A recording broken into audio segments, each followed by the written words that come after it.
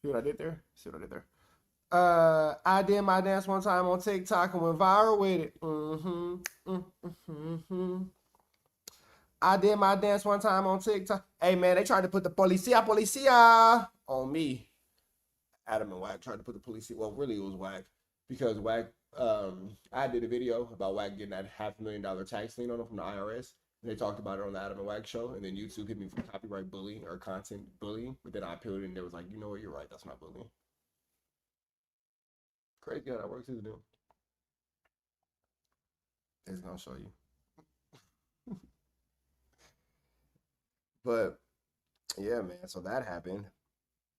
Just to flip it, pop some tags. Girl, go in that go y'all bag. All right. Policia, policia. All right, man. So y'all want to go into this? Y'all want to get into this? I did my dance one time on TikTok and went viral with it.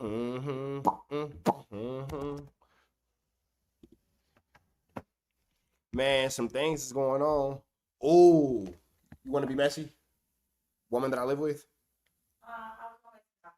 Oh, you want to be messy first? Cause nigga, I'm gonna send you this video. Cause I'm debating if I'm gonna put this on YouTube. But just go, nigga. When you listen to this, you are gonna be like, what? You know the boy Trap Lord Ross? Man, they said that he getting it 3-finger buka style. I just sent you the video.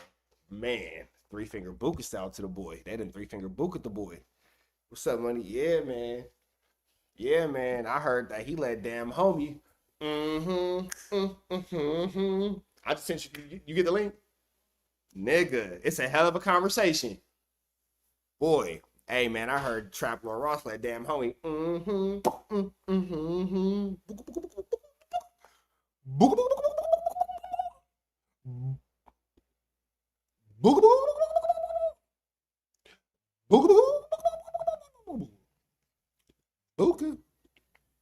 All right. All right, all right, all right, all right, all right.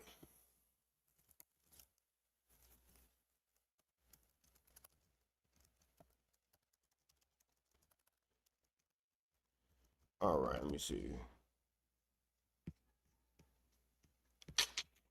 I made a video about this.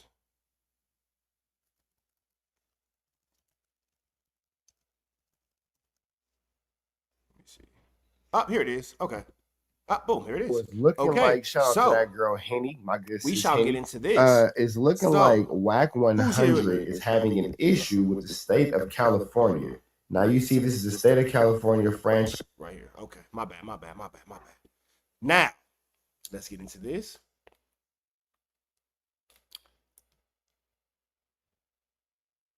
Now, for those of y'all who don't know, I made this video about a week ago. And this video was about Wack going into debt because through the state of California, he's hit with a tax lien. I'm not making this up. He's hit with a tax lien. Let me get off the screen so you can see. Boom, I'm off the screen. Now you can see.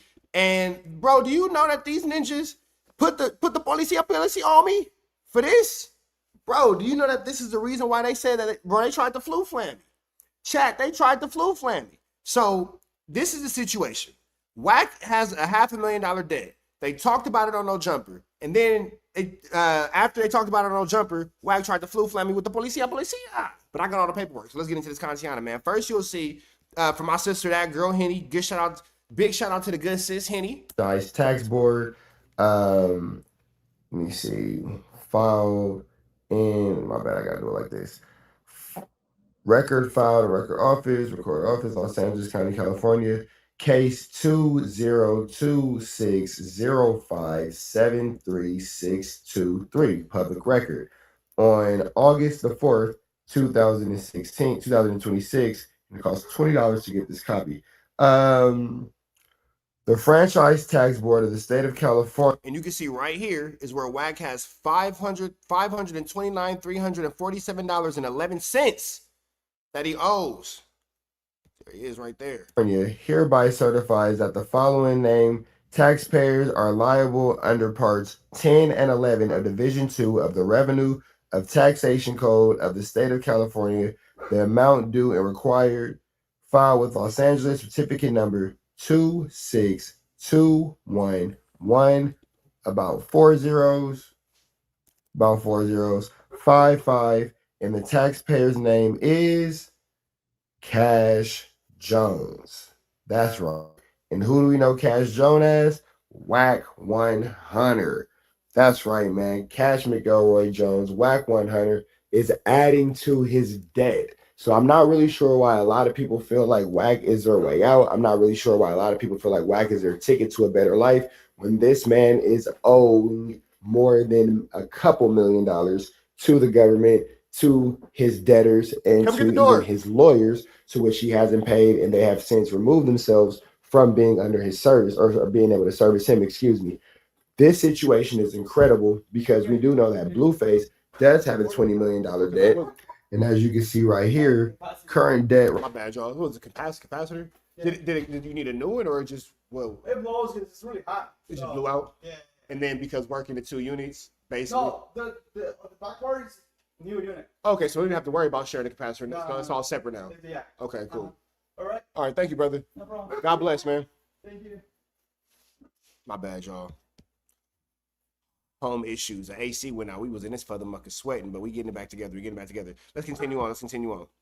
Right here to date, and this was of July 16th, is about $20 million, man. So you can see that the Euphoric Gentleman Club is at a 15 judgment settlement. So that's Blueface, but we want to get back to Wack because Wack is where we're having the issue at. We know that Blueface is in debt. Further interest. So let me see. Wack owes $500,000, $529,347,011. Further interest and fees will occur at the rate prescribed by law until paid.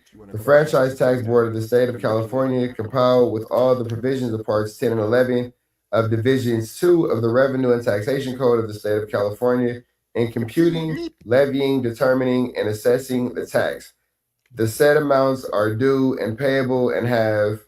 So that's that part. Now I want to take y'all to this. Y'all see that Wack has this $500,000 debt. Now let's get into this. Let me see, because it was like the last 10 minutes of the No Jumper show when Adam brought this up. Let me see. Maybe it's like right around here. Now, if you ain't telling both sides of the league, that means these dudes showing up being from the other side. They seen one or two make Freedom ring. 6ix9ine's clip. You can look at what 6ix9ine was kind of like. Then, like I've always, people like, and now 6ix9ine is such a different version of who he is right now. Really? Yeah. That's why they use for not sliding for your dead. This dark. And your words wanted to kill these people. The fact it was run my sin. My bad, Joe. I'm trying to find a quote. That he was popping it about him. And sure, well, number one, I will go accolade for accolade with you any day. Dirt and drill. I got. I don't know. I could have been. People didn't know something. Yeah. Literally tried to have someone killed and then sneaking at 6ix9ine, getting a W. It's on new featured on the game. Have a very good. All right, new and I'll keep. I am astonished that Lit Poppy is on this tape twice. For anyone else, but yeah, Larry June on the game pulled that up. All right, I gotta fucking go. People, that would be. What the fuck is this? Hold on. 2. Because it's the part where you get what I'm saying. You don't think of the ring and shooting taking place and basically what I'm actually Rock. Let me tell you what's so funny. When I'm talking to Rockstar homies, 20 minutes after it happened, you know what they told me? Wack, we finna go up here and get us a burger. No, that's what they said. They didn't have to do. He said, I happens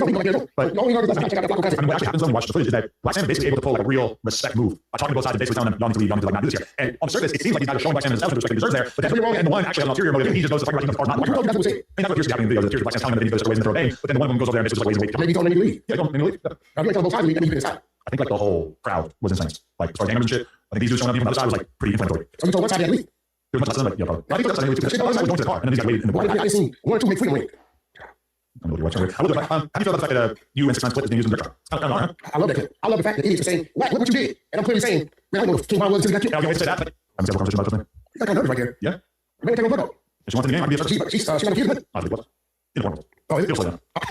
Given life, I'm trying to find the clip where Wack and Adam are talking about Wack's debt in the last episode of No Jumper. Wait, you keep up with Tupac Brown shit? Okay, but I don't like your shit, bro. like Vlad's there. He's got a live stream. Vlad there? I don't know if he's actually there, like on the live Tom stream. Cruise is there. Okay. I've been watching on that because they got cool with being there. I mean, I'll say this is that I have always been a huge Tupac fan, sure, but it's just like not obviously Vlad is actually streaming the courthouse stuff, which is kind of like available to everybody, and he I guess has access to the feed, and so streaming on channels, which is good. But yeah, but I mean, I don't know. I mean, Tupac is a content well that many YouTubers have really burrowed their way into. Vlad was really the first. Vlad was the first person to have the right idea. I'm going to do every single person that had anything to do with Tupac shit, and ultimately like be valuable. And you're right, and that's push out here. Pretty neat. I don't know what you say. He said she's replaceable. I don't know if he said that. I think what it is that she's telling me cancer kids. And I'll be real with people, especially people that have been in prison. We have this on-off numbing switch that we use to do time. Because if you're in prison all day long thinking about birthdays, holidays, this kid, that kid, you go crazy. Push out here. Numbing forget about it. Understand what I'm saying? If you have it, then you won't get it. Yeah. Now he's just had a son that's his junior. And to the women in the world, he'll be a junior, you don't give it to him, it'll create a mental block. And he'll eventually get through because he wants his son, but it'll create something. But now you give a man his junior, it's going to draw him to that even more. Now let's take it. But no. Put a chat. Put a what? Wait a minute. I feel like you didn't do that measure. Where were you moving that? Punching this shit and fell down. Wait, what do you say? Hold on. Because I'm trying to. Anybody has a timestamp for me? That would be dramatically helpful. We would not book for an event. They were just rolling around. Every like moved Moving around like that. Like, didn't they have security? The baby shower. I know. Yeah. Living with United States Nevaeh. The baby's born sick or some. And her things sauce knocking up nicely. And I'm the baby. Just had Must be the black one because the white woman I was talking to. I just felt. I talked to one. Yeah, these. To me, I was a little mean. So 8K people watching. It's like I probably way different. Probably when he's got so many people watching, like get it just like really just at the same streamers at this moment doing our else stream side of birth. That sounds hey on OnlyFans. It's going. Yeah, I can't wait. Sounds fun. Have Jaden been saying anything? I don't even. Damn. Random person talking about him. Everybody keeps saying Blueface is being junior. It got After Blueface says love that. see the kids. Prison that we used. We had 2 days when for getting in prison. You had to the and side. Create a middle. It's going in these here called a from. What I'm saying? South, the kid, right? Who are well, himself. I mean, whatever. I'm just saying that Jaden's the only. All right. Definitely, and that's she was on the brother. And decide about law. He said, "Good, right? Lied to you." And I might have to agree with you on that because she sat here and lied. Yeah, your baby bill you got to pay. Yeah, especially when it's like a sleazy. Line's pretty bad. Yeah, especially when it's like a sleazy, like licking shit off a table type shit. He's that kind of guy. But he said what he said he did. He said, "Man, I ain't seen shit. Don't want." He like, "Yeah, bro." He told me I couldn't believe it. He like, "Bro," I said, "Man, I ain't seen shit. Don't want." He like, "Yeah, bro." I said, "Well, bro, why'd you record her?" He said, "Bro, she's looking dead at the camera. She don't record her. She knew why I was recording her. Damn. I let her watch Blueface. If you think you're gonna mentally get to him, Worse and worse. and how scary is the check? See, it's one thing. See, with him, it's just a bigger check. I know. And so he has this like this. Okay, I don't want to get into a big dramatic fight with my wife because I don't want to big fight with my wife. When you're straight, it's more about like emotional, real shit. It's different than the way that they fight, where it's like it's just antics. It's Now, crazy. you saying that you don't want to get in a fight with your wife when we refer to the Blueface shit is equivalent to you saying I don't want to have sex on the camera with my wife.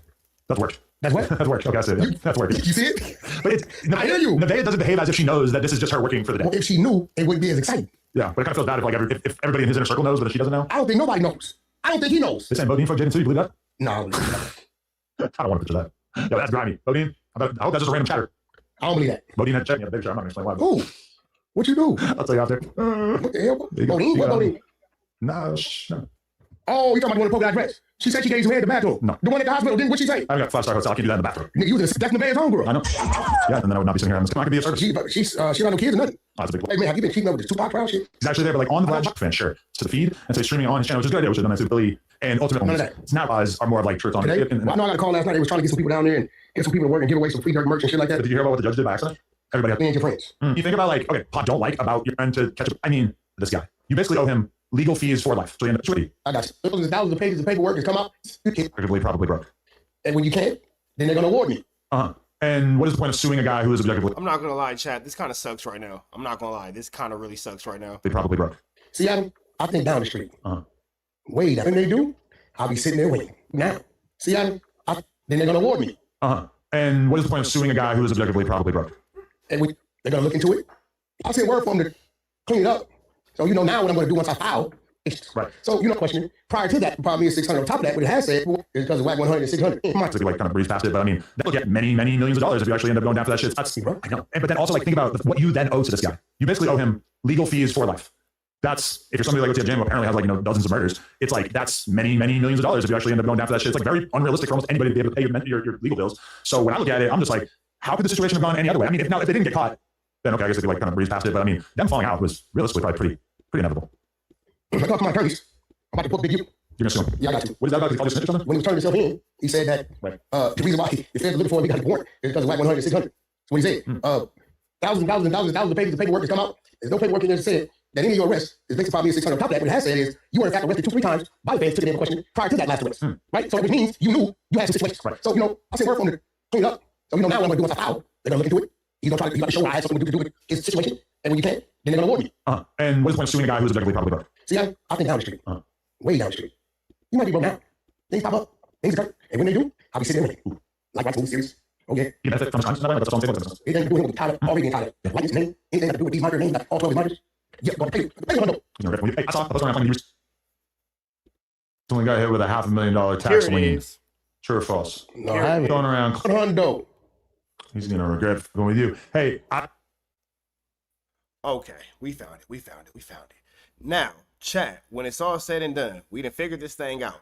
Right here is where you have the clip of Adam22 talking at Wack about this $100 million lawsuit. Now, again, with this whole $100 million lawsuit, as you can see, Wack will act like he doesn't know what I'm talking about or doesn't know what he's talking about. Again, that's what we just showed, chat. My bad, I know it took a little second to find it, but I want to show y'all this because this leads to policia being put on me. I saw a post going around claiming that you recently got hit with a $500,000 tax lien. You saw a post, you saw a Rich Trapper posted, but it's all good. True or false? No, I haven't seen it. For real? I haven't seen it. Could very right be true. I got to call my tax out, but I haven't seen it. I'm not gonna lie, the person who tagged me in the post is a Wack hater. It's like the kind of person who runs content about you like every day. Yeah, they be making up shit about me. But then, Adam, I did tag you in it, but why didn't you just keep it real and show the fact that this is a government? I mean, like, I'm not making this up. I didn't just like pull this out of thin air. This is a government document. This is something that, the United States of America, the state of California deemed necessary to have against Cash McElroy Jones. I'm not just making this up. This is not something that I just decided to, come across on my own time. Let me just show you guys this one more time. I'm not sure why you're acting so oblivious to the facts, Mr. Adam, but maybe you don't know. Maybe you don't know. And maybe if you don't know, I'll be the one to tell you. But right here, you can clearly see it says right there, it says Los Angeles. It says, the lien holder's name. So the lien amount, you know what I mean? It has all the things that we need. Do we need to go back to where, boom, here it is right there. Right there, his name right there. I can't make this up. Right there, I can't make it up. And you see that he owes this amount of money. Right there, I can't make it up, brother. So I'm not really sure why Adam is acting like he's unaware. Oh, I saw this from a page who, you tagged me and but he just hates Wack. No, Adam, this is a United States government tax lien. Well, state of California, but through the United States of government, United States of America. Notice of state tax lien. I can't make this up. So I'm not sure again why you are acting so oblivious to the facts, but hey man, it is what it is, man. No time to play, man. But we'll go back into this situation because I want to actually show you guys the email that I got when they did the policia. This leads to Rich Trapper. What you going at me for? Let's keep going though. I be hearing shit about me I ain't know existed. I had one month tell me I was facing jail time in Australia. I ain't never been to Australia. I don't know, bro. Wow, that's crazy. Did you see this flock of? So, wow, that's crazy. Okay, well, I'm going to run this for y'all real quick while I pull up the next document because I actually want you guys to see the email that I got. So let's finish this real quick and then I'll pull up this email for you guys because I think that it's important that you guys are aware of what's going on in these YouTube zeros. About 4 zeros. 55. And the taxpayer's name is Cash Jones. That's right. And who do we know Cash Jones as? Wack 100. That's right, man. Cash McElroy Jones, Wack 100, is adding to his debt. So I'm not really sure why a lot of people feel like Wack is their way out. I'm not really sure why a lot of people feel like Wack is their ticket to a better life when this man is owed more than... Now, I want to show you guys this. I will take you to my YouTube studio real quick. You can see my little business. You feel me? But I need y'all to see this because you get these messages from YouTube, a little dashboard and all that kind of stuff. You see that it says, I actually had to Wack Blueface broke. Government coming for everything. Didn't follow community guidelines. Man, and what video is that? That is, I want to make sure I pull it up so you guys can see the title. That is this video. So you guys can clearly see the title of the video. Let me show y'all this. Stop screen. Bow, bow. And you can see it says, the title is clear. It says, Wack 100, Blueface allegedly broke. The government coming for everything. And that is the same notification. Given life, are you with me, bro? Are you following me? You seeing this with me, bro? That is the same notification that was given here. And you can just clearly see that somebody thought it was bad. It didn't follow community guidelines. And I just don't understand why it wouldn't follow community guidelines when all I did was post what was from a federal or a state website. And, you know, I got my appeal. You know, thank God YouTube appealed. You know, they granted the appeal. It says, thank you, your appeal. We determined that your video, you know, was fine. But it's crazy that these guys will pull such a stunt. Let me see if I can make this bigger. Let me see if I can make this bigger for y'all so y'all can kind of see it. Okay, cool. There it goes right there. Yeah, man. So you see on the 24th at 6:50, I was accosted. They put me in a costume. And then you can see that on the 25th, you know, 8 a.m., they let me out the costume. But I'm just trying to figure out why would Wack, you know, go to such lengths to put the policia up on me. I just want to say, my wife put me a dinner. Your wife no put you no dinner. You mad at me because I'm a Wack 100. You mad at me because my wife put me dinner. Your wife no put you no dinner. You don't have no taco bowl. You don't have no taco bowl. Because I'm just trying to see, chat. I'm just trying to see. So all I'm saying is this. A flu flam is afoot, and that nigga wife ain't put him no dinner. That's all I'm saying. That's all I'm saying. So, you know, that's all I'm saying. That's all I'm saying. His wife ain't put him no dinner. No taco bell. You feel me? Chat what y'all think about that. Chat what y'all think about that. Because that's flu flammers. That's flu flammers. All kids because his wife don't put him no dinner. My wife put me my dinner, but your wife don't put you no dinner. So I'm back here. I'm back outside the courthouse. You know what's going on. All right, man. So we're going to go over some more content, man. We got some updates. We got Wack 100 getting exposed by Chrisean Rock for stealing from Blueface. We got Trap Lord Ross at the courthouse giving updates on Lil Durk. It's a lot of flu flammery, skullduggery, and larceny. So let's just go ahead and jump right into it, man. And if your wife put you some dinner, let me know in the chat. Your wife don't put you no dinner. My wife put me some dinner. What you looking at? Oh, you trying to see what Trap Lord Ross is? No, I was trying to see why he was in the dark. Oh, real quick. Come here. I need y'all to see her face when I say this. You watched that video? Yeah. Nigga. Yeah. Nigga. I can't see my face. Nigga. How crazy was that video? I look crazy. Trap Lord Ross a freak. That boy, man, his wife put him some dinner. I'm thinking though, but I gotta edit that a lot before I put that out. But I'm wondering if I want to put it out. Just hold it. Never know. Hold it. Got a Patreon. Wifey say stall him. No, it's not that. It's crazy. Yeah. So what? Give a damn about that? Give a damn? No, I don't. My wife put me some dinner. Your wife ain't put you no dinner. I don't give a damn about. Man. I muted it when I said it though. My chat knows what I said. My chat knows what I said. Because they know how I get.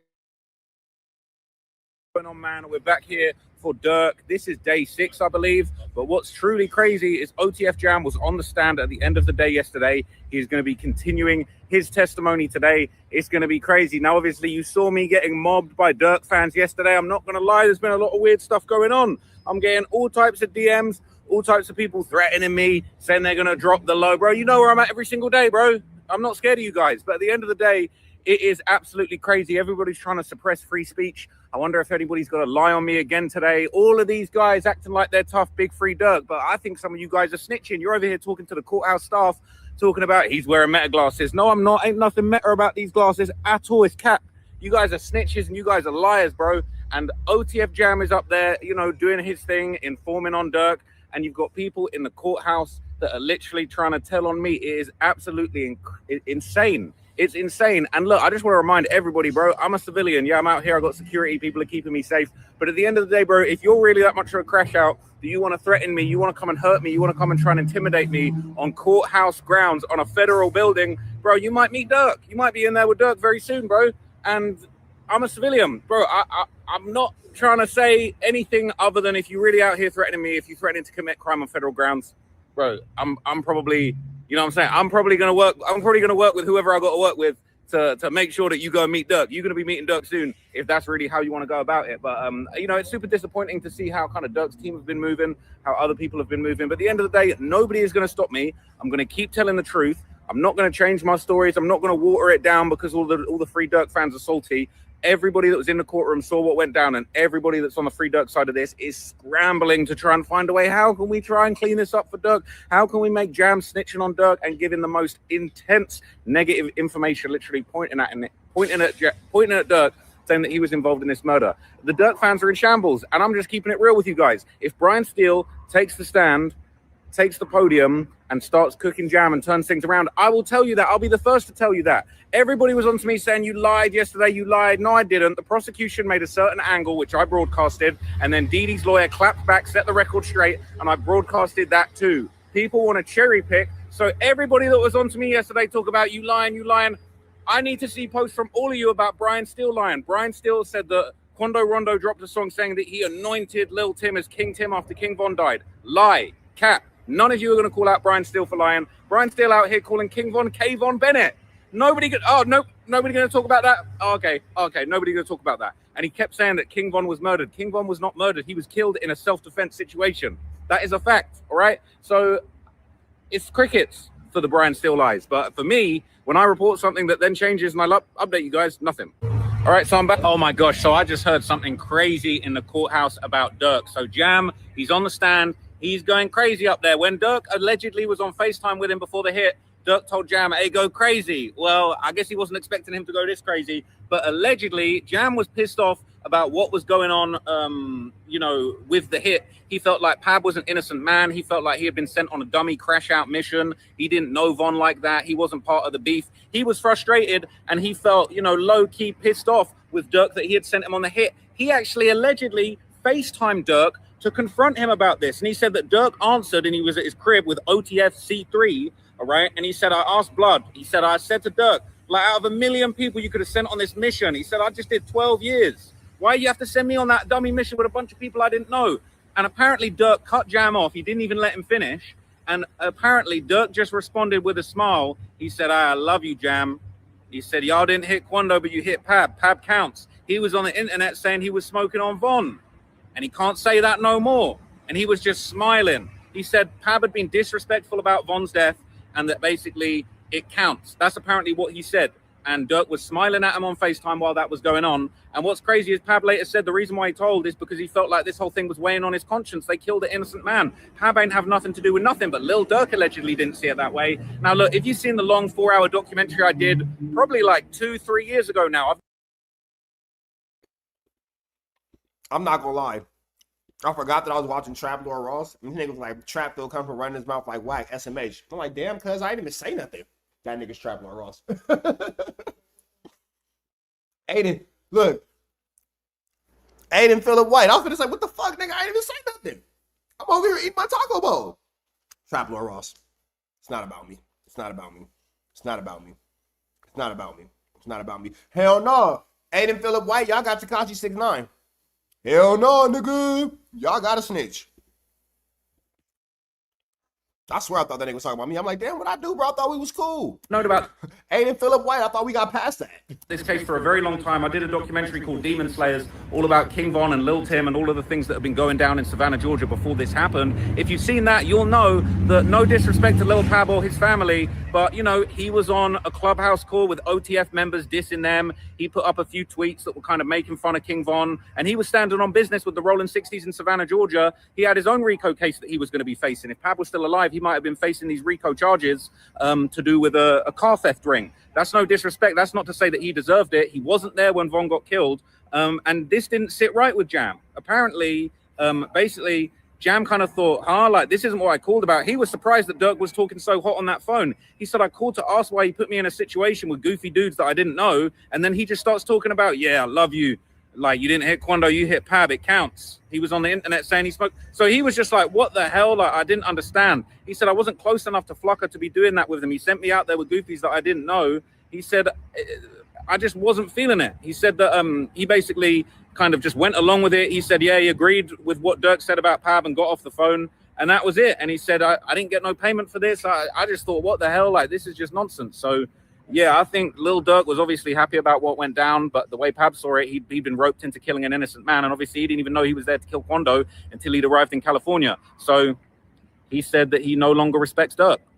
Oh, my gosh. So we just got some crazy new information about how it went down when Jam got arrested and decided to start cooperating with the FBI. So apparently he was arrested in 2023 for something completely unrelated. He was pulled over in a car that apparently had a gun in it while he was still on parole from that attempted murder case that he just got out after serving 12 years on. And he basically said that at that point he decided to talk to the FBI. He wanted to get it off of his chest. The Lil Pab murder was weighing on him. He felt like Pab was an innocent man and that he'd been sent on a dummy mission with some goofies by Dirk for selfish reasons. And he said he saw an opportunity to get out of the situation. What was very interesting is when he got arrested, he basically wrote a handwritten note to the FBI. So what he claimed is that he said that he was allowed to make a phone call. He said the official phone wasn't there or it wasn't working. So they said, look, we'll let you make a supervised recorded call on your cell phone.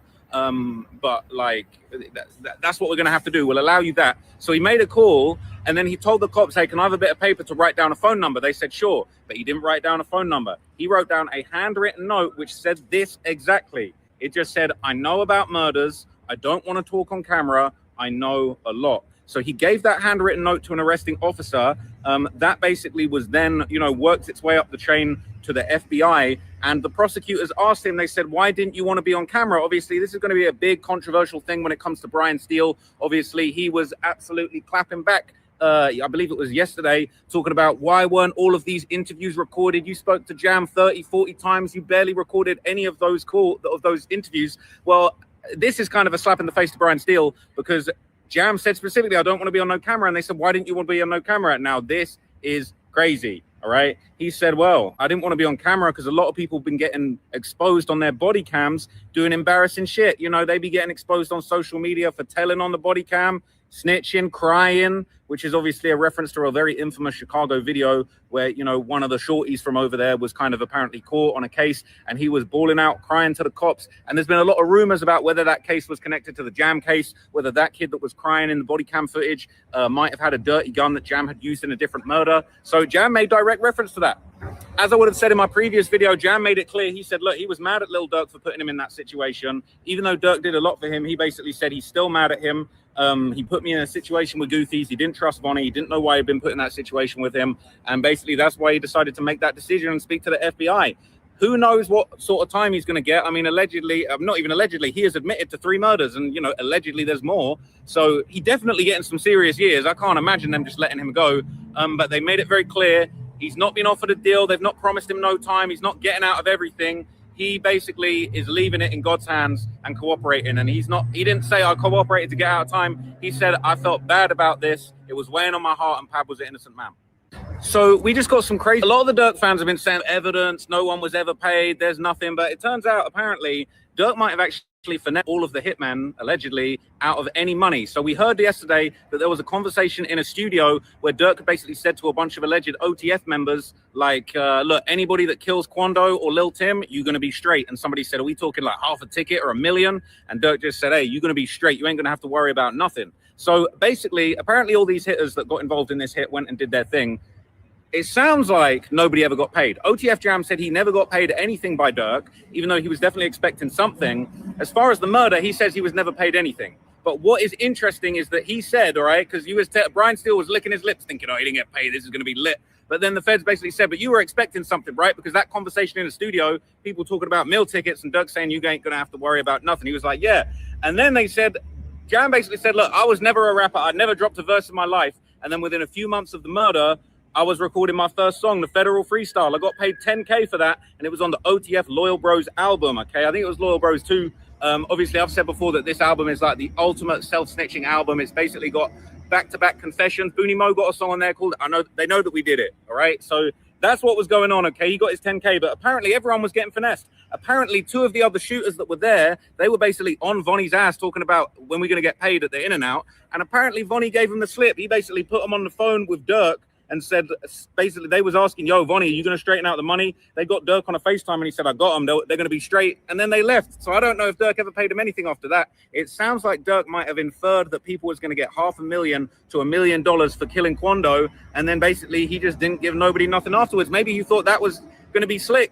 And like, if I promise hitmen something and don't pay them, then are they going to be able to get me? I'm not sure that's really going to fly. But I'm sure if anybody is going to make that point well, it's going to be Brian Steele. But that was pretty interesting. I'm not going to lie. Jam getting 10K to appear on that project definitely was interesting. I thought they were going to play the Federal Freestyle. They didn't play it. They just showed it. They showed the cover art for Loyal Bros 2. And I ain't going to lie, the Loyal Bros 2 cover art was looking sus too. It's just 5 hooded masked individuals. And you thinking, wait a minute, isn't that exactly what was sent to go and kill Lil Pab?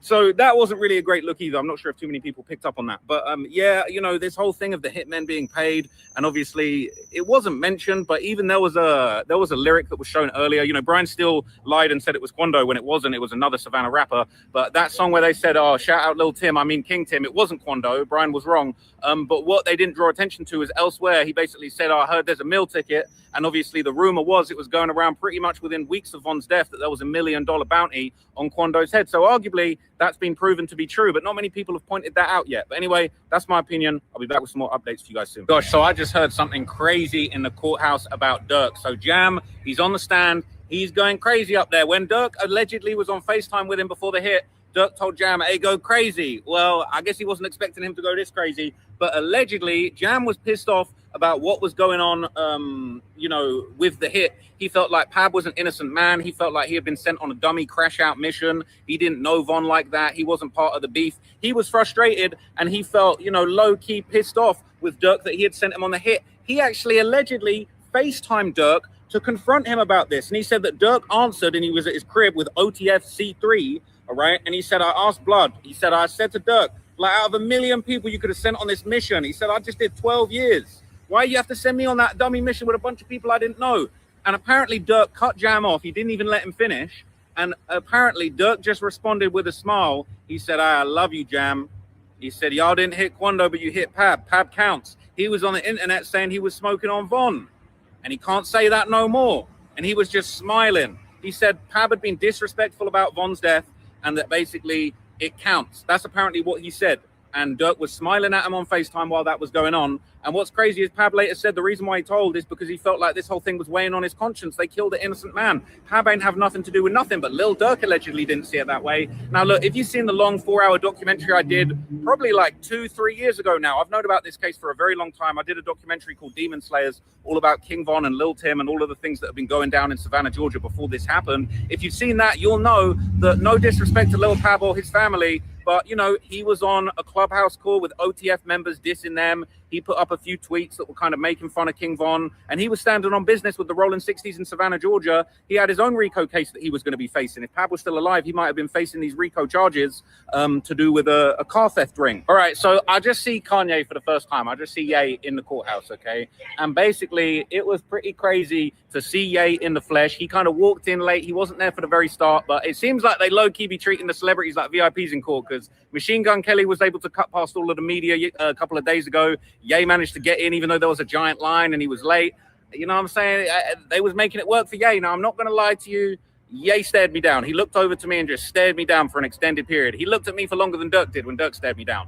I'm not going to lie. I was a little bit like, I'm really in the courthouse getting pressed and intimidated by Kanye West right now. This is straight mind games, okay? Now, what was interesting is he looked down for a lot of the testimony. OTF Jam was literally on the stand. We got Dirk, Jam, Ye, me, all in the same room at the same time. It was surreal. Now, one thing I will say, and I'm going to criticize Ye for this, okay? every time the jury enters and leaves the room, you have to stand. You have to rise for the jury, and the judge, when the judge comes in on his own, you have to rise for the judge. And the judge made it very clear that the jury is actually above him when it comes to justice. It's the jury that are making the decision. So the judge, as well as everybody else, rises for the jury to show respect for the importance of the jury's role. You know who didn't rise for the jury?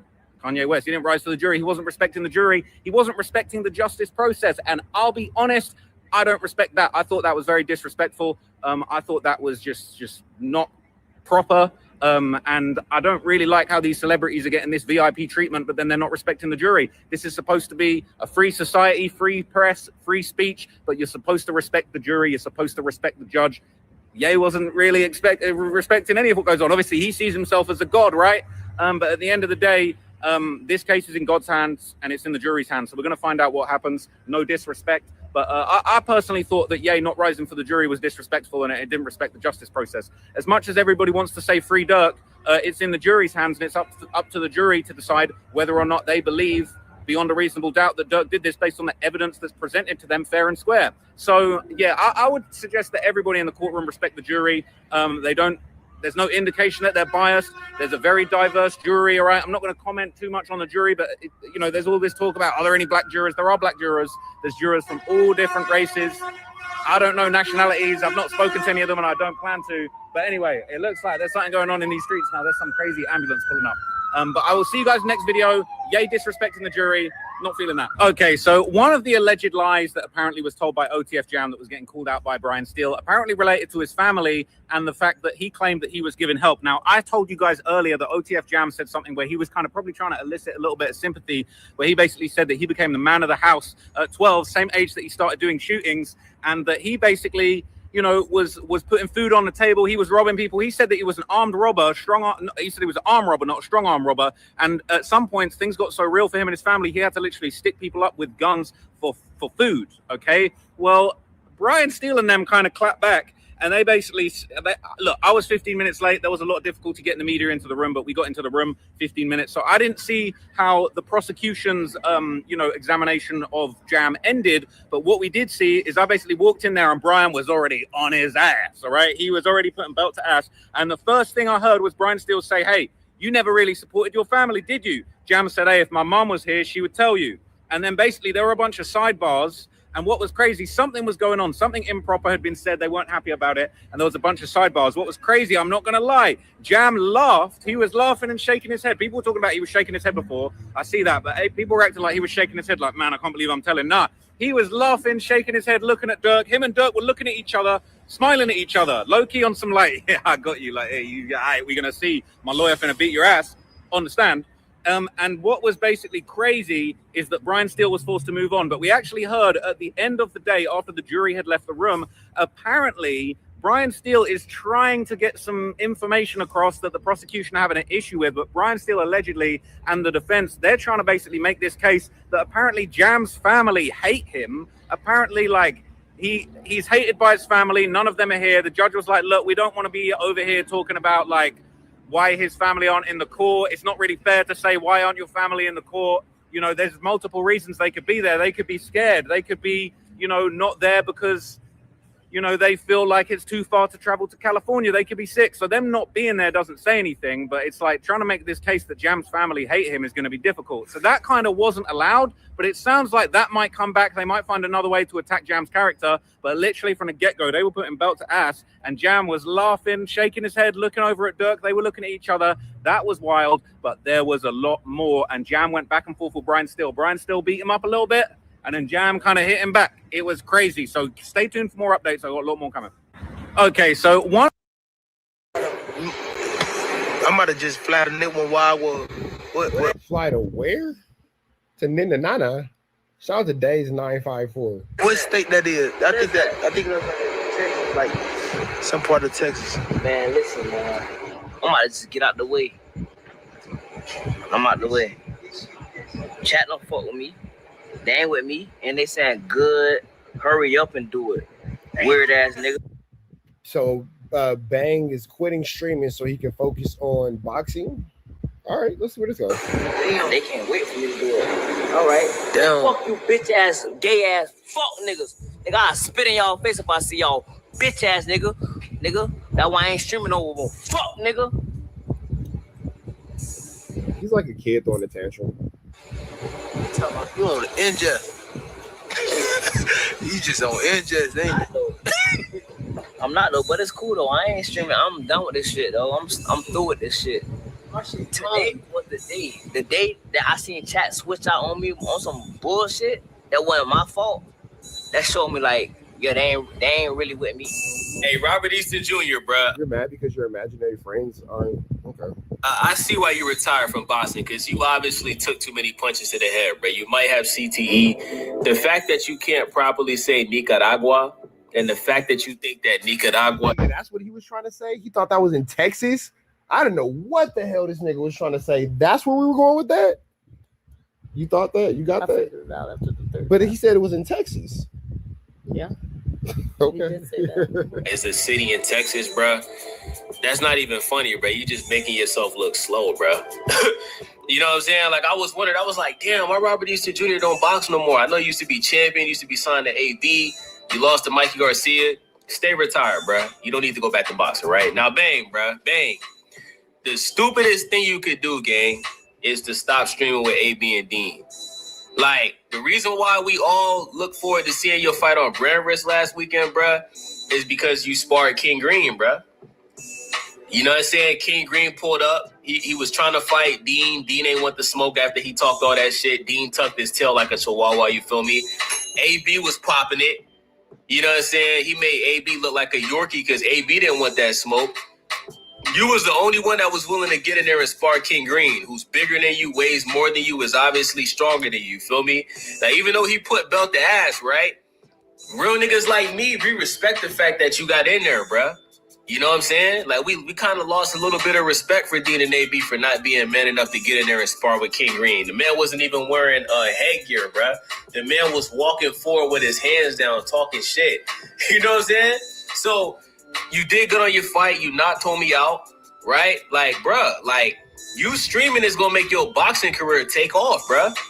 Like, bro, people don't really care about boxing like that no more, bruh. If you're not no celebrity or if you're not no streamer, niggas do not want to see you fight, bruh.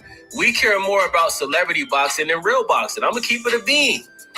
The only boxers that people really care about is Tank, Ryan Garcia, and Devin Haney. That's it. And Canelo. That's it. Niggas don't even really, I don't even think people really care about Canelo no more because he lost to Terrence Crawford. Canelo not the face of boxing no more, bruh. You know what I'm saying? Like, bro, niggas watch Jake Paul more than most of these boxers, bro. So you in the perfect position, bruh. Now, I know the chat probably switched up on you, but nigga, the chat switches up on everybody, bruh. You know what I'm saying? The chat just switched up on me. It's a part of the game, bruh. It's a part of streaming, bruh. But you gotta keep streaming, bro. And you in a perfect position now because the chat switches is what the chat does. You know, AB is drinking and he not taking his streaming partnership serious with Dean.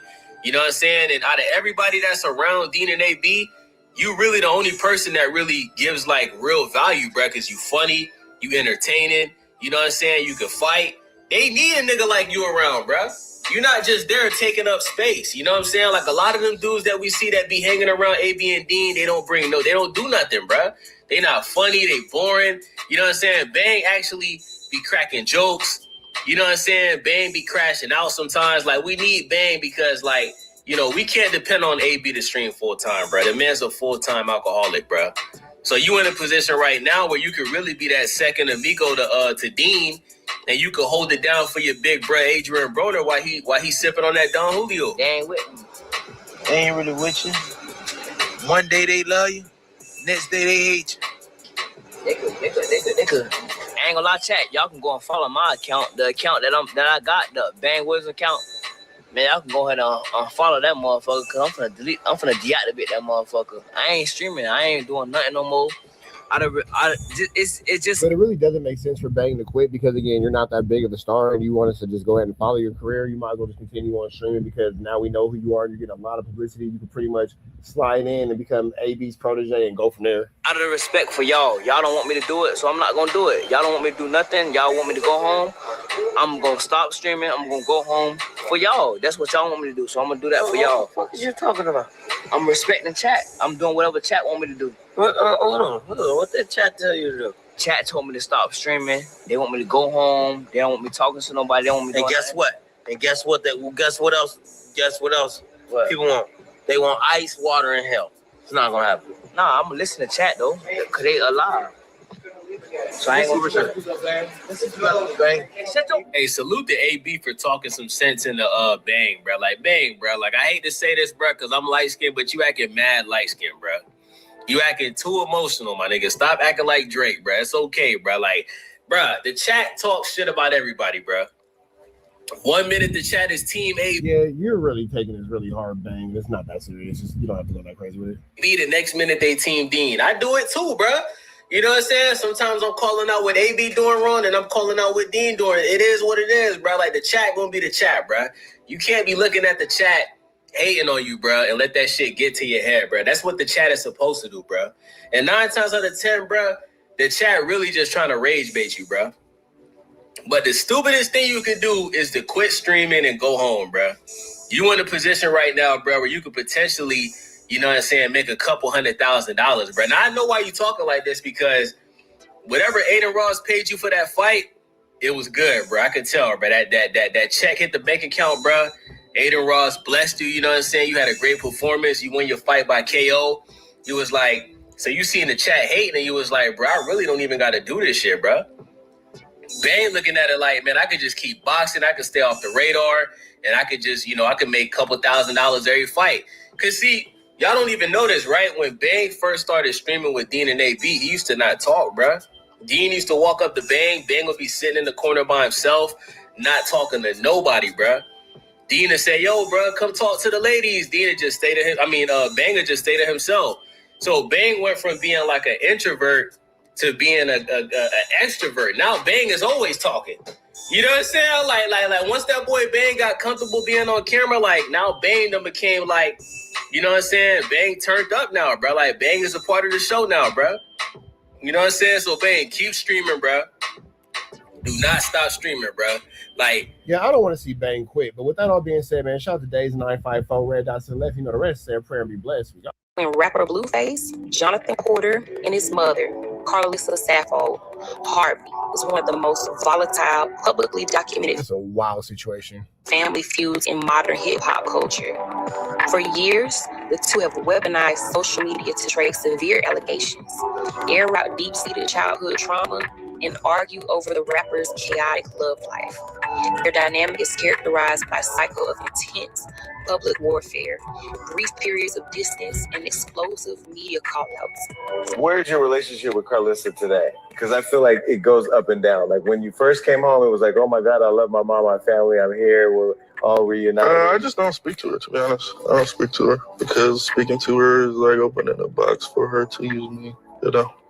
When you don't speak to somebody that's very cloud driven, what can they use, you know? Everything will be old. There's no updated conversation. So that's just how I just fuck with her from a distance. But I don't speak with her on no platforms, no phone, telephonically, all that. We saw, did you see her interview here? Yeah. What'd you think? Shit show. Shit show. Living in the past.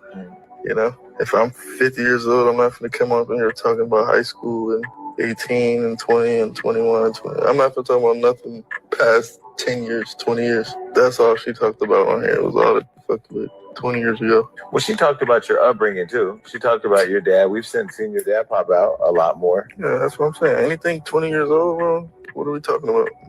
You want to hear about shit 20? I could tell you some shit about when I was 9. So ain't nobody gonna care about that shit. Yeah. They want to have at least a 10-year minimum, bro. We don't want to talk about nothing past 10 years ago. So what's your relationship with your dad right now? My dad's great. We live together. He lives with me.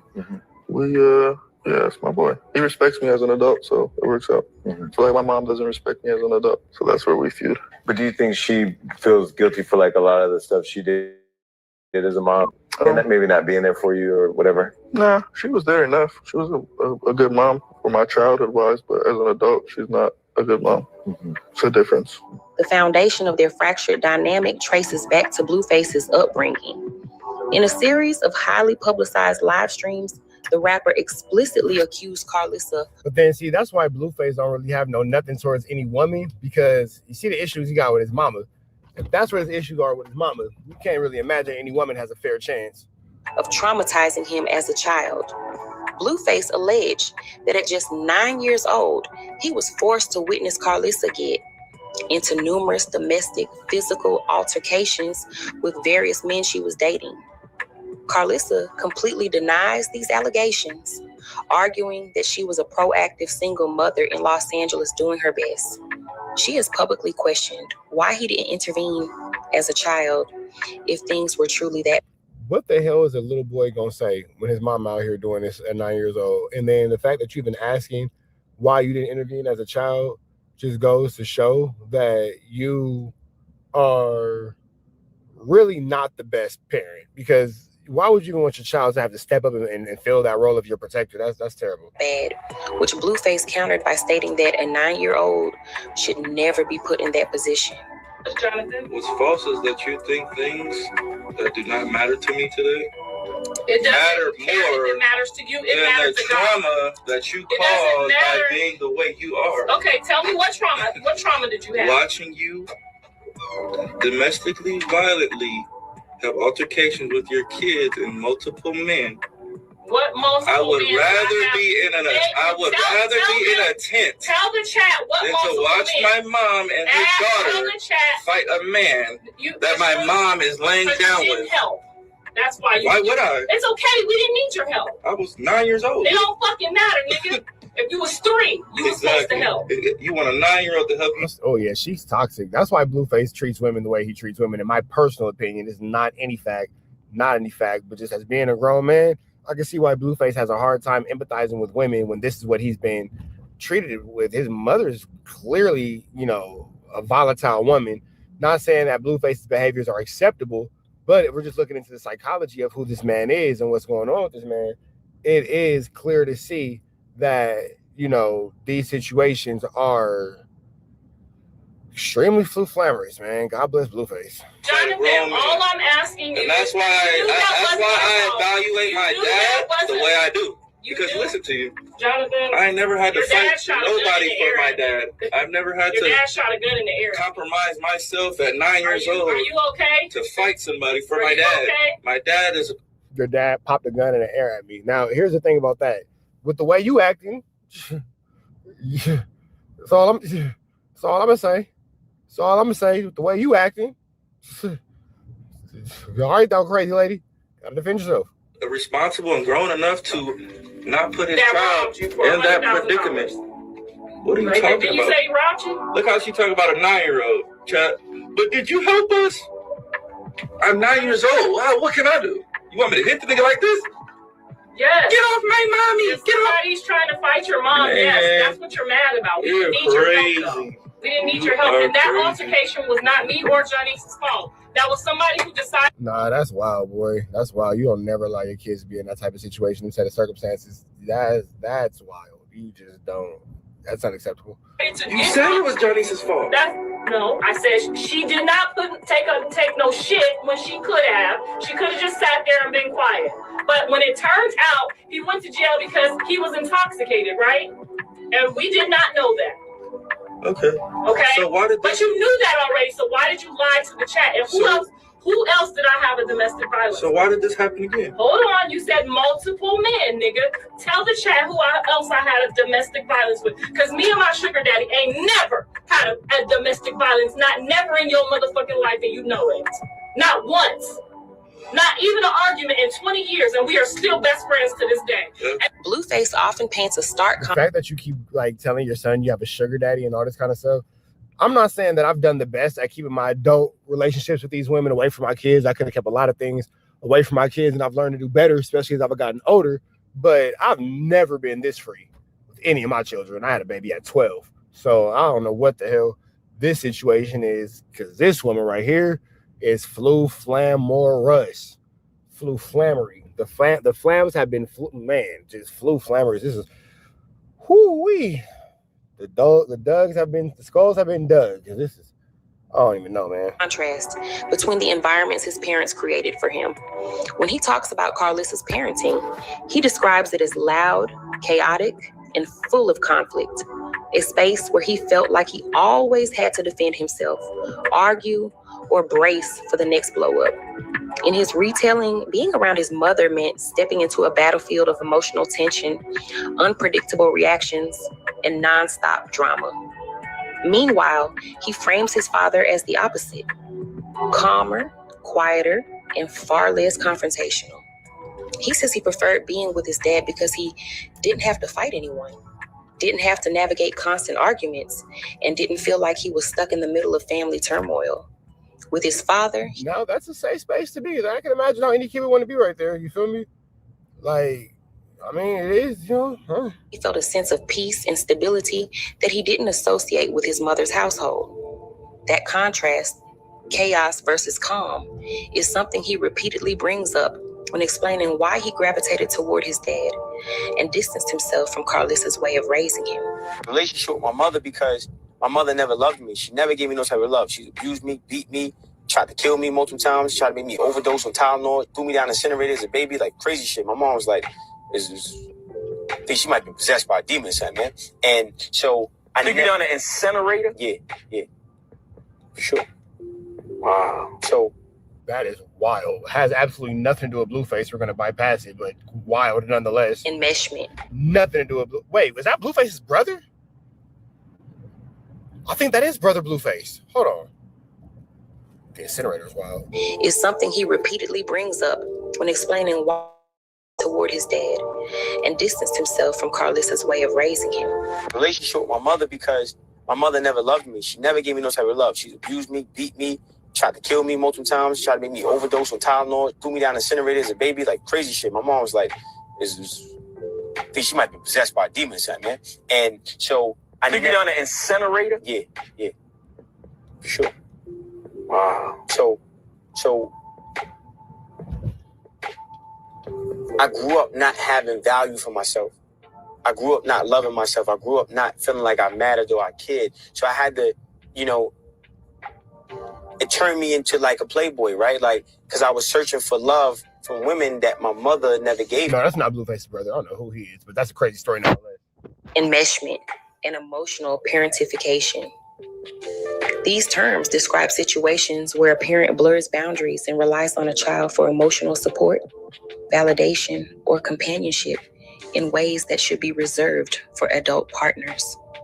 Instead of allowing the child to develop independently, the parent pulls them into an adult-level emotional role, often without realizing the long-term impact. One of the key signs is that the mother views her son's romantic partners, friends, or independent hobbies as direct threats or competition. Another one is guilt-based control. The mother uses guilt, manipulation, or emotional withdrawal to punish the son whenever he tries to assert independence or prioritize his own life. A primary trigger for their constant fighting is Carlissa's relentless involvement in Blueface's romantic relationships. Carlissa has actively inserted herself into his affairs with his children's mothers, Jade and Alexis. Yeah, it is a little strange how she does that. The tension reached a bizarre peak when Blueface hopped on X to deliver an aggressive, explicit message telling his mother to fall back from his bedroom. He claimed her constant obsession with the women he sleeps with felt weird and borderline jealous, explicitly writing that they could never be intimate and she needed to stay away from his dating life. And then you tried to belittle my name, talking about, oh, she had a bunch of niggas. I had a boyfriend and a sugar daddy. And I had to have a sugar daddy because your daddy wouldn't give us no money. I guess you going to work for yourself wasn't an option. You going to figure out life for yourself wasn't an option. You had to depend on the kindness and the trickery of men. You couldn't have just, as a grown woman, picked yourself up and went and did what you had to do as a respectable woman. You had to rely. It had to be the sugar daddy, huh? No other option was available, huh? Okay. So I'm here to pick up that motherfucking daycare money. Because what we ain't fixing to do is have Jaden have to go get no sugar daddy. Okay? We ain't never finna do that. Why can't Jaden do something to supply her own finances to contribute to half of this baby's daycare? So I'm glad you love your daddy. I appreciate everything your daddy did. I'm glad he's here to make sure y'all doing well together. I'm so happy to be able to text him and give him a message if I have to give it to you. I appreciate the little bit that he did do, but it was not enough. And maybe you feel like that, and that's why you're so angry at all of us.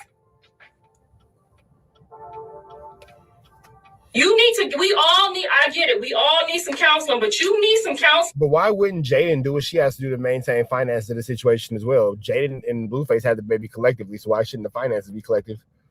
To stop feeling like you're... The relationship functions less like a traditional mother-son bond and more like a toxic online rivalry. Blueface views his mother as an intrusive, trauma-inflicting figure who exploits his fame and sabotages his peace. Carlissa views herself as an unappreciated matriarch who built him up only to be cast aside by a son who chooses unstable relationships over maternal wisdom. With neither side willing to take their grievances offline, the relationship remains entirely fractured. This is another topic I haven't talked about yet. But can we talk about the man with the mommy issues? I think that this is the worst type of man because not only will it create a narcissist, but it also creates a psychological disorder. They either treat women hella bad or they just turn into the man who they saw date their mothers. And I really want to say that it's not on purpose, but I feel like that would be delusional.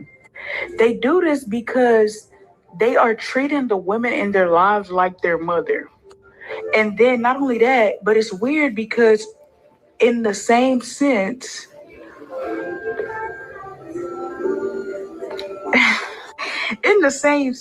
it's emotional incest in their mind. And I don't be wanting to sound crazy, but because they can't get payback to their mom, they get the payback in their relationships while also abusing themselves. Transactional dynamics and the program. Blueface sees romantic partnerships through a strictly patriarchal and transactional lens. He famously treats his... But at the same time, that's what he saw growing up. You just listen to his mama say, you know, I had to get a sugar daddy. I had to get this. I had to get that. He's been shown love through transaction. That's what his mother has made available to him. You know, I got this man who I love, but, you know, your daddy don't do enough, so I got this man over here and blah, blah, blah, this and blah, blah, blah, that. It's all transactional. Partners less like equals and more like business assets or loyal interns whose value is tied to how much they obey him. Public humiliation. When conflicts arise, Blueface relies heavily on weaponized social media streams to embarrass his partners in front of millions of viewers. It's a bitch that I don't even like. Everything about you just off. Like, you're just see? Not even fuck with that type of shit. I don't fuck with nothing about you. I said one type of thing. It's just what the fuck? Oh my god. I don't fuck with nothing about you. Oh, bitch, I don't fuck with you either. Bitch, you lazy. The fuck? You're a lazy bitch. You're lazy fucking. The fuck? You just had a family of people come clean up for you, bitch. The fuck? All you did today was make lasagna, bitch. Logical sense. All you did today was make lasagna, sick. Bitch can't keep up with this. How the fuck is she gonna keep up with some bigger shit? What the fuck? This house only got one staircase. The next house got 2 staircases. How the fuck you gonna keep up with that? Nah, I don't want a bunch of people knowing where I stay at, bitch. Fuck you, bitch. It's been fuck me, bitch. Yeah, none of this is acceptable. Like, this isn't the way that two people who are cohabitating, let alone domestically cohabitating as far as relationships are concerned, let alone domestically cohabitating as far as relationship and child rearing are concerned, should be dealing with each other. If you have to just go that hard on somebody all the time, and that's how y'all so casually just slurring out that word towards one another, at that point, both parties are wrong, and both parties need to just go ahead and do something else with themselves and, you know, find out a betterment for the child, because this is just flamorous. This is gross, low-key. Bitch, you don't do shit. All right, bitch. Yeah, it's time to go. All right, let's see if we can bypass this. It's a lot of just, yeah, I don't want to hear that. I'm not going to lie. Don't want to hear that. These women, the women that I'm speaking about, put the little boys in positions to be their man. We're not going to act like there were not some women who literally forced little boys to grow up because they lack the men in their own lives and they're trying to heal their own traumas. We're not going to act like that does not happen. When a little boy says, Mama, I'm going through this stuff, well, toughen it up, suck it up, you a boy. And so then when he goes into an adult relationship, he tells himself that he can't express his emotions to a woman, or he can't be vulnerable to a woman, or he can't open up, or maybe he doesn't have the emotional capacity or the emotional intelligence or the ability to even understand a woman's emotions because he lacked it when in his motherhood with his own mother. He lacked it in his childhood because he didn't see it in his mother. As a parent, we are responsible for navigating and helping our children navigate the complexities of life. The real question, the one everybody tiptoes around, but you're actually bold enough to ask, is whether the relationship between Blueface and Carlissa can ever be mended, or if it's finally time for them to go their separate ways and stop dragging each other through this endless cycle of chaos. And to answer that, honestly, you have to look at the full emotional landscape of their dynamic. The years of public feuding, the boundary-breaking behavior, the emotional parentification, the live stream meltdowns, the interviews, the accusations, the trauma, and the way both of them keep weaponizing their pain for attention. On one hand, yes, relationships this damaged can be repaired. Therapy exists. Accountability exists. Growth exists. People can change when they truly want to. But for this situation, forgiveness has to exist. Communication has to exist. And a sense of reality has to exist. And that does not seem likely in this situation. But with that all being said, man, we can get up out to the next one. Red dots to the left, you know the rest. Say a prayer and be blessed. We go. Not a networker, not a baddie, not a squad. Blueface getting into it with his mama. Shout out to the Pink Breakdown. Let's get into it. Let's go. I'm not about to let nobody in no club jump on my back over no gate. I'm about to show you the video. I have no reason to lie. Don't call me no liar, Jonathan. Jonathan, let her talk because this is gonna be my last time playing with you and your people. Because I don't like how you. Me and her apologize. I don't care. You're a liar. You're a liar. All I want to know is before Jonathan got that nigga looked his mama dead in the face and said, I don't care, you're a liar. there, did me and you already kiki and give hugs and kisses? So there was no reason for me to turn around and body slam you off of me? Who the fuck are you calling Chrisean? Why are you calling me Chrisean? You turn a bitch from a Crip to a Blood, have them barking at the door. Can you have them turn to Jesus Christ? It's that simple. You're not my Sean turning to Jesus Christ. And I would never, ever use a motherfucking lie. And now one of them niggas stepped up and said they hit this. Use a goddamn lie. You're gonna give me the goddamn money or not? It's already said. Make it enough. The relationship between Jump right into this Contiana, man. Damian Porter speaking on a East Coast Crip who slid up in the schoolyards looking for Blueface. Let's jump into this Contiana. Let's get into it. Let's go. The episode, everyone. A 6 Deuce East Coast Crip member pulls up to the schoolyard Crip hood looking for Blueface.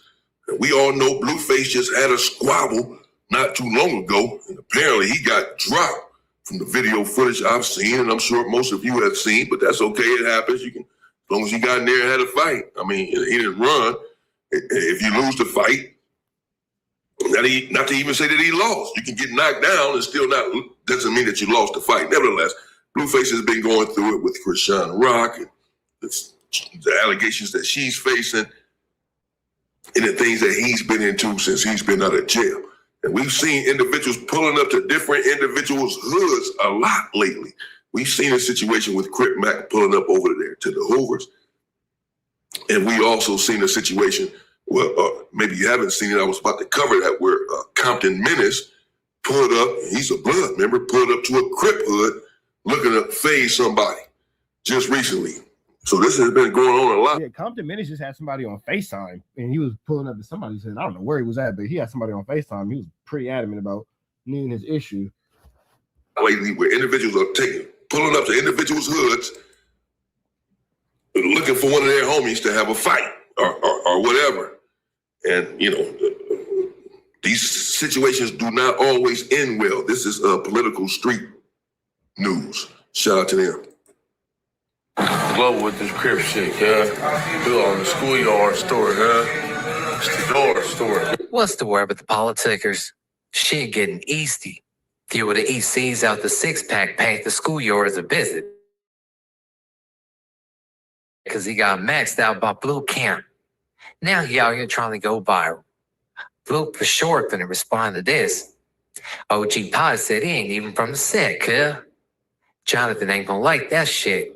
He ain't gonna like that at all. Wack went into detail about Jonathan is Blueface.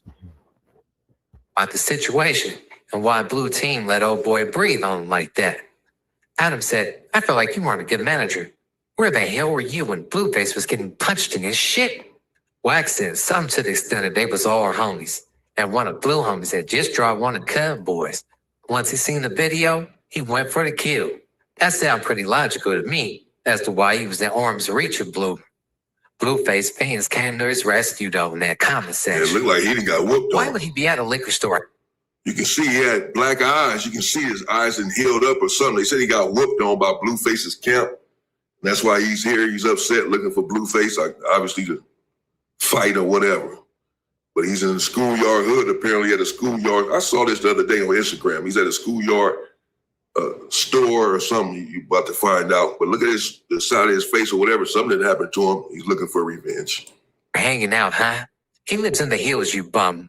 I know Cub was sick when all the Tatianas started trolling him and blowing up his comments. Blow with this crib shit, yeah. Do it on the schoolyard store, yeah. It's the yard store, yeah. Schoolyard joint, yeah. So they be at, yeah. The state hood store. I got the NY on too, though. You feel me? Hey, how many times Blueface been here? Damn, Blueface never been here? Blueface never been here? Sheesh. This isn't going to go over well. Now we got big fires outside. Damn, Blueface never been here. This is hood store. They ain't never been here. Damn. Never. Let's go look and see where this is. Hold on. Schoolyard crib. For the schoolyards hang out at. Whole life in your nigga never been to this store? Come on, homie. Come on, how they don't know you here? You ain't been prepared for market. Man, I'm telling you here. How Blueface ain't been here? He ain't coming. Oh, he ain't coming? No. He not even in the schoolyard. Come on, cuz. On school crib. Blue on the way to the set right now. He finna program with the... This is crazy. How you got this... How you got Grandpa out there talking about he not even from the set? He not even... Because Grandpa gangbanging Damian Porter. Grandpa said, I'm holding it down. Geriatric gangbang. Stop playing with it. From schoolyard. He not going to come over here. I don't know. Blueface, he has some schoolyard. I don't know. I don't know Blueface personally or whatever. I wasn't locked up with him. I don't know. But I'm sure I could find out today how official he actually is. But it doesn't matter. Whatever. But how is this dude out here talking about it? Is that something we genuinely care about?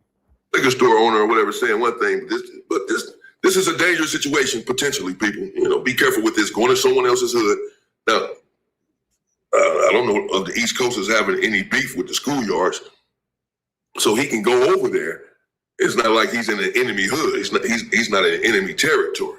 But it's the fact that you look, you know, they're all Crips. But it's the fact that you're over there looking for one of their homies, you know, to do something too. That's where the danger comes in at.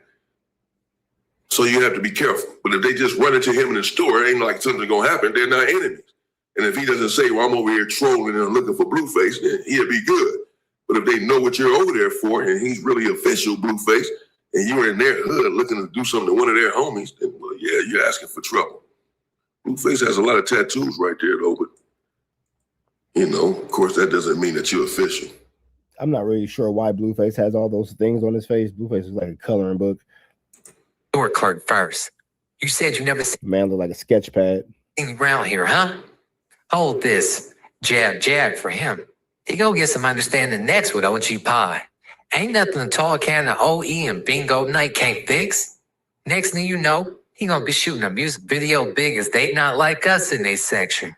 Wack ain't even invited, but he gonna act like he orchestrated everything. Y'all know That does kind of sound like how it happens. the Big Rooster, he keep a fake deal in the works. On power. Wait a minute. I felt like you didn't do your job as a manager. Where were you when Blueface got punched in his shit and fell down? We were not booked for an event. They were just rolling around on Hollywood Boulevard? We did not book. We were not. Keep trying to tell you. Listen, Wack 100 has done this industry shit on every level and every way. Got it.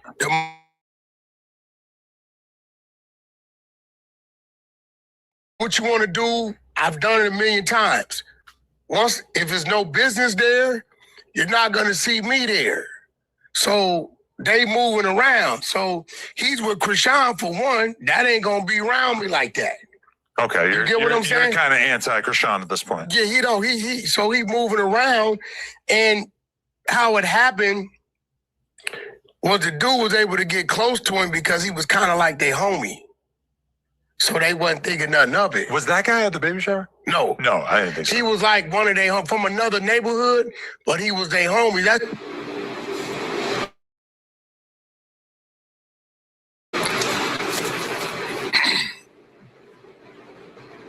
There you have it. Let me know what you think in the comments.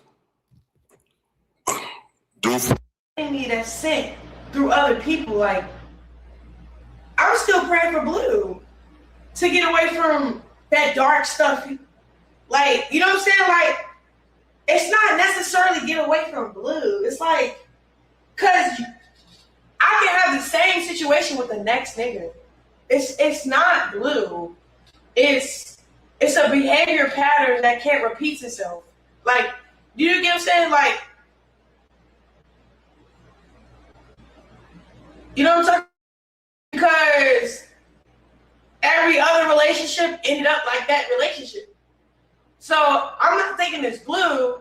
I'm thinking it's just my bad taste of, like, if I know I don't collide with certain people, I just should know my people, period. You know what I'm saying? Like, I don't really think it's Blue. I think it's Chrisean just need to do better at picking. Chrisean just need to do better at self-control and discipline. Chrisean, you know what I'm saying? It's like, I'm tired of giving, like, you know how people are like, oh, the devil play enemy that's sent. He had like this pimp mentality. And when I caught on to it, separated my phone. Only reason why I say pimp is because, like, when you got something that you can't really do again for how you could have did it, it's like, you're supposed to hold on to it, nurture it, stick beside it, do right by it. You so stuck on it, what you stuck on. I'm not one of them girls. I didn't grow up in LA from Baltimore. Got my own thinking. Like, no. For a long time, I was putting up with it because I gave him all the control. When I said F everything, it was like, I'm going to start over. That was the best thing I could do. When I did that, I came out on the other side winning. So it was like a development thing I had to do. It was like because I was a kid, I was like 20. I feel like kid because I was naive. I was trying to like give somebody my whole all, knowing I'm getting used, smutted out.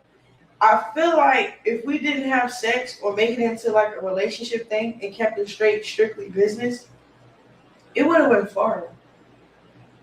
It wouldn't have been negative. It would have been peed up, like straight player, like cool. But the fact that we didn't handle it like that, you know, lust, that's what I'm saying. Liquor get involved, vulnerability get involved. I'm far away from home. One thing led to another, nigga. The whole bag, chat. For the whole bag. Both. I think that's probably why. But they work so good together. I don't know. Him and Wack work so good together, but that's kind of, I don't know. Like, it's just, everybody gets me. So it's just like, okay. So Wack, everybody gets you and one Blue were just person. on live yesterday, or maybe the other day, and he said that he said that you had 4 guys waiting to get him right then and there. So is that him continuing the narrative that you're trying to set him up? That's that evil shit. When they can't control you, they start lying on you. Show us the 4 niggas. You put the camera on anybody else. Why you put the camera on the 4 niggas that was supposed to be there? He just lied like shit. That's that weird shit I'm talking about though. Like, Or set people up. What is I was happening? lying because like I didn't want to stream. So he had the camera faced on him. I'm like, bro, I'm getting out the car, but the door is locked. I want my stuff. Check. As soon as he started disrespecting me when I said no to the 24-hour mentality, he had like this pimp mentality. It's over with. Like, I'm done for today. Like, whatever. I was already going home, waiting for my black truck to go pick up my car. But it was like, that was the thing. Like, he just wanted to control the situation. And then when I put my foot down, it just didn't go his way. He just started lying. Like, that was him lying. Like, did he really spend $10,000 on you yesterday, though? Nobody wanted Burberry. I like Burberry. It was cool. It was nice. I was appreciative, but I'm from the hood, Chad. I don't want Burberry. It don't take me much. It don't take much to please me, bro. Real love, respect, and patience. That's priceless, nigga. What the fuck am I gonna do with a Burberry? Wear it once? What? He know. This is what he do. He try to spend money to bribe me to do something I don't want to do. Like shrink for 24 hours. All right, if I do all this, even though she don't want to do it. And then he validating what he want, but don't want to like, those are my boundaries though. I don't want to shrink for 24 hours. Like, so Deion Sanders had reached out to you and said, or on this live, he said that you're the prize, right? Yeah. Do you believe that? Yes. So then why do you keep finding yourself in this situation? Is it because you're hoping that he's going to change or what? No, I just think I love him, and that's the problem. I don't understand. I mean, Chad, like, you know how, what is that thing called? Is that called stock syndrome? When you're like, when you have love for the very thing that abused you and hurt you, you can get away from, what is it called? What is that called, Chad? Chad, let me look up stock syndrome. Chad, y'all need to pray for me. Oh my God, that should make me want to cry. Hold on.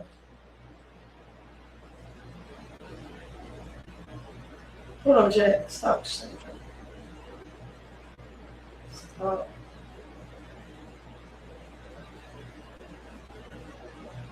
Stock syndrome. What is that?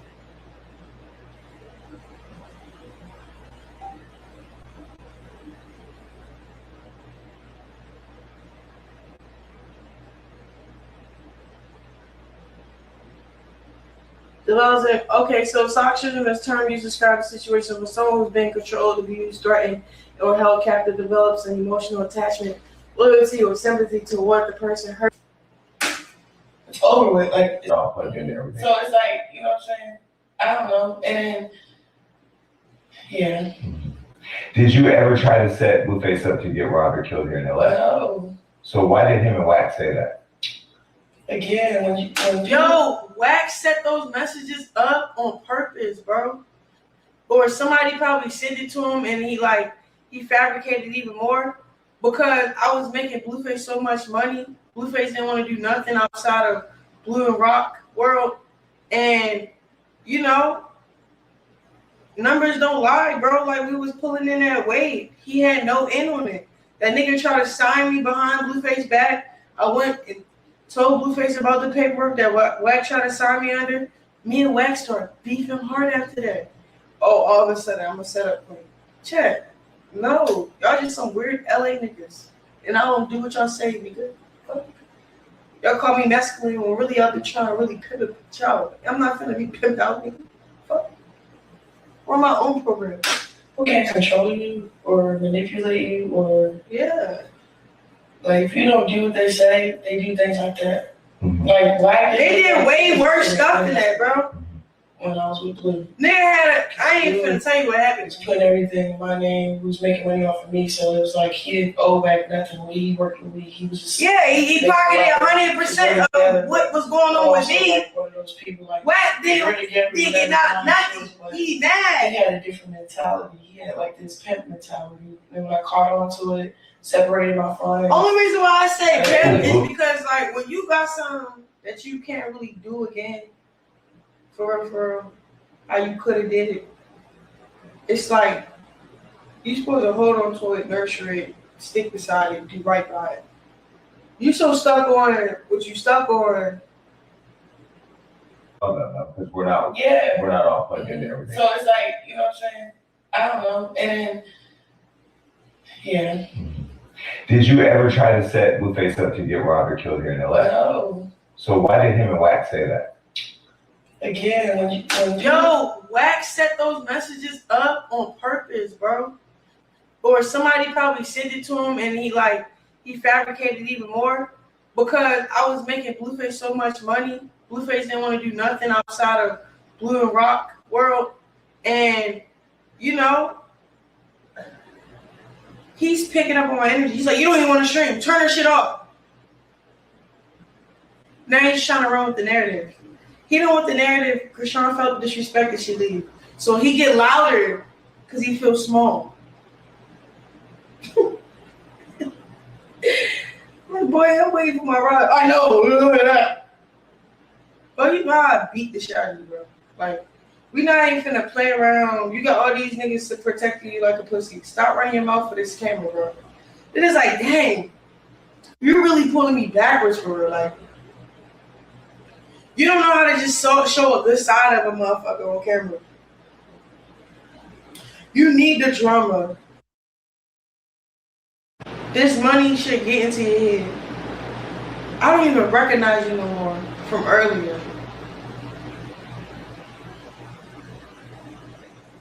Sometimes when I'm hanging out with him, I feel like I'm hanging out with the devil.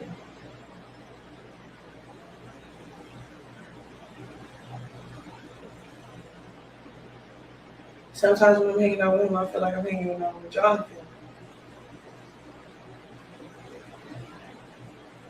Jonathan comes and goes, though.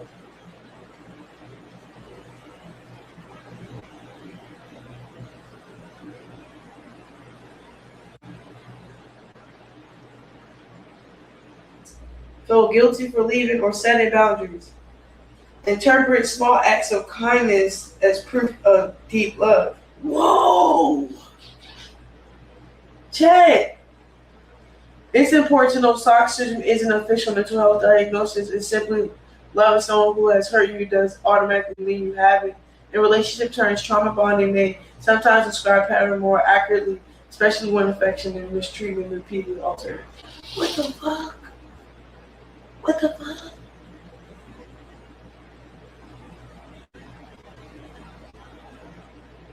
Jay, is that real? If you're asking, because relationship, I could also explain trauma bonding versus genuinely being in love is a simple way. Explain. I want to know. A trauma bond can develop when someone repeatedly hurts you, rejects you, or disrespects you, disappears, creates instability, then gives you affection, attention, apologize, sex, reassurance, and hope again. That cycle of pain, relief, and closeness. Pain can make the attachment extremely intense. You may find yourself craving the good version of that person, whether things go bad. Healthy love can still involve art. Ooh. I don't even want to read about the healthy love. I know what that is. Chat, what?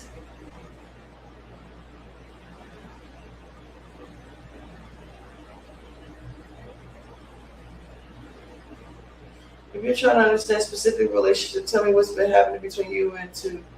And I can help you identify whether the pattern sounds more like love, attachment, or trauma bond, or a mixture of them.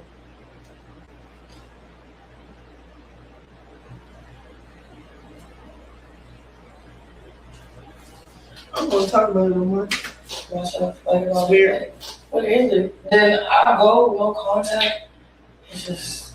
How do you love somebody that goes on live or comes out in an interview and says that you tried to set him up to have him killed? Do you understand like the craziness and all of that? Yeah, so why would he put that? Bro, that is crazy as shit. Chet, did you hear him? A nigga lied on me and said some shit like But why would you let him pull up? I'm talking about you. I'm just saying, like, because he's just lying. Right, so why would you pull up and hang out with a liar? Yeah, you're right. What? You asking good questions. Oh my God! How? I'm gonna need to go to therapy. I need to go to therapy, chat.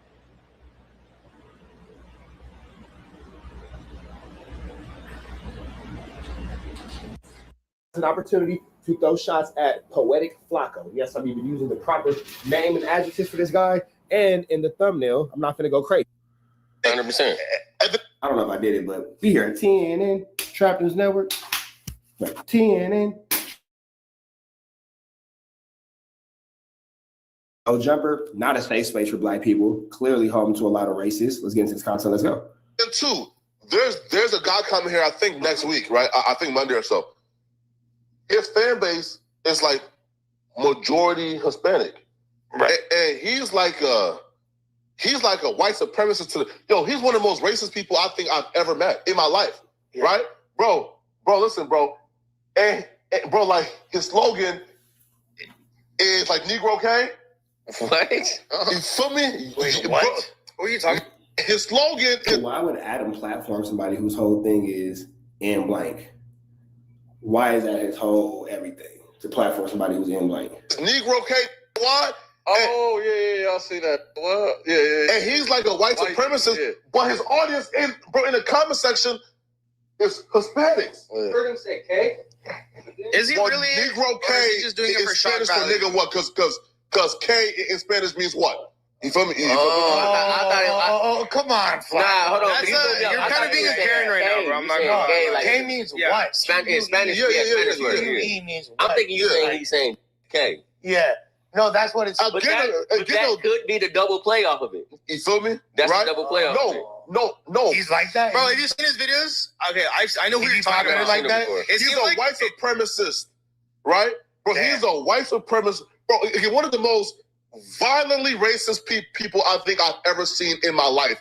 Yeah. Have you seen who we're talking about? Look, no, I haven't. So why would he be platforming No Jumper if this is somebody who's violently racist towards Black people? Why is he being platformed at No Jumper where the majority of the staff and all the money making staff is Black? I have not. Lars, you told me you did. No. If I'm being real, I sent you the page. Yeah, you sent me the page, but before that, I didn't really even look at it. It's like one of those like edgy white dudes that just says the N-word to get views on reels. No, okay. That's how it seems. He's not an edgy. No, he's a violent white supremacist. I haven't seen enough to say. So him saying that he's not Hispanic, but he's saying that in Spanish at the end. Yeah, he might just. But his fan base is Hispanic, and they love it. But that's probably why he has that fan base too, because the way he's playing off on the words. Yeah, I'm not gonna. I'm making it okay to say.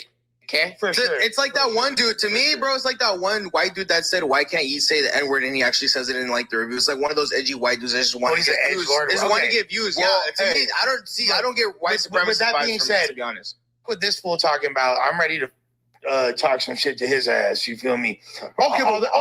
So this fool already. I'm saying that on record before he's. Why is he coming? I thought that was your partner. I thought like you. No, I'm saying. You feel me? Listen. No, wait though. Hey, but hold up. I'm saying if he's here, we're gonna get views and it may be good. But I'm saying. I thought you said you was bringing him, gang. No, I'm not bringing him. No. So who bringing him? I don't want to put the business out there, but it's like the owner of the show. There's a very clear difference between who you're talking about. It's not me though. It's another. Well, so Adam bringing him. No, it's Wack. No, Wack's bringing. So Adam is bringing a white supremacist on a No Jumper. Again, got it. Not really sure how this keeps happening. No. He's coming on the news. And I was told that he was coming on the news. So I don't know who invited him to the news, but I told him because he was coming. Okay, so he's coming because he's racist. Like, that's his thing. Like, he's a racist dude. He's coming to speak on trending topics. But he's coming because the audience resonates with him. Not necessarily. Because the Mexican audience that consumes the No Jumpers atmosphere seemingly is racist against Black people.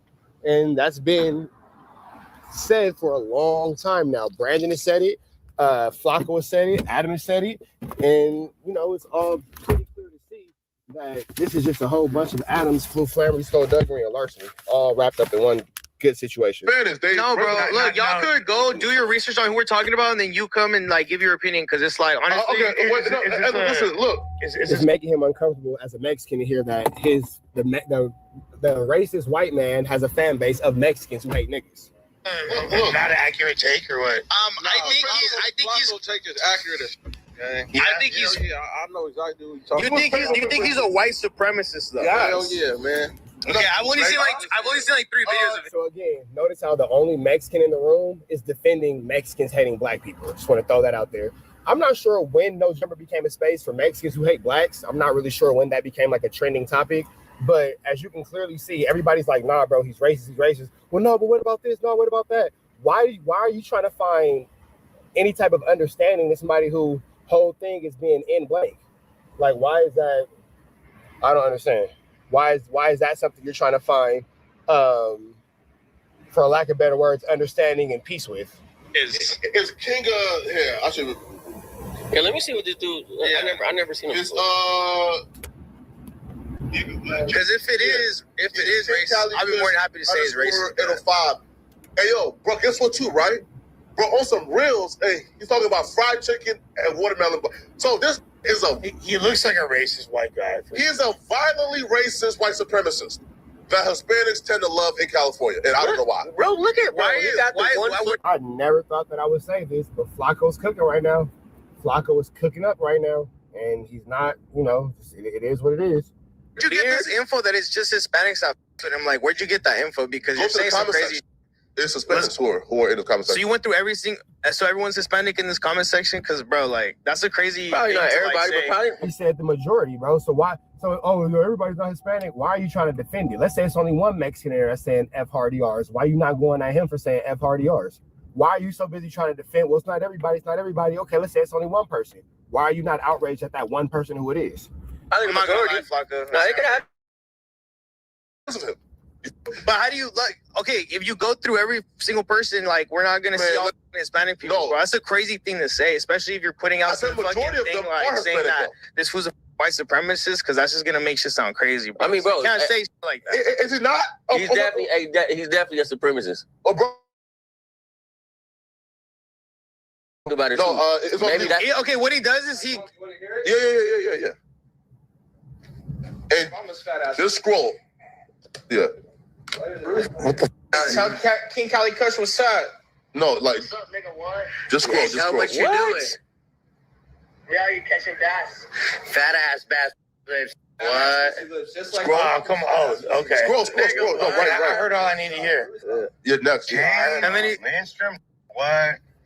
Bro, that's crazy. Your last bro, again, bro, he's a white supremacist. Wait, this guy's a white guy, right? Yes. Well, I don't even know because he could be Hispanic. My big old ass dick. Like, bro. Come on, I don't even know. Come on, bro. He could be Hispanic, right? Concrete. But though he's coming and on Monday exactly that you. Because he's racist. Well, y'all could definitely cook him up. Yeah, but like, why is he there? Oh, well, come cook him up. That way, Adam can get the views and we can go viral. Why are y'all platforming this? Oh, cook him up. Yeah, we can cook him up and we can embarrass him. We can bring him onto the show. We can call him out on it. You can platform him and give him views and give him more exposure. That's not a punishment at all. Bringing him onto the platform so y'all can quote unquote cook him up does nothing for any type of black people or any type of, whatever that he's going against or insulting. All that does is give this man a platform and continue his disrespect. If he really, I want to see you really dissect it. I want to see you really. Sit down with like this. There's not a chance in life where I will sit down with. No, why would he sit down with him? Just, you know what? Again, I never thought that I would say this, but I'm gonna defend Flacco on this one, bro. I'm gonna defend Flacco on this one. Why the hell would you sit down with all your blackness and sit around with this disrespectful mother chucker and be used for content to service a white man? No. Flacco actually has it right. Fuentes. Low key, yeah. So what are you talking about? That's a battle ideology. This says watermelon fried chicken. That's not something crazy. Yeah, that's really I'm not about to like. Donnie, can I get can I get your take on this guy? I've only heard the lips. So Donnie even agrees, dog. Is Flacco accurate? Why are they going to normalize it? Oh, okay. I've only seen. I don't understand why they're going to bring him here and why they're going to normalize it. I.e., another white skin or Mexican skin person who's not black says, "Oh, it's wrong," and now it's okay. Well, we understand now. But when Flacco just made the exact same point of why would I sit here and normalize this idiotic behavior, everybody seemed to be at a loss with the exception of Tayef Third, Lush, and the other dude right here who I don't even understand why he's there with his fucking dumb looking ass. But regardless of the fact, you feel me? videos of him, by the way. Disclaimer, I've only seen 2 videos of him. I'm not a fan, even though this fool says I'm a fucking fan because I'm Mexican. He didn't say that. No. Did you not say that if That's not what he said at all. Now you're taking it personal because your inner racism are creeping out. I had no idea that you even knew who he was. You said I seen 2 videos on him. I seen 2 videos on him. And to me, I could be wrong. Defending him, that is kind of crazy. I could be wrong. Like I could be wrong. No. I never said shit about you, right? I just said him. And you stepped up and said... That doesn't mean that... Yeah, he never mentioned you at all. You stepped up to the plate for a fight that had nothing to do with you. It didn't have nothing to do with you. You can't come into my algorithm. I don't... Hey, you said that like he's not a white supremacist. Mikey, this was from the 805. What you know about... Yeah, this your dog or what? Really? Nah, This was saying that, like... Don't put that this, on This is a raging white supremacist and all of his fans are Hispanic. That's what they're saying right now. You don't know this? Crazy. His fan base is majority Hispanic. Oh, bro, you can't say it. Go through every single person. I want to see every. I did. His fan base is majority Hispanic. Nah, bro, I ain't gonna hold you. That boy, he's a like a white supremacist, 100%. And then what he's doing, he's making it a mockery and a comedy so people can enjoy it. But it's like I've heard of this guy, but I don't fucking. So how do you take him then? If he's not a white supremacist, how do you take him? Well, I've heard. First, it went from I never heard of him to only watched 2 of his videos to I heard of him, but I'm not a fan of him. You know, you're a fan. You think that type of things is funny, and that's how you get your freak on. The first 2 videos I seen, I just thought it was some edgy white dude just saying the N-word for views on Reels. But like, apparently, like he thinks he's a racist. You've obviously consumed more of his content than I have, because I don't know what you think. I told you what I think. I saw 2 Reels, and that's what I saw. Saying the N-word just for. Hey, Daddy, can we go through like 10? It's clear that No Jumper is really not a space for black people at all. It's not like it's not a space for black people. Pretty clear. It's clear like we don't want you ERs in here. That's it. So turn No Jumper to the full community. Let them have it. Bring the full community on there and let them be no yumpers. Go for it. Turn it into no yumpers. Y'all got it. Go for it. And continue to hate blacks. But that's corny. That's corny. And if you offended by what I'm saying or blah blah blah, because you hate blacks. And I'm not finna apologize. I'm not finna cater to you or nothing like that. Racism is never acceptable. Period, point blank. Racism against black people is never acceptable. Period, point blank. Yeah, but there's like that's weird for sure. I don't condone it. I don't with it. But there's a lot of people that do it for views on Reels. Unfortunately, that's the truth. Sorry. Imagine if a black guy, right? Yeah, I'm saying, yeah, vice versa. Imagine if a black guy was saying the B word once on his Reel. If he's saying it for views, like okay, I don't with it, but like he's saying it for shock value, and that's gonna get him views, and to not acknowledge that is like willfully ignorant. But I'm saying though, does that make it okay though? No, it doesn't make it okay. Again, doesn't make it okay.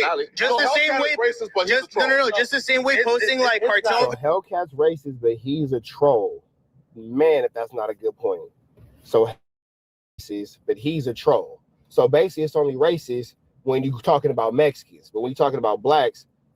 Got it. All right, got it. Make sure we're on the same page. Videos or war videos or like people dying on Instagram, just the same way that's not cool. People are gonna post it to get views and to get likes and shit because that's what it is, bro. But the to say that's not true. But there's like, a difference though. There's somebody posting something that happened to get views. This is somebody doing something. Yeah, same thing. Same thing. Those are 2 different things, bro. That's like it's not the same thing. Those are 2 totally different things. Him, he's literally doing this because that's how he feels. He's like, but he's doing it to get views and shit like that. And I think he's probably racist too, but he's gonna get views. To get views at the expense of what? That's what I'm saying. Like people feeling offended, and that's probably he doesn't give a bro. But that's not. I just want to see who said that. A little more context. I'm familiar with the area. You feel me? First of all, and this is when you should have had Brandon in the viral way. This is perfect. This is why Brandon and the viral way are necessary at No Jumper for these type of conversations. Do you know much about the 805 Ventura County? I know a lot about it. Okay. So there's one city where all the black folks are at pretty much, right? In the 805? Where? Oxnard. Okay. You feel me? Other than that, it's predominantly Hispanic and white, right? It's also one of the closest counties where there's a higher proximity of biker gangs, racially motivated white supremacist gangs. Come on. There's actually outside active Peckerwood and white supremacist gangs in the 805. Donnie, can you click on like 5 people in the comments to see if they're Hispanic? Because this is crazy. I'm not gonna let this shit slide. Read the comment section right now. I'm not letting this shit slide, bro. Yeah, Flacco's gonna fire you up, bro. You probably should have let it slide. Read the comment section right now. He's Mexican. Please. I'm wrong. What am I wrong about? You're close. You're close. All right, so correct me. On the comment section, say what? So correct. So say what one thing. Say what you said again. I said the 805. Black people are predominantly in Oxnard. The rest of it is predominantly Mexican and white people. 805 is one of the closest areas to Los Angeles where there are active Peckerwood, Biker, and Aryan Brotherhood gangs. So what did I say that was wrong, bro? I misheard you. Okay. Come on. Yeah, you're right. So many people are trying to defend this racism that nobody can actually see where the wrong comes in at. But you got to think about it too, though. So now, him being white, he's probably getting along with a lot of Latino gangs. Yes, that's what I'm saying. I can't tell you he's white though, bro. He might be Hispanic. No, he's white, bro. That's what I'm saying. So, white. So now you got a Mexican from that area just verified what I said. It's an inflammatory statement what he said. And what Mikey said? No, what he said. As far as this guy being the comment section, how can you So he's just pretty much trying to find any hat to hang his BS argument on. even tell, bro? What are you talking about? Bro, he's.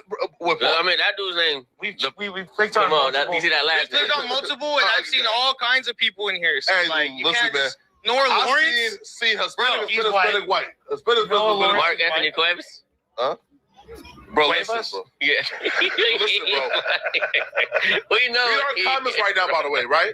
Look, right? Look. Look, though. That is crazy. Fam, listen, bro. Our comment section is saying, what? Man, y'all they're saying you're tripping because you just said that black. So bro is basically just trying to excuse this racism. So again, here you have another Mexican at No Jumper defending another racist at No Jumper. As long as there's an attack against black people, it seems like everybody's in good defense of it. And our comment section is what is majority Hispanic, and they are okay with this. And they feel like we tripping for even calling them out. I'm saying is this. Again, this is what I'm saying.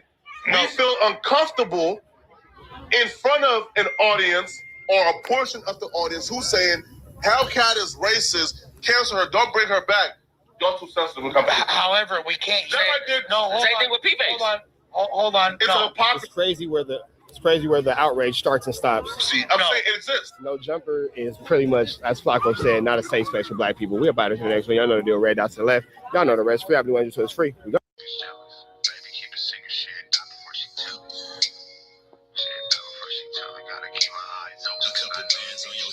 Change the way you walk, conversations in the bank will probably change the way you talk. I'ma always be right here and I will never leave you lonely. You can rest all of your fears cause I always got it on me. They took me from you once, you showed you was a rock. Speak on my demise, but the devil is a lie. Since blood's in and we only getting higher. See the love in your heart, but your eyes full of fire. See, I used to wonder about you, but I know now. It's Gucci bags when we land, how it go now. Real shit, a real bitch, and make you slow down. I beat it up and take a break and go some more rounds, and then we go some more rounds. It's gonna always be some rain, some of the roads got umbrellas. I'm stressing with the homies in the town with them fellas. We'll always take the pictures, I'll tell you when to post. We have Wack 100 trying to get us to forget that he's actually testifying and is in big use paperwork by swaying this OTF jam situation. But the reality of the situation is this, Wack. We all know what you're about. We all know what you're doing. We all know your flu, flammery, skullduggery, and larceny. So it's going to be hard for you to get away from this one. Let's jump into this, Cassiano. I think this is the first day that the feds kind of like got a partial win, but you can't really call it a full win because, you know, Brian Steele them gonna cross-examine that nigga, and I feel like they gonna discredit that nigga like a mother. I don't feel like damn the nigga to worry about. He was going against their forensic evidence on some of the shit he was saying. You know that, right? Jam discrediting himself off the limb anyway. He was going off with some of the forensic evidence they got, like the whole you went here, you went there, you went there. He was saying some shit like, first Lil Durk said that he's not supposed to, like, basically them niggas not supposed to contact him or even, you know, to have any dealings with him while they in LA. But the forensic evidence says that he went directly from the in and out to Lil Durk. You feel me? He also said that Lil Durk was on the phone, but on a third-party phone. Like, that's crazy, bro.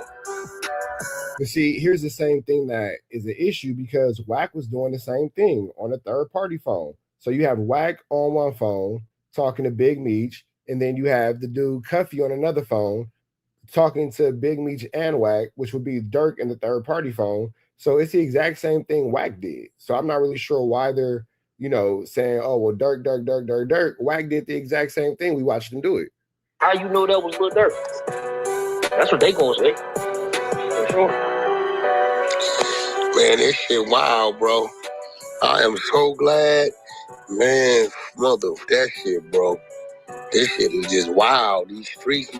I'm glad I was born in the era I was born, went through what I went through it, and got out this shit. Cause this shit is wild, homie. Man, this is gonna be hard for Brian Steele to try to convince them that Dirk didn't have nothing, like they did that shit on their own, and Dirk ain't had nothing to do with that shit. They gonna be easy with Jam. Jam gonna be easy. But that's not the only motherfucker. Y'all thinking it's just That's what I was about to say. So the person that they need to be like cautious of is Bunny, bro.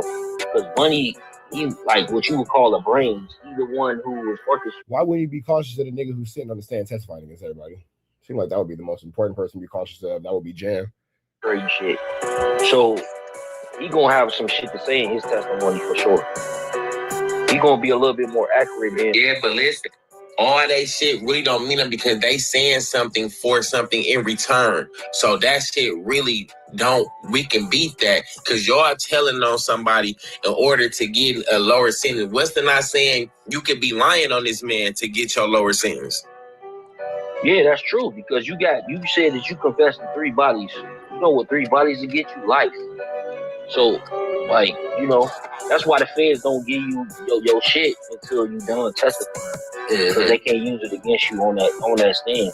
Like, the feds gave you 25 years for you to testify today, right? But they saying they're going to look into it on your sentencing for you doing this. They're going to do something. Basically, that's what they saying. But you don't know what it is. Chuck. He know what it is. He know what they Chuck, I'm going to say this too, bro, Chuck. And it's crazy because you know how it came out the day that Duty Low was Coco number 4, right? He ain't Coco number 4. Wack. Oh, it did not told you niggas 4 days ago. Wack told me this shit like 4-5 days ago. And here's the thing about that. Let's never forget that Wack also said this. He'll sit here and say, no, I've been told y'all Duty Low is blah, blah. No, you were actually blaming that on Brick Baby by way of snitching on him and Big U. Let's roll the clip. Murder happened at the Beverly Center across the street. Oh, Lil Pop. Yeah. No, I understand that, but the Lil Pop murder, which was supposed to be the Quando Rondo murder, was a retaliation to King Von getting killed. For that. Okay. Yeah, that's what I'm saying. Yeah, who's the first one to get mentioned today? What do you mean? One of your guests. We all thought that was a bad drug deal, weed deal. You know that. The world thought that shooting was a bad weed deal between some Armenians or Persians.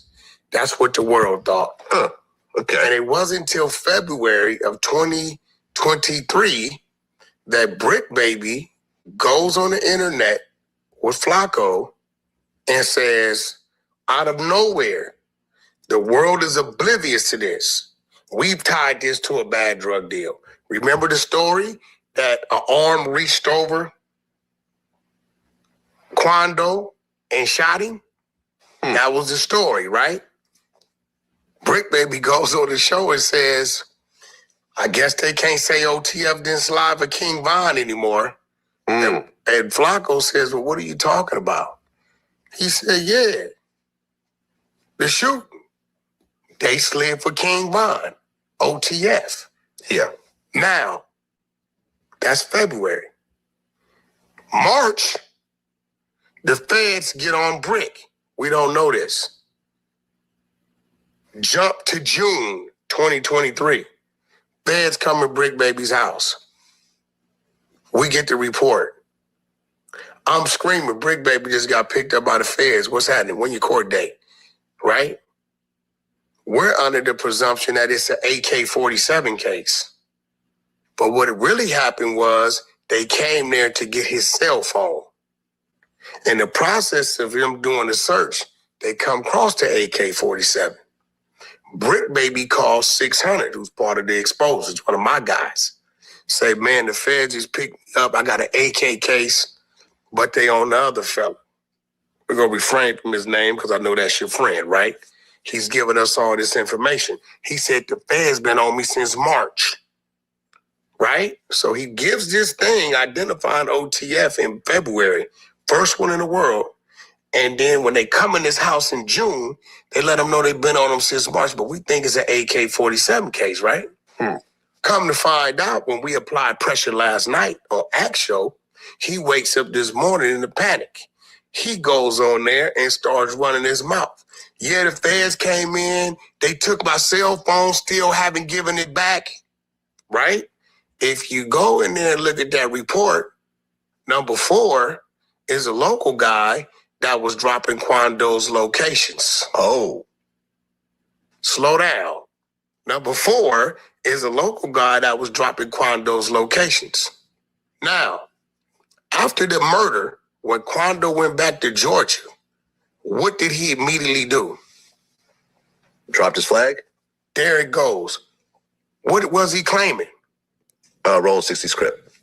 Where Brick Baby from? Roll 60 script. What you think the police told Quando? That the Roll 60s set him up? Who you think he checked in with? Roll 60s? With who? Okay, I see where you're going with this. I'm not going to say listen, it. Yeah. Listen. I'm not going to say it. No, listen. He's the one that everything I'm saying, he said. Go pull it up. Him and Flacco. Nobody knew anything about it. We wasn't even factored in OTF in this. We at the Beverly Center. Across the street. Murder happened at the Beverly Center, across the street. Oh, Lil Pop. Yeah. No, I understand that, but the Lil Pop murder, which was supposed to be the Quando Rondo murder. So as you can clearly hear, Wack 100 put this case on Big U and Brick Baby. Now he's saying, oh yeah, I've been new. But you put this on Brick Baby, and yeah, let's go back into the content. God, bro. And I'm going back and forth with Wack. Like, bro, I don't think it's him, bro. I think they talking about somebody else. We both was on audio. We was on audio in the room together. Like, bro, and I be telling y'all shit. I just be telling y'all what a nigga come and told me, bro. That shit crazy.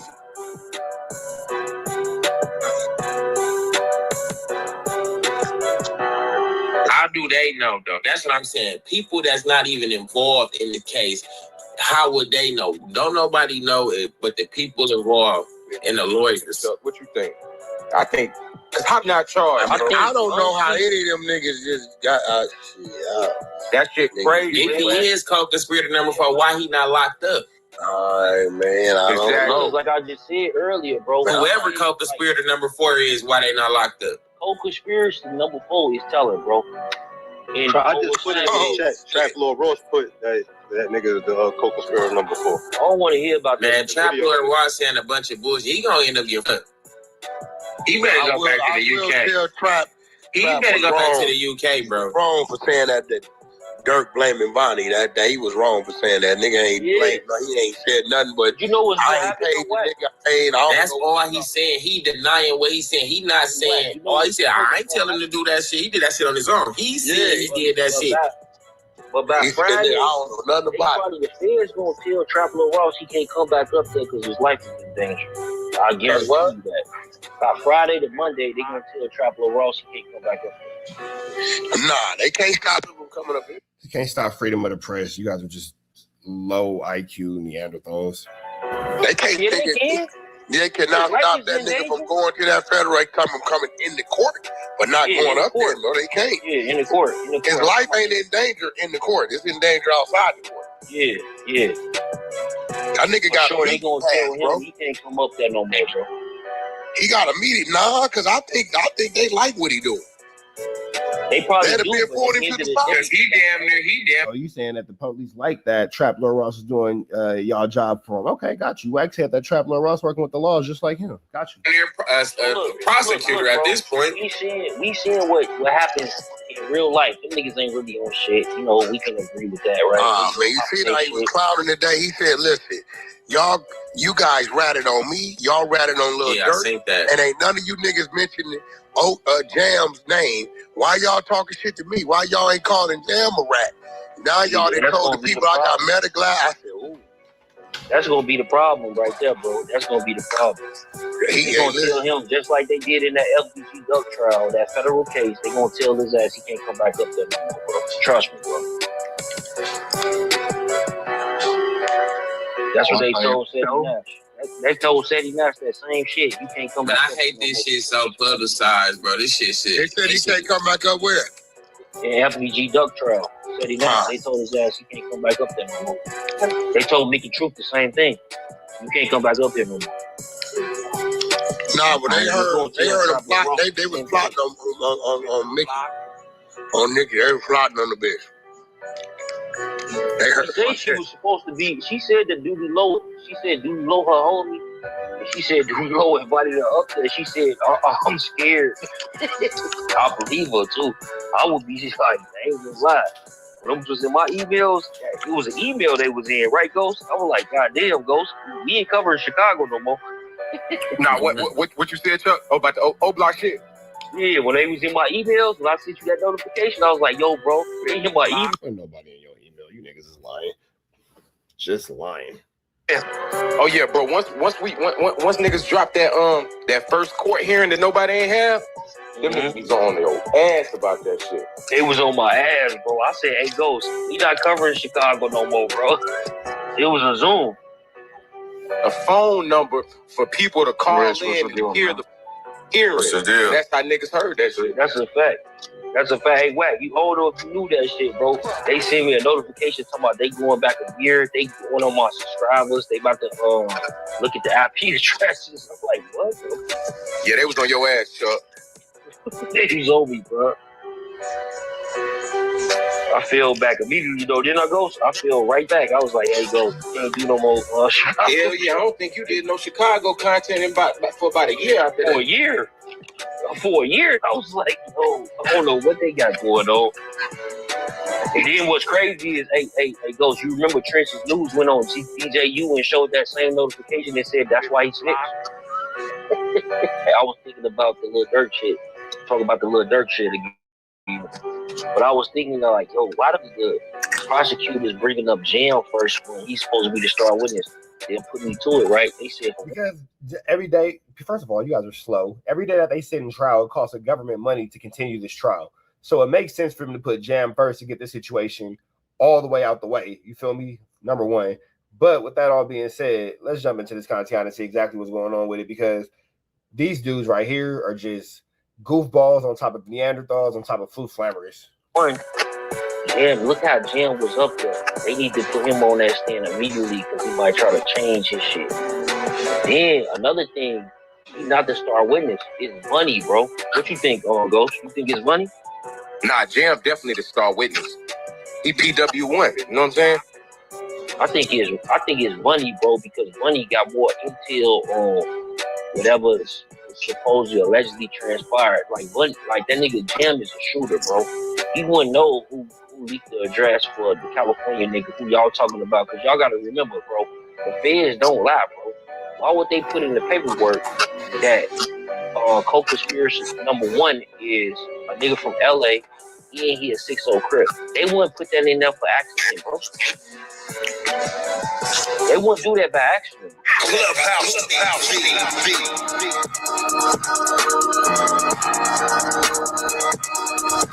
What we do know is the Clubhouse TV guys aren't the smartest. They aren't the smartest, so we're not looking for them for education. We're looking at them for entertainment. With that all being said, red dots to the left, you know the rest. Say a prayer and be blessed. We go.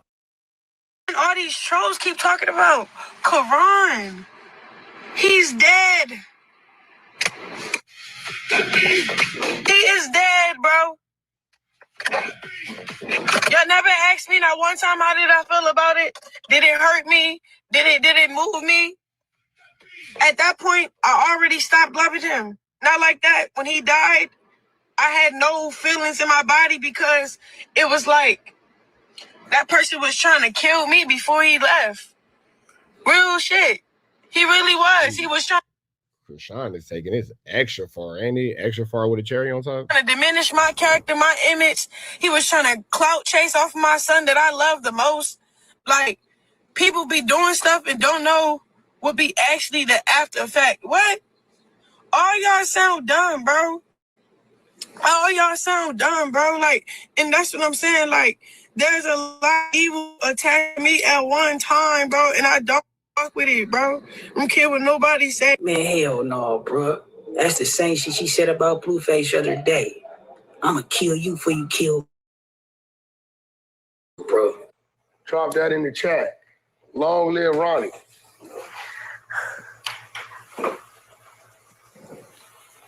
We ain't got no ill feelings towards Ronnie. The only thing he did wrong, he knew how to do everything else but stay alive. You know, that's part of being a nigga, man. You got to learn how to do that first. You know what I'm saying? Can't trust nothing. I think he let his heart get the best of him and the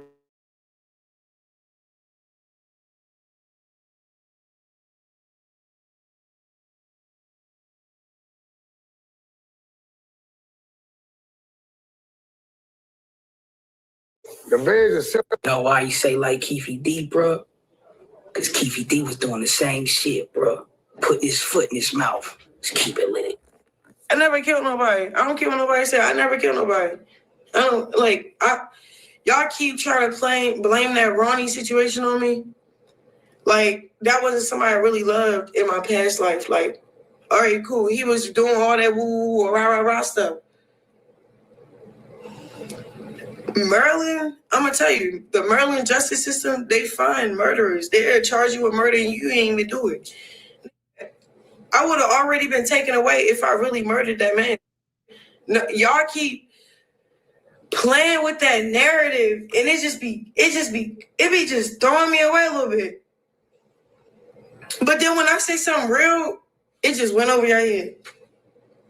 And get this, bro. I hear Maryland. I don't think that they want Chrisean for the real. I think they want Chrisean for the Flu Flambery, skullduggery, and the larceny. I'll go off motive or whatever, bro. You know what I'm saying? So she picked the right place, bro. You know what I'm talking about? Let's keep it lit.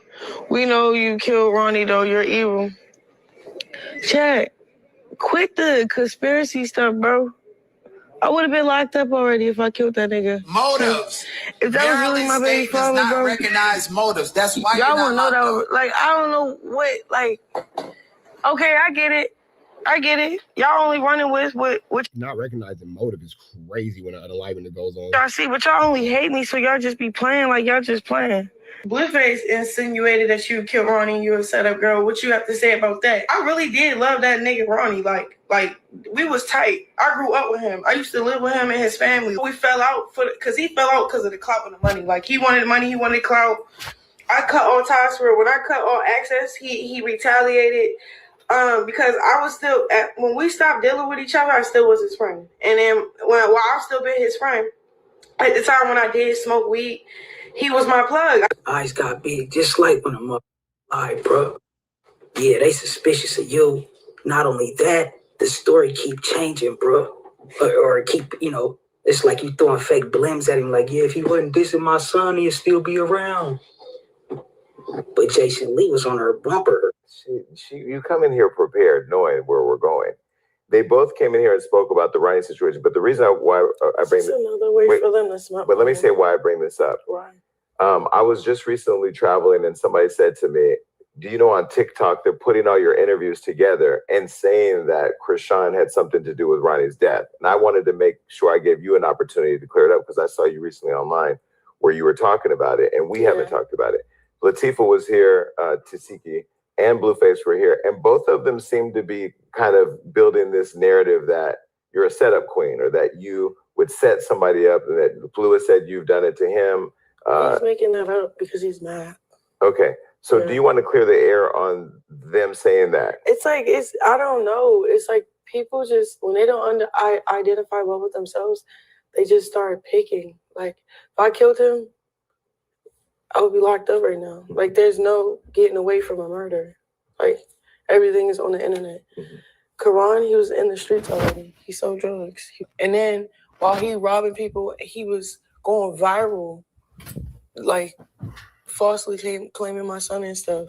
So he had haters, and that just happened to him, unfortunately. And so when you said, I think on live, you said the police came and talked to you about it? The detectives? The detective. No, they yesterday or maybe the other day, and he said that on live he said that you had 4 guys waiting to get him right then and there. So is that him continuing the narrative that you're trying to? But the weird thing about it, Chrisean, is like it's like you trying to brush off, right? You trying to put it off on some street shit. Like he had street shit, it wasn't me. Come on, bro. Set him up or set people up. What is happening? He's lying. So he had the camera faced on him. I'm like, bro, I'm getting out the car, but the door is locked. I want my stuff. I want to leave. He like, I didn't want to. In the stream, you're not even in the camera. I'm like, I'm not in the camera because you got to calm down. Mm-hmm. Like, I don't want to be put in a position where I have to clip you in your mouth. Like, I don't want to. With the holy hands? Yeah, these hands is. You already put hands on Blueface once. Distance myself. So when things got out of line, because we in the car, and he kept saying 24-hour streaming, I'm like, no. He said, what? F what Chrisean say, Chad, we doing 24 hours. I said, and yeah, I'm going to break your camera. I'll buy you a new one, but I'm going to break your camera. I'm not doing it. Like, because he's like rage baiting me. Is that standing up for yourself? No, he just rage baiting. No, when you say no. Like, I just don't want to do 24 hours. Like, I had enough of the streaming. Like, it's cool. Like, we made a couple dollars. All right, cool. Then he like, oh yeah, the view's not even high because we're not fighting. Mm-hmm. You're trying to put on another narrative. That narrative when we was viral all the time, it's because it was always fighting. It was always conflict. And we always came back together. So people was trying to figure out what is it, but it was entertaining, but it's not. It was really demonic. Mm-hmm. So it's like, all right, cool. You're not cool with like us just chilling and just chill views. You want to amp it up, so he tried to amp it up. No, what's demonic is you changing the subject about Ronnie. Did you get him hit or what, man? I know she'd never tell us, bro. That's why I played the clip of Wack saying what he's saying, bro. Like it'll come out hella later and shit, cause you know she got friends in high fucking places, bro. Oh, so you gonna kill me? Oh, you want no? Like before you kill me. Before you kill my confidence. Well, they say Chrisean Pops was like a joint in the political aspect of Baltimore. Not the guy who she claims is the dad. The actual dad is like some white guy who made a baby with a lady of the night, if you will, a red light district worker who, whatever. You feel me? I'm like, what? I don't kill you. Like, what? Like I said that, but I'm just saying that out of anger, bro. I never kill nobody. That's true. Then on top of that, what else I was trying to say about him? Oh yeah, so here, Crip, right? He had bodies, bro. Like on the schoolyard, he has bodies. I want to see in a grave. That's why it's not a threat. It's a promise. Over my dead body, y'all not gonna keep bullying my kid for clip views, bro. And then about an hour later, it's deeper than that. I'm gonna fight back around, run a car through his house, and shoot him in the face. That's what I want. Shoot him in the face. That's what I want to do. That probably won't help the situation. That's how mad people keep making me about my kid, bro. That's my only son. That one I identify well with themselves. They just start picking. Like, if I killed him, I would be locked up right now. Like, there's no getting away from a murder. Like, everything is on the internet. Mm-hmm. Karan, he was in the streets already. He sold drugs. He was beefing with people, robbing people. And then while he robbing people, he was going viral, like falsely claiming my son and stuff. So he had haters, and that just happened to him, unfortunately. And so when you said, I think on live, you said the police came and talked to you about it? The detectives? The detectives. No, they wanted to see if I could help find the killer, because I was like, they said they have a sense of who did it or whatever the case may be, because they posted about it. People posted about it because the person that killed them died. Oh, really? Yeah, supposedly. Oh, wow. So it's a whole street beef going on. Baltimore? Not in Baltimore. In the county, like 30. I don't know, because we're not all plugged into everything. So it's like, you know what I'm saying? I don't know. And then, yeah. Mm-hmm. Did you ever try to set Blueface up to get robbed or killed here in LA? No. So why did him and Wack say that? Well, you know, Wack will put whatever on Chrisean to get Chrisean locked up. And obviously Wack wants to see Chrisean locked up. Chrisean, you know, is going to get put in a costume by Wack 100. It's crazy though. Even Jason Lee knows that Wack is telling on Chrisean. Yeah, when people can't control you or manipulate you, or like if you don't do what they say, they do things like that. Mm-hmm. Like Wack didn't really like me because he couldn't make money off of me when I was with Blue. Now we remember she gave Blueface address up, right? And she say, oh, it's a murder. If it was a murder, I'll be in prison. They killed the other nigga in L.A. Her and Ronnie got off of that shit, bro. After I killed that nigga, I didn't kill him. My ex-boyfriend did. He ended up, what happened? What's happening to him? I don't know, he in jail for like 4 months. Then we go to court. It's like it's this one court case that really just in the murder case, boom. Because it's self-defense, bro. But they get a gun charge and they're like, all right, you got to do half. Your half was 8 and you already did 4. So they was like, yeah, you only got 4 left. So you only got 4 more months left. But they moved him out of to like they moved to Northern Cali. So I went back to Baltimore and tried to get back on my feet, moved with these rich ass family, bro. It was the grace of God. Because when every time it's like times for me to go back, it was somebody there. And they wasn't family. They was completely strangers. Just like how I met you, bro. So yeah, I heard a quote that like the niggas that's gonna really help you is gonna be motherfuckers that you don't know. Now she ain't never killed nobody, bro. We on to the next one, bro. Y'all let me know what y'all think. I mean, but then Wack is seemingly the only one putting the body on her for real. It doesn't really seem like anybody else thinks that she did this, but the Wack daddy, the daddy Wack. But we finna get up out of to the next one, man. Shout out to Wig TV, red dots to the left. You know the rest. Say a prayer and be blessed. All right, so we see that Trap Lord Ross was accosted yesterday, man, put in the costume. Trap Lord Ross was not a fan favorite. And when I say not a fan favorite, I mean absolutely not a fan favorite of anything going on in the Lil Durk murder trial.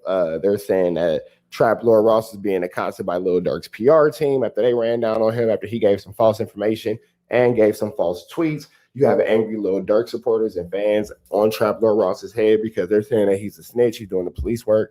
There's a lot going on, and it all just seems to be at the detriment and the demise of Trap Lord Ross. It doesn't seem like he's able to really get some things going in a positive way right now. It doesn't seem like the things that he has going on are really aligning for him too well. And at this point, he might have been just as well off covering this trial from his bedroom back in the UK rather than making a trip to America to where now he's being accosted and put in a costume. That all being said, man, we finna slide right into this content that we're going to show y'all from yesterday where Trap Lord Ross was Flu Flam, Skull Dug, and Larson, and then we'll get to how that leads to today's issues. Let's go.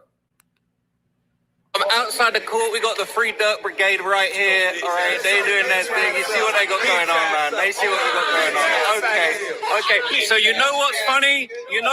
It wasn't just Dirk that got snitched on today. They were snitching on me too.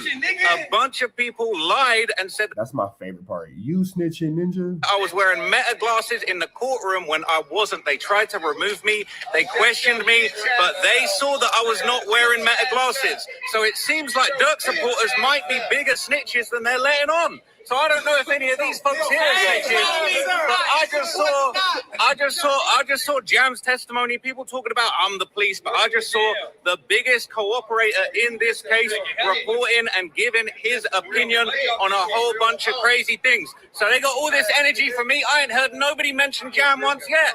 I ain't heard nobody mention nothing about Jam.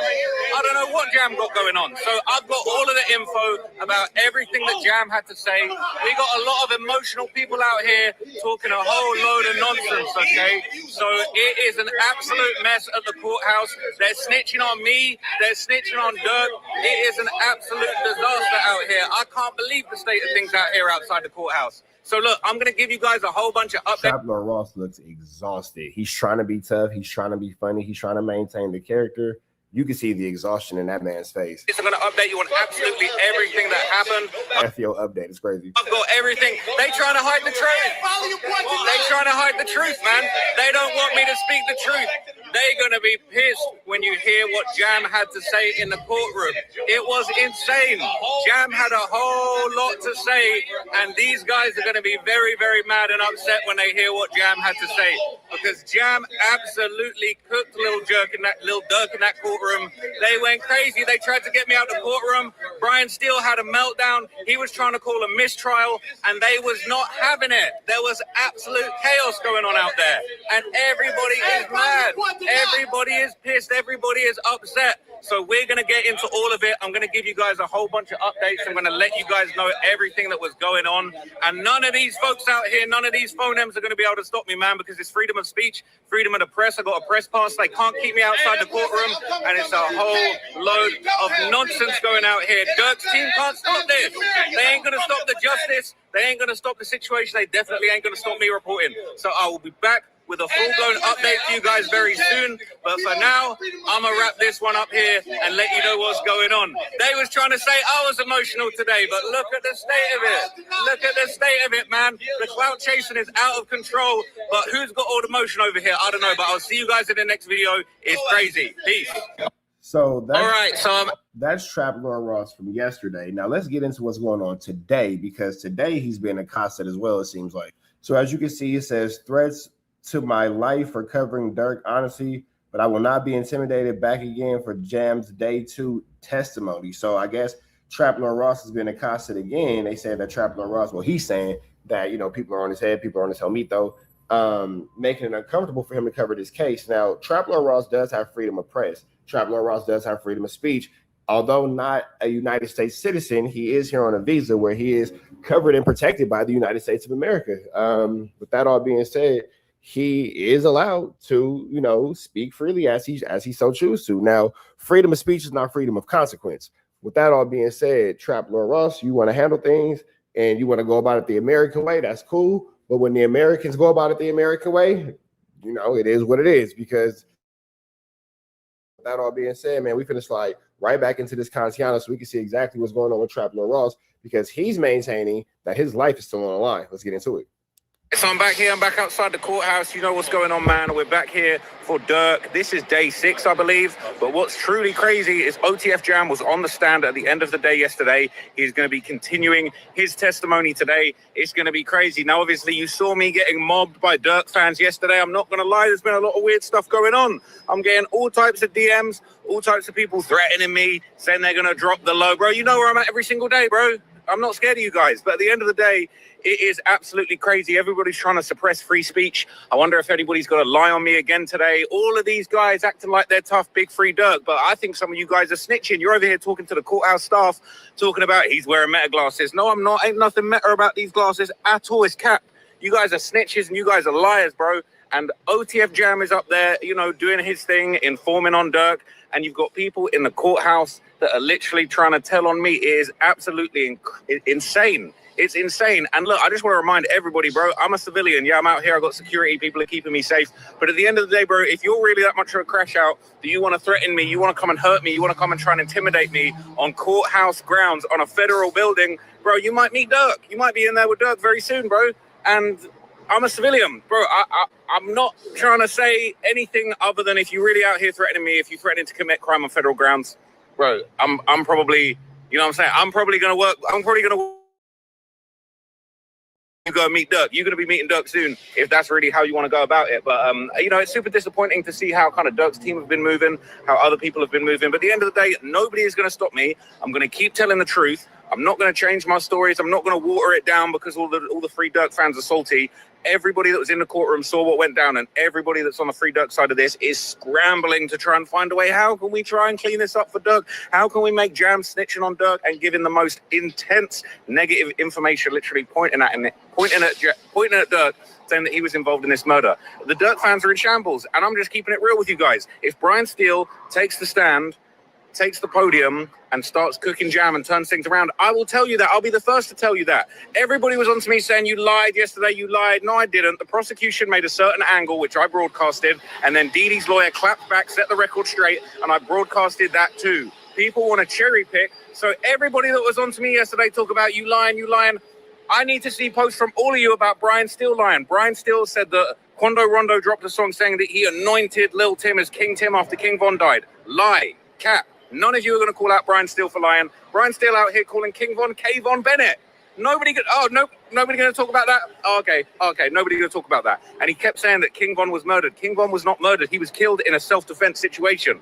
That is a fact, all right? So it's crickets for the Brian Steele lies. But for me, when I report something that then changes and I update you guys, nothing. All right, so I'm back here. I'm back outside the courthouse. You know what's going on, man. We're back. So the only thing about that, in my opinion, is kind of 304-ish, is Trap Lord Ross trying to make it seem like he's a victim. Now, we just saw the video of him antagonizing and berating Dirk supporters. You didn't have to do that. You didn't have to antagonize. You didn't have to instigate. You didn't have to poke at them. You didn't have to do any of those things. And now if somebody want to double tap you because you thought that you just had to stand on business yesterday, and now you're scared today because you don't have security there, word at the courthouse is Trap Lord Ross is up there by himself looking spooky Johnson.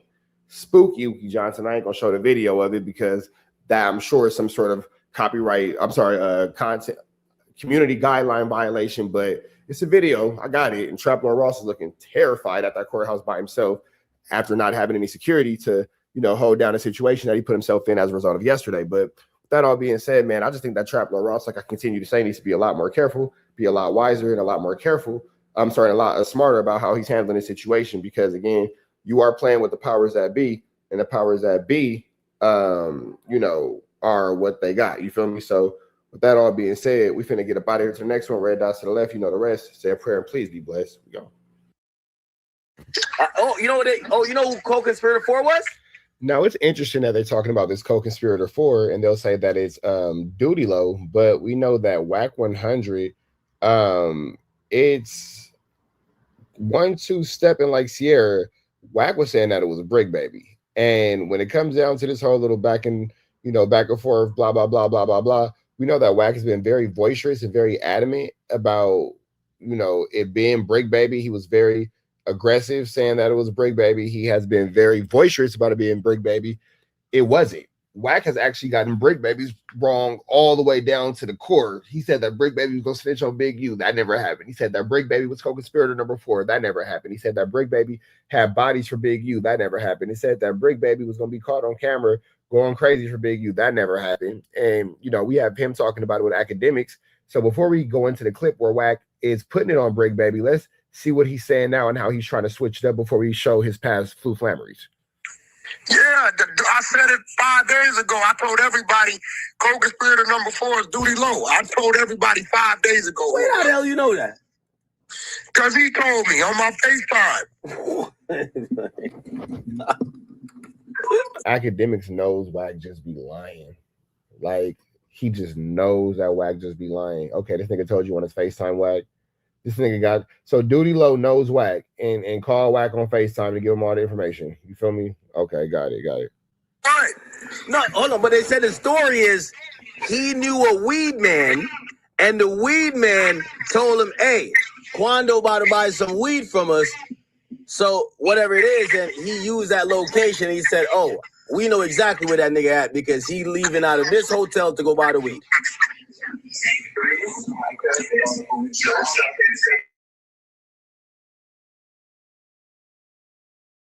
He proved that he didn't have nothing to do with it, or he wasn't part of lining the dude up to get him murked because they didn't charge him.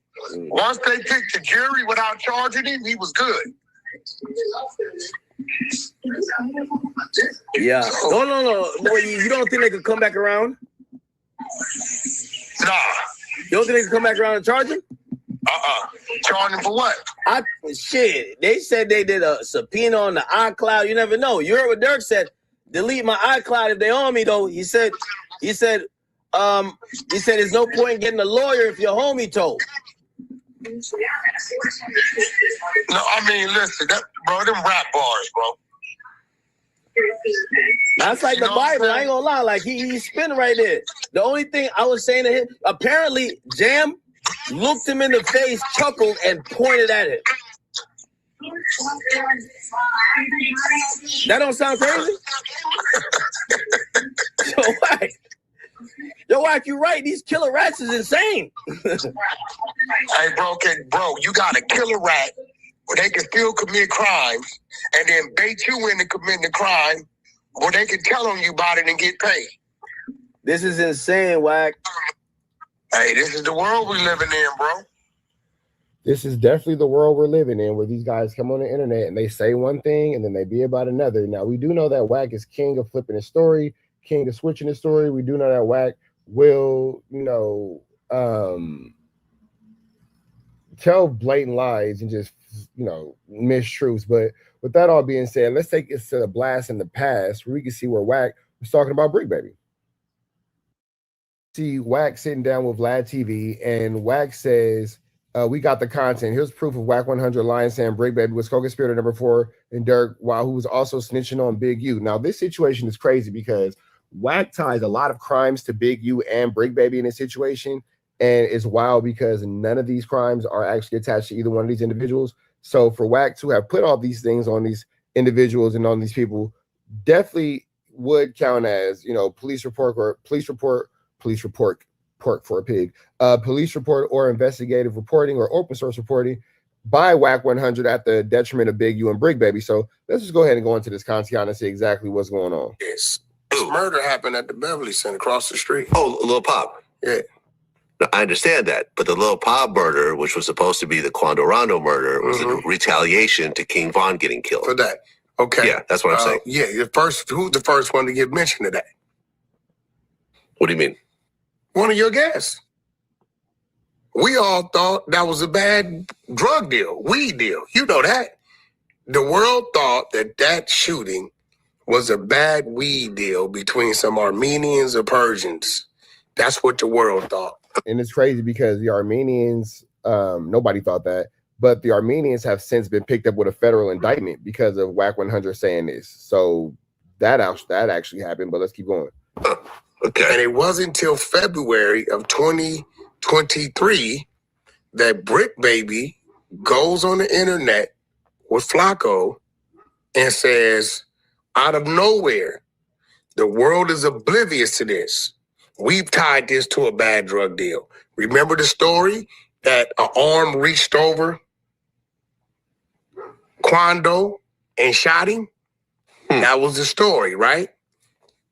Brick Baby goes on the show and said, no story like that was ever told. And as we're watching this case unfold now in real time, listen to how Wack 100 was trying to put this body on Brick Baby. This is police work at its finest. I guess they can't say OTF didn't slide for King Von anymore. And Flacco says, well, what are you talking about? He said, yeah, the shooting. They slid for King Von, OTF. Yeah. And Brick Baby never actually said that, because if he did actually say that, that would be all in this indictment right now, and it's not. Now, that's February. March, the feds get on Brick. We don't know this. Jump to June 2023. Feds come to Brick Baby's house. We get the report. I'm screaming, Brick Baby just got picked up by the feds. What's happening? When your court date? Right? We're under the presumption that it's an AK-47 case. But what really happened was they came there to get his cell phone. In the process of him doing the search, they come across the AK-47. Brick Baby calls 600, who's part of the exposers, one of my guys. Say, man, the feds just picked me up. I got an AK case, but they on the other fella. We're gonna be. But why would Brick Baby say he got an AK-47 case when he never had an AK-47 case? And then we're hearing the situation with Big U, and we're seeing that everything that he's mentioning, Big U has not been charged, and none of these things have even been brought up. The only thing that's being brought up is everything that you put against him when he accosted you. Refrain from his name because I know that's your friend, right? He's giving us all this information. He said the feds been on me since March, right? So he gives this thing identifying OTF in February, first one in the world, And then when they come in this house in June, they let them know they've been on them since March, but we think it's an AK-47 case, right? Come to find out, when we applied pressure last night on Act Show, he wakes up this morning in a panic. He goes on there and starts running his mouth. Yeah, the feds came in. They took my cell phone, still haven't given it back, right? If you go in there and look at that report, number 4 is a local guy that was dropping Quando's locations. Oh. Slow down. Number 4 was a local guy that was dropping Quando's locations. Man, how that proved not to be true. Not to be true, not to be true, not to be true. So you are lying on Break Baby and telling on Big U all in one fatal swoop. 4 is a local. And I wonder why Vlad won't come out and just, full blown admit the fact that Wack has gone on his platform and lied, because now we're literally watching Wack discredit, disrespect, and use Vlad's platform as something that it's not, and as a tool to spread lies and gossip when Vlad is supposed to be one of our more trusted, reliable sources in this content space. And you have Wack 100 treating Vlad like, Vlad ain't got nothing going on. You feel me? So I'm not really sure 100% why Wack would look at the situation and, continue to talk to or about Vlad in this, or, continue to talk to or about Big U in this way. But the reality will clearly show and continue to prove that none of this is actually true. And this is just an attempt for this man to put this man in jail. Guy that was dropping Quando's locations. Now, after the murder, when Quando went back to Georgia, what did he immediately do? Dropped his flag? There it goes. What was he claiming? Roll 60 script. Where Brick Baby from? Roll 60 script. What you think the police told Quando? That the Roll 60s set him up? Who you think he checked in with? Roll 60s? With who? Okay, I see where you're going with this. I'm not going to listen. Yeah. Listen. I'm not going to say it. No, listen. So now he's saying that Big U essentially set up Quando Rondo to get tagged by Lil Durk. And again, we're just saying that none of this is true. None of this is true.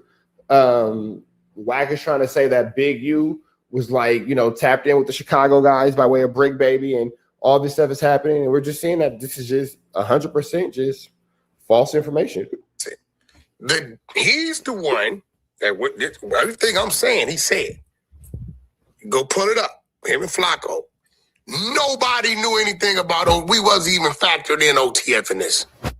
We're at the Beverly Center. Across the street. Murder happened. And then come to find out it was an OTF situation. That all being said, man, red dots to the left. You know the rest. Said prayer and be blessed. We are gone. Oh, that's crazy. Watch this. I'm gonna throw like.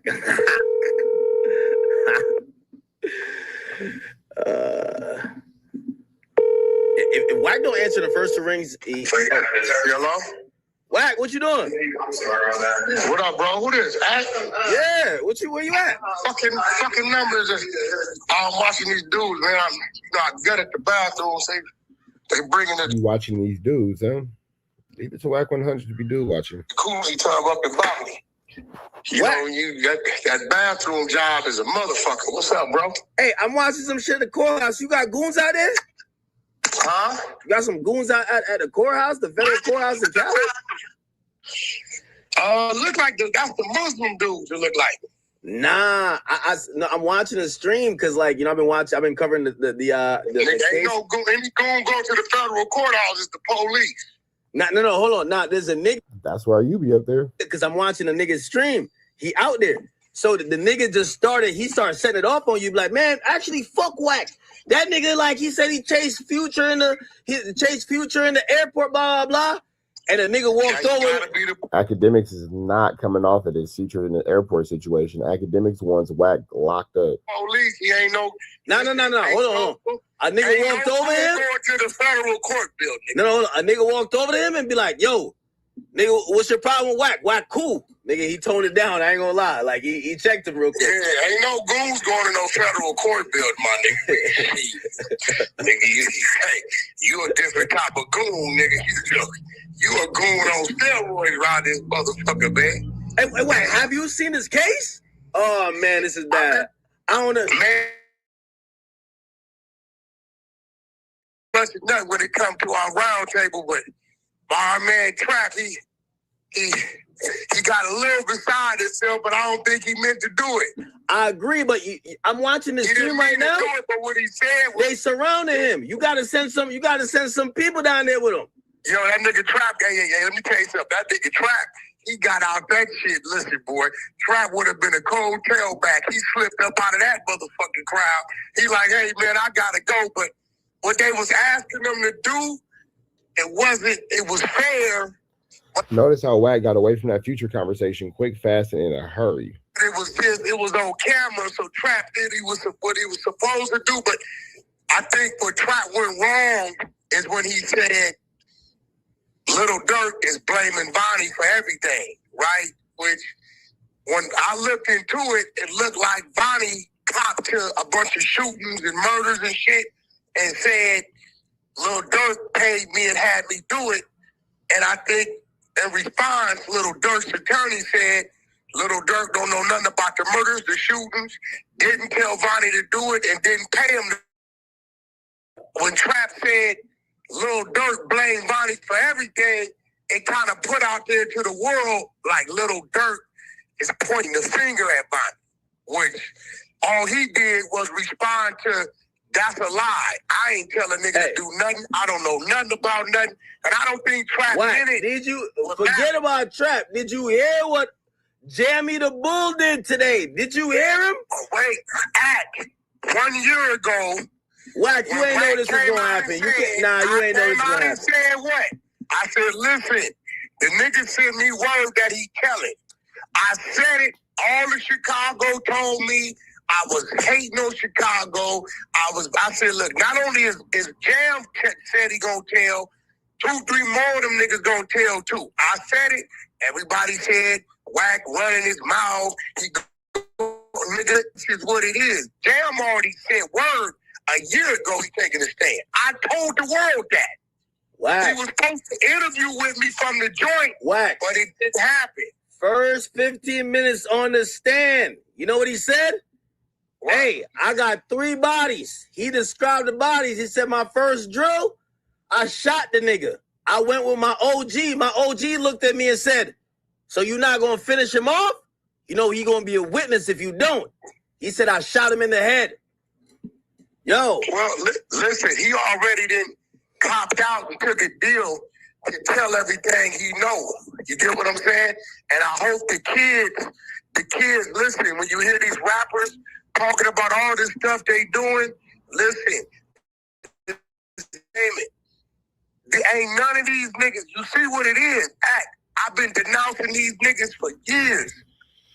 Yeah, but that's because you're working with the police to get them all locked up. You're not denouncing them because you're such a good person. You're such a high-ranking individual with good morals and values and all that. You're an aggravated informant. It's over with. The shooters are telling now, Wack. The shooters. A disgruntled communicator, if you will. Are telling. You know, usually they used to say, you don't bring a nigga or keep a nigga around like academics because he's the one going to be able to tell. He like, you know, you knew he wasn't about it. Don't keep a nigga like 6ix9ine around. You knew he wasn't about that life. Of course, you're going to tell. Wack, this guy is a seasoned shooter. He says his role in the BDs, he says we have scammers, we have drug dealers, we have other roles. My role was a shooter. The shooters is telling, Wack. The shooters is telling. Hey, bro, the streets is over with. It's over with. Been over with. Hey, listen, bro. Here go the scary part. These is the niggas that we see telling. Imagine the motherfuckers out there we don't know that stuff. Wack, he pointed at Durk today. You know what he said about Durk? I gotta hit you with this because I know you said his streets is over, but could you imagine this? He said, I was locked up for 12 years. About you. He said, Durk, he never forgot about me. He would call me whether it was $50, $100, $1,000, he would put it in my books. He said he always changed his numbers. If he ever changed his numbers, he gave his new number to my mama. He made sure I was good. He always did right by me when I was locked up. Is that not heartbreaking that he could say that and then in the next breath say, but for this murder, I did kill a nigga, but Dirk told me to do it? That don't sound crazy?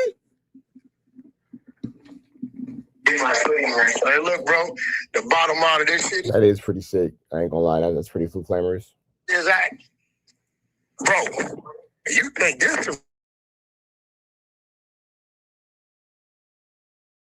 Trial star. All we gonna see is you talking, bro. I can't wait to cover that. gang members telling? Nah, Wack, this is different. Bro, you seen TPD, it's all kind of niggas, even though we don't know them, but these is real street niggas. My man, like, yeah, my homie Dirt Rock, he's solid official. They making him go up here, but now he get up here and find out this nigga been telling since 2008. Like, my nigga. See, here go the thing with me, Act. Ain't no nigga around me doing nothing to be told on anyway. Hey, by the way, they use this term. I never thought I would ever hear street niggas use terminology like this. He said he knew Dirk. Yeah. There goes that have a hole. I don't want to. I'm listening to you. What you say, Act? Wack, he said he knew Dirk since he was 15 and 16. He said Dirk helped groom him to become a killer. He said one time they go to Miami and they said he didn't have jewelry, OTF Jam. He said he came around Tory Lanez artists. He said he could see when niggas is sweet. He said he told Dirk, yo, Dirk, I don't got no jewelry. Yo, I'm finna rob Tory Lanez artists. He said, you know what he said Dirk told him? So Dirk told him, that's the jam I know. Go get that shit. This is bad work. This is bad work. It sounds like Young Miami. Pin that shit. Yeah. Pin that shit. He said when he told Dirk that he was looking at Tory Lanez artist jewelry, and because he ain't had none, he wanted to take that shit. Dirk told him, that's the jam I know. God damn, Wack. Hey, bro, listen to me. But at the end of the day, I'm gonna tell you what it's gonna come down to. I think Jam gonna get up there and get twisted. Why you say that? I think Lil Durk's attorneys gonna get up there somehow, some way, and kill his credibility. They got to. And by the way, I ain't counting Dirk out. I ain't counting that nigga. What's that nigga? I'm glad they get a night to sleep on it. By the way, the prosecution not done with their direct of Jam, but tomorrow we expect that Steele or Finland is gonna get their chance at him. They gotta take tonight, research. They gotta come with, when we hear $1 billion, they billing $3,000 an hour. You know that, Wack, right? $3,000 an hour. Damn. They gotta come with the shit. Tomorrow they gotta come with the shit. You gotta expose this guy as he was just a murderer and a dummy, and he got sent off because he was just trying to be in the mix, but Dirk never told him a motherfucking thing. The most they got on Dirk, you know what they said? They said when they got to LA, they said Dirk never got on the phone with them, and Dirk told him, don't mention me, nothing. They said Didi had 2 phones. They said Dirk was on one phone on FaceTime, and they was on one phone. They said they could hear Dirk's voice low, but it was far away. But he was never on the phone with them. But that's how they say he avoided being on the phone with them. So they never received no orders from Dirk. Or they saying they got the orders way back. No. Prove that they talked to him other than the testimony. It's like saying, oh yeah, wait, how'd you talk to Big Meech? Well, Big Meech never called me. You know who Big Meech called? Big Meech called Wack, and Big Meech was on FaceTime on Wack phone, and I called Wack's other phone, and then that's literally what happened with Wack, and that's wild. That's wild. Academics is putting things together. Academics is noticing some things. Because he just described to Wack what he did with Big Meech. You put the phones together, but I never called Big Meech. And Dirk gonna be like, nigga, you a lying ass nigga. Dirk never said nothing to y'all. He never told. This is what the conversation was. They said supposedly Dirk had a meeting, but here's the thing: they can't prove the meeting. They said Dirk said to them, "If y'all see Quando, y'all gotta turn up, which means kill him." And he said, "If y'all do that, I'm gonna make sure y'all niggas." By that though, are we talking about half a ticket? Or are we talking about the full mill? And Dirk supposedly said to them, "Nigga, all I'm saying is that if you do what you gotta do, you gonna be good." He said Dirk never agreed to an amount, but Dirk is straight. And that's what Jam's saying. That's what Jam's saying, but he can't pinpoint where Dirk was in a room with him or Dirk was talking to him on any phone. All he gotta say, all he's saying is that, yo, it's like me saying they go through Blueface records and academics and Blueface phones never called each other. But I claimed I talked to Blueface. They said, "Well, did you see Blueface in person?" I said, "No." They said, "So how did Blueface tell you something?" Well, Wack got two phones. I called one phone and Blueface called the other, and he put it together. That's not trust me, that's not the best way how to, it's going to leave room for interpretation. It's going to leave a lot of room. I could tell. Hey, bro, all I know is this. They gotta twist Jammy the Bull. Jammy the Bull gotta get twisted up, bro. Jammy the Bull, you're right. You're right. Now, let me tell you why. Wait, hold on, Wack. Wait, isn't this unprecedented territory? We have the shooters now testifying. The shooters are the new snitches. Yo, bro, you act 3-4 years ago. You don't remember? I said we got a new rat, the killer rat. Oh, you did say that. I called this shit years ago. By the way, he was talking shit before this. He said, "Y'all could come pull up on me," and he said, "If I catch y'all in jail and y'all talking that shit, I'm beating the fuck out of you." He's talking shit. Out, he dropped his pin drop. He said, "I'm over here with an ankle monitor. Pull up. Come see about me." No fucking way, man. That's what got Chicago looking crazy, bro. Go pull it up. You're what has LA looking crazy, for sure. This is what you say about Chicago. Imagine what Chicago says about LA when we have a Wack 100. Pull it up, bro. I know it's so. He dropped his pin drop when they let him go. Said, "I'm over here at this address. You got an issue."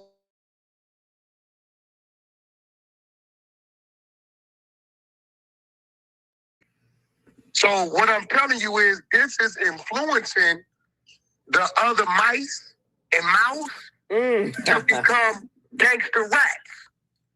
Yo, look, bro, it's gonna be more of them than the other niggas. Cause the niggas that's ratting, these are skilled killers. These is real murder rats, bro. They like, yeah, I told niggas, so what? What you gonna do? That's what he was on. He's still on that.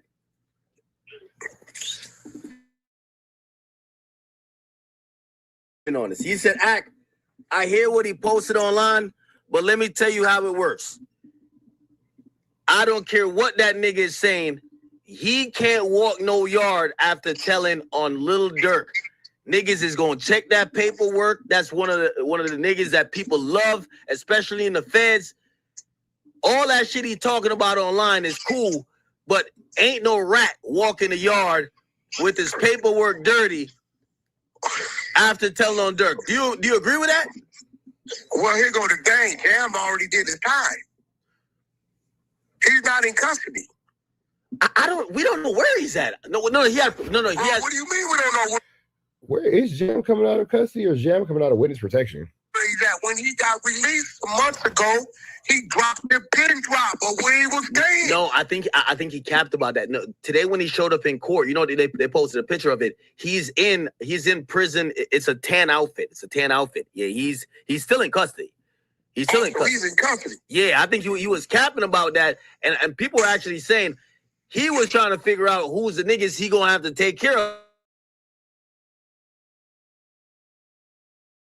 At the end of the day, he a killer, so he not gonna live in fear. He not trying to get no witness protection. He gonna come out here, and if a nigga want whatever, he probably kill again. He probably that kill nigga again. better find his way to Arizona to that community with Sammy the Bull. Can you imagine him and Sammy the Bull playing spades together as neighbors? Yeah, but you don't think it sound like you know what he said when he was cussing him out? He said, "Y'all know y'all not like me." So he's a real killer. Wack, he admitted to 3 bodies in 15 minutes. It's a different type of nigga. Yeah, he came out the gate. Yeah, I dropped 3 hats. Like immediately he came out, nigga. I work at Liz. We catching hats. Yeah, bro. Yeah, that's that shit Cuffy did, bro. We got it. At the end of the day, I'm gonna be real, bro. I don't know how Dirk see. They're gonna see these people as credible, but yet they don't have nothing concrete like no wiretaps. I don't think they got nothing with Dirk giving these niggas direction. It's just like he say, she say type shit going on. You see what I'm saying? It's like, you know, and they gonna be like, well, you got caught. You were looking at 20, right? So how much time they give you now? Well, like, it's gonna look like he already set the table when he the other day he questioned the cop, and the cop admitted that some people will say things to get some time off. So you know it's gonna be interesting, bro. Let me ask you a question. If that jury uses or believes what these people say. Let me ask you a question. Even if he's a rat, OTF Jam, I'm talking about OTF Jam, him getting up there and him saying, yeah, I did it. But I want to, because you know the story he's going with is, I knew this nigga Dirk from when I was a kid. When I got in trouble, he helped me out. I would do anything for him. When I got out and he said when Jam get out, he gave me 50. He gave me 50 loyalty. And then after he wanted me to murder niggas. And I did that shit. Do you think that's a believable story? I mean, it's a story, but he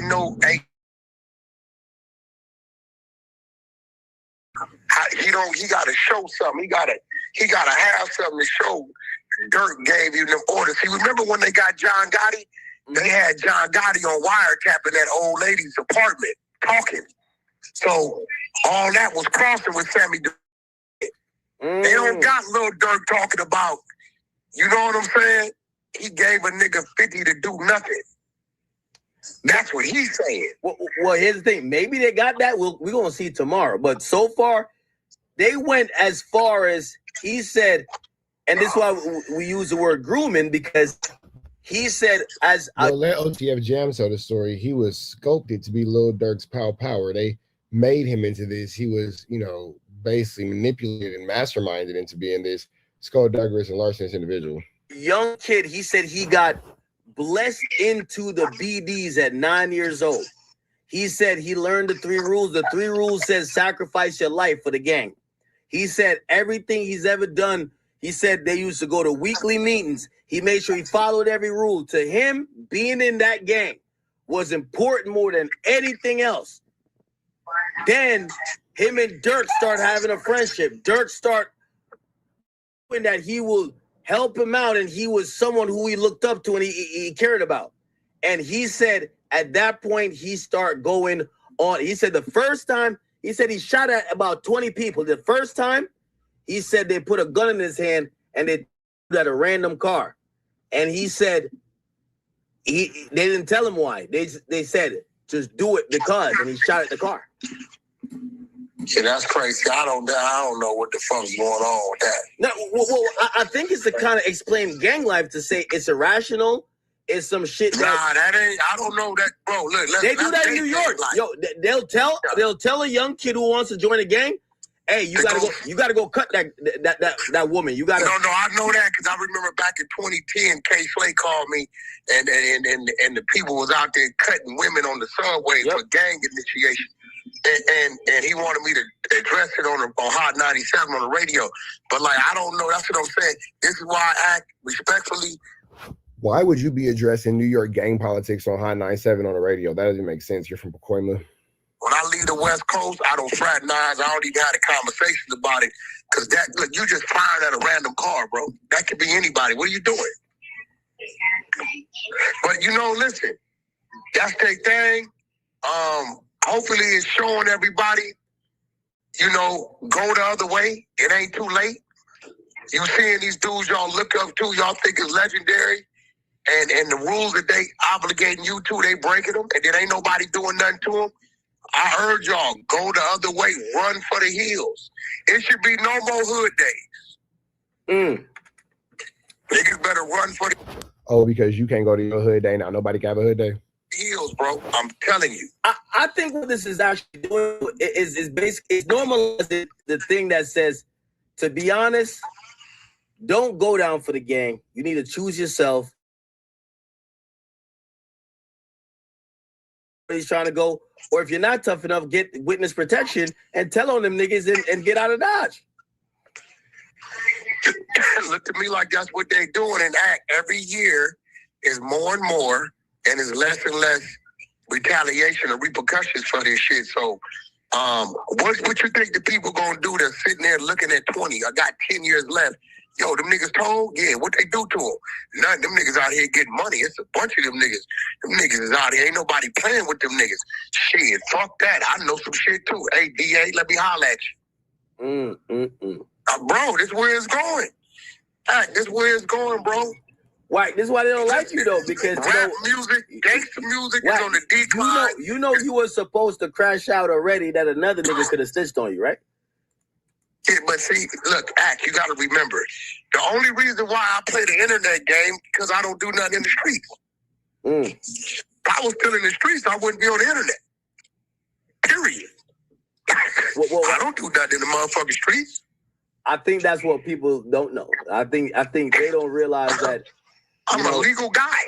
So I'll break your motherfucking shit. I will do some harm to you if you come in my zone around me and my people as a threat. But other than that, man, I don't do nothing illegal in the streets. Hey, when you hear the allegations they got on Dirk, were they saying that Dirk putting $500,000 on this guy? He said they putting this amount on that guy. Does that sound crazy to you, right? That sounds wild. I think they over exaggerating shit. Because if Dirk putting $500,000 on these people, they wouldn't be here. Are they still here? Are these people gone that he said he put the $500,000 on? Well, he was talking about Quando Rondo and shit by the weekend. You know who co-conspirator 4 was? Yeah, I said it 5 days ago. I told everybody co-conspirator number 4 is Duty Low.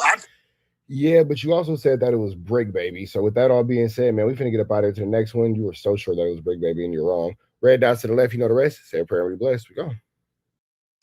I read a comment today, and I feel like I've been cool. I've been so cool. I've been trying not to tweak out. I've been trying to let everyone just run their little mouths about me. Stop talking about me, Carlissa.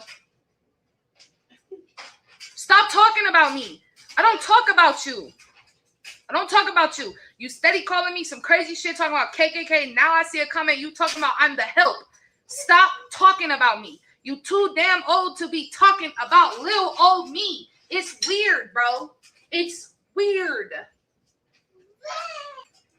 I'm literally at work full time, and I'm getting screenshots of a fucking 50-something-year-old woman calling me the help. It's fucking weird. Especially when you was just saying all type of weird racist remarks last week. Stop talking about me. I don't bother you. What the fuck? Exactly. And that's what I'm talking. And I'm telling you now, bro. I'm telling y'all now. I'm not gonna be disrespectful. J Bands, thank you for the 5 gifted. I'm just gonna say stop fucking talking about me. Like, every time you talk about me, all they do is send it to me, and then you get me more viewers because they already don't like your ass on this internet. Stop talking about me. Hating on me is not gonna make you more likable, bro. I'm the reason for this. I'm the reason for that. Am I the drama? Is it me? Am I the main character? Is there something I should know? I've been around for 6 years. I ain't never made no effort to get close to Carlissa. Why? Because I'm Jaden's friend. Ask Sion if she like me. Ask Sion if she got my phone number. Ask Sion if she enjoyed me and her daughter's friendship. Because that's the parent's opinion I care about. I don't care about nothing you're talking about me. So just shut up.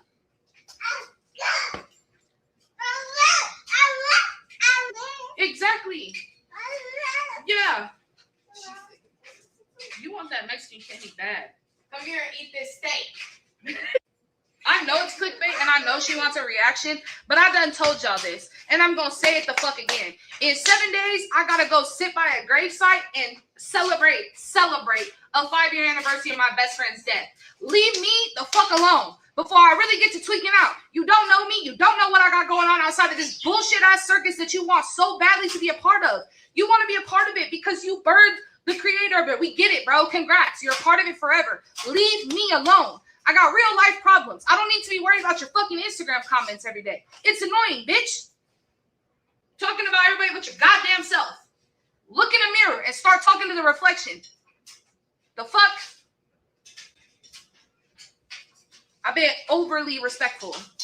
Overly respectful. And I'm still pretty much being respectful. But you, as a grown-ass woman, are getting on this internet every fucking day, every other day, whatever it is, with something negative to say about me, and you don't fucking know me. The fact that you watch me through a screen. We've had 5 conversations in the 6 years that I've been friends with Jaden.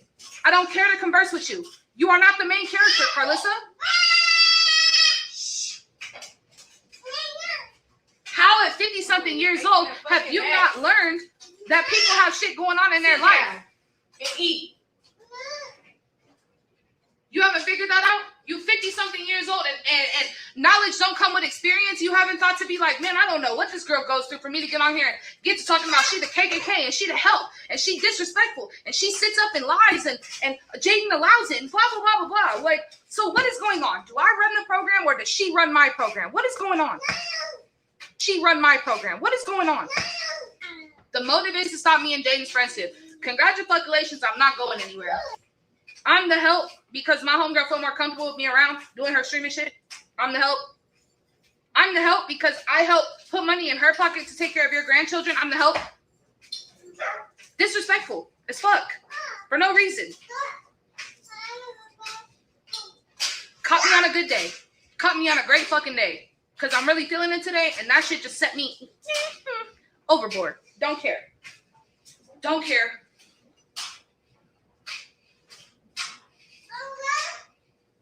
I'm starting a new challenge.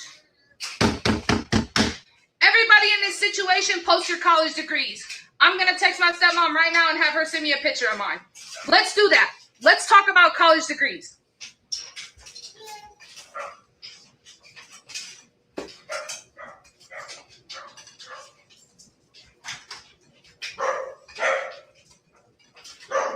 You have my door. Is it a dog? Yeah. No owner? That's cool. It's a wiener dog too. I hate wiener dog. It's not about. Listen. I don't got no problem with nobody not having a college degree. But when you don't have one, don't sit here and call me to help. Because what? I'm 28 and I make less money than you because I ain't been here for a fucking half a century. Stop talking about me, bro. Damn.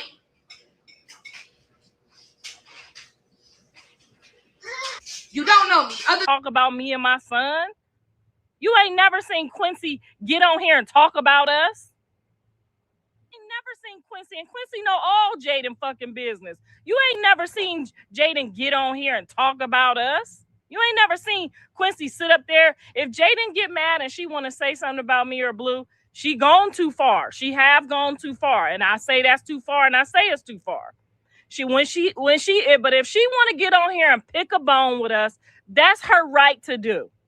That's her right. We family. That's her right to do. That's not, you don't let your motherfucking friends sit up and talk about your family. Your friends are supposed to sit up there, your real friends. This a bitch eating off you. Your real friends supposed to sit up there and go, yep, That's all your fucking friends supposed to say. Because when we get back friends or we get back family, You gonna find out what type of bitch them really was. Just like Sadie, when y'all thought y'all was sitting up there laughing, holding my grandkids, having prostitutes hold my grandbaby, laughing because I can't see my grandkids. Then you fuck around and find out that this bitch all up in your nigga shit. That's why you don't let nobody talk about your family, because your family gonna be there. Them fuck bitches is there for a check. You keep laughing with the wrong motherfuckers. If you was sitting up there laughing with your mama, that's different. That's my family too. You sitting up here laughing with a bitch that you just made your friend because she done hooked up some fucking jumper cables on the goddamn computer. I would have paid for that shit. And paid for it. A nice looking bitch to sit up there and talk shit with you. So that your motherfucking stream look enticing. You sitting up there with the garbage bitch, skin all nasty and look like she don't shower, smelling like fucking bologna, sitting up here talking about a colored woman? That's where you going for your clout, to sit up with a white woman and talk about a colored woman? Is you cool? That's why you ain't got no fucking friends. Them ain't your fucking friends. None of them people is your fucking friends. Friends don't get on shit up before I let them have to take it from you in blood. Your real friends and family supposed to know when it comes to certain people in your family, you shut the fuck up and mind your own business. Then gonna sit up there and say, she's just mad because I won't let her manipulate. I won't let Carlissa manipulate Jaden. Bitch, manipulate her for what? She ain't got shit to manipulate for. Are you okay? Are you fucking okay?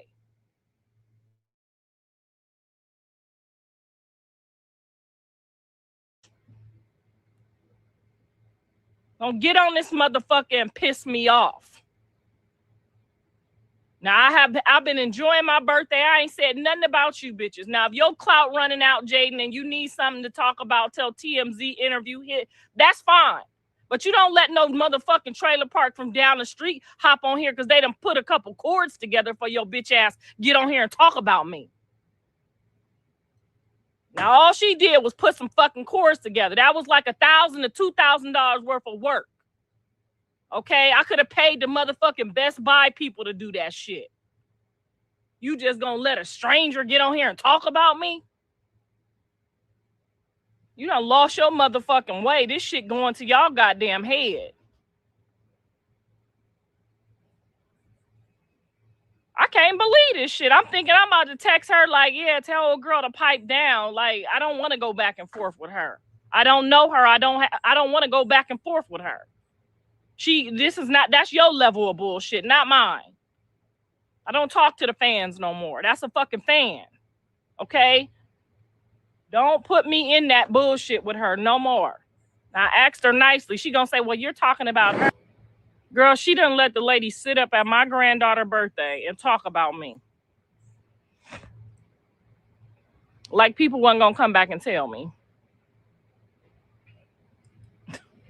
Girl, is you okay? You finna have that white bitch running all your shit out. That's what she finna do. She finna fuck you over royally.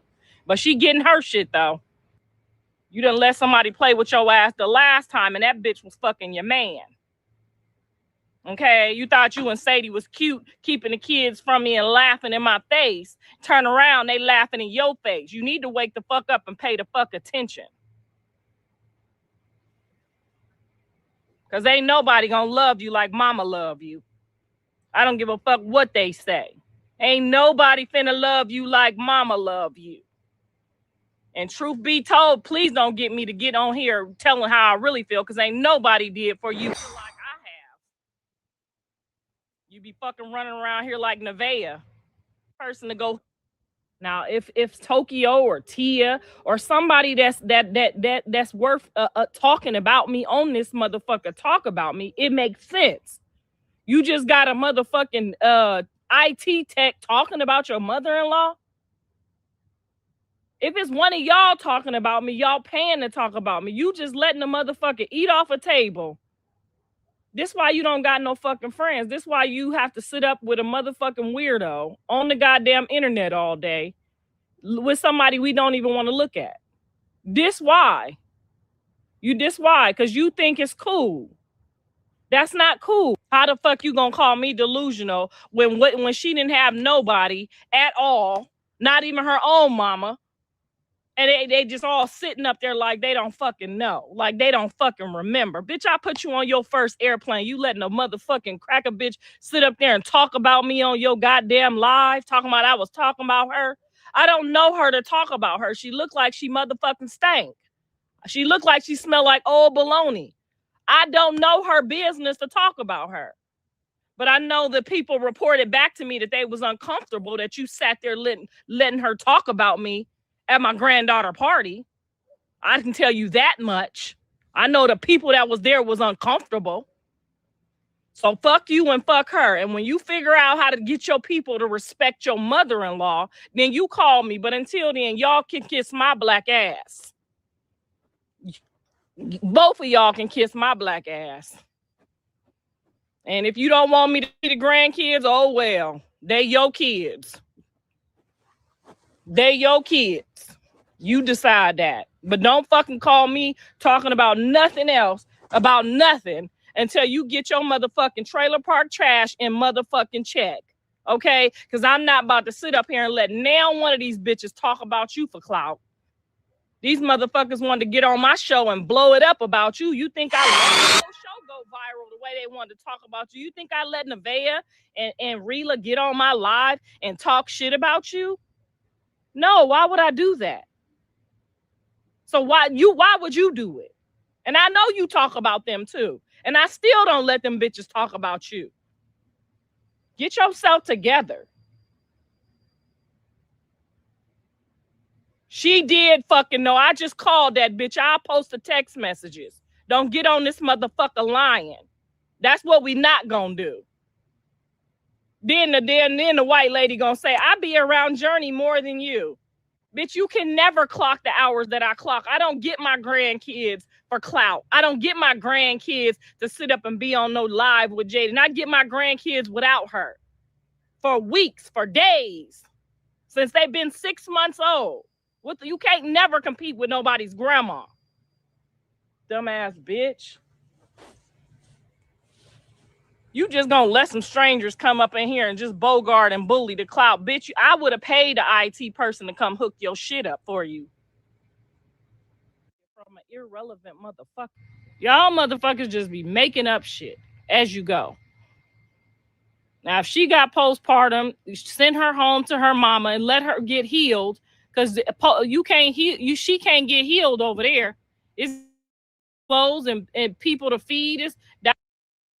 Now you have Munchie B antagonizing Wack 100. For those of you guys who don't know, Wack 100's brother was unalive execution style, and it was a man named Leroy Smith who was acquitted for the unalivement of Wack 100's brother's unalivement. And Munchie B has not missed an opportunity to bring this up. So with that all being said, let's jump right into this content and see exactly what's going on by way of Top Media 3. Shout out to Top Media TV. Let's get into it. Let's go. What it do? We back with another video. So in this video, Wack 100 pretty much sets the record straight about his brother, Big Wack, who had passed away. He had got shot and was killed. And pretty much Leroy Smith, the dude that was acquitted for his murder, he was not the trigger man because, you know, Wack 100 pretty much had heard on Clubhouse Munchie B when he said that Leroy Smith was the dude who had killed his brother. So Munchie B was saying how can Wack 100 speak tough and talk tough to me and to other people on Clubhouse when he hasn't got his get back for his brother's death. So pretty much Wack 100 is saying Leroy Smith is not the dude. You know, you got it all wrong. You don't know your facts, you know, because Leroy Smith is out there with a food stand or something to that effect in Tulsa, Oklahoma. And pretty much Wack with a hamburger stand said he's not tripping because that's not the dude. He was actually friends with Big Wack. So he wouldn't be the dude to kill Big Wack because Wack says that was his friend. So Wack pretty much dispelled that rumor. And this is him responding to Munchie B about that situation. What happened with his brother, you know. Wack 100 also explains how Leroy Smith is not a street dude. He's a real estate agent, and he was never involved in the streets. So he's definitely not the dude who had killed his brother. Check it out, y'all. Mention all these dudes keep making mention of this dude Leroy Smith. When it comes to my brother, right? Right. Leroy Smith was my brother's friend. I know Leroy. Right? So it's crazy how... So you're not even a street dude? No, he's not a street dude. No, he's a real estate agent from Tulsa, Oklahoma. Wack started lying so much. He just be lying so much. He was working for Century 21. But it's funny how... That man did what he did to your brother and you ain't do nothing about it. He ain't work for no Century 21. This is a dude that was arrested and then found to be innocent. We knew Leroy didn't do the shit. You know what I'm saying? They booked him on it, and then they found him innocent. So he keeps saying, this gangbanger, why you ain't did nothing to the nigga that killed your brother, bro? Leroy ain't killed my brother. I think these niggas is working for the police. Your brother dead, a nigga killed them, beat the case, opened up a burger stand, and still got one there to this day. Nigga got no bloods, nigga. I'm gonna push the issue to do the video in front of there because I got a song with the homie from Treetop from Oklahoma, nigga, and I'm gonna put up and do the video in front of this shit. Hey, cause a nigga killed them, beat the case, opened up a burger. I think they want me to get emotional and say, well, the real nigga that did it is such and such, and he ain't here no more, right? That satisfaction goes to the people involved and the people that know what's going on. That's why every time they holler Leroy name, I be like, Leroy right there in Tulsa, Oklahoma, bro. Like, Leroy ain't killed nobody. Like, I don't, nigga, it's a lot. My tripping to somebody just said that that dude was in Nebraska. Am I tripping? Or did somebody say he was in Nebraska? Got arrested for a murder. I didn't do it. Was nowhere around it. Wasn't in the car. Didn't know they was going to do it. Nigga, I was at my girl house, sleep, literally on the floor. Didn't know nothing about it. I literally didn't know nothing about it until I was already in jail, and they called me down and showed me who they arrested, my 3 other homies, right? And told me what it was, and I heard the description of the vehicle, right? And at that point in time, I kind of knew what went on, right? And it was just some homies putting in work. You know, it was my team, yeah. But, you know, we didn't tell everybody everything. If Wack wasn't there at the time, they moving. If one of the homies wasn't at the time, and over there we moving. But I literally was in jail for a murder that I didn't do. It had no parts of it. Didn't give a nigga gun to do it. Didn't give a nigga car to do it. Didn't tell him go do it. Didn't tell him where niggas was at. None of that. So it's a lot of people that go to jail for crimes they didn't commit. But just because you go to jail for the crime don't mean you the one did the crime. So, but again, this is like my brother got killed for like 05. You know, I've never heard of Munchie B on the street. I heard of Munchie B on Clubhouse. Respectfully, I've never heard of a Munchie B on the street. I heard a dude on Clubhouse. He claims he put in all this work and all that. And no, that's cool. But guess what, Munchie B? Your own homies put the work in on you. I don't know how he gets around that. I know for sure the fact that you still hollering out, Chuck, I'm from the gang that shot me in my head. They went down there with half the congregation and begged and pleaded them boys, and y'all please leave. He's still alive. He can't see. He won't do nothing. He won't say nothing. So he did. We understood his mother and grandmother when he was in the hospital. There with half the congregation. They went down there with half the congregation and begged. Now, I don't know why he tells these crazy lies on Munchie B's mother and grandmother about them going down there with the congregation and the people from the church and all that kind of stuff. I'm not really sure why Wack continues that story because that's just unnecessary to get the truth. It's definitely interesting enough. We don't have to go, adding things that are just not, reality into the situation. I don't understand why we have to go that route, but when it comes down to it, you just gotta look at the reality of the situation for what it is. Munchie B and Wack will forever have this back and forth with one another, but this will always be a lot to do about nothing because, Wack's not going to slide on the person who got at his brother. I guess Munchie B's not going to slide on the person who got at him. and they'll continue to go back and forth on the internet about it. They'll make videos about it. They'll antagonize one another about it. They'll tease one another about it. They'll, you know, have whatever it is they have towards each other, and then that'll just kind of be the end of it. So when it's all said and done, you know, you just realize that Munchie B and Wack either are going to sit up one day and crash on one another, or this will forever be their Tom and Jerry relationship of, you know, one chasing the other when it comes to content. But what we do know is this: when it comes to Wack 100, he makes a bunch of gangster talk, he makes a bunch of comments, he makes a bunch of, you know, insinuations, but never really see anything happen or transpire from it. So we're going to get about it to the next one. Y'all know the deal is red down to the left. You know the rest. Say a prayer and be blessed. We go. All right, y'all. Let me know what y'all think. That was Wack 100's exclusive response regarding the situation with his brother. Munchie B had put out the rumor out there on Clubhouse that Leroy Smith was the dude who allegedly killed Wack 100's brother. And he has a food stand in Tulsa, Oklahoma. But Wack said he's not tripping because that's not the dude that did it.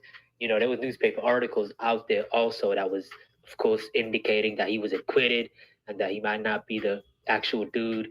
And that's why Wack wasn't trying to get back for his brother, because he's not the dude. But Munchie B was trying to say, how you gonna talk gangster to me when, you know, you didn't do nothing about the situation, what happened with your brother. You didn't get no retaliation, but you still want to act tough to me. And that was Wack 100 setting the record straight about his brother, man. Let me know what y'all think, man. Top Media TV. We do know Blueface and Chrisean are very Bobby and Whitney, even when it comes to getting pulled over by the police, the whole flu flammery. So let's see where this finna go. Because you just asking who's three? Who's this? Like, he got people, I got people.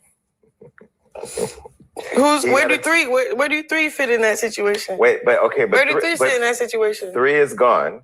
Oh man, I'm still talking. We're still friends. Oh really? But y'all aren't like booed up. Because I don't want to be booed up with nobody. But wasn't you if you're Bonnie and he's Clyde, weren't y'all just pulled over in San Diego together by the police? You and Blue. They were following us. I think they wanted to see if the car and people they wanted to see if we had guns or something. It was like I don't know. Like, you know how you're in the hood and they pull over certain cars? No, I'm not in the hood. I don't know. That's what it is. I think it was like a car that, oh yeah, let's see if they got something. Okay. So less about him, but more about you, because this is really like the Chrisean Rock interview and wanted to understand where my friend is at. If he's having a baby shower for a baby he's getting ready to deliver tomorrow. Who? Blue. Oh, okay. How do you entertain you all even being a thing? Who? Blue. And girl, is you slow? Is you an owl? Come on, man, pay attention, Chrisean. Keep up with us, baby. Keep up. Yeah. Being a thing. Who said it was gonna be a thing? Well, you said both of you when you referenced you and Beyonce, you as Beyonce. I'm saying that's what we could be. Okay, so and you realize that that's over, or is it over? Unless it's for clips and business.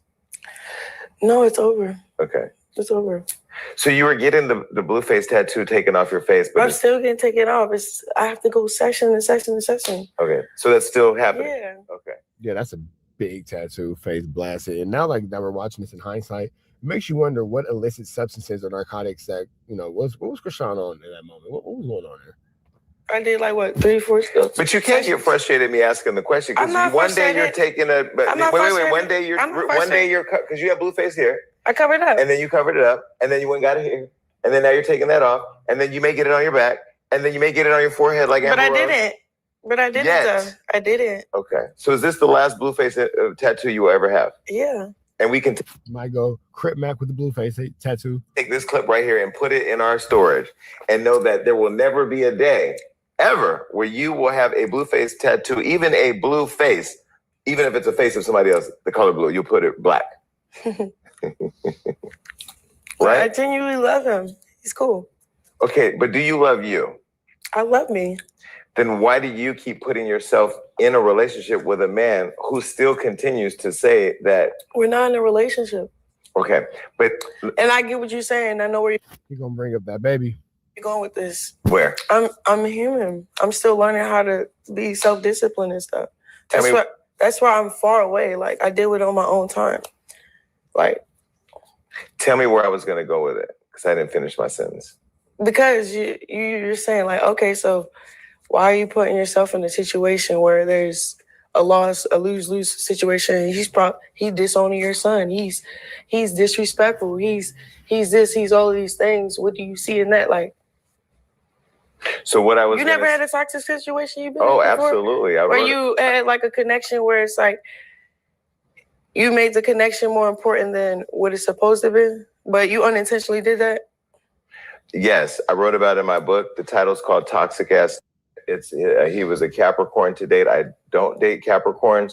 I learned from that relationship. I left it and I never went back. In fact, what I did was I used it as an example to show me the type of relationship that I don't ever want to be in or deserve to be in. So that was my journey. Yeah, I think this is just a journey. You're still on.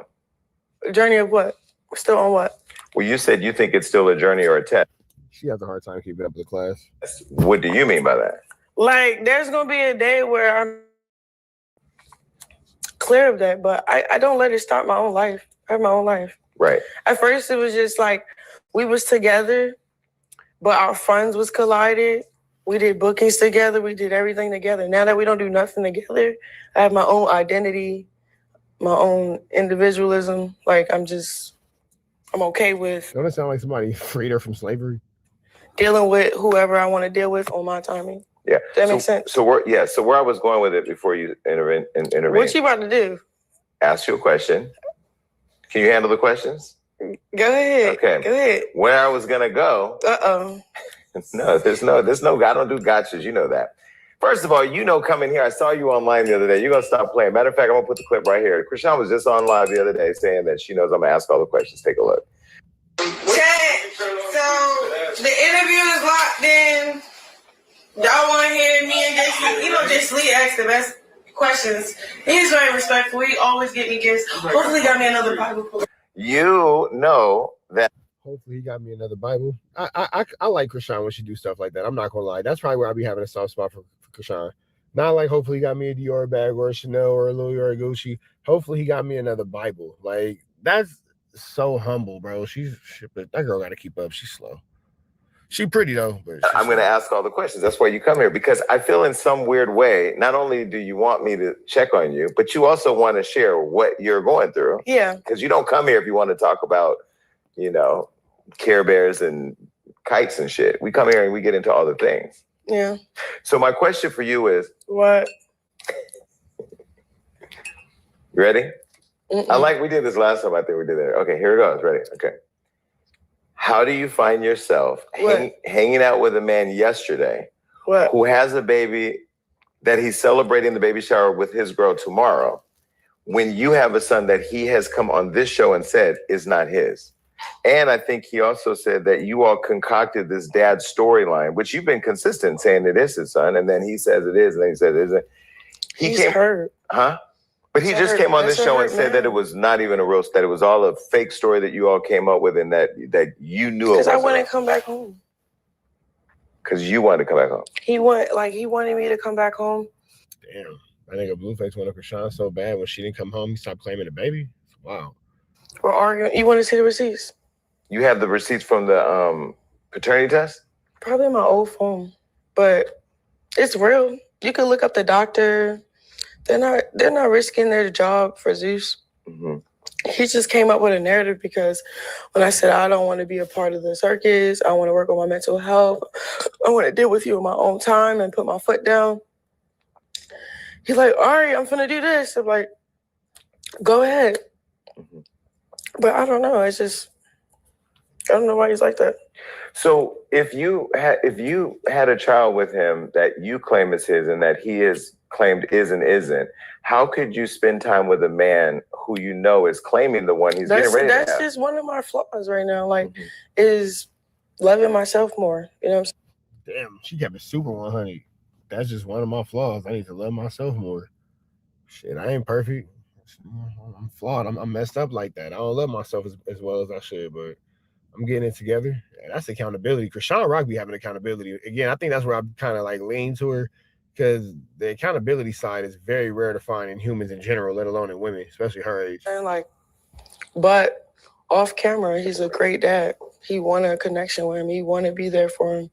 I think I just see a different point of view where I stand in that gap, and that's a hard, fat gap. I'm starting to learn, like, it's not worth it for real, because peace should be over all of that, though. Right. So, but I don't know. I think because of what I went through as a kid, certain tolerance is high. Like, I understand my dad trauma. My dad, he was very traumatizing. He beat my mom. He was very mean to us, whatever. And he wouldn't let my mom leave So she not tripping on Blueface because that's what she seen growing up. for him or whatever. But growing up, his dad, my granddad had sex with his sister, had a baby. She killed herself in California. Like, my dad went through so much trauma. It was like he was so detrimental to his family, to us. Mm-hmm. So I don't know. I have this high tolerance for like trauma. Like, but they say that's not her real dad. That's the mom boyfriend. The real dad supposedly is like a politician or something. I kind of see the root of the issue, and it's abandonment. Like, I see that he's abandoned. I just see people hurt. I don't know why I would even be a part of thinking I could be a doctor or like, do God's work in this person's life. But I really feel like the closer I got to God, it's really hard to be mean to people that's mean to me. Mm-hmm. It's really hard to not love somebody that hates me. It's really hard to, I don't know, reciprocate that energy. No, you a good person with a good spirit. Ain't nothing wrong with that. And then Blueface taking advantage of it low key, but I ain't saying she without flaws, but Chrisean Rock don't really seem like she the worst person. I don't have none of that in my heart. Like, yeah, I get, you want to fight, da-da-da. But at the end of the day, I really like love different. Mm-hmm. But you can end a relationship, and a relationship can expire and not be a beef. Like, you can decide at any moment that the peace that you talk about, that you want, that you reference is like God, which God is peace. Yeah. You can get that, but you have to do the work, because the Bible that you read says faith without work is dead. So how do you get to a place of peace if you keep entertaining the chaos? That's one of my like flaws, bro. Mm-hmm. I'm not ashamed of it, but that's one of my flaws. No, you shouldn't be ashamed, but you should just own. I want to fix it. No, you don't have to want to fix it. You just need to own. We want you to own whatever it is, so we can just know what it is. Like, you look at this straw. Honestly, this straw is not a camel. So if I say this is a straw, it's a straw. But the straw can't break the camel's back, Jason Lee. I just don't have. It's like this thin line between, like, I don't know. I be having visions and dreams and stuff. Like, so sometimes I be seeing things differently than everybody else, or feeling things differently than everybody else. That's why I like pull back a lot. Like, I ain't gonna hold you. This is the most I ever like stood up for myself, showed up different for myself, chose myself over everything. But then it's like, I don't know. I can't help the fact that this person is just hurting. I don't know. It's just annoying. Mm-hmm. I don't know. Well, for your fans who are watching, because you have lots of fans and they come after me whenever they don't feel we're posting you in the best light. We try to post whatever we see. And I love you. For your fans who support you and have been writing for you, and that were celebrating when you got away from Blue and now are watching you back over there, what version of you are they supposed to believe? The one that wants peace and wants to get away, or the one that keeps coming back? I feel like my fans they love me. They're just keep praying and hoping for the best. Like, honestly, I'm just growing, shifting, changing. I think one thing about it, I feel like the more you get closer to God, the harder the fight is. Like, at first, when I left, it was like easy and stuff. He wasn't bothering me. But now that he calling and pulling up, and I'm like, what is that feeling like? It's like, I don't know. It's just, I really can't really explain it. Well, I mean, the first step is acknowledgement of the issue, acknowledgement of the problem, acknowledgement of the situation. And if you can start with acknowledging the whole 1-2 step like Sierra, then you can take it somewhere. But with that all being said, man, we up out here to the next one. Red dots to the left. You know the rest. Here we go. That Chrisean had something to do with Ronnie's death. And I wanted to make sure I gave you an opportunity. The moment we've been waiting on. Let's get into it. Opportunity to clear it up, because I saw you recently online where you were talking about it, and we haven't talked about it. Latifah was here, Tasiki, and Blueface were here, and both of them seemed to be kind of building this narrative that you're a setup queen, or that you would set somebody up. Oh, that's right. Teriyaki's her sister. Because he's mad. Okay, so do you want to clear the air on them saying that? It's like, I don't know. It's like people just, when they don't identify well with themselves, they just start picking. Like, if I killed him, I would be locked up right now. Like, there's no getting away from a murder. Like, everything is on the internet. Chrisean, he was in the streets already. He sold drugs. He was beefing with people, robbing people.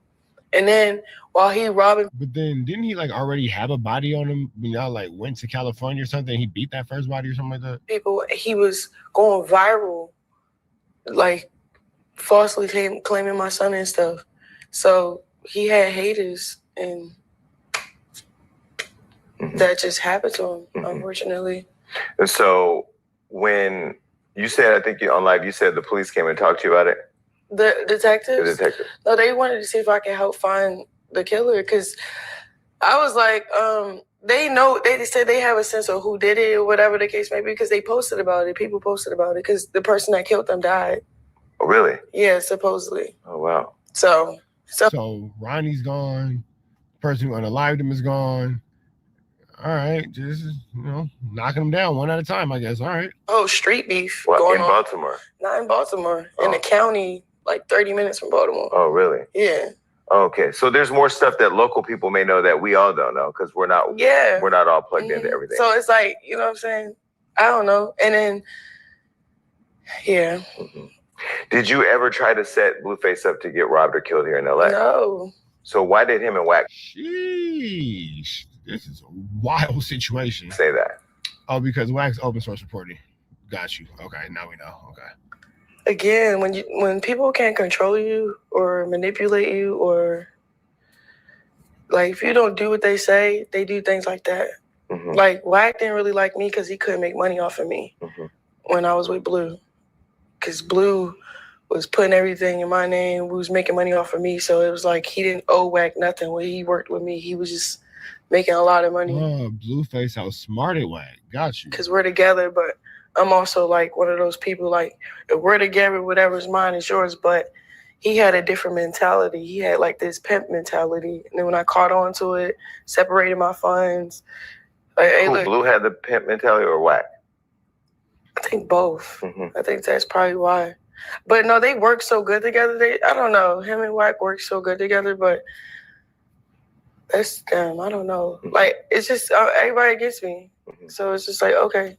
So Wack, so you and Blue were just on live yesterday or maybe the other day, and he said that he said that you had 4 guys. That's crazy that Wack tried to put that body on Chrisean Rock and tried to put a whole robbery on her. That's extremely, extremely police worthy. Waiting to get him right then and there. So is that him continuing the narrative that you're trying to set him up or set people up? What is happening? He's lying because like I didn't want to stream. So he had the camera faced on him. I'm like, bro, I'm getting out the car, but the door is locked. I want my stuff. I want to leave. He like, I didn't want to come here. I came here for you. But he like, you're not even in the camera. In the stream, you're not even in the camera. I'm like, I'm not in the camera because you got to calm down. Like, I don't want to be put in a position where I have to clip you in your mouth. Like, I don't want. You already did, low-key, pop that nigga in his mouth. That did happen once. With the holy hands? Yeah, these hands is registered, bro. These hands is registered. I be having to like distance myself. So when things got out of line, because we in the car, and he kept saying 24-hour streaming, I'm like, no. He said, what? F what Chrisean say, Chad, we doing 24 hours. I said, and yeah, I'm gonna break your camera. I'll buy you a new one, but I'm gonna break your camera. I'm not doing it. Like, cause he's like rage baiting me. Is that standing up for yourself? No, he just rage baiting. No, when you say no, like I just don't want to do 24 hours. Like I had enough. Yeah, 24 hours is a long time to be on stream. I had enough of the streaming. Like it's cool. Like we made a couple $. All right, cool. Then he like, oh yeah. Blueface is in a $20 million debt, so he's trying to get about this hole. The view's not even high because we're not fighting. You're trying to put on another narrative. That narrative when we was viral all the time, it's because it was always fighting. It was always conflict. And we always came back together. So people was trying to figure out what is it? But it was entertaining. But it's not. It was really demonic. So it's like, all right, cool. you're not cool with like us just chilling and it's just chill views. You want to amp it up, so he tried to amp it up. Yeah, he trying to run up that bag. He gets out the car. He think I'm gonna run after him. No, I'm packing the baby stuff. I'm trying to get all my stuff together. But then when I shut the door and I realized I left my wallet in there, I was like, dang. So then I'm trying to talk to him like, hey, I need like you to unlock the door, but he like go home like he's clip farming now. Mm-hmm. He's like, you don't even want to be in the camera. You don't even want to be in the camera. And it's like you're not even calm. I don't want to stream no more. Like it's over with. Like I'm done for today. Like whatever. I was already going home. I'm waiting for my black truck to go pick up my car. But it was like that was the thing. Like he just wanted to. Now you really can't be mad at Chrisean for setting a boundary because Blueface clearly has none. So we know that Blueface has absolutely no boundaries. So set boundaries for herself in a situation. Control the situation. Mm-hmm. And then when I put my foot down, it just didn't go his way. He just started lying. Like that was him lying on me. Like, did he really spend $10,000 on you yesterday though? Nobody wanted Burberry. I like Burberry. It was cool. She's wearing the Burberry. Oh, it was nice. I was appreciative, but if it what he know, this is what he do. He try to spend money to bribe me to do something I don't want to do, like stream for 24 hours. Mm-hmm. All right, if I do all this, even though she don't want to do it, and then he validating what he want, but don't want to like. Those are my boundaries, though. I don't want to stream for 24 hours. Like. So Deion Sanders had reached out to you and said, or on a. I mean, if she feels like she doesn't want to do that, I don't think that that's really a problem. I think that she should be allowed to not want to stream. Live, he said that you're the prize, right? Yeah. Do you believe that? Yeah. So then why do you keep finding yourself in this situation? Is it because you're hoping that he's going to change or what? No, I just think I love him, and that's the problem. Mm-hmm. I don't understand. I'm tripping on Jason Lee asking the same question over and over. I could be wrong. And I mean, I be like, at times, I be really just upset with myself, like, about it. Like, what is it? Then I'll go, no contact. It's just. But how do you love somebody that goes on live or comes on an interview and says that you tried to set him up to have him killed? Do you understand, like, the craziness and all of that? Yeah, so why would he pull up if that's the truth? But why would you let him pull up? I'm talking about you. I'm just saying, like, because he's just lying. Right, so why would you pull up and hang out with a liar? Yeah, you're right. What? You asking good questions. I don't have answers to those questions. I probably need to go to therapy, honestly. Well, that's a decision. I'm into therapy. Oh, what are you? I have somebody for. I'm in therapy. You got to go to therapy. Got to find somebody to talk to about these problems. For you too, when you're really serious about it. I'm serious. I think I probably just need therapy or something, like, because y'all be asking me questions I don't have answers to. But that's great. Yeah. At least you can be honest about that. I'm being honest. Okay. No, I know you are. I can see you getting a little bit more comfortable now. You're still a little defensive. Who? You're still a little guarded because you don't know where I'm going with things, but you're getting a little bit more comfortable. Go wherever you want to go. Okay. So you didn't kill Ronnie? Why would I kill him? No, I'm just going. We'll just answer just yet. The smile is wild. the smile was crazy. You're still a little guarded because. Why would I kill him? Psychopath. You don't know where I'm going with things, but you're getting a little bit more comfortable. Go wherever you want to go. Okay, so you didn't kill Ronnie. Why would I kill him? No, I'm just going. The smile was sick. Just answer just yes or no, and we're done and we'll move on. So don't ask her anymore. And she said it because I hate online speculation. Everybody online is conspiracies. Everybody's the police. Everybody's a jury, and you're a real human being. So I don't call you or get all in your business on the personal stuff, but I'd be watching everything like, okay, your sister came here. This is kind of like the theme. This is your sister who you should love. Tasiki came here and said, Ronnie had a paternity test. Boom, no paternity test. So she even made it seem like that you had something to do with it. And then y'all going to become cool again. So when are you going to stop? I have a forgiving heart, but forgiving don't mean access. I get what you're saying. Damn, that's what I'm asking. Yeah. Because like for me, I'm the type of person, once you violate me once. That's a bar. Have a forgiving heart, but forgiveness doesn't equate to access. That's a bar. Yeah, shame on. Yeah. I'm out. Yeah. I like this conversation. I appreciate it. Yahweh. This is the Lord's way. I'm just asking the Lord, just doing the Lord's word. Okay. So last time I saw you and Jaden riding around the street in the Batmobile, and then trashing the house and all the things together with Blue. What is your? All right, man. We're gonna get up out of here to the next one. Red dot to the left. You know the right. Stand prayer and be blessed. We go. First saw you pop up on the scene. We knew you were an athlete. Then you became a reality superstar, viral sensation. We're going to get to all the things. Then you went into music. Then you went into gospel music. When you dropped, was your name Yahweh or the song was Yahweh? The song is Yahweh. And what was your rap name though? It was just Chrisean? Yeah. Okay. Are you still in that? Are you still doing rap? Yeah. And are you still doing gospel music? I'm still doing gospel. Gospel rap? Yeah. Okay. So you're not going back to the other stuff? No. Okay. Why?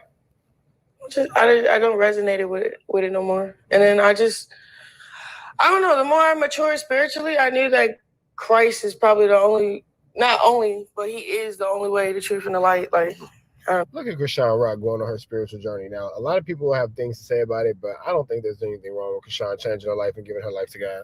It came down to that. Like, oh, okay. Like, I stopped bookings. I stopped a lot of things because it was just the Holy Spirit and then me just getting in my word, getting a relationship with him. I started understanding what being a Christian is, bro.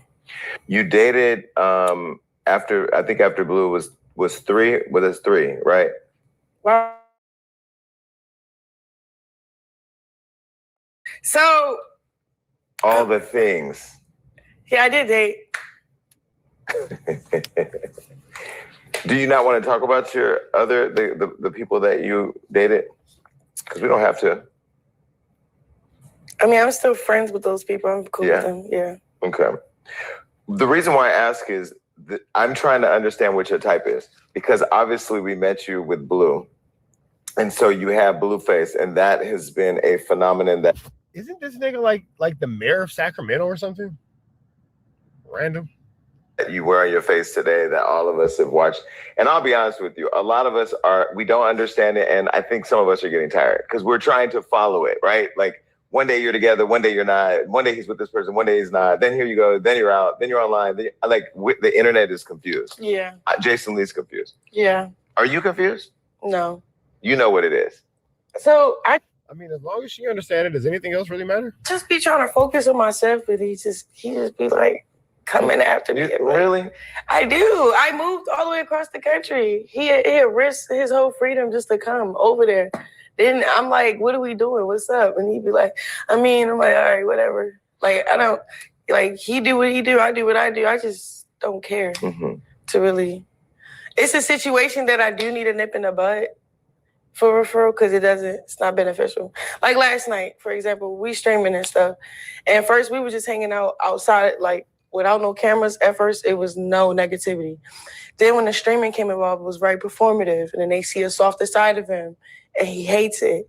So he like, I want to do 24 hours. And I was just like, I don't want to do 24 hours. Like, not like that, but I want you to go home. Like, and then I go back to my life, like, I don't want to do 24 hours on stream. So then he like, oh, so you could do 20, oh, you can stream with Trey Songz, you could do this, you can stream with other, you can't stream with me. And I was just like, bro, what are we doing on camera? This is weird. And then he like, and then you're gonna go to Jason Lee and lie with me? Like, just. Damn, what Jason Lee do? How Jason Lee catch a stray? Look, Jason Lee's confused. The hell did I do? For real. I promise you're gonna see the clip. And wait, he asked if you were gonna come here and lie to me? Nobody comes here and lies to me, do they? I'll always show you receipts. Yeah, you do. It's never be lies. Okay, so then, but here's the thing. So let me go back. Okay, so when you broke up with Blue, the reason why I'm asking about these exes is less about trying to get into all your business, although that's why I'm here. I'm trying to understand, did you really want to move on from Blue with these other people, or were they all placeholders in a way to get back at Blue so you guys can keep this circus we're all involved in going? No, that was unintentional. So Bino, you liked him? That was a PR stunt. That was a PR, that's what I'm trying to get at. See, this I at least love the honesty. Blue, stop calling her a liar. She wasn't gonna come here and lie. You spill it to you. So Bino was a PR stunt to get back. But we actually friends. Like me and Bino, we cool. That's it. You know what I'm saying? Like I don't really got no ill intent. But that was a stunt to get back at Blue. No. Or just a stunt for the internet. Yeah, like he got music. I was on the road. It made sense for us to collab. We collab. It was like that. But it was never love. I don't think anybody, like, you know, when things are like people have motives and stuff, like nothing really truly real. Like I think I probably would never really experience a genuine relationship or friendship from anybody because of. That's really sad that she feels like she'll never get to experience, you know, a real friendship or, you know, a real relationship with anybody. She definitely seems like a pretty cool person. I feel like Chrisean Rock just goes too far when you mess with her, but she was like the homegirl or something. I don't think that nothing really wrong with her. She crazy, but I mean, we all got a little something off with us. My status and my numbers. So I have the intentions to probably make it genuine, but they probably just have intentions where it worked for them in their career. And then the 3 person that you dated, what was that? Was that just because you wanted to get to know him? Or I wanted to get to know him. You did want to get to know him? Yeah. Okay, so you liked him? Yeah, I did. Okay, why didn't that work? Huh? Why did that work? Was it the fact? Because I know, like, you come with a lot of attention. Like, you're viral. As soon as you are seen with somebody, boom, now the internet's on fire. I mean, it was the lack of, like, you know, everybody just need maturing and people in different positions and certain, like, I don't know, like, sometimes when you get in a relationship, you realize, oh, you don't really need a significant other. You probably just needed a friend. I don't know, like, because me, I'm very mature. Like, I'm so far along. So certain people just, I don't know, they at their growth and what they doing. So I just back out on stuff. I know people were like trying to drag you because he was 20, and obviously he was younger, and you're mature and super famous, and he's not. Do you think that fame contributed to it, being that he was not old enough to really handle it? Because you come with a lot. You get seen with you, boom. Now everybody's looking at him. Yeah, probably a little bit more than what he was expecting, for sure. Right? Right. I don't know. What is your relationship with him today? And this whole interview is not going to be about you and Blueface. I know. So he feels, I don't know what's going on with him. I think he's suffering from like trauma. And I'm not asking about him. I'm asking about you. Me? Yes. What With him? if you plucked yourself out of LA and went to Baltimore to start boxing, being the holy hands that you are? Right. How does the holy hands come back and find themselves wrapped around Blueface, who's with a woman who's about to deliver a baby to him? Holy hands, just, you know, was holy hands, and I guess. How do you end up back in that? I'm not in that. What is it then? Because it looks online like you guys are dating. That's what I'm saying. You're definitely in the circus, Chrisean. That's not the come on, let's keep it real. And we're confused. We have this like connection. I think I need more discipline to just have boundaries for real. At first, it was just like, I don't know, you're saying people, I'm saying people. We just have our own thing. But seeing people, you know, off camera, I was saying that somebody recently took me to dinner and told me that they're courting me. And I'm like, oh, I'm being courted. And I didn't even know what courting was because, like, I just be hanging out. Like, oh, you want to go on a date? Okay, we'll hang out. You want to go on a trip? Okay, we hanging out. Yeah, I just be hanging out. Right, but now I am officially being courted. So like I'm no. Well, if you hanging out with your baby daddy, that's a little bit more than hanging out. I don't know. I just feel like that's just a different level of the whole situation. That's just, you know, they're. I don't know. I seem like that's more of a rekindling, if you will. Longer hanging out to court me now. You want to come cook for me? We want to go spend some quality time. They went to dinner the other night. They were sipping wine. I was cutting my steak, and I told the waiter, like, please stop interrupting us. We're being courted. You know, I'm courting. You're not being courted by him, and you're not just hanging out because he has a baby on the way. What do you mean? Meaning he's somewhere right now with a woman who's baking baby Blueface right now. So and her baby shower is literally tomorrow. So if you were just hanging out yesterday. Plot twist. The future says Chrisean pops up. But he's with a woman who's delivering a baby whose baby shower is tomorrow. What do you call that? Clips, money, streaming. So it's business. Mm-hmm. Okay. But this is what I'm trying to understand, because I know that he has said to me, he told me I was a part of the circus. He told me I had to do certain things because I'm a part of his circus. Me and you, we both in the circus, I guess. So I'm trying to understand, because I ain't getting, well, maybe I am getting clips. Maybe this is a part. Maybe this is a part. Clips. Clap it up for clips. Yeah, you getting clipped up right now, my boy. This is super pause. Super pause. It's a clip. So this is the circus is it all for entertainment at this point? I just deal with it at my own time. Mm-hmm. Like if I got time, hello, or he'll pull up. So you're just donating your services for clips? Not donating my services. I think we understand each other in a way where we have unconditional love, where it doesn't make sense at all for real. But people are like, oh yeah, I want better for you and da da da da. But I'm not with him. Mm. When was the last time you guys had sex? Like, what, 2 years ago? Very intimate questioning. Sheesh. All right. Yeah. 2 years ago? Mm-hmm. Chrisean, now you holding hands. Did he tell you we had sex? Did he tell you we had sex? Hands in Yahweh. Hold on, let me ask you. Hold on a second. Lord, don't let Chrisean come in here and lie in this movie thing because it's the sanctuary. 2 years ago, it's crazy. He was just here not too long ago. Wait, because he was in prison. He was in prison. Yeah. Y'all hooked up when he got out. We hung out. Chrisean got media training. She not admitting nothing on camera. I think according to him, we have to watch the clips back. I think according to him, didn't y'all hook up when he got out of prison?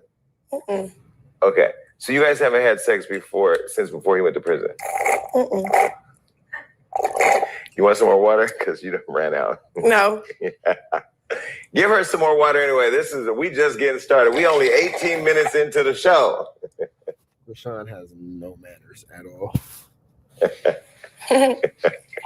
First of all, I don't like nervous Chrisean. I need the Chrisean rock that was on her knees when Yolanda Adams was singing at the thing. Put the clip. Matter of fact, look at this clip right here. You performed at the Impact Awards. You were all in the spirit at the Impact Awards. And so the spirit of God just came in the room right now and said, when was the last time you had sex with Blueface? Was it? Who? You. I said 2 years ago. Oh, okay. And that you stand on your story. What? You know? I mind my business. I drink my water. Thank God, everybody. Literally. This business is my actual business. I think y'all just make it a big deal. Cool. Like, because it's me and him. So it's like we make it a big deal? No, like it's a thing. Like it's a hit or whatever. But like he did with other people. I did with other people. Yeah. I mean, you and him are bigger than Beyonce and Jay-Z. That's what she said. They said they're big. That is what was said. That is Chrisean's rock sentiments. You said that on the internet. I don't know. No, I said it as if like you said so that he on didn't know. Beyonce's internet. I did not say that. No, it was Chrisean. You went to Beyonce's internet and you said, "What's going on? Me and you, we bigger than Jay-Z." Because I love them. I love them, but they impact, like they show the real, like how you supposed to stick together because of who y'all are together. It's a power force, a powerhouse. Yeah. And it can be done like that, but he wanted to be Bobby and Whitney. Like, bro, you know what I'm saying? Like, it was a good reference, something positive. Like, okay, so your intention wasn't to say that you're bigger than Beyonce and Jay-Z, but that you were basically saying we need to be Bonnie and Clyde like them. Type thing. Yeah, y'all need to get it together, man, because y'all do got some flammery coming on. Okay, so then who is Nevia? Who's that? Nevaeh. Yeah. Who is she? If you're Beyonce and he's Jay-Z, then who is Nevaeh? I don't know what's wrong with him. He's just doing stuff. No, who is she? Because look, he texts my phone. He's like, I want to start a family, come home. I'm like, I want to get my mental right. I want to train. I want to box. He was like, all right, don't come running back when I start a family. I'm like, bro, we just going to be still friends. Still cool.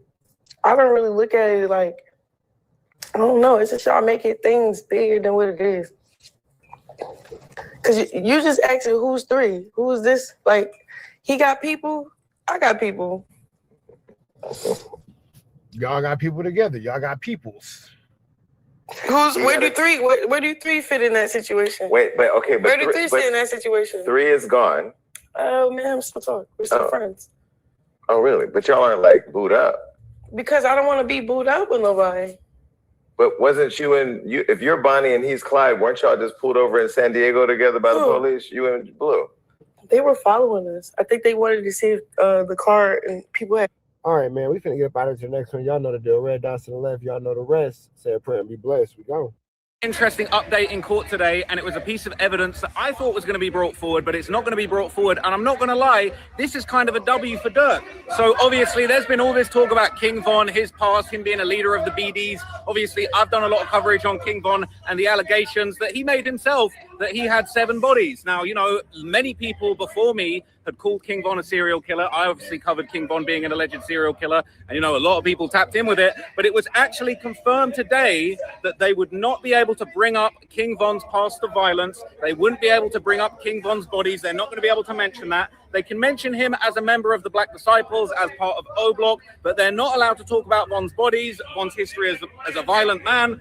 They basically said that it's not relevant. They said that his violent history isn't necessary to prove that there was a desire for get back. So that was kind of interesting. I do feel like it might have been worse for Dirk if they were going to mention Von having all these bodies. Now, we did hear some interesting stuff about Jam regarding violence, but I'm going to talk to you guys about that in a different video. Hey, this guy's wilding out.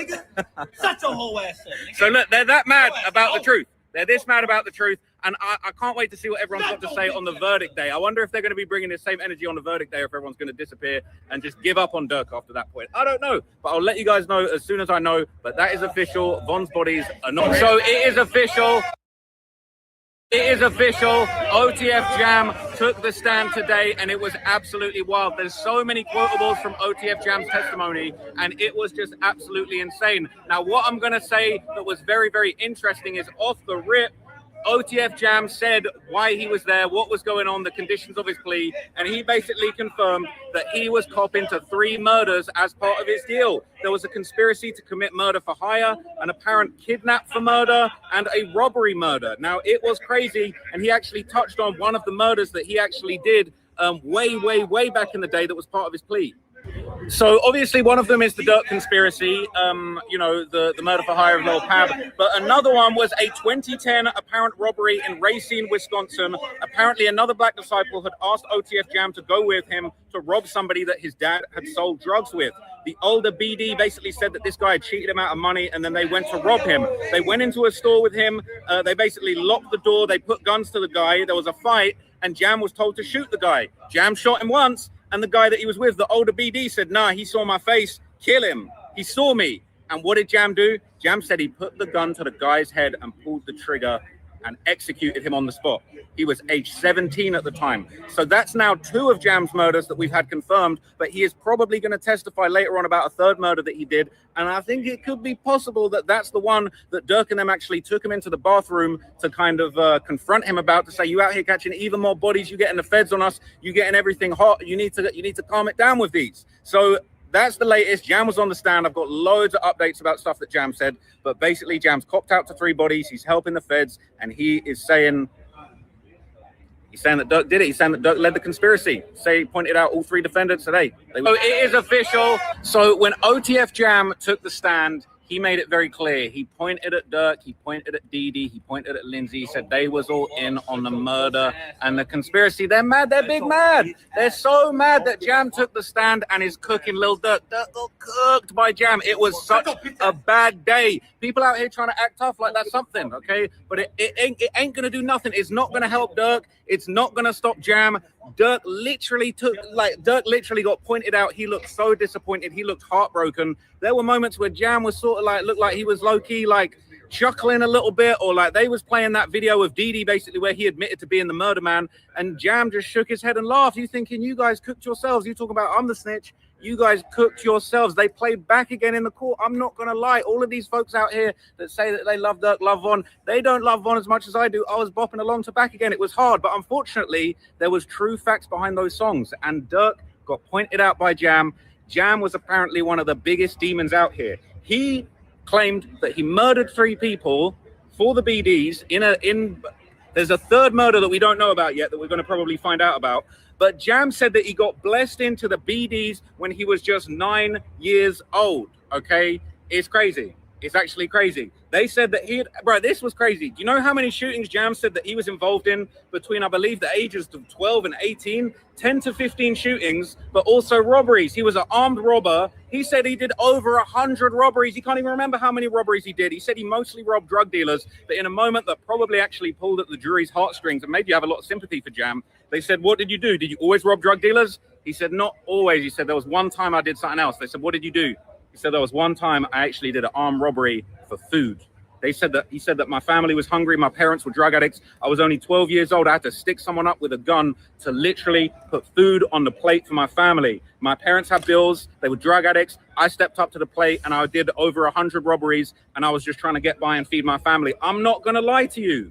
That was actually quite compelling. I don't know if the jury are going to be sympathetic for that. Obviously, he's also doing 15 shootings and catching 3 murders and just doing all type of stuff. But it actually kind of was emotional. It actually made you feel like, damn, in many ways, like Jam is actually a victim of circumstance. He was having to rob people for food. So when he got flown out there to LA by allegedly Dirk and Didi and them to go and participate in this murder, really, and he said it himself, he didn't feel like he had a choice. He said that he was already in LA when Doody Lowe got on FaceTime and said, you're here to kill Quando Rondo. That's what was said. It's crazy. And he said, look, I was already there, and where I come from, you don't stop nobody from committing a murder. That's how you get yourself killed. So OTF Jam's testimony, I'm not going to lie to you, it was very, very compelling, and they big old mad about it. So when OTF Jam so there was a crazy piece of testimony that went down when OTF Jam was on the stand, and Dirk's crew basically threw a giant tantrum and tried to call a mistrial. The judge wasn't going for it, but it was pretty crazy, and the details are actually nuts. So obviously, when Jam was in jail, he didn't really know Dirk like that. He knew him from back in the day from around Lamron. He confirmed that, you know, OTF, Lamron 300, it was all a bunch of gang stuff and that Dirk was involved in it. That was his opinion. I'm going to break that down more in another video.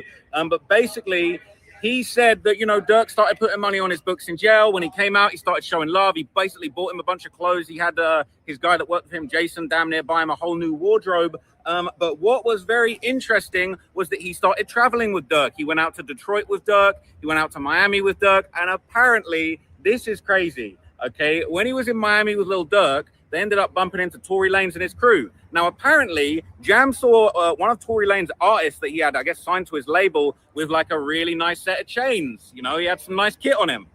Apparently, after they all linked up, Jam took Dirk to one side and basically said to him, hey, look, I'm going to start robbing these guys. And this is exactly what King Von said he was going to do when he got out of jail, and Dirk started bringing him around as well. Obviously, Von started rapping and went to the top and then lost his life. But Jam basically said, look, I'm actually just going to start robbing these guys for you. And this was after Von died. And you know what Dirk said in response? He didn't say, hey, don't make the block hot. He didn't say, hey, calm it down. Tory's my mans, don't rob his artists. You know what Dirk allegedly said to Jam?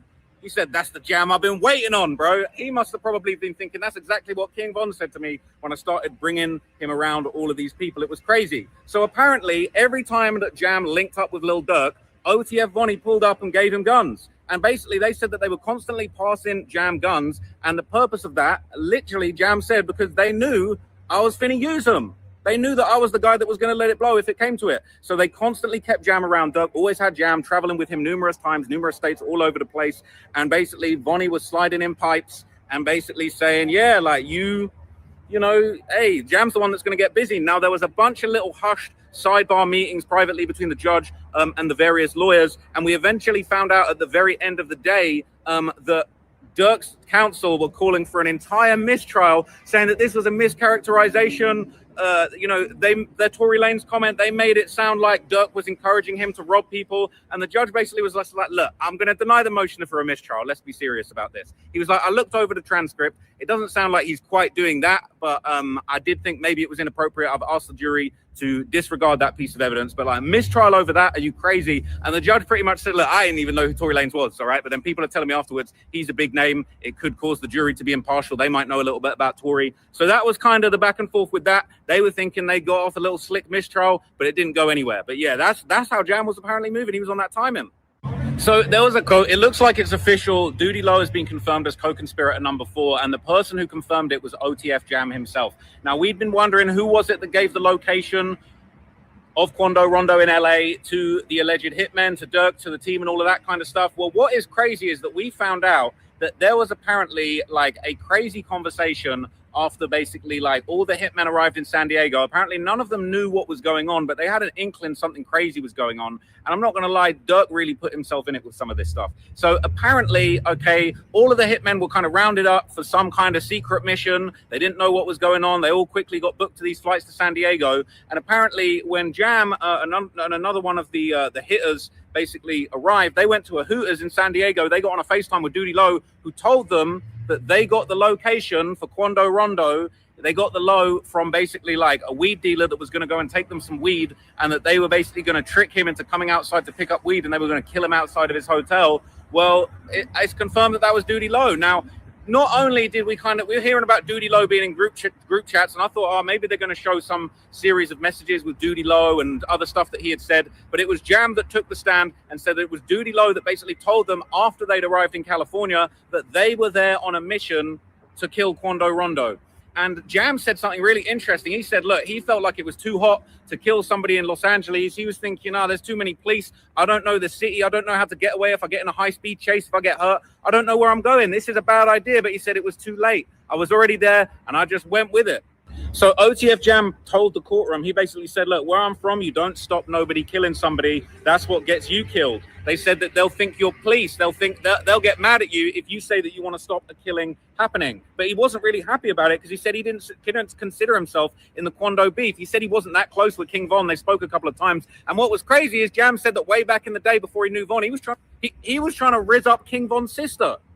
But he said he didn't feel like he should have had to be one of those people that slid for Von because that wasn't his homie. He said, look, he wasn't my man's. We didn't kick it. I didn't love him. I didn't feel like that was my mission.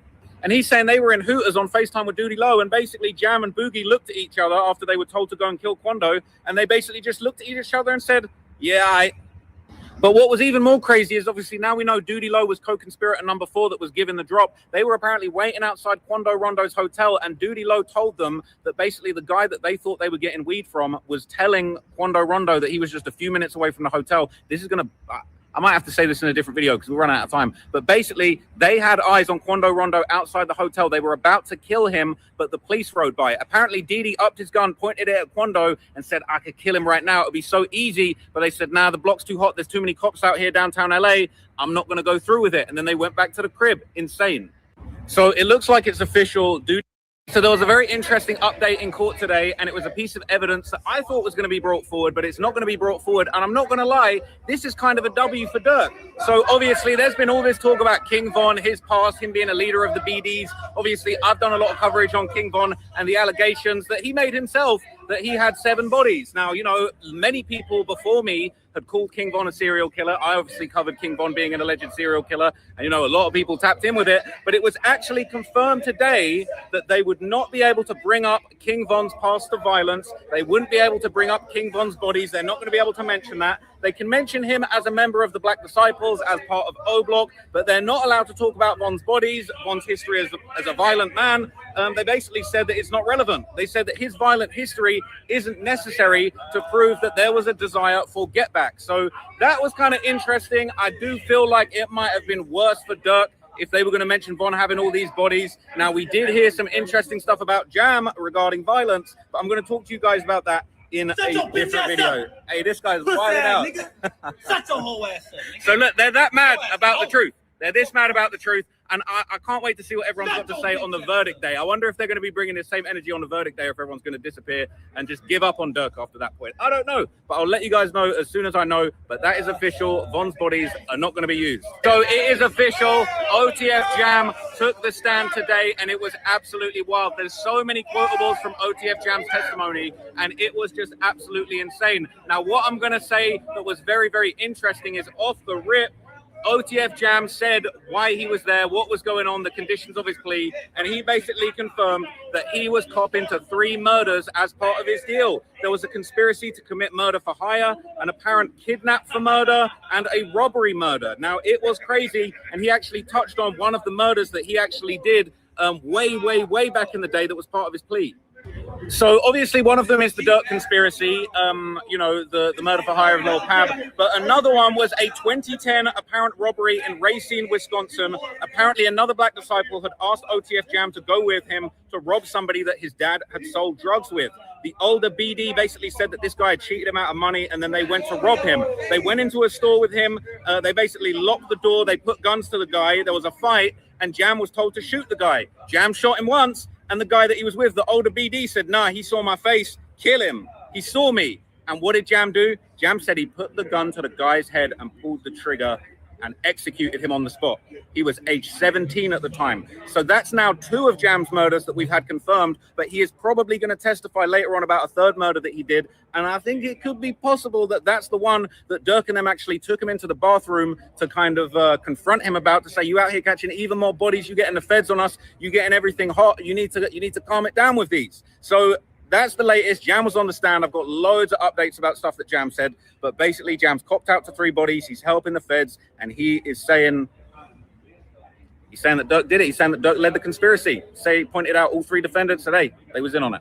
All right, I'm outside the courthouse. We just got a very, very crazy update about some stuff that OTF Jam's going to say. And while I'm doing all this, we got the Free Dirk Brigade out here. They're doing a little protest. I'm probably going to go and talk to them at some point soon. But I need to give you guys an update first, because apparently a new group chat is being introduced last minute. The defense are livid that this is being introduced. And basically this follows on from Jam apparently getting pressed in a bathroom at a music video shoot for The Block Is Hot. Apparently they're saying that Dirk and others followed him into the bathroom and had a conversation with him about, they were saying that he was involved in another murder in another situation, and that they was basically, making it hot for OTF.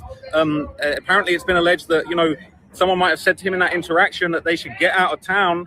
And then after all of that, Jam basically said that he texted a group chat that Dirk was in saying he's noticed that he's been getting cut out since that day. And obviously we've heard testimony that Jam was apparently saying some stuff like, he was in group chats and they were saying, yeah, blood's about to snitch, clear as day. So Jam apparently knew that OTF were turning on him. And he said that, like, hey, ever since that day, I know guys been acting different around me. Apparently Dirk replied, look, I get it, but we can't do the feds' job for them. We got to let them do their jobs. Basically low-key hinting that he knows that he's telling, but trying to downplay the situation. And then from there, apparently Jam said, I'll lay it out, gang. MF's acting scared to be around me. Guys act like they don't F with me since that day when he got pressed in the bathroom. Apparently Dirk told him, I'm with you 1,000%. Use your head. We ain't helping them people do their job. And then Jam basically said, I got you on my son. And then apparently there was another crazy back and forth where Jam was apparently in response to this whole thing with Lamron Richo and what was going on with all of that. I'm seeing something crazy going on behind me, I ain't gonna lie. But basically, like, Jam was basically offering, when Dirk said, hey, I got him out, multiple ski masks hunting you, blood. Like, he was saying that to Lamron Richo. Apparently Jam offered and basically said, hey, I'm down to hunt them. I just need a couple cars to get the job done. He said, I need a few cars to squash the beef with them. Apparently Dirk doesn't reply. Jam then replies to a Dirk story post where he's sharing some of his music. He replies saying drop, and Dirk says, I'm ready on Pluto. Now, the defense are saying that the feds are trying to make it look like that, Jam was saying, drop me them sliders. Dirk's ready to slide on Pluto, but they're saying, no, he's talking about music. They're saying there's another message they're trying to say is incriminating, but he's really talking about a celebrity boxing match. Everybody's anticipating this Jam testimony being absolutely crazy. I think it is going to be absolutely crazy when it does happen. But even before we get to it, the feds, the prosecutors, the defense, they're all arguing about these kind of alleged messages. And hey, if that's what we got from Jam when he hits the stand, I think it's going to be crazy. But that's the latest update. But literally, all right, what just happened at the Little Dirk trial deserves the headline. Oh my God, that was crazy. They have shut down the overflow courtroom. I saw one man apprehended by the federal court officers. There was the FBI agent questioning him also. The picture has been taken. I'm not going to post it because I don't want to get banned from reporting on this case, but there was a picture that was taken of Jam on the stand from the overflow room. So there's the main room, the courtroom, and if you can't get in because it's too full, there's an overflow room where you can go to. Don't worry, I got a note taker in the way of getting everything that was said. So the overflow room, picture taken, feds came in, correctional officers came in. It was kind of interesting. They were very aggressive when they came in. The guy had his feet up on the thing, and I think the guy meant to say, hey, put your feet down, you're going to take you out. Instead, he said, put your feet down, I'm going to knock you out. It was intense. And we don't know who took the picture. There is some reports.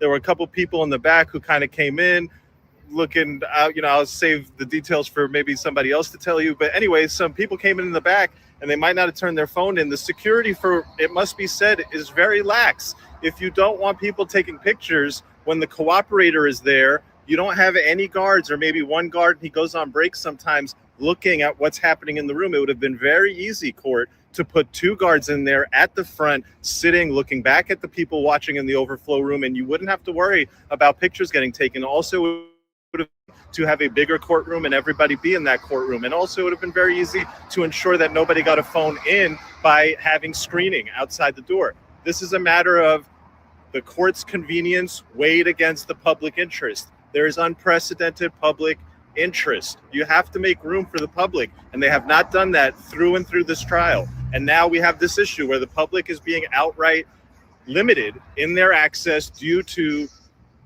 issues that the court ought to have addressed, in my fair and honest opinion. All right, what just happened at the court? We got the free. So Trap Lord Ross then got himself into a Flu Flammer, Skullduggers, an extremely larceny situation. He has security. Security doesn't look like they're able to do anything.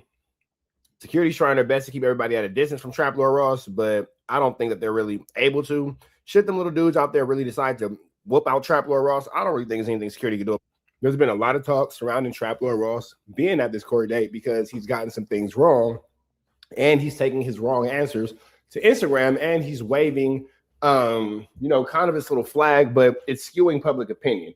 Now, Dirk's legal team has gotten at Trap Lord Ross, but all this comes as Trap Lord Ross has not been the most accurate reporting on the situation. So when it comes to the situation with Lil Durk, I could definitely understand how people are looking at Trap Lord Ross like, hey, just stop talking. Now, Lil Durk's PR ran up on Trap Lord Ross, and she was very adamant about, her feelings and her expressions towards him, even shouting at him, getting in his face. But, none of that really matters. What matters is what the judge thinks about it. If a judge feels like Trap Lord Ross is becoming a nuisance to the courtroom, becoming a nuisance to the proceedings, he probably won't be allowed back in. Now, there is such thing as freedom of the press, but freedom of the press means freedom of the press. It's not such there's no such thing as freedom of Trap Lord Ross. So if Trap Lord Ross can't get it together, he may not be allowed back into these court proceedings because, again, the entertainment of the minority cannot affect the majority. And it seems like Trap Lord Ross being in the courtroom is more trouble than what it's worth, especially if you have mobs of angry Dirk fans at the courthouse and waiting on you, and you about to be Flu Flam, Skulldug, and Larson as a result of. No police officer wants to work overtime because Trap Lord Ross can't stay off the internet, and he is instigating and, picking at people and doing things that make the public on edge. But let's get into this content. All right, so I'm outside the court. We got the Free Dirt Brigade right here. All right, they're doing their thing. You see what they got going on, man. They see what they got going on. Okay. So you know what's funny? It wasn't just Dirk that got snitched on today. They were snitching on me too. A bunch of people lied and said I was wearing Meta glasses in the courtroom when I wasn't. They tried to remove me. They questioned me, but they saw that I was not wearing Meta glasses. Here's the thing too. You'll hear that old boy just yelled out, "You snitching ninja."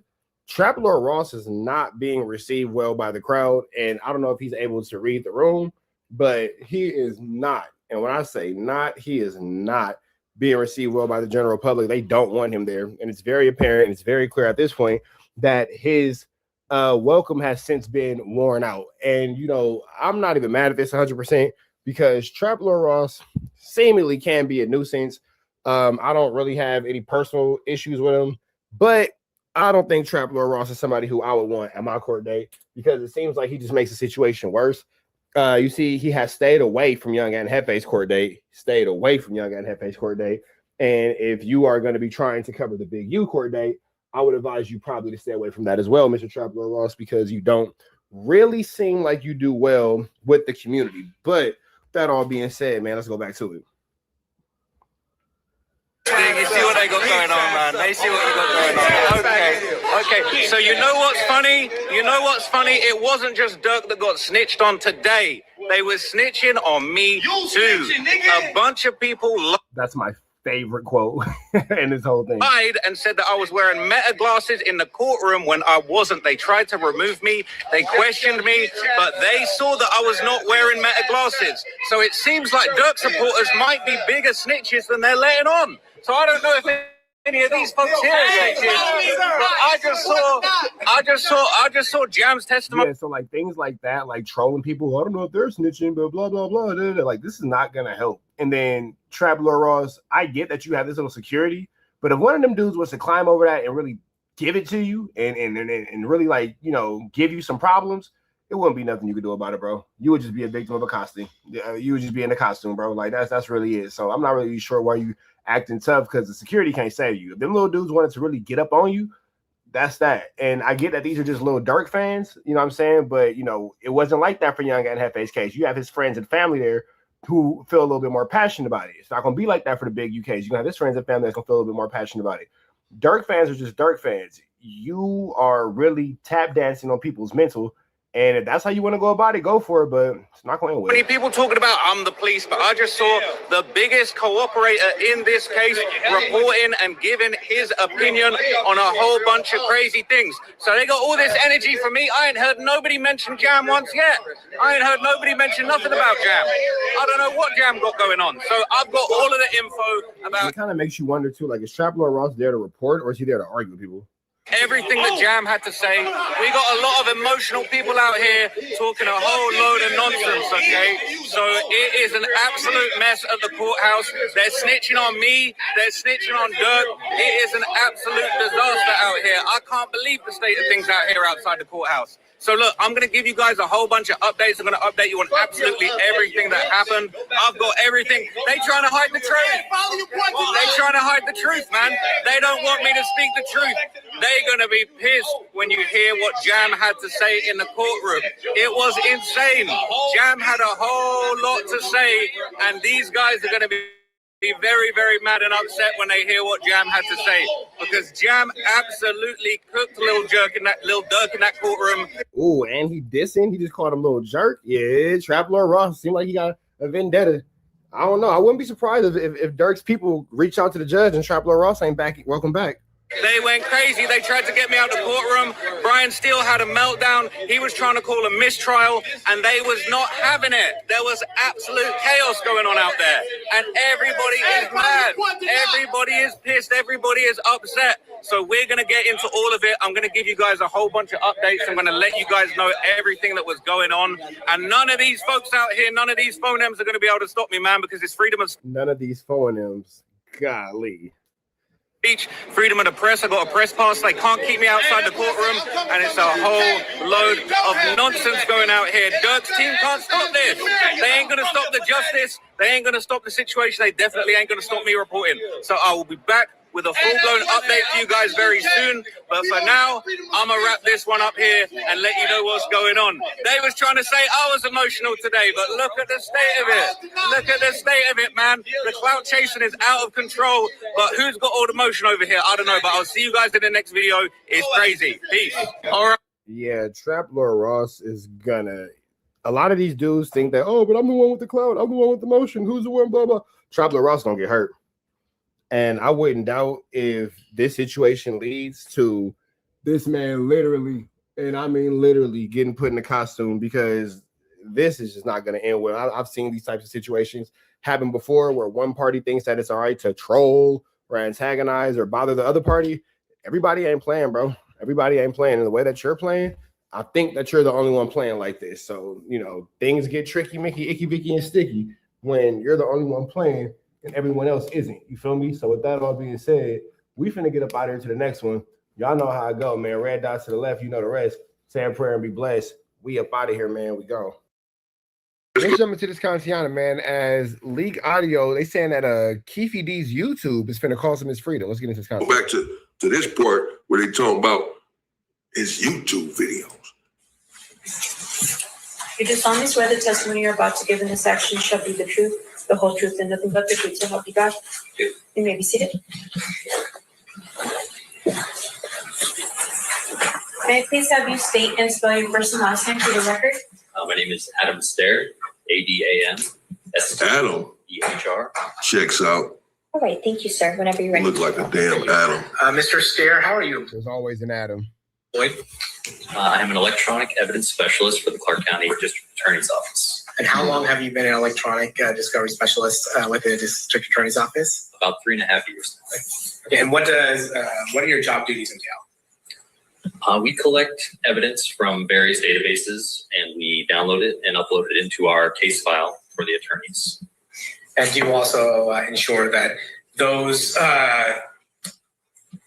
pieces of evidence are distributed then to defense counsel? Yes, we prepare them for discovery and we send them out. I'm going to ask you particularly about things I asked you to do in this case. Did I ask you to obtain YouTube videos the defendant, Mr. Davis. You did? And did you do that? Yes. And is it fair to say that there were a number of videos? Yes, that is fair to say. And then did I next ask you to reduce those videos to just a small number of brief clips for the purposes of the presentation today? You did. And Your Honor, may I approach? You may. A bunch of YouTube videos. Okay, so as we heard, he's an expert for the DA. And what these guys aren't realizing, these YouTube thumbnails, interviews, videos, dissertations are all being used as evidence. YouTube videos are evidence and they are admissible in court. So niggas be like, oh, it's just YouTube, it's just YouTube. No, nigga, you can't continue. I mean, you can do what you want to do, but they're going to use it against you. At this point, electronics specialists gathering up intel, the internet, the metaverse, and deciphering it, apparently, breaking it all down, dissecting it. Post 165 is? I do. What is Post 165? Is a CD of YouTube exhibits. And does this CD contain the actual videos that you compilated and then clipped? Yes, there should be 3 videos. Your Honor, at this point, I'm going to move Stacy to 165 evidence. Any further objection, Mr. Stamps? No, I'm not. All right, over objection, they will be admitted. At this time, I'm going to publish State's Exhibit 165. You may. Before we get into this, again, these are very small snippets of much larger, longer videos. Yes, very much longer interviews. You want to get in order? Let's do take one first. You and Orlando and everyone else meets up. But you guys don't have any guns. Who said? Damn, so Vlad interviews are being used against Keefe D? Sheesh. Yeah. What was in the book? Until Von Zip came in the picture. Yeah. All right, let's. I don't want to talk about that. Okay, but it is in the book. Okay, yeah. Let them read about it.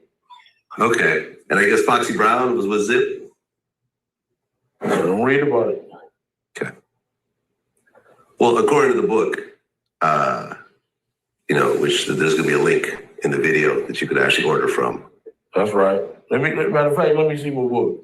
You want to go ahead and show the book? Yeah, let's show the book. Yeah, this is my book here. I would like you guys to buy it and get the real truth instead of from a cop or some fucking industry people, some bullshit. You get it from a real motherfucker. So go get the book, and you can get the real truth about this whole situation. Thank you. Okay. I'm going to go ahead and read from the book passage. Okay. On getting a gun for the Tupac hit. While we were waiting for the valet to bring out our cars, Zip seized the opportunity and called me over to his Benz. Zip was a big-time New York player, pimp, and hustler who used to come out to California and handle his business and kick it with us sometimes. As I walked up to the driver's side, I noticed the rapper Foxy Brown was in the car with Zip. So he instructed her to step out of the car and motioned for me to jump in. Zip had a hidden compartment, and he opened up, reached in, and pulled back a 40 Glock. Like I say, he turned to me and said, "It's time to get the money." Like I say, get your $20 and read about that part. I'm going to play that second file. Oh my God. I didn't even see that. He's had. And you keep referencing that book. You keep telling people read the book, read the book, read the book. Nigga, they're finna lock you up for that book. So many interviews on the internet, and they clip these interviews. They have one long interview, and then they clip them, just making it just seem so bad, and it is bad. They're playing this in court for the jury. The jury just saw what we just saw. Him holding up the book, get your story from a real one. And this, that, and the other. It's all in the book. Oh, man. So you didn't have any guns in there. Who said that? They playing this for the jury right now. They're watching you. They're watching these podcasts. They're watching the videos, and they will hold them against you as they're doing him. We've seen it time and time again, though. I'm done, big dog. You had cancer at one point? Yeah. You beat it. I beat you. Is it colon cancer? I told you I beat 3 of the baddest entities in the world. United States government, fucking cancer, and the streets. And then one last time. They playing all of this. Look. He just looking at it. Look. Cooked. Let me tell you something, brother. Tupac and them jumped on him. He was by himself. He didn't just, my nephew never jumped on no fucking Tupac. Come on, man. Tupac was wrong with 2 left fucking shoes, man. I mean, don't you think he was wrong? Honestly. I mean, yeah, I think he could have, reacted in a better way. You listen, you don't think that man is wrong? He could have reacted in a better way, I guess. I mean, I'm talking flat as his fucking biggest. So now Keefy D is basically trying to, in this video, say that it's Tupac's fault for, costing himself his own life. But again, these are just damning things to have on video as this trial continues. And he admitted that man was wrong, man. I mean, yeah, man. I mean, he was wrong, man. But that was only done out of loyalty, man. Okay, thank you. I appreciate that. He never jumped. My nephew didn't jump on him. He jumped on my nephew, a kid, man. My nephew was a fucking kid. They was grown-ass men, dude. You know what I'm saying? He was a fucking kid, dude. That's why he had on that jersey. He's a fucking kid, dude. You know what I'm saying? They was wrong. My nephew never jumped on him. They jumped on my nephew. My nephew didn't throw a punch, man. Shit was wrong, dude. Jumped on the fucking kid, dude.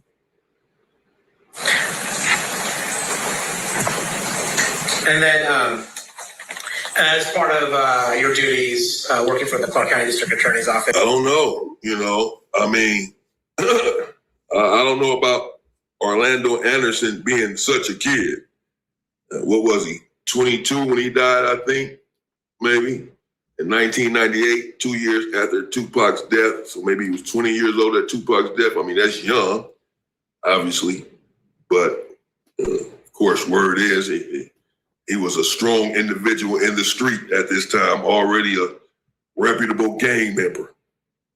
So, we're not talking about some kid that was in junior high school or in college minding his own business, with a suit and tie on. This is a 20-year-old who was already out here causing hell in the street. In fact, apparently Well, yeah, when you out here causing hell and flute flammering, skullduggery, and larceny in the streets, it's going to be really hard for people to have any sort of empathy for you or any form of, I guess, compassion for you when you're outside, skullduggery and larceny. Jumped on them or got involved in the situation because of an incident that happened at the mall. The individual testified to that was there. Dirt Rock, Devontae the snitch, and Baby Lane was all involved in that. Orlando Anderson. So but this again makes it seem like it's not that other people were involved. All these other people whose name keep coming up: Suge Knight, Snoop Dogg, P. Diddy. This makes it seem like he jumped on my nephew and crashed out. Either way, as we can see, they're playing all of this right here in court for the jury and everyone else here to see everything he said in these interviews, podcasts on YouTube. Did you also receive video from the courtroom proceedings in this case? I did. And did you receive the one view from a television network and another view that you synced up? Yes, I did. And how do you do that? I used Adobe Premiere Pro. I took both videos, entered them into the same timeline, and then set them side by side and synced them up so that they played at the. It's the same video. It's the same video from different angles.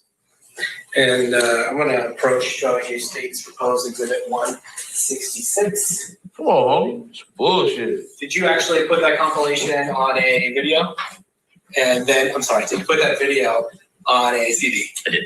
And then this is the CD that you put it on? Yes, it is. All right. You all right this time? It's going to move 166 as evidence. Any objection? No objection. So admitted. This time state's going to publish 166.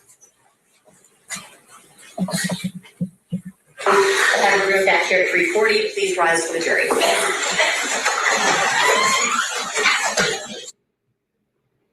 At that time when Reggie Wright Jr. is sitting in front of the witness stand, that Mr. Davis is mouthing words at Reggie Wright Jr. Yes. As part of your duties with the Clark County District Attorney's Office, did you also have access to calls that Mr. Davis made since September of 2023? I did. And okay, so they played the part as we just saw where Reggie Wright Jr., the person, this is his podcast, Bomb First. He's again covering it live right now. Tupac murder trial live coverage. It's live right now. And that's when they showed Keefe D calling him a snitch or a rat. So they're watching everything, of course, in trial. Obviously, there are cameras in the courtroom. They're recording everything. And now they're showing the jury, in case they missed it, look at what he's in the courtroom doing with the witnesses. But now they're about to get into some phone calls that Keefe D done made. Apparently, since 2023, some of these phone calls in jail. Can't stop talking on the internet. Can't stop talking in the courtroom. Can't stop talking on the phone. Yeah, I mean, it seems like Keefe D set himself up to be, accosted by law enforcement. It doesn't seem like he made too many provisions to avoid these situations. And where provisions could have been made, he just looks at him and goes, you know what? Keep the party going. I'm gonna make another dumb decision, and that's just kind of like the end of it. Recipe for disaster. And did I ask you to review some of those calls? You did. And did I ask you to clip some portions of those calls for the purpose of a presentation here tonight? Yes. I'm gonna show you what's been previously marked as Exhibit 164. Is this CD the CD that you prepared containing those clips and calls? Yes, it is. So at this time, State's going to move 164 to evidence. This time, State's going to publish State's Exhibit 164. We'll go in chronological order. So can we play that 10, 12, 23? Everything will play on video. They just trying to use the word up there against me, but they can't do that shit. So, what shit they trying to? Well, I didn't break the thing that fucking Greg hated. Shit. I just wish you would have never did, just let that. You probably would have been there. No, I forgot. I just wish you would have never talked to that man, Yeah, you're right. I know. I should have just went on and did that little. Stop doing all the interviews and that. Just never did nothing. Whatever happened, Yeah, you're right. Everybody, that shit all over, all you see on Instagram, that all that shit. I'm like, damn, this shit is viral. Now, Mr. Stair, you've listened to this call maybe one or two or more times. Is that fair? That's fair. In terms of editing it, is it fair to say that while some of the audio is a little bit garbled, upon hearing it a number of times, you're able to discern some of the words that are being stated? Yes. And is it fair to say that Mr. Davis says they're trying to use my words against me? Yes. And that he says they don't have to try to use your words against you, nigga. You made it very non-debatable. Like the words against you, nigga, these are your words. You said the worst things. Nobody has to manipulate or twist or cross your words up, nigga. You said the absolute worst things that could possibly be said. You're your own biggest enemy in this situation. I didn't break the thing. Greg Kading broke the thing. Yes. Okay. Now can we play the next call at 10, 21, 23? Yeah, they ain't got shit though. They trying to use my statements against me. You're gonna lose, dude. Stupid ass dude. Yeah. Okay. I was paid to say that, stupid motherfucker. You can't use my shit against me. I mean, what did they say you wrote? Yeah, I did. After that dude did that, I didn't breach that contract. He did. Okay. Hey, y'all for carry top. You know. Oh, bitch. She had my life fucked up. I crawled up under a rock for 6 years. And I just got tired of it. You know what I'm saying? That shit. Let them know the motherfucking truth. Bitch, you ain't just got me, motherfucker. You niggas around me got you for me. Mm-hmm. Third Rock, all them son of a bitches. Oh, You know? wow. Yeah. Even my boy Jerome down the street from you. Little Rita, all them motherfuckers. Oh, like damn. You know, that shit. You know? And similarly, have you listened to this call more than one time? I have. And is it fair to say that Mr. Davis says they're trying to use my words against me? Yes. And in fairness to Mr. Davis, he does say I was paid to say those words. Yes. And then he says, when he's asked about... Yeah, in fairness, you are trying to use his words against me. I don't think the first clip recording is that trying to take my life. Man, I feel like everything Keefe D has said in this situation is damning for him. He can just quiet up. Excuse me, trying to use my words against me. I got paid. I said that just because I got paid. He's saying that on the phone, so it's not like you have a recording that I've heard so far or something with him admitting to it. What's that book you wrote? He says, yeah, I wrote that book. Yes. And then later on he says I'm going to quote, let the motherfuckers know the truth. Yes. Okay. And then he later on says, regarding Greg Kading, you didn't get me. And then says some people who actually did get him. Yes. Okay.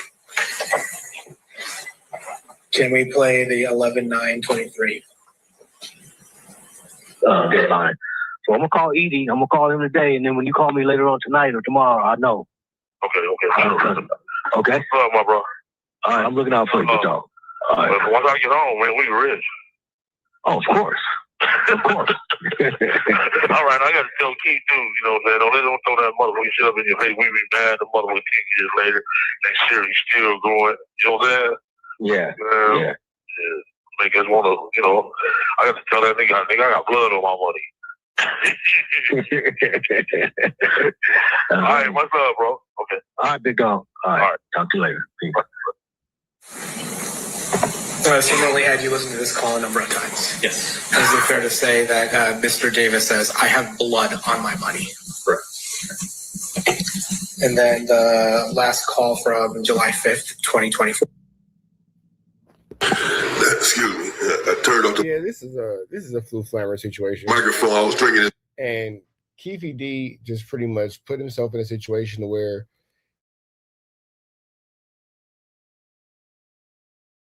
just on Damian Porter's page, man, YouTube audio and leaked audio are being used in these federal indictments. So I don't know if you guys realizing it, but this whole concept of just capping and popping it online that you guys like to do so readily, maybe we should just like not do that anymore. That all being said, we out here to the next one, red dot to the left. You know the rest. Say prayer, be blessed. We go. That's basically him saying, I get over on people.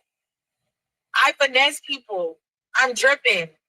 All of that bullshit. Let's talk about it. Furthermore, his house looks a mess because this big baby came through it. Banged up everything. Deep in the ocean, about to drown. Like, come on. Come on. I'm a grown-ass woman. I'm 25 years old. I do not need that for shit. My life is still continuing. I just got my hair, my lashes, everything done. I don't need a nipper shit. That need to stop playing with me. Talk about he got my BBL done. You didn't get shit done.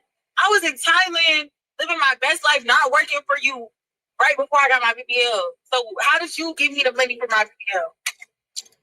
Your sister broke. You broke. Your baby mama's in debt. Your other baby mama. I ain't even gonna speak on her because she ain't said it about me. So I ain't even gonna speak on her. But that's rough. Just be cool, my nigga. Like, this is trying to be Blueface with his dirty baby mama. And let's talk about it. Didn't even take a break. I ain't tripping. I ain't tripping at all. But you hopped out my and went into this. Y'all dirty as shit. No doctor's visit. Oh, so that's her problem. She was sleeping with him, and now he ain't sleeping with her no more. Got it. No checkup, and she just spreading it open. Because her baby daddy back ready to talk to her. Because no other going to take her serious. She been trying. She done little baby. She done for QCP. She done, I think she was a little yachty. I don't know for sure. I know she was just talking to him though. But this is what I'm saying though.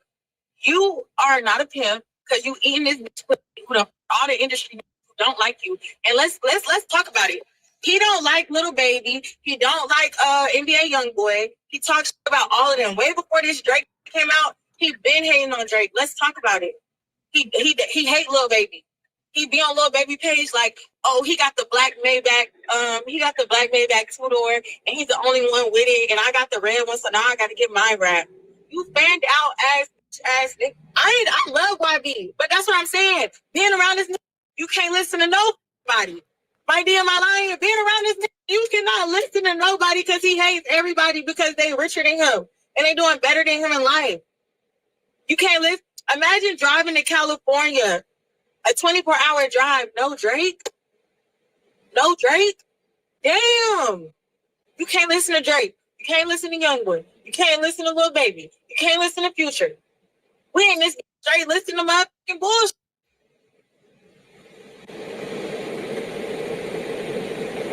We can't listen to nothing. Because this is a hater. He hate on everybody. He be acting like he cool with OG3. He's not cool with OG3. He just be doing that shit so he could get around Youngboy to use Youngboy clout. But she'll never be around Youngboy. You will never even be in the same room as Youngboy. Let's talk about it. Bro, he like hoes because they be 304 white. I don't have nothing against white people. Except racism, obviously. And it's that she was going to skin the both of us. I didn't say he don't, but Dean, I said he be trying to suck Dean and AB. And let's talk about it. When he was at the warehouse, he was trying to get AB to turn against Dean. He talk about, oh yeah, I'm going to get AB to leave with me because he not really with what Dean got going on. He outside having little private conversations with Dean in the trailer. Then the little white code that pulled up, y'all probably going to see her soon. Don't be surprised when y'all see her. Don't be surprised when y'all see that hoe that was on AB and D and shit. He outside in the trailer talking to the little hoe that was arguing with Ray J and AB on a secret mission type. She talking about she want to pay him to be down. He out there just being sneaky on some shit like this. Ain't nobody a hater. That need to stop talking. Damn, she just called Sauce Walk up with some yaffiking. Human yaffiking? Did she just accuse him of being a human yaffiker? Because you can't do that. About me, and I wouldn't have to say about him. But bitch, since you want to talk, that's why you can't get hard. You missing these motherfuckers 1s and 2s. And I don't know if y'all clipped that. I hope y'all clipped that. All these pills that he need to stay hard, you dirty ass, lame ass, whack ass, limp. Stop playing with me. For real. And you can only get them in California. That's why he bought the whole store. And boy, was he happy. Bro, it's so funny because he was just like, the way that it even came up, because I'm like, oh, what do we need to do to like help you stay? What do we need to do to help you stay hard? And then he like, we is in California, because it's something else he be doing to stay hard too, but that's somewhere else in a different state. He like, you just reminded me, we are in California. He's running through the house yelling. I ain't gonna say the homeboy. The homeboy like, I know where they at. He like, hell yeah, I need them, hoes. Oh my gosh, yes, I'm hyped. Let's go get them hoes right now. He like, let's go get them hoes right now. So all of them go in the store. He not even trying to let his homeboys get none of the pills. That's how thirsty he is for the pills. He not even trying to let his homeboy get none of the pills for their little vibe. He let Bucci get 1 pack, and he let somebody else get another pack. And honestly, that's the problem. None of them niggas around him be telling him about himself. That's why when I get to checking, it's a problem. I don't give a stop playing with me. Yes, he wanted AB to duel with him instead of Dean. Yes. He's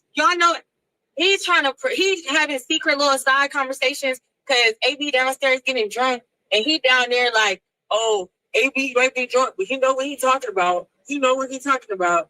Like, that could be his brother, and that still be the truth. All of this is still facts. And let's talk about it.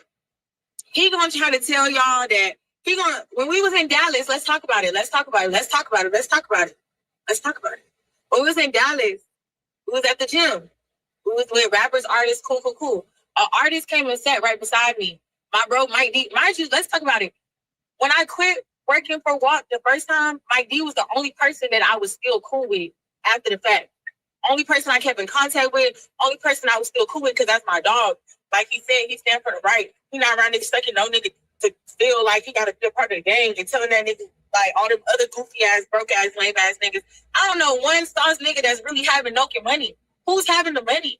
Where is the money? Where is the? Anyways, Mike D's the only one I was cool with.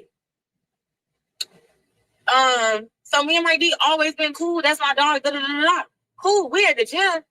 The nigga sit beside me. I'm like, I already know how this nigga is. I'm scoot over towards my brother. I'm talking to him. We vibing. We laughing. We whatever. Cool. So after the gym, this nigga acting all weirdness and frantic and all type of weird ass shit. So I'm like, oh, let's go get some food. Mike D like, I'm about to go to this spot. He like, oh, I want to go wherever you going. I want to go wherever you going. So he like, okay, come on, we gonna go. So the place Mike D want to go was close, so we go to my spot. We pull up in the parking lot. He like, oh, this perfect. He tells Spike, cut the camera off. He gonna say to Mike D, what you trying to put my bitch on? Huh? You trying to put my bitch going on? Like, let me know, is this your bitch or is this my bitch? Huh? Then the nigga pulls up a picture on his phone that he took of me and Mike D sitting beside each other. He took a picture of us sitting beside each other and then showed us, like, look at y'all. Nigga, it's a whole nigga, stranger ass nigga that I do not know. It's a whole stranger ass nigga that I do not know sitting right beside me. Why the fuck would I just sit there instead of scooting over? Like, what the type of weird ass timing is you on, bitch? For real. Yes, that's another thing. As soon as he said all that stuff about F Jesus and F God, the first thing he woke up and posted was,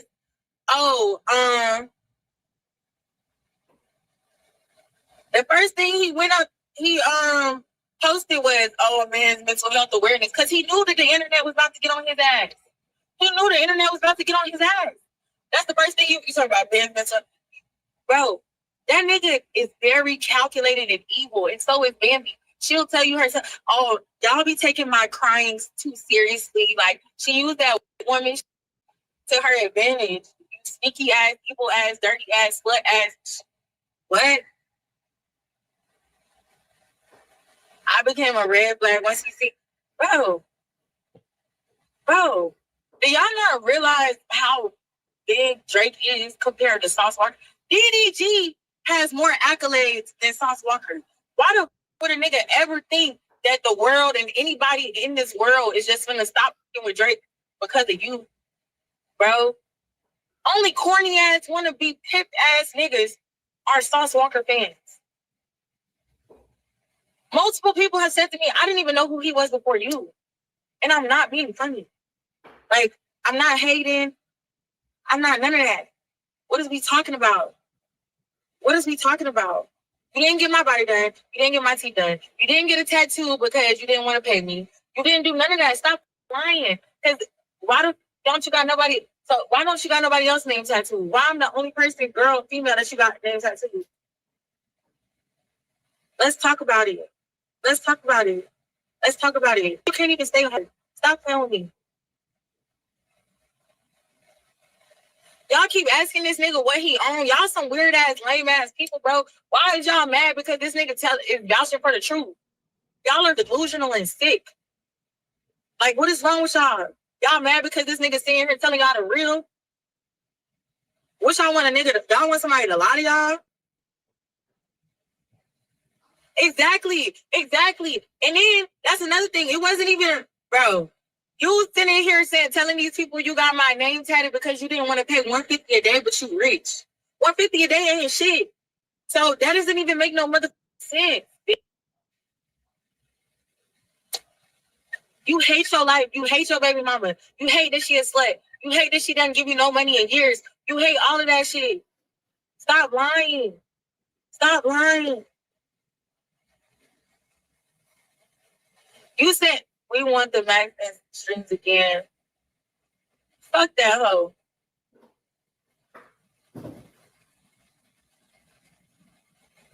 What you mean? How? Years. I've been holding a lot of shit in for years. Even after I quit working for him the first time, he want no beef. He ain't do shit to me.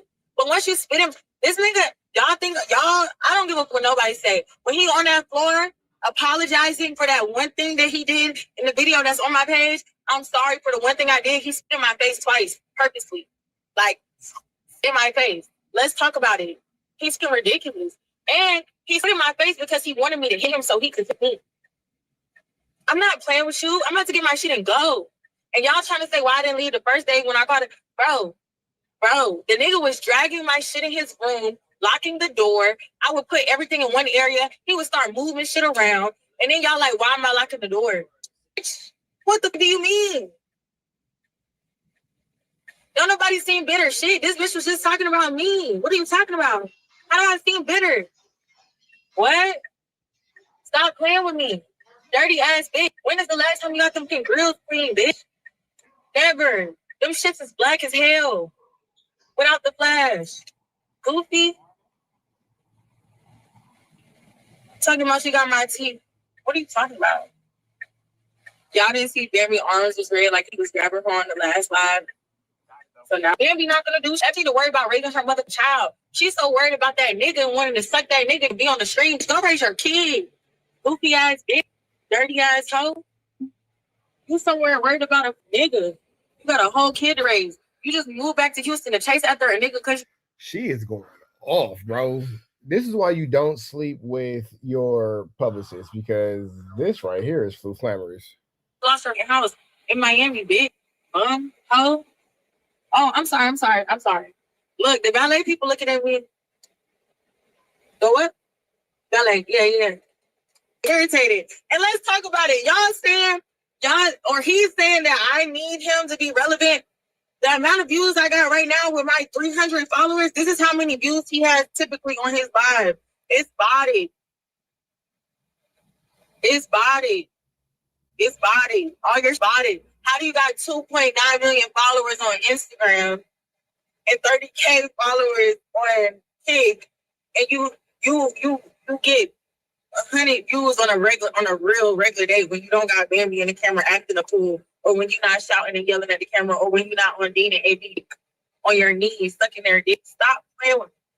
Also, the most views he got was when he was with Snapdog, and his kick person called him the other day and told him that was bodied. Somebody was bodying her. You didn't really have 4,000 views. Who do you think you is?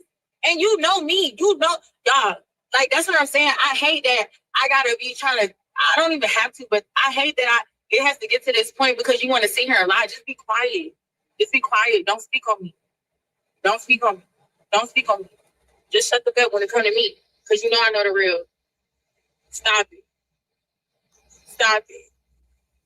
Damn, just last week I couldn't see a clip without y'all in and out. Y'all talking best about each other.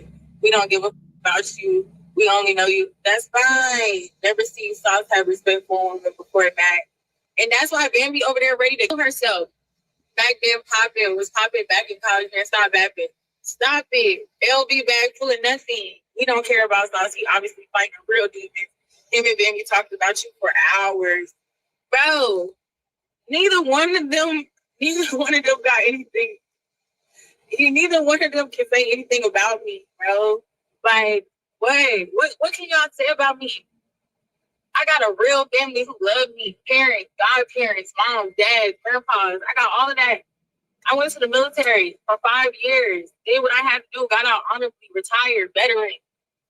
I traveled the world. I'm 25 years old. What the is Mr. 30 and 40 star OnlyFans, demonic ass, crazy people? What can y'all say about me? Y'all can't say nothing about me. I really do this in real life. I'm driving it's actually driving itself. I'm just sitting here talking to y'all. What does y'all got to say about me? Maybe you owe the IRS hundreds of thousands of dollars. You begged this nigga. To pay you. Like, y'all, he's 36 years old, about to be 40. Try to make and then you always talking about you got 20 live views and all this shit. You got one live view.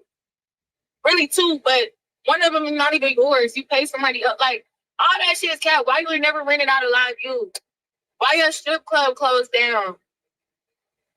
Why is nobody ever in your studio except for your homeboys who don't got all hoping on a fire and a dream to be a pimp? Stop playing with me. For real. Like, what else they say? Because we can really get into it. What?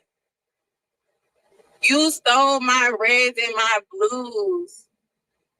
You evil. You got it. You stole my reds and my blues. These is the reds and the blues. And y'all see how many is in a pack? Do y'all see how many is in a pack? And it's 1,000 packs of these hoes. Why do you need this many pills to stay hard, my nigga? Shut the up talking shit. Stop talking shit on me, bro. Just sit back and be cool with your baby mama. And then furthermore, where the fuck is the baby? Where is the baby? Why is y'all, like, how is both of the parents some fucking crackheads? Where is the baby?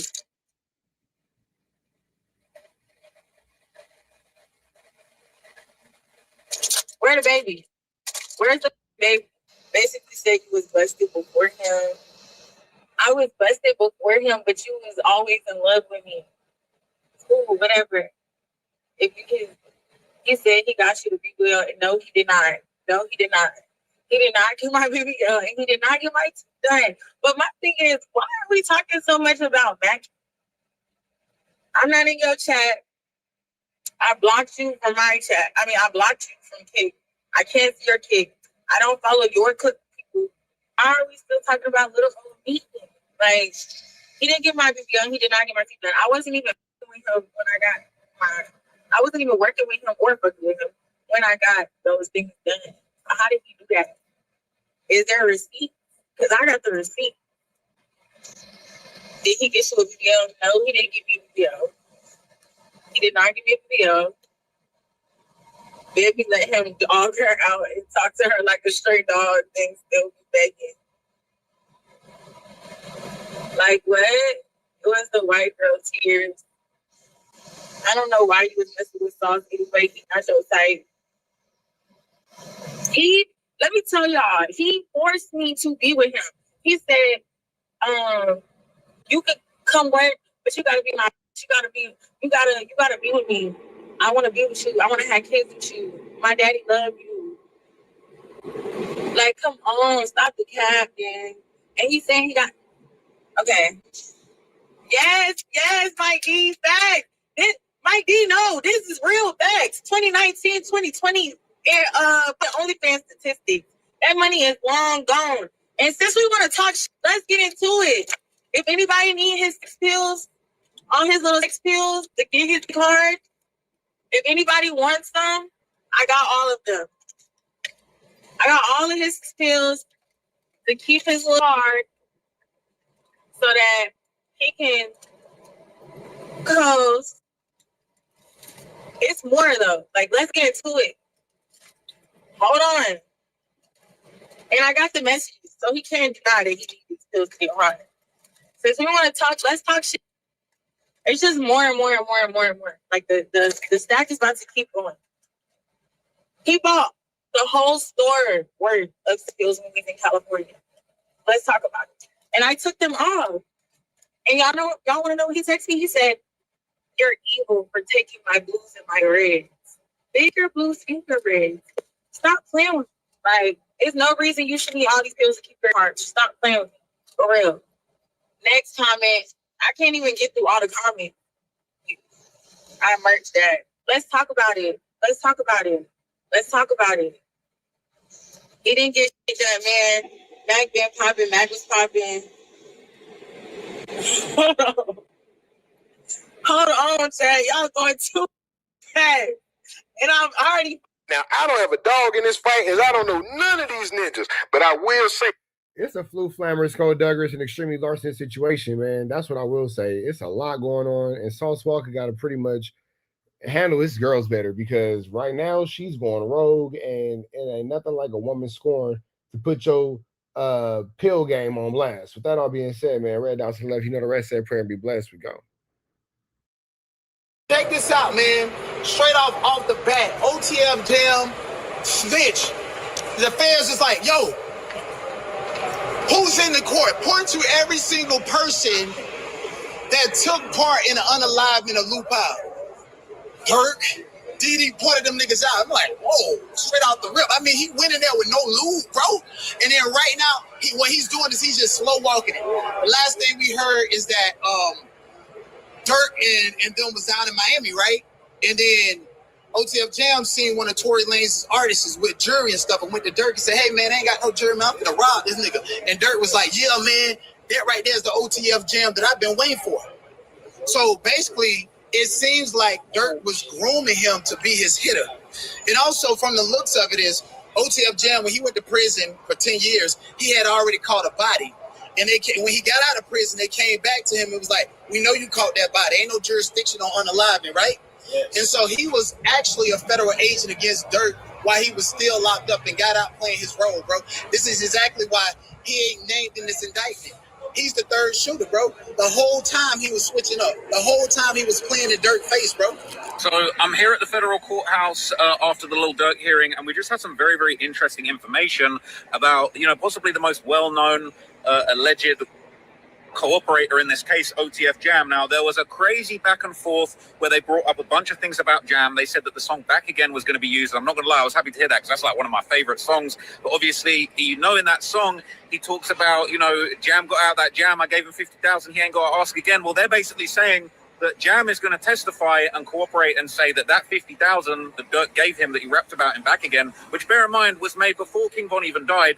But Jam is going to testify and say that he believes that he was given that money basically as like, as a show of loyalty to basically kind of get, some kind of like future, as basically not like a prepayment, but basically like on the hopes that in future he might be able to do things for him. He might be able to slide for him. Now, what's crazy is that he's allegedly going to testify that actually when they were filming a music video, at some point, okay, this is absolutely crazy. At some point, all right, Dirk and a bunch of the other members apparently confronted Jam in a bathroom. They took him into the bathroom, which is super weird. And they apparently confronted him and they basically said, you moving too hot, you're going to get us jammed up. You got to be more careful about committing murders and you're going to get the feds on us. Now, apparently that wasn't talking about the Pab murder. Apparently there's other murders. And it sounds like he's actually going to admit to the feds that he was doing all kinds of murders that haven't even been prosecuted by the sounds of it, not even related to this murder, and that he was basically a top hitter in OTF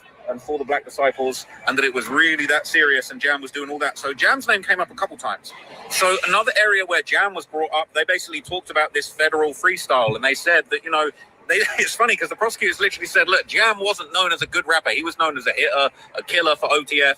And for the Black Disciples, he was known as a Black Disciple hitter, and that's why he was put on this federal, ironically named federal freestyle. And that was basically as like, as a favor for Jam. They were saying that was almost like to solidify his place in the ranks of OTF and the dirt that he was going to or had already committed for the crew. And they basically said that apparently Jam is going to testify that he was in the federal freestyle. And that he basically is going to say that, look, he felt like if he didn't do the murder, if he didn't participate in this hit, that he felt like he wouldn't be included in these. There's all sorts of sirens going on right now. It's crazy. That basically that they feel like Jam said that he didn't feel like he would have been included in all the OTF, things that were going on, these opportunities, if he hadn't participated in that murder. And the last thing I'm going to say is that they said outright that apparently Jam was recruited for the Lil Pab murder by Booty Mo.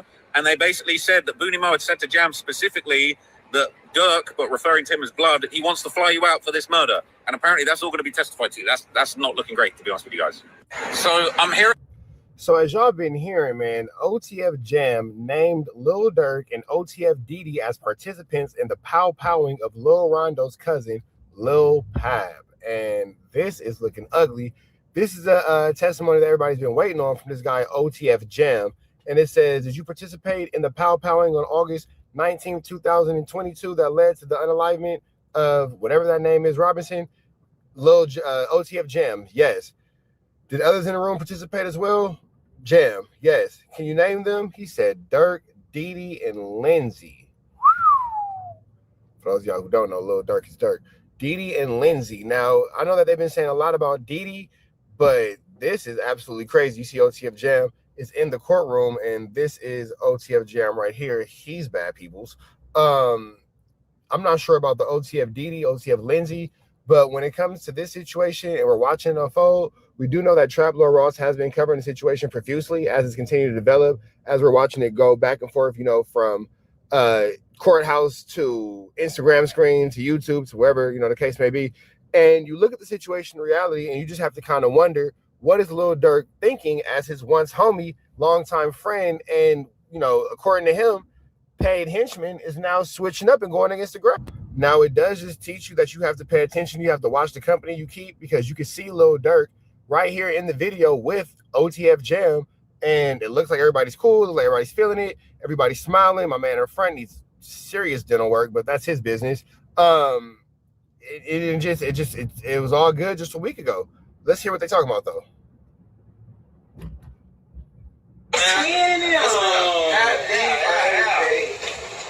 Hey, kid. I ain't gonna lie, this shit like a whole dream thing. I ain't gonna lie, this shit look like back in the day. Oh, Mark. Oh, dang. Look like back in the day. He's about. Check on your man,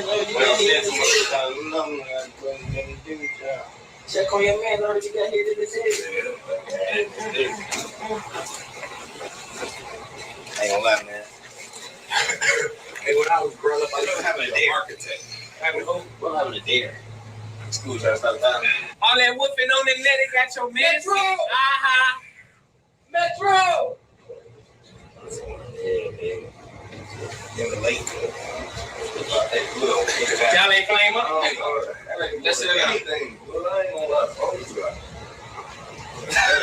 I say, y'all call your mom, bro. I say, hey, come get his ass here. He slipped me up that bitch. I roll over, arm mark him all day. He found me with a cast. I lift my shit up. I'm like, man, this nigga booming, man. He laughed. He said, I ain't do that. I say, slow and Keisha. I be trying to tell him. I ain't know that shit so much. You want shit right on. I said, I gotta get in the gym, get tatted. Hey, look, I said, I gotta stop playing, Flacco. My brother, man. So as you can see, Jam is in the video. Everybody's flashing money. Everybody's having a good time. And it just kind of makes you wonder, like, are these the proceeds that Jam was paid for, busting his 1-2 step like Sierra, as the court would like you to believe? Is this, just Lil Durk spreading the wealth amongst friends and family as he's, scored big name record deals, big name albums, big songs with Drake, things like that? Or is it all of the above, man? But what we do know is this. OTF Jam is currently on the stand testifying against Lil Durk. I would have been there, but I got to pick up the kids from school. Sorry, y'all. The kids came first. But with that all being said, man, as soon as somebody get on the internet with it, I'm going to get on the internet with it, and I'm going to make sure y'all know exactly what's going on. We up out here to the next one. Y'all know the deal is red dots to the left. You know the rest. Say a prayer and be blessed. We are gone.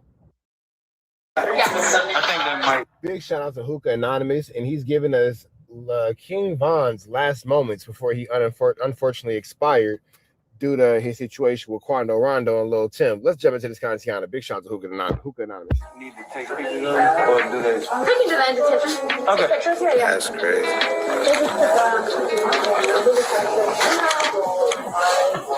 So y'all moving him to detention?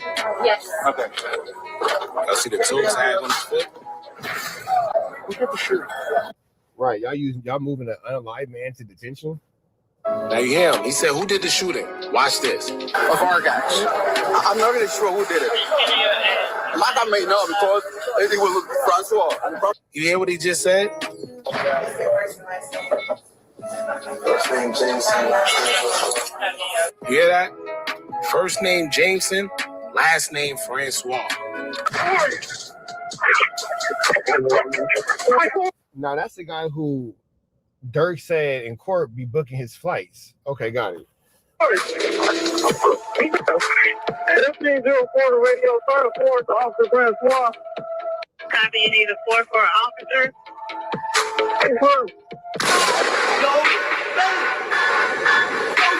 I'm just now realizing, remember that story his cousin Balo claimed he woke up during surgery, was causing a ruckus, asked for his gun or whatever? Well, that never happened. And now that I think about it, where did he even get that story from in the first place? I don't know.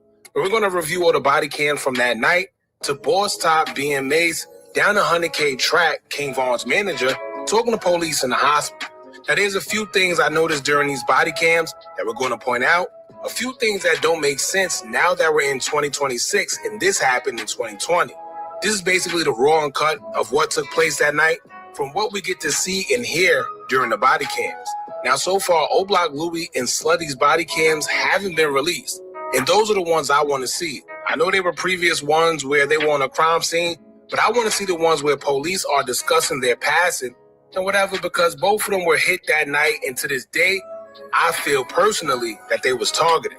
Slutty was chased down and unalived, and I still wonder which officer was the one that did it and why, being that he had to be defenseless at the time he was unalived, because we seen on camera that his weapon jammed, which is why he ran away in the first place. So why was he pursued and unalived? But that's another story. However, we will also hear about this Francois officer who many believe was 100K Track, and then Track will also slip up in his story to the police, telling them some interesting information that we didn't know before pertaining to the Monaco Hookah Lounge. So we're going to get into it, y'all, but before we do, make sure you hit that thumbs up. That was a really wild night in Atlanta. I remember that night. I was in the city, and I was actually, there's a tattoo shop down the street from Monaco. I was at that tattoo shop, and that was a wild scene to behold, man, from top to bottom. Crazy situation to see, but, you know, I ain't on trial, so it don't matter what I saw. But that situation was wild. Absolutely barbonicles. Button, hype the video so we can get into the algorithm. And if you not subscribed to the platform already, make sure you do so now. Let's get into it. Hold up, y'all. There's no way you're watching this video for free right now. You could be getting paid literally just for playing games while this video play in the background at the same time. Only difference is the increase in your bank account. Now, I'm not saying you'll get rich, but I am saying that you could easily make something while doing nothing except for sitting on the couch playing games if you download the app Free Cash. They groom you to get you out of there. They put the white sheet over you and Yeah, Zone 3, Officer Radley and Officer Bradley. Oh, okay. Oh, I didn't know you were sitting on one. Yeah, he's sitting on 1, I'm sitting on 5. They're sitting on 5 and 6. So, I don't know if you want to go talk to the young lady who got hit by the car. She's in Zone 2. Her last name is McCarty. You know what's crazy?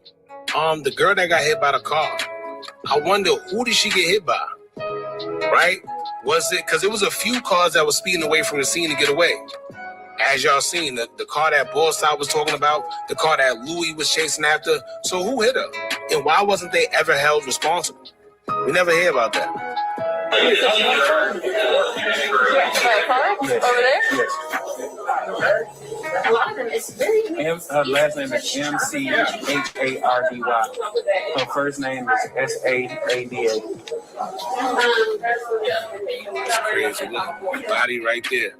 That's King Von right here before he's taken out the hospital to be transported to the morgue. He's on too. Over. So you walk out here and make a right, and then make a left, and you're gonna walk down. And there's gonna be a big sign that says Zone 2.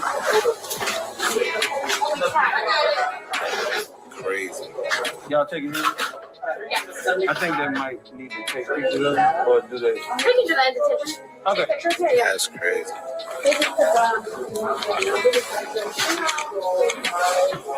So y'all moving him to detention? Yes. Okay.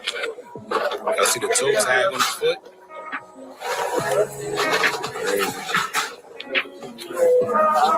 All right, so that was pretty much it with that. Now we're going to get into the video with Borside where he was maced, he's being arrested, and we're going to hear what these guys were actually discussing. Y'all check this out. I got the sweat off here. It's tight. It's right. This guy right here got sprayed. The guy shot over there. He's over there. Go down over there. You guys hear this guy? Yeah. Okay. This guy's 23. I'm going to find out our guy who all right. 23, all right? Help him out? Yeah. Help me. You need me to do what? You or her? All right. Hey, this doesn't have an ass. Looks like I'm going to Here, I'll try taking the sweater off. You can hold this on now. Y'all can hold me, please. Dude, we got you. We got you. You ain't got to do that. You want me to take this?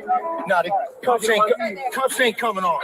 Please, like it on my knee. Now it's crazy because the female officer. I got asthma. Please is never a reason for them to let you up out of cuffs.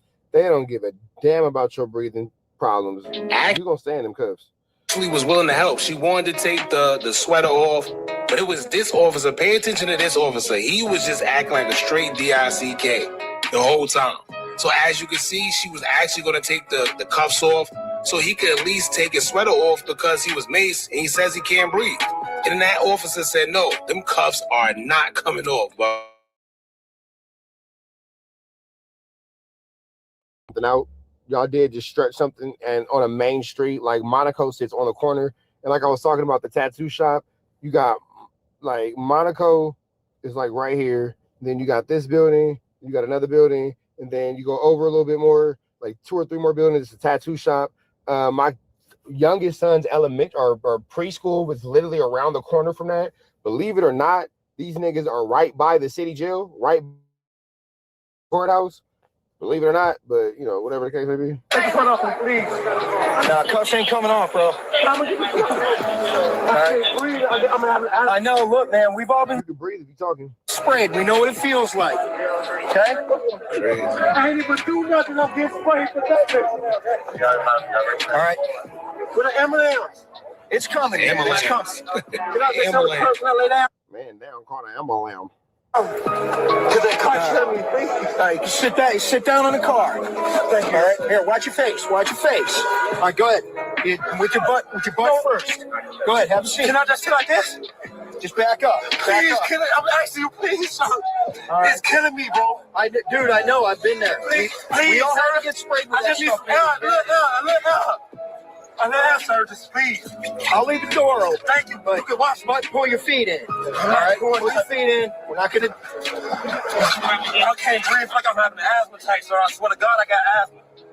All right, just hang tight.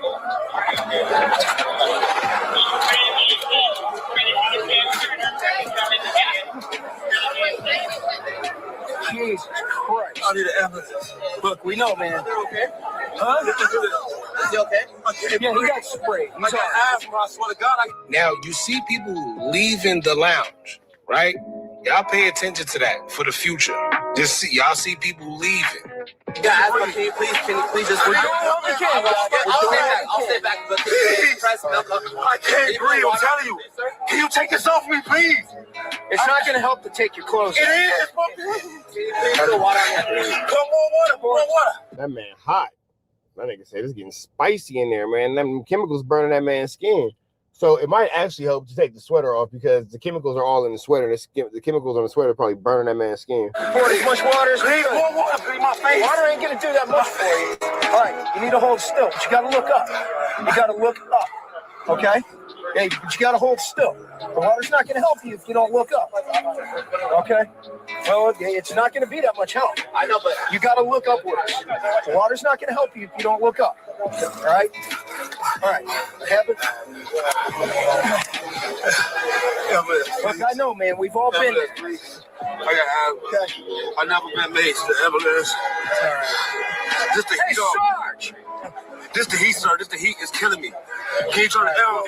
Sit back. You gotta pull your feet in and sit back. Just the heat. I'll turn the air on. I told you them chemicals burning that man's skin, man. Roasting that boy. I done been pepper sprayed and tased, mace, bear sprayed, gas canned, rubber bullet, all kind of stuff, boy. They gonna treat you all kind of ways in that LA County jail. That man's skin is on fire.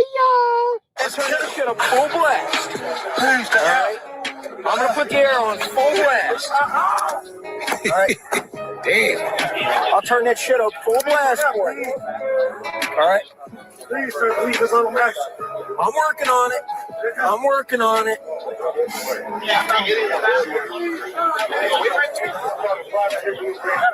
Okay. Jesus Christ. Everything here is going to be a crime scene, Sarge. Everything here is. Can you please just open the door, please? I need some help.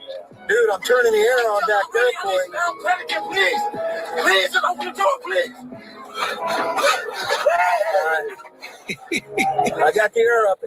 Now, the cops don't care about all that. You doing all that is not going to help nothing. All that screaming and, please,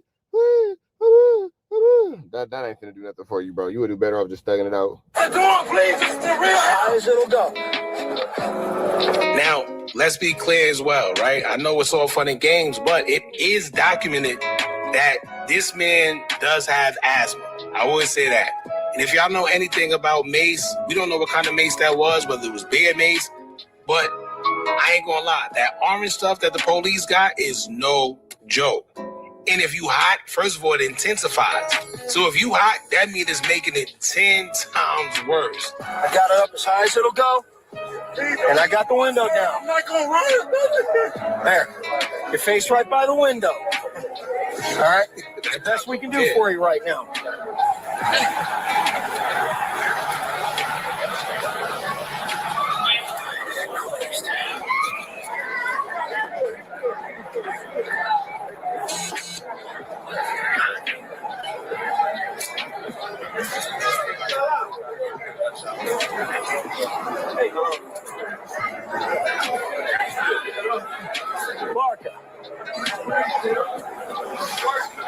I'm in the car. We're gonna get you some. I got asthma, Tip. We're gonna get you some help. Hey, Tip, I need an ambulance, bro. I'm blowing my brain. Hey, he's been waiting for that ambulance for a long time, hasn't he? Hear that? That's the ambulance.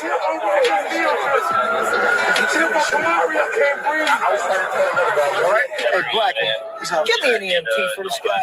We have 5 coming. We got 5 coming. Yeah. We just need to wait. Yeah. I'm having a heart attack tonight, Tip. Please. Please, can y'all just my face out? Just let me stick my face out the door, please. Wait till this guy goes by. There's a guy going by who's a lot I worse just want off to stick than you. my face out the door so I'm not getting out. We don't know if that's Louis, Slutty. They said it was another guy, but I believe this right here is Louis. I'm not sure. But hear what the cops say after he goes past. I'm not gonna stick my feet out or nothing, sir. There's a guy that went by who has a bullet in his head. So Y'all hear that? There's a guy that just went past that got a bullet in his head. So yeah, we hear you, but the guy with the bullet in his head, we're gonna try to make sure that he's good first. So, you know, priorities. Now we know that O-Block Louis, he got shot in his head by the police. I'm not sure if that was him or Slutty, but more than likely it was Louis. sir. He got sprayed. Chip, no, leave me, Chip.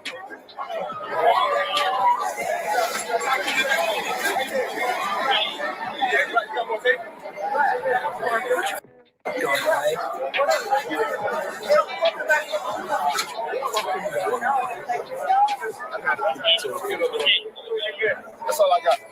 So you get the unit, and every victim, please advise what unit they are. What was the count?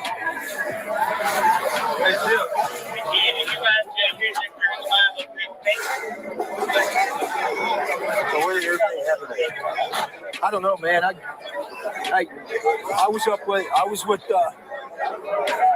was with another guy on a 29 call up on McCaslin when this came up. We're fixing 23-some female for assaulting their neighbor, and then this came up and they're yelling shots fired, shots fired. I look over at my buddy. I'm like, hey, you got this? You know, and then I down here to come help out. After this, what's up, man? Man, you know as much as I do right now.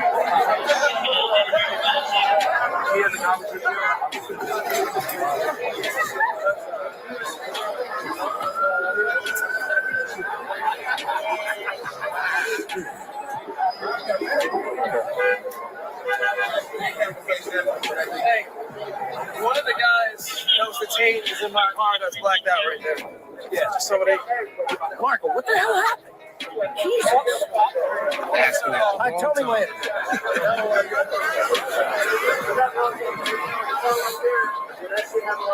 See you again tonight. See you again tonight. And I was up on McCaslin helping 23, a female for assaulting their neighbor when this came up. All right, we got a ton of units over there, so what do they need over here? Hey, you know what? EMS to at least check this guy out. Where's the other one over here? Hey, he got sprayed. He's got asthma. We want to make sure that this guy here. Okay, you got water on him? Yeah, as much as I could. Why he got sprayed? I don't know. Good question. Who sprayed him? Good question. Was it one of us? Probably. Okay. Yeah, Sarge, I was up on McCaslin. That call with hold on, okay. With Stan. Yo, your mom. Alright, so is there back entrance out here? Probably. Find out for me. Let's go take a look. Okay. We're gonna shut this down. gonna shut this down. We're gonna shut this down. We need to, Sarge, but we gotta keep everybody corrupt. I'm saying, like, when they gonna shut this?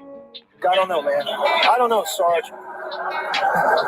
So the Sarge is referring to Monaco because if you knew Monaco, it's been some interesting nights at Monaco. I'm gonna just say that I've had some interesting nights at Monaco, and you just never know how it could go at the Monaco.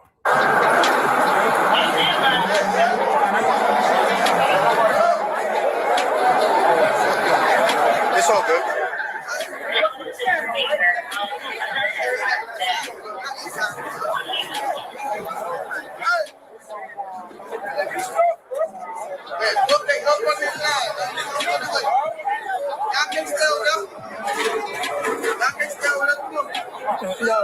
Yeah. Everybody come this way. Everybody come this way. Y'all come on this side, man. This side, everybody. Come on.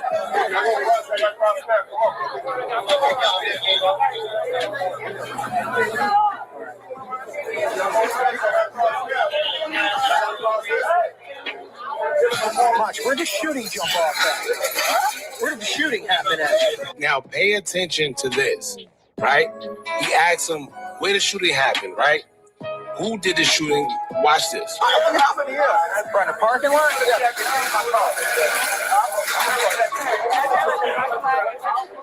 Not right this second. Just give us a little time there. I'll live across the street. Yeah, stay right there. Yeah, just hang tight for now. Till we get everything. Okay, all right, cool. You got more strikes than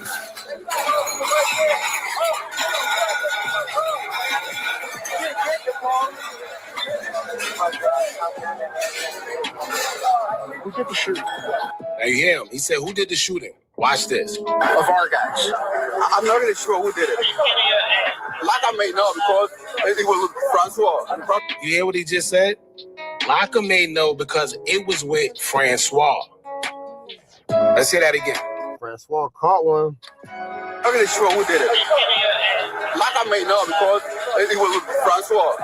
Now you hear how he identified Francois? He didn't say Francois like it was somebody on the street or he just met this guy. He said it was Francois, like they all know who Francois is. Now that name came up again, but yet nobody could identify who Officer Francois is. Now it's been reported on a few occasions that 100K Track is Officer Francois, and he works as an undercover. Now we don't know how true that is, but it's kind of suspect at this point. They said it was 2 off-duty Atlanta officers that was working that night. On the 911 dispatch audio, it said Officer Francois was shot. We also know that 100K Track was shot. Then guess what? Can y'all guess what 100K Track real name is? Jameson Francois, and he was born May 19th, 1991. Now, I have told y'all plenty of times of these CIA plans being in the music industry and people who are plants or put in position in that industry to push a narrative like Agents of Chaos or whatever. But it's So is that the same dude, Jason, who Lil Durk had booked the flights for him? Or is that a different Jason? no way that an officer was described as Francois, which is a 100K Track last name, says he was shot. And to this day, we don't know of any other officer Francois that was there that night. So who is he? And if there's one that exists, where is he? And it seemed like this was a thing before, and suddenly it just got swept under a rug and everyone just stopped talking about it. I was up there with Stanley on the cast. Yeah, I heard this come up. I'm like, hey, you got her? Look, he's like, yeah, go. And I'm like, shit.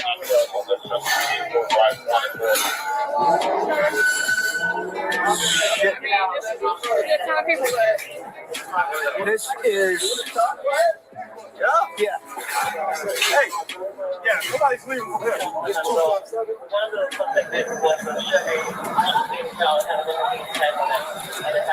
Which of our guys did the shooting? Now you hear that. Trent, which one of our guys did the shooting? This is like the third officer he asked. Huh? Which of our guys shot somebody? I don't know. Dude, I'm driving my ass off. I was up on the castle with Stanley. And it Now, if y'all pay attention, that cop asked about 3 officers which one of our guys shot somebody. And somehow nobody knows which officer shot somebody. How is that possible? A precinct isn't that big. You have officers, detectives, sergeants, and all that. That consists of being in the precinct, and they all police a specific area. So everyone either knows each other or knows of each other. You mean to tell me out of the officers who was said to have shot during the King Von shooting, nobody knows who's the officer that shot somebody? Not even one officer? Something don't smell right. What you got up there, Sergeant? No, somebody knows something, but there's an unwillingness to cooperate with law enforcement or authorities, so the police are exercising their own code of silence and secrecy. Don't let them leave. He said, don't let them leave. Y'all late.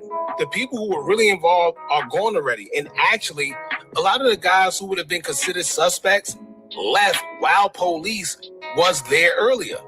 Remember the car that Boss Top was telling the police to stop? Remember that sports car? Why was that car and the other ones able to leave while police was on the scene doing their investigations? Did they not know they weren't supposed to leave? Did they not know they weren't supposed to let anybody leave because at that point, everybody was potential suspects? Or were they just concerned with shooting everybody? Well, not everybody, just people that King Von was with.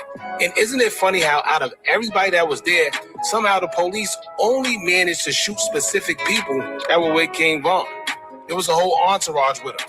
However, only 2 of them were targeted. Louis may be understandable because Louis was firing at a car in front of police. But what about Slutty?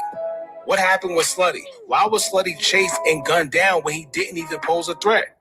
And matter of fact, who was in the car that Louis was chasing? He was chasing that tinted car for a reason. Just like the white car they also let speed away that Boss Top kept pointing at. Why to this day we don't know who was in these cars? With all the speed cameras, light cameras, surveillance period out there, why weren't they stopped after speeding away from a crime scene? But anyway, speaking of 100K track, here's him laid up in the hospital explaining what happened to police.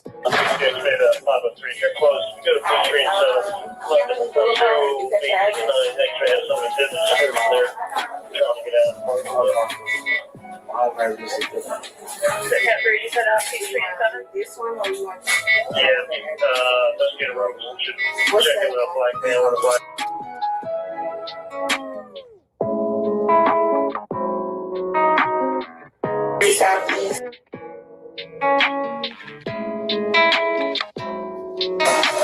What's this? Is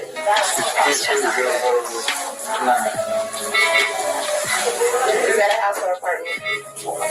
That's okay. Emergency contact, do you have one? Yeah, I have 2, man.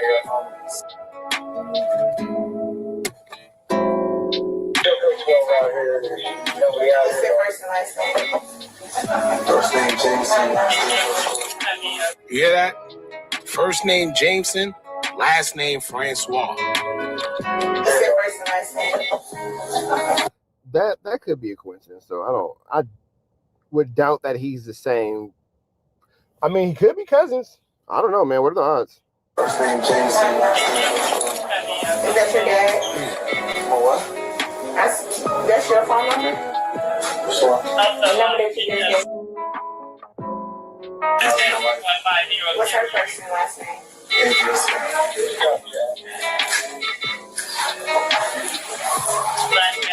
I'm good, sir. How are you? Can you spell her first and last name? ADRIASCOTT. Scott? Okay. And do you have health insurance? Hello? Health insurance? Yeah, I do, but I don't have the phone number. Okay. You know who it's with? Nah, I don't remember. Alright, and you say you gave your ID to My whole wife. Alright. I'll give you transfer. How you doing, bro, man? Went to work and let me answer. What happened? You work? Where do you work? No, I'm regular CEO. Oh, okay. So you were going there to business? Okay. So, do you know what happened? What happened? Unsure. Everybody waiting outside to get in. So entourage, because they followed us from the other crowd. The entourage, just a group of people following you because they know you the man. Oh no, not me. Okay. I'm talking about it's 3-4 cars. Okay. Yeah. So just follow it. Everybody in the parking lot waiting on the artist to pull up. And then out of nowhere, you just hear gunshots. Everybody stopped. Who's the artist? Who's the artist? There was a couple artists there. Okay. So you were waiting for the artist to pull up at the business, and these gunshots started ringing out. No, I think we were just waiting for everybody to get there. Okay. Now, see, he just said that they was in the parking lot waiting for the artist to pull up. And then he switched it, which we already knew was a lie because the artist was King Von. It's no other artist that they needed to wait for. He realized he said too much when he said the artist. When he said, who's the artist? He was like, oh, a few of them. That's when he realized I'm talking too much. I should probably stop talking. To pull up, right? King Von was there. And according to his DJ Academics interview, Vaughn was woken up. So what other artists was they waiting for? Everybody else. It was a party of people. Okay. And just waiting, and then shots ran. Do you see who was shooting? I gotta ask. Probably one in my leg running. Okay, so how bad was your injury in leg? Not too bad. I kind of ran on it for like 15 minutes to find shelter, and then 15 minutes back to my security. Okay. So where's your security go? How your security let you get shot? Man, what kind of security they are? No, that's the... Now you hear that, right? I think that's what we was all thinking. Vaughn had his security. He claims he had whatever security he's referring to. How did the security guards let anybody get shot right next to police that was up the block? Unless the police popped him, but I don't think the police popped him because, well, they did say Vaughn had multiple shells in him from different firearms, so that could be a thing. It's a group of people outside waiting. So they weren't trying to get to you. Oh no, hell no. I'm just up in the bed. Yeah, a couple. Weren't trying to get to your homeboys and like that. No, not at all. We have no problem with nobody here. Okay. I hope nobody is. So you live where? In Florida. So you were just up here for the event? Business. Okay. Okay. It was a paid gig at Opium. Okay.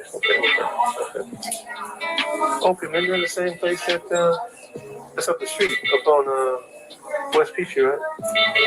Now he mentions they had a paid gig at Opium, right? But why didn't he mention that they went to Monaco Hookah Lounge because that's where everything took place? Why mention Opium? Because Opium is where they were contracted to be. That makes sense. That actually makes sense to bring up Opium. You from Zone 2, you don't know. That's on West Peachtree. Sierra. Kara. How you doing, Kara? All right, how are you? Another day in paradise, Kara. I hear ya. Okay. First time being shot, last time being shot. Well, yeah, bullets are fun. I hear. Excuse me, on your way. You're good. Can I borrow your license again?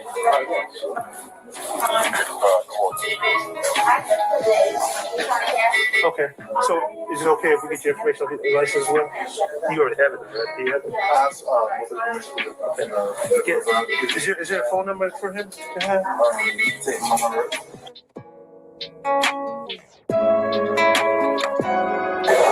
Oh man, that's the reason why I didn't forget you didn't take it. We asked you for it. You don't want us to have it. We'll give it back to you. Oh yeah. Okay. No, we're not going to take it. We're just getting the information for the... Oh, I'm asking is the reason why I'm You're shot. I'm just asking. Okay, so just give it. You gave it back to her. No, she gave it. Okay, so she has it. So we don't have it. We were just talking to you to see if you may have known anything that would help lead us to finding out what happened. That's all we were trying to ask. Man, what happened is that Yeah, I know, man. I know. Trust me. I don't think that spot was. I think it was like something stupid. Opening. No, I don't know anything with the. This is what I'm saying. The spot was opening. Everybody was just coming. It was like not just our people, just everybody, like the line going in. So I don't know what. Now, this is important, right? You hear what he said? He says the spot was just opening, so everybody was just coming. Now, this doesn't make any sense at all, but you know what it also confirms? Remember when O.T. Avani's father said that the place was technically not supposed to be open legally because it was closed down? We did a video on it anyway. And remember he said him and his son O.T. Avani went there to case the place out prior to everything happening. He just didn't know why. Well, no one believed him, but riddle me this. As a person who goes to hookah lounges and just lounges, period, what hookah lounge you know that opens around 3:30 in the morning? Atlanta after hours. That makes sense for Atlanta after hours. It don't make sense for y'all world, but it definitely makes sense for Atlanta after hours, which is why Monaco is such a problem, because it was a lot of things going on under the books because they had these openings and these times and all that kind of stuff. But that all being said, man, we're going to get up out of here to the next one. Y'all know the deal. Red dots to the left. Y'all know the rest. Say a prayer and be blessed. Not believe what just happened inside the courthouse. This isn't even about Dirk. This one's actually about me. There's been a very controversial post that has been going around. Everybody's very upset that I basically did a tweet about that post that Didi had reshared, right? The prosecution had worded it in a way that it sounded like Didi had posted it. And I posted that on Twitter. I came back and Didi's lawyer spent a whole hour breaking down in meticulous detail how this was a repost. It wasn't an original post. Didi hadn't typed the post. He had reposted it into a group chat. It was that post that said, @Quando Rondo, we're your pipe hat gang. He had reposted it into a chat along with his own comment, basically saying he looking crazy. Like he basically, it was he playing crazy, right? So as soon as I got out of court after hearing Didi's lawyer argue that point very, very well, maybe a little bit too well, maybe the point had already come home before, you know, he talked about it for a much longer time than he needed to talk about it. And I felt like he might have brought more attention to the fact that that was a bit of an unsavory thing to repost. I posted that. As soon as I got out, I said, Didi's lawyer just clapped back. But for some reason, it seems like the people at the courthouse, the people that have been following this case, and Dirk's team specifically, they're not reading everything. They're over here reading the transcripts, but they're not reading all of my tweets. So everybody was upset about the tweet that I posted when I got out the courtroom the first time. Nobody had talked about the second tweet where I said that Didi's lawyer just clapped back. And I got confronted by Lil Durk's PR woman. She screamed in my face outside the courtroom, delete the tweet. I said, what do you mean? Like, what about Didi's lawyer talking for an hour about, you know, basically making the point? I said, I came out the courtroom. I was given the impression that Didi had posted it. Didi's lawyer went back into the courtroom. He made it very clear. He made a very long, extended, maybe an overextended argument about why that wasn't the case. He got his point home. He got his point further than home, right? He got the point so far home that he might have, you know, left it on screen a little bit too long and made things look a little bit bad. Dirk's PR person said, I'm not talking about that. We're not talking about that. So they're just ignoring the facts. They're pressing me over stuff that's like incomplete information. I'm just coming out the courtroom, giving you guys the updates as soon as I possibly can. Yes, sometimes the prosecution are going to say things that aren't true. Sometimes the defense are going to say things that aren't true. Brian Steele said several things that are absolutely false when he was doing cross-examination just now. He referred to King Von as K. Von Bennett numerous times. That's not his name. Is anyone going to call out Brian Steele for getting that wrong? No, of course they're not, right? He made a bunch of other mistakes. He said that Quando Rondo had crowned and anointed Lil Tim as King Tim after the killing of King Von. No, he didn't. It was a random other rapper from Savannah, Georgia that put that out after King Von died. And then he also said numerous times that King Von was murdered. Was not a murder. The prosecution made it very clear it was a self-defense killing. Yes, he was charged with murder, but it was not proven as a murder. So no one's going to talk about Brian Steele literally getting up in the courtroom and lying. People want to get onto me for making a tweet and then basically updating you when I heard from Didi's lawyer. It's insane. So a couple of really interesting things just came out of the courtroom, and it kind of relates to some of these alleged gang connections that have been brought up. So they kind of teased some of the things that it sounds like maybe OTF Jam or, you know, some of the other cooperating witnesses are going to say, and they basically hinted, we might be hearing some of that testimony today, but we basically heard an update that apparently one of those folks is going to call Didi the leader of Tay-Town, not a shooter. There was someone that kind of inferred that he was a shooter, and basically they're saying, no, they're going to claim that he is a leader of the Tay-Town set. Apparently, another participating witness that is cooperating with the government is basically going to say that Dirk was mad at members of O Block for not protecting King Von at the time of the shooting, Okay, which is interesting because that kind of is going to contradict these claims that apparently, you know, King Von had said to Vonnie before he passed away after getting shot, why didn't you protect me? Why'd you let him shoot me like that? Now, what's crazy is apparently OTF Jam overheard a conversation with Dirk, members of O Block, Dee and Booney Mo, basically saying that apparently Dirk had actually paid for members of O Block, and he was mad that they didn't slide for Von when they were at that Airbnb in Atlanta. It's crazy. So another thing that was interesting, obviously we're hearing all this stuff about Dirk said don't book no flights in my name, and they're trying to say, oh, you know, Dirk didn't know what was going on, like them flights ain't have nothing to do with him, there wasn't more details. Now this wasn't connected to the murder of Lil Pab, but apparently there is text between Dirk and that same guy who was ordering his flights, Jason, back in December the 3rd, 2020, after Von died, where Dirk was saying they need flights, blood. He's saying, wow. All right, so a couple of back in December the 3rd, 2020, after Von died, where Dirk was saying they need flights, blood. He's saying who? He's saying Dee. He's saying Booney Mo. He's saying Christopher Wright. So another thing that came up was that they basically kind of went back and forth and showed some of the stuff that King Von was posting when he was still alive. Now, Von actually posted an Instagram of himself and Lil Durk when he was alive, and it had a pretty crazy caption. It said, if Smirk want an N-word dead, then an N-word dead on O. You know how I'm coming. If you got it, I got it. If I got it, you gave it to me. Dirk's one of my top 5 people alive. I love you. Now, look. That don't prove anything. King Von made that before he was even dead, but it just kind of like builds up this close relationship between, you know, Von and Dirk, and the get back and the slide in and the footage of Von getting killed, which was obviously shown previously. Now, we then moved on. This detective gave a lot of information, but we then moved on to cross-examination. And look, I am a little bit upset. I'm a little bit salty that Brian Steele said a few things that I know not to be true from my research. But that said, I'll keep it real. Brian Steele did an amazing job, and he really, really grilled this detective. It kind of gives a bit of a stale taste in your mouth when it's like, damn, he really grilling them, but then he's saying a few things that aren't right. He's messing a few names up. He got King Von's name wrong numerous times. He called him K. Von Bennett numerous times. It's just kind of like, bro, like, come on, man. But I don't think the judge knew. I don't think the judge worked out. I don't think he cared. We're going to do a full update on everything that was going on with Brian Steele right after this video. I'll let you know. In court today, when they finally played Lil Durk's unreleased Redman music video, they didn't play the whole video and they didn't even play the song, but they played the intro with sound. And I'm not going to lie, it was looking like a great video. It was looking like a big budget video. They had an actor that looked just like Quando Rondo. He was dressed in the outfit that Lil Tim was wearing when King Von got killed. I believe the video was made by an infamous video maker, Jerry Production, who's produced a lot of videos for Dirk as well as Von.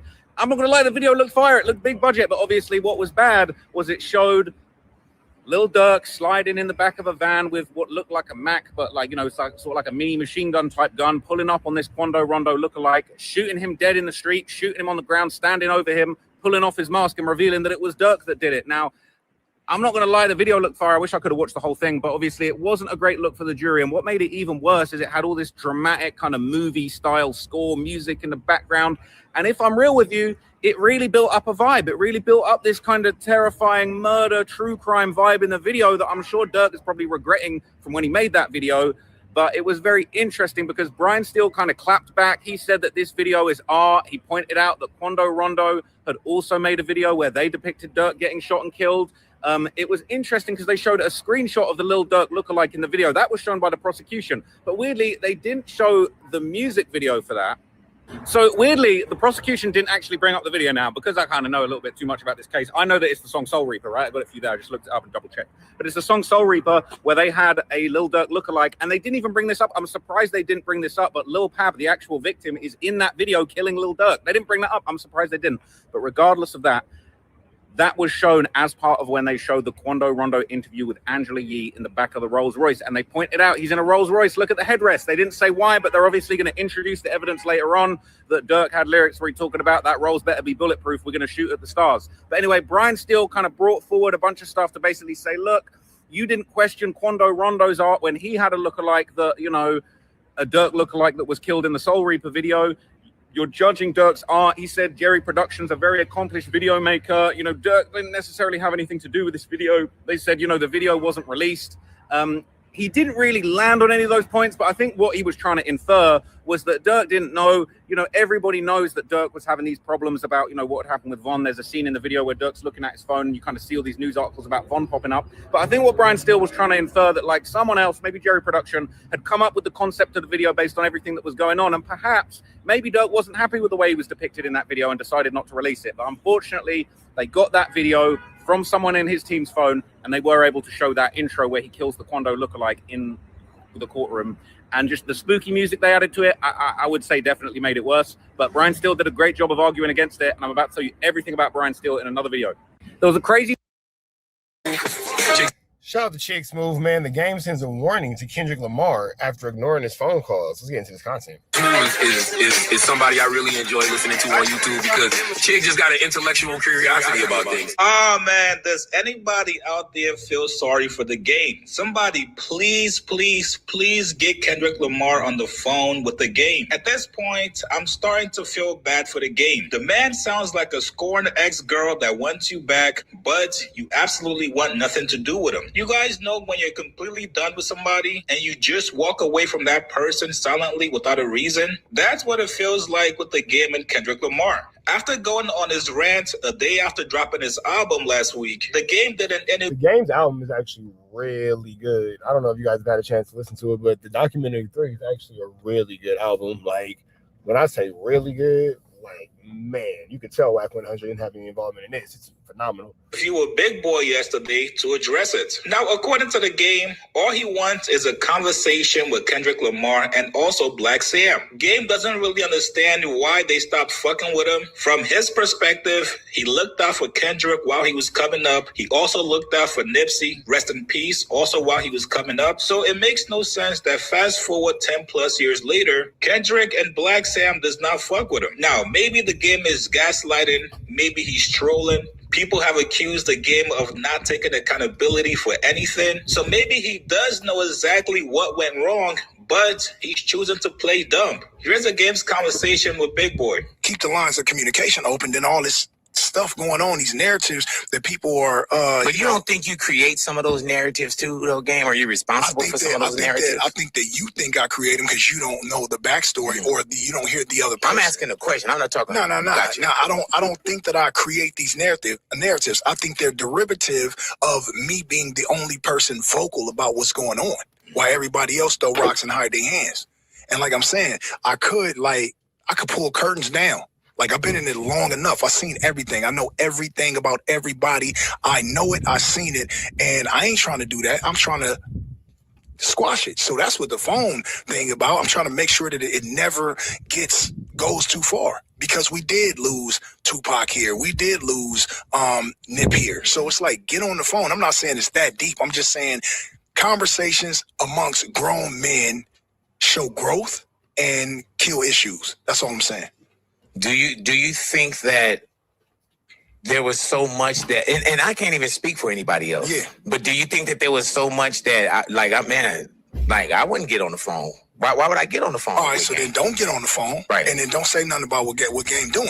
Mm-hmm. Just I'll do me.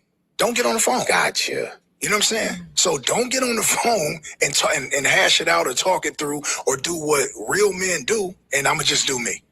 All right, and then you could have a problem with it, and I have a problem with it, but I'm going to just do me, because I don't know what you want, and I'm telling you what I'm on, and, you know, if you're not receptive to it, it's your life, homie. When everything was going on I go for everybody. with Drake and... I feel like Game, at certain points, feels like he's an outcast or isolated or just really just not on...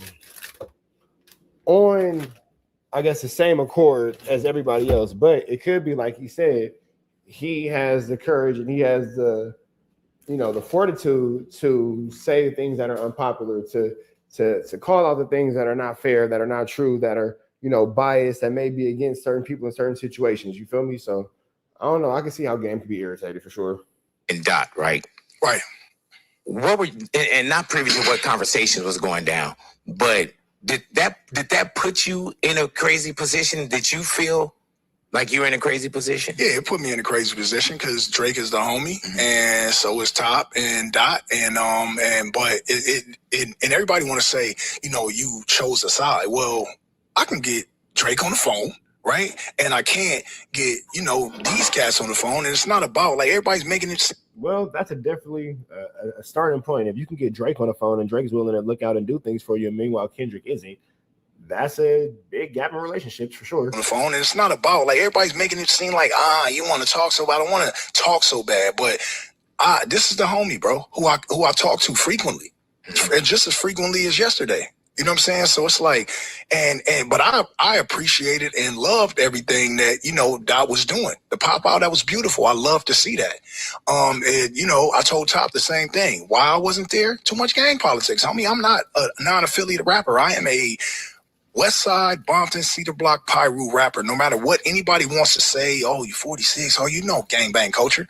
You know what I'm saying? Like, even in the Army, generals don't retire out the Army because they 60. They still wear their stripes. LA gang culture is not for everybody to understand. I'm not even trying to explain it to you. I grew up in it. It is what it is, and that's what it is. It's even my mama, still to this day. She from Hoover Crib. Yeah. Still to this day. She's not. Well, mom and pops from different hoods. Yeah, my dad is from Nutty Block. My mama's from Hoover. And my mama ain't going to Hoover putting on the Houston's hat like, what's up? She's a grandmother. But still, there's no way out of this. You don't open the door and walk out of gangbang. You can move out of town, start a family, do what you want to do, but you are who you are. So it's like at the end of the day, I go to the pop out, my homie, I'm interrupting. Now, I think that the game is making a good point, and I think that at his age, he knows enough to be preventative rather than be reactive. So I'm not mad at any of the answers that he's given so far. And frankly, I think that he's taken the more mature route about it, because if you know that's a potential problem for you to be somewhere, why be there? Homie's moment. So I fell back because it's a lot of politics that come with my appearance. This is absolutely insane, you guys. A few months ago, I realized that I was paying way out there. And the description breaks, this is your... Right. So this wasn't, give me a microphone, I'm going to air somebody out. You know what I'm saying? This was more of, man, I tried. Yeah. You know what I'm saying? So let me tell you what it is with me, because the internet will make it, you know, what they want it to be. I don't need to talk to Dot every day. Right. And the only reason that I say can't get him on the phone is because the internet controls this narrative. If we talk, then you would understand from me how I feel, because I'm very vocal about how I feel. So I would be able to hear how you feel, and I would be able to say how I feel. That's how I was raised. I was raised in a house full of gangsters where my mama and my daddy, where we say what we feel. Even when I was like, you know, my dad asked me what's wrong, and I'll tell him nothing. Nah, we're not doing that. Tell me what's wrong so we can get, you know, to the root of the issue and then fix it. So I'm all communicative. You know what I'm saying? So when I say Black Sam, like, you know, I went up to Marathon Burgers. I bought 60 burgers for the next 60 people in line one day. And I just want to know, like, what is it? Like, what is it? Because when Nip was alive, that was the homie. It's all love. Like, I did what I did for Nip, and he went on and did his thing. You know what I'm saying? Nip had asked, you know, about, you know, signing. You know what I'm saying? What's up with Black Wall Street? I was like, man, you're going to do your own thing, because I wasn't never the, you know, the Birdman or the Rock. I wasn't never that type, bro. I never signed artists. Like, from Glasses Malone. I had Glasses Malone with Black Wall Street, but I never put them on paper. I always felt like, go get yours. You know what I'm saying? Even back in the day, Dot, Top, they had their thing. I never wanted to sign anybody and be the reason that you mad. I never wanted to be the reason that Wayne was mad at Birdman or nothing like that. Like, I'm just the person that opened the door for you. You know what I'm saying? So when I say get on the phone, it means have a conversation, like man to man, and like let me know what the issue is. You know what I'm saying? It ain't like I need to really talk to y'all every day. I don't need to do that. I function perfectly fine being gang. My life is bracking. Right. So it's just like when there's narratives out there, if there's an issue, I thought men get on the phone and talk out the issue. It ain't about wanting to talk to nobody like that. Like, I'm not you know what I'm saying? Like, so it's just that, man. It's like when if I had a problem with you, you would call me. Now, I'm not sure if the game knows this, but there's also a third option. These guys are cool with never getting on the phone. I'm not mad at Game, though. I'm not mad at Game for wanting to communicate. Chicks Move is not from California, not from LA, so I can see where he doesn't really understand. But I could really appreciate, especially his Game being the elder statesman in California hip hop with where our culture is right now. No, I think that these conversations are necessary to be had. I think that they're important to be had. And I think that it's important that our legends and that our icons coming out of California specifically have good relationships and stay on par with one another, because this is a lot to do about absolutely nothing. The last thing we need is a Game and Kendrick beefing over something stupid. Phone with you. There's people that actually stand on morals and principles. If they see you do some fuck shit, they can easily just walk away and be okay with never talking with you again. Even though I do agree with the Game, Yes, getting on the phone and having a conversation will probably fix a lot of things, but there's also people out there that are not as forgiving. Game has to understand there is a such thing as drawing a line. You cannot try to guilt or bully somebody into getting on the phone with you. These guys probably are not thinking about the game. They don't have any personal beef with them. They just see you for what it is and they're moving accordingly. Just like I said in the last video, Game, you dropped a pretty solid album. Start promoting your music. Stop promoting this Kendrick, Drake, Black Sam issue. If these guys ever want to reach out to you, maybe 5-10 years down the line, then so be it. But going on interviews every single day, I don't agree with Chick's move. I very rarely disagree with Chick's move. This is a situation where I don't agree with Chick's move. I think that he's wrong. I think that the game should continue to try to foster relationships with his West Coast constituents because that's what's necessary in our space. Chick Smooth is not necessarily from the West Coast, not necessarily of the West Coast. So I can see why he's not really tripped about it. He's not really too pressed about it. He's like, whatever. But in actuality, in reality, I think that the game handles the situation in a way that will continue to bring growth and development up into the West Coast. And I think that that's continuously necessary. So that all being said, man, red dots to the left, you know the rest. Say a prayer and be blessed. We go. They hooked them up. Smash that hype button and that like button. All right, y'all. So OTF Jam is set to testify today. He will be cross-examined, I think, by Brian Steele. And Jam supposed to tell his testimony. Now, they saying that Jam got a 501k or somebody getting immunity. We know that. So he got to tell about everything that he did and murders. Now, they could hold some murders for the Vicar, you know, if it's related to that or if they trying to stick him with that. But when he get on the stand, he will have to tell everything that he did, even the lunch that he had in 5th grade. So we'll be looking out for that. Now, Lil Durk, it's like half and half split. You know, his lawyers, you could say it's blaming. Some call it snitching, but Vonnie already cooperated. He already said that he did everything, but in saying that he did everything, he's saying that Lil Durk, he did it for Lil Durk, basically, right? So now Drew and them, only thing they saying is he already admitted to it. You know, he did it on his own. Yeah, he had a credit card, but he had a credit card through somebody else. He basically disputing everything that they saying. You know, he reversing it. Of course, because they trying to get a deal. He ain't getting no deal. He ain't working with the feds. He just disputing them, you know. Like I said yesterday, Muwab did the same thing and one of his motions to get back, you know. And I don't look at it like Muwab snitch. He trying to get back, bro, you know. But other people, you know, they wait on somebody, they downfall so they could brag about something. But Memo 600, he was on academics. And he said it out his mouth that that's some police shit, basically, that Dirk snitching. And then he tried to back it up like, I got to wait till the rest of it come out and all that. But you already said it. Now, Memo 600 himself is the pipe lord. He facing the crimes from trafficking guns from Georgia all the way to Chicago. They've been found in murder scenes and everything. I'm about to play this video. Then they're gonna send him to the feds. If you was sending them things from Georgia to Chicago, oh yeah, you going to the feds, bro. That's cross country. Oh yeah, that's a fair case. Get back to y'all. An investigative team has learned that a free-flowing gun pipeline between Georgia and Chicago has been shut down by federal authorities. Unfortunately, not before an arsenal of illicit guns have made it to the streets and been used in violent crimes for years. Our investigative reporter, Chuck Gowdy, is joining us now with how these guns were smuggled north. Chuck? Stephen Allison, 5 men tied to Chicago street gangs, appeared in a music video with machine guns hoisted over their heads. Guns they referred to by the code word pipe and themselves as the pipe lords, according to U.S. investigators. The men tonight facing federal charges accused of making legal gun buys in Georgia, then supplying the arsenal to their gang brothers in Chicago.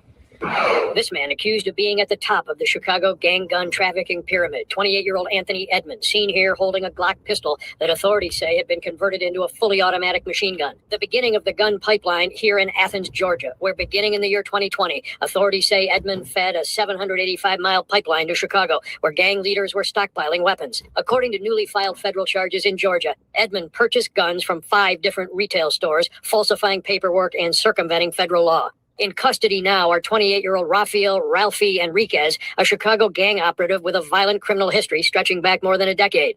And in custody, this Chicago man, 34-year-old Melvin Griffin, whose first gun arrest was 12 years ago. This music video, recorded in Georgia, is cited by federal prosecutors in their grand jury indictment, in which authorities say several of the accused Chicago gangbangers are seen brandishing Glock pistols that resemble those illegally bought for the pipeline. Investigators say the video, entitled Switchy, is a tribute to the illegal switches that turn regular pistols into fully automatic weapons. The alleged producer of the gun video is this man, 29-year-old accused. Why would you buy a bunch of illegal firearms and then put them in a music video? Why would you do that? And then why would you use any firearm that you've used in any commission of a crime in a music video and all period? Like, what are you guys thinking about? Does everybody just wake up and say, you know what, I want to go to jail today? Chicago gang member Elijah Lucina. He's a fugitive. And this fifth suspect, 28-year-old Keanis Reed, is also not in federal custody, but with good reason. The NBC Chicago investigative team has found Reed. He was arrested for shooting an unarmed 16-year-old boy in the head 4 months ago, near this intersection in South Bend, Indiana. Investigators say the killing may have occurred during a drug buy gone bad. Reed is now in local custody here at the St. Joseph County Jail, facing murder charges and being held without bond. Investigators have not revealed whether the .45 caliber pistol Reed is accused of using to kill the teenager was one of these, obtained through the Georgia to Chicago pipeline. ATF is the primary agency on the gun pipeline case. Agents from U.S. Alcohol, Tobacco, and Firearms tonight have pieced together a remarkable... Yeah, so Memo got something going on with itself. I'm just going to say this, Memo. Hey, don't speak too fast, man. Your lawyers might have to do what they're doing, especially if somebody pointing a finger towards you. You know, when you find out how you got caught and all that, you might have to dispute it just like Lil Durk, man. That's legal terms. Even though you're going through your lawyer, bro, you approved of it. So I don't care how y'all look at it. I don't care about snitching. I'm trying to save the kids and all that shit. It's a lot of gang members on the internet and a lot of bloggers that care about snitching. But if you reporting about somebody, if you doing journalist work, reporting about murders and who killed somebody, you the police then. Let's just keep it real. Everybody the police, man. Let's just get the kids in the street and raise our kids to be productive citizens, man. Everybody then died because of this code of the streets. Everybody going to jail, been tricked off the streets. And guess what? Ain't nobody being helped in jail. It's people up in there with 30 years, 60 years, 90 years, 100 years plus that don't get no commissary from their homies, no lawyers or none of that. So think about it before you get off the front line. But far as Lil Durk, man, hey, look, Vonnie, he already copping out. Jam already copping out. They trying to get out of jail. They trying to walk out the system or only get 5 to 7 years. So with that being said, Lil Durk got to do what he do. You call it what he want. I don't care about it, man. Y'all debate about all that shit. You hear me? But I'm just saying, man, you know, Memo, don't be fast to speak, man.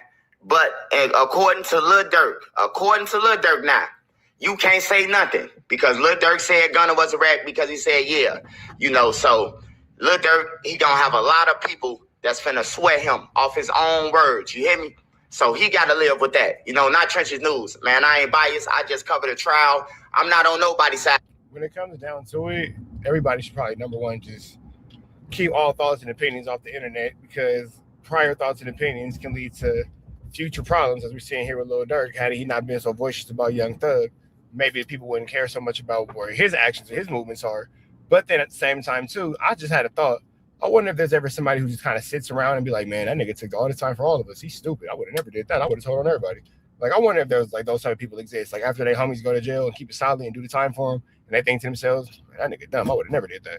Hey, man, I'm not on FBG side. I'm not on O Block side. I'm not on nobody's side, man. I'm here to give y'all the story, get my paper and take care of my family and send my kids to college and try to help y'all kids and be productive. Try to curb all life, man, because we been taught wrong. Everybody been taught wrong, bro. The street rules and all that structure and all that shit. Hey, bro. Hey, just get rid of all of it, man. Just be productive citizens and go off your mind whether it's right or wrong. That's all to it, man. But Memo came out and spoke on DJ Academics. Y'all could go over there and see. But back to Lil Durk. Jam is supposed set to testify, man. I don't know if he testifying right now or he testifying after lunch. But I will be back with y'all with a nasty update. I just had to give y'all this update because I seen Memo 600. I seen a whole bunch of other blogs say, oh, Lil Durk, you know, they excited about it. Man, I ain't excited about none of this shit, man. If you ask me, all these guys should be in jail. Everybody who participated in the drill scene, killing people over females, woofing on the internet after you done kill somebody, all y'all need to be in jail. You still woofing on the internet, you know what I'm talking about? Like, everybody need to be in jail, bro. You know what I'm talking about? So the kids could live, because these guys are going to parks. They going places where the kids hanging out. They using the kids as shields as if the ops won't come. We seen this one video. Wait, these niggas are using the kids as shields? Now, if you're using the kid as a shield, then you deserve everything that's coming to you, for sure. If you ever get yourself into an adult situation of conflict and then you hide behind a child, you deserve everything that comes to you. Where the police pulled up, I don't know if they got a tip, but the guys was in a park with like 5 guns, and there was kids in there, you know, and somebody called the police on them. And everybody, all the females, all the guys, they arguing with the police, but 5 guns just got found around some babies. You hear me? In the woodchucks. They got their shit hidden in the woodchucks and everything, bro. Somebody got to speak up, bro. But as long as we keep on going with this narrative, we going to lose everybody, man. But we finna see what all jams say, man. We finna see what all these say. And yesterday, you crossing a detective, people saying that Brian still spanked the detective. The detective has nothing to do. Like, the detective, he just giving this insight about what's going on. What the jury is looking for is the witness and the jurors. The judge, they hate when people cross-examine the law enforcement and then attack them as if they was a witness or if they committed a crime with these people. You know, they hate that. They take that into consideration, man. But we're going to see what happens. You know, at the end of the day, it's these guys' fault. Dirk had money, you know, and he chose to use his money for some stupid shit. And now he trying to get out of it. Now he got to say, that wasn't my credit card. That was in his name. I ain't signed that. I fired him. Hey, when you get into some shit, you got to start trying to back your way up out of a lie. And that's what Drew, them, and Brian still trying to do. They really trying to go off for tech, but they seeing how the feds work now, so they got to pull whatever they could pull, you know. But that's what I got on the update, man. Hey, look. Hey. This is a crazy situation, man. This is crazy. OTF Jam unalive, so Dirk can rap about it. So basically, they saying that OTF Jam is the one that was pulling all the skits, and then Dirk was rapping about it, but Jam was the one really out here doing his Dougie, busting his 1-2 step like Sierra, from what it sounds like to me. Yesterday, that wasn't Dirk Daddy. That's his uncle. That wasn't Dirk Daddy. I made a mistake. But I wish you guys would come through and say I'm the GOAT for calling this story instead of just coming through one time when somebody make a mistake. Hey, look, Trenches News is going to make mistakes. Everybody make mistakes. Nobody is perfect.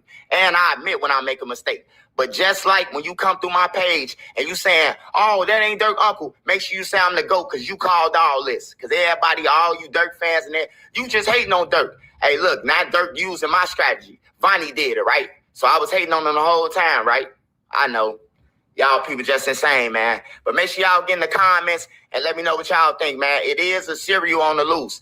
In the Inglewood area, Woodline area, back of the yards. Hey, look, nobody has been caught. CPD is not telling us anything. So for the women, y'all need to be on the lookout. Y'all really need to be on the lookout. All right, man. So we're going to get up out of to the next one, man. That's Trenches News. Red dot to the left. You know the rest. And pray and be blessed. We go. Few members of the Black community were not happy with Trap Lord Ross, nor are they happy with his coverage of this Lil Durk situation. For those of you guys who don't know, Lil Durk is on trial for unaliving for hire, and Trap Lord Ross has been covering it. You have this Muslim brother right here who slid up on Trap Lord Ross while he was in the courthouse, and he wanted conversation with him as Trap Lord Ross was saying a few things. And then you had another brother slide up on Trap Lord Ross and his bodyguard, and he was a little bit more aggressive than the Muslim brother. As you can see, the Muslim brother here is really just kind of going for conversation. He wasn't really going for too much flammery, skullduggery, and larceny. He just seems like he has a point that he wants to be heard, and Trap Lord Ross is kind of just sliding away from him. I don't really think that he's running, so to speak. I think Trap Lord Ross was trying to, catch a little break to make videos in between court breaks so he can upload his content and get his situation out, which is what he's there for. And I think that, he kind of got caught off guard. But let's run this first clip, and then, we'll get to the point of where they're now saying that Trap Lord Ross is working with the feds against Lil Durk. So let's get into this. Luke, her name, pleasure. Come here. Come on, why you I'll see you over there. I come in peace and love, brother. I'm saying that Doug's having a good time in that, man. No. Brian's still killing it. Yeah. Listen, I just wanted to make some clarity. No, bro, I can't run out. I don't want to be late. I don't want to be late. Listen, on behalf of the Ummah, brother, you made a folly, a fugaboo, where you said that Lil Durk is blaming everything on Vonnie. For the person, That's what listen, was said. That is what was said. I can't do this right now, no, bro. I listen, appreciate that. I want you to clear that. No, I need you to clear that up. I need you to, that's what was said in court, bro. But no, that's not what's said in court. That's the legal team. Vonnie took a, listen, why are you running, my guy? This is what I'm saying. Vonnie, listen, this is all I'm telling you. Hold on, my Belizean brother. Listen, all I'm saying is Vonnie took accountability and then tried to drag Durk in. Why did DD's lawyers say that Vonnie is touching with the cartel? I have no idea. All I'm saying is we don't want you to put the narrative out there that Lil Durk is on the stand or testifying against anybody. You said Durk is blaming it on him. He's not. The legal team is saying he has nothing to do with what Vonnie accepted responsibility for. Do you understand? Do you understand the difference, sir? Okay. We just wanted the brother to clarify himself. Yeah. All good. Luke, her name. Well, I guess Trap Lord Ross did kind of beat the and get up out of here. But let's get to this clip. So you have this gentleman here who catches Trap Lord Ross with a guy who, in my mind, looks like Geechee Gotti. I don't know why Trap Lord Ross is what a Geechee Gotti looks like, but I digress. This man is a little less tactful, a little less polite, and a little bit more aggressive and direct in his approach when he just comes up to Trap Lord Ross and says directly, hey, man, when you going to stop doing the police's job? But let's see what he's talking about. Bro, can I ask you a question? When you gonna stop doing the police job, bro? I'll just let the police do it. Nah, bro, you be doing police job. Hell nah, bro. That nigga be doing police work. Not for though. But you gotta stop talking about people murder trials like that, bro. That shit fucked up. Free Smirk, bro. Hey, you say that, at least? Bro, keep moving. Free Smirk? Bro, you ain't nobody. I can talk all I want.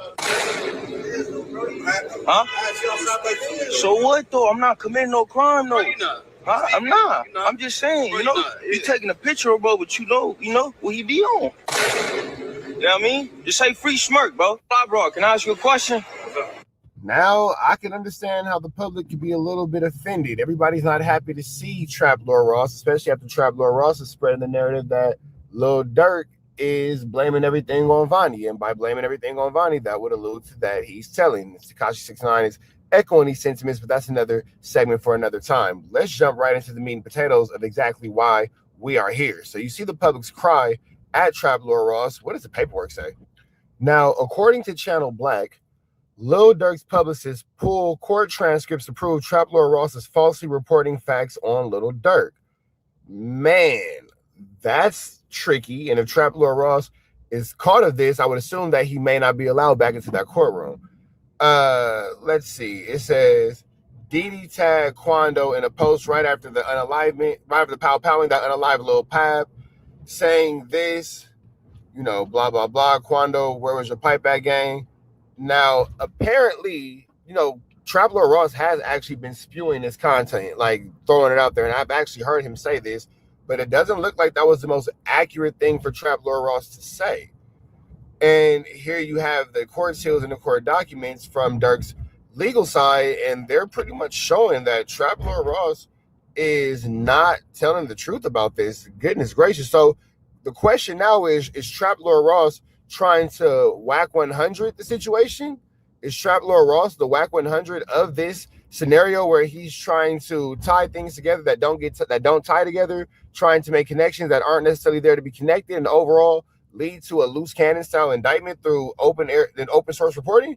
Because we're clearly looking at this paperwork, we're looking at these documents, and what Trap Lord Ross has going on is not the same thing that we're seeing. So that all being said, I'm gonna hush my mouth. Let's get back into this. From Ross, I got to talk to Ross. This is not a story. Durk did not just blame everything on Vonnie. Vonnie got picked up by cops, admitted to everything, admitted to getting the cars, arranging the flights, admitted to getting the guns, buying the ski masks, admitted to getting Sprinter vans and taking everybody around. And then he said, I did all of it while facing life in prison. I did all of it because Dirk Banks paid me to do it. And now Dirk Banks is in court saying, I don't know what the hell he's talking about. And to put out a headline that says, oh, Dirk just blamed everything on Vonnie, what the fuck? No. Putting that out? What the fuck? So this headline and this tweet from Ross.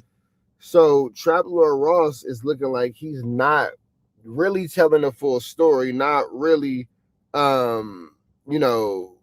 doing whatever he has to do to really make sure the situation comes across fairly. It looks like Trap Lord Ross is a little biased, and I would now see why everybody's so passionate and everybody's so, aggressively trying to converse with him about the subject and about this topic, because Trap Lord Ross is spreading misinformation through the news source, through the media source, through the streets, and ultimately through, throughout this trial where people are watching it, no matter what anybody tells you. If you believe that every single juror is not, looking this up or Googling it or looking it up on YouTube when they get home or they have free time, you're crazy.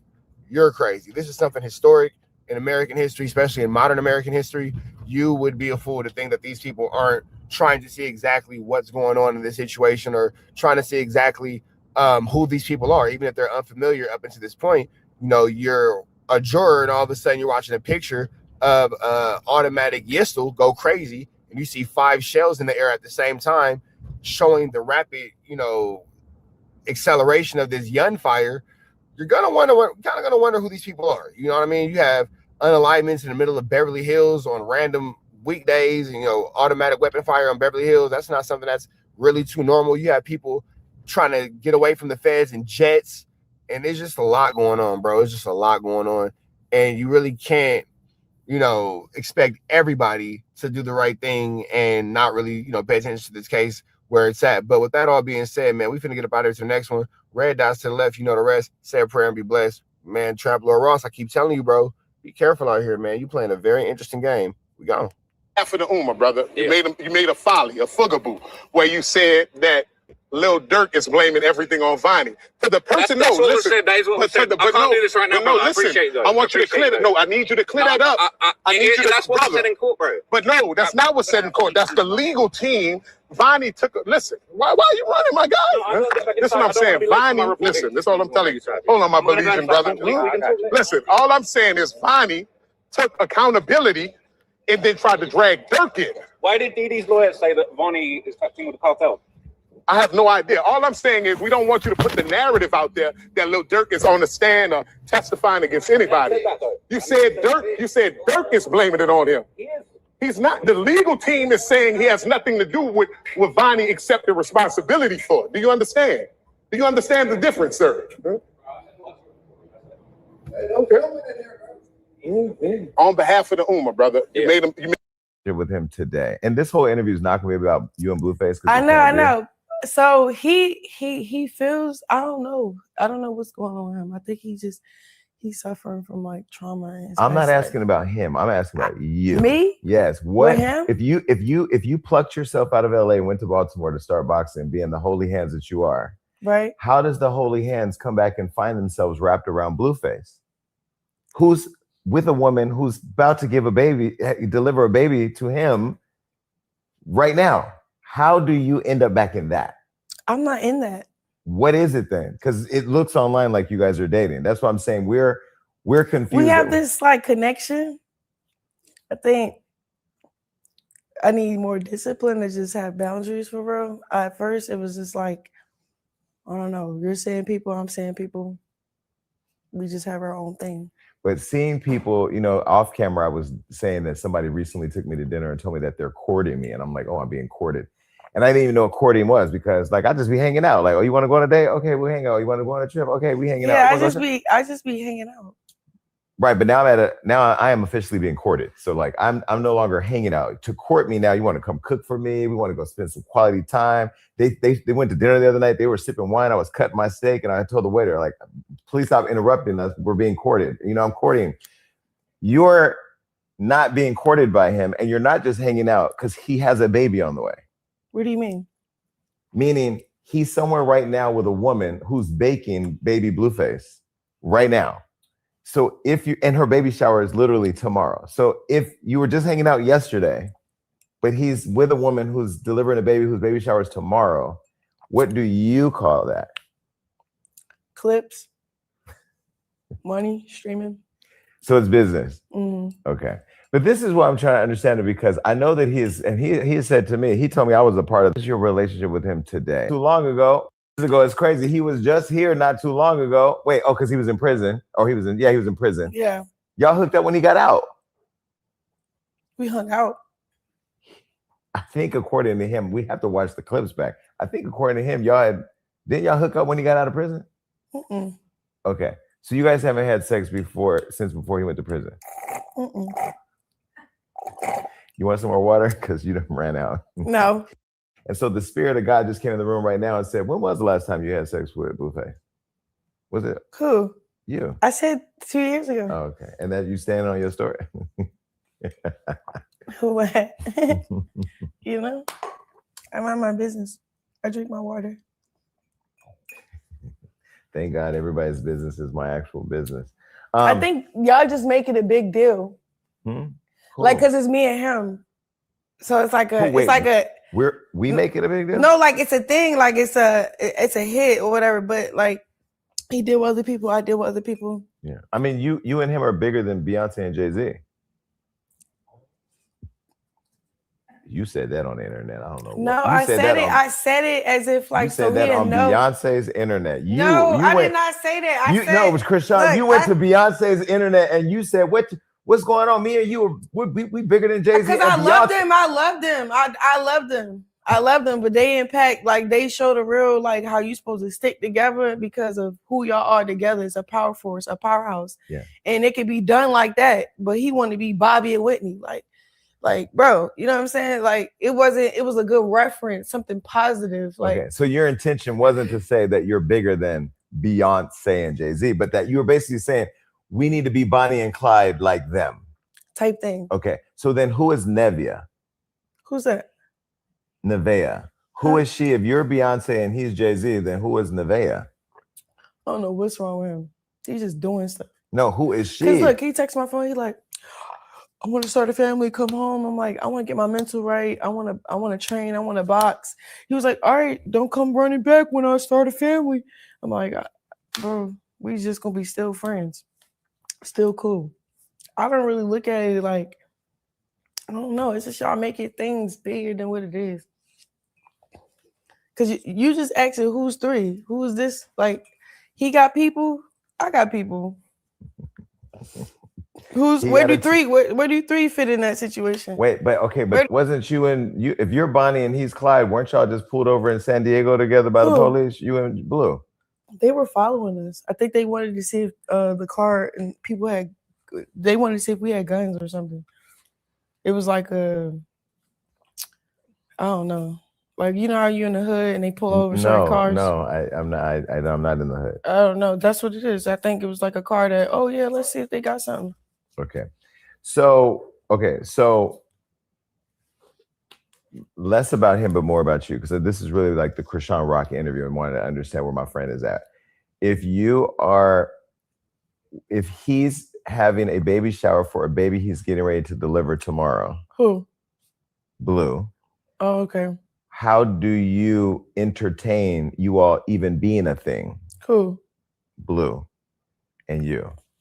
Being a thing? Who said it was gonna be a thing? Well, you said both of you when you referenced you and Beyonce, you as Beyonce. I'm saying that's what we could be. Okay, so and you realize that that's over, or is it over? Unless it's for clips and business. No, it's over. Okay. It's over. So you were getting the Blueface tattoo taken off your face, but I'm still getting taken off. I have to go session to session to session. Okay, so that's still happening. Yeah. Okay.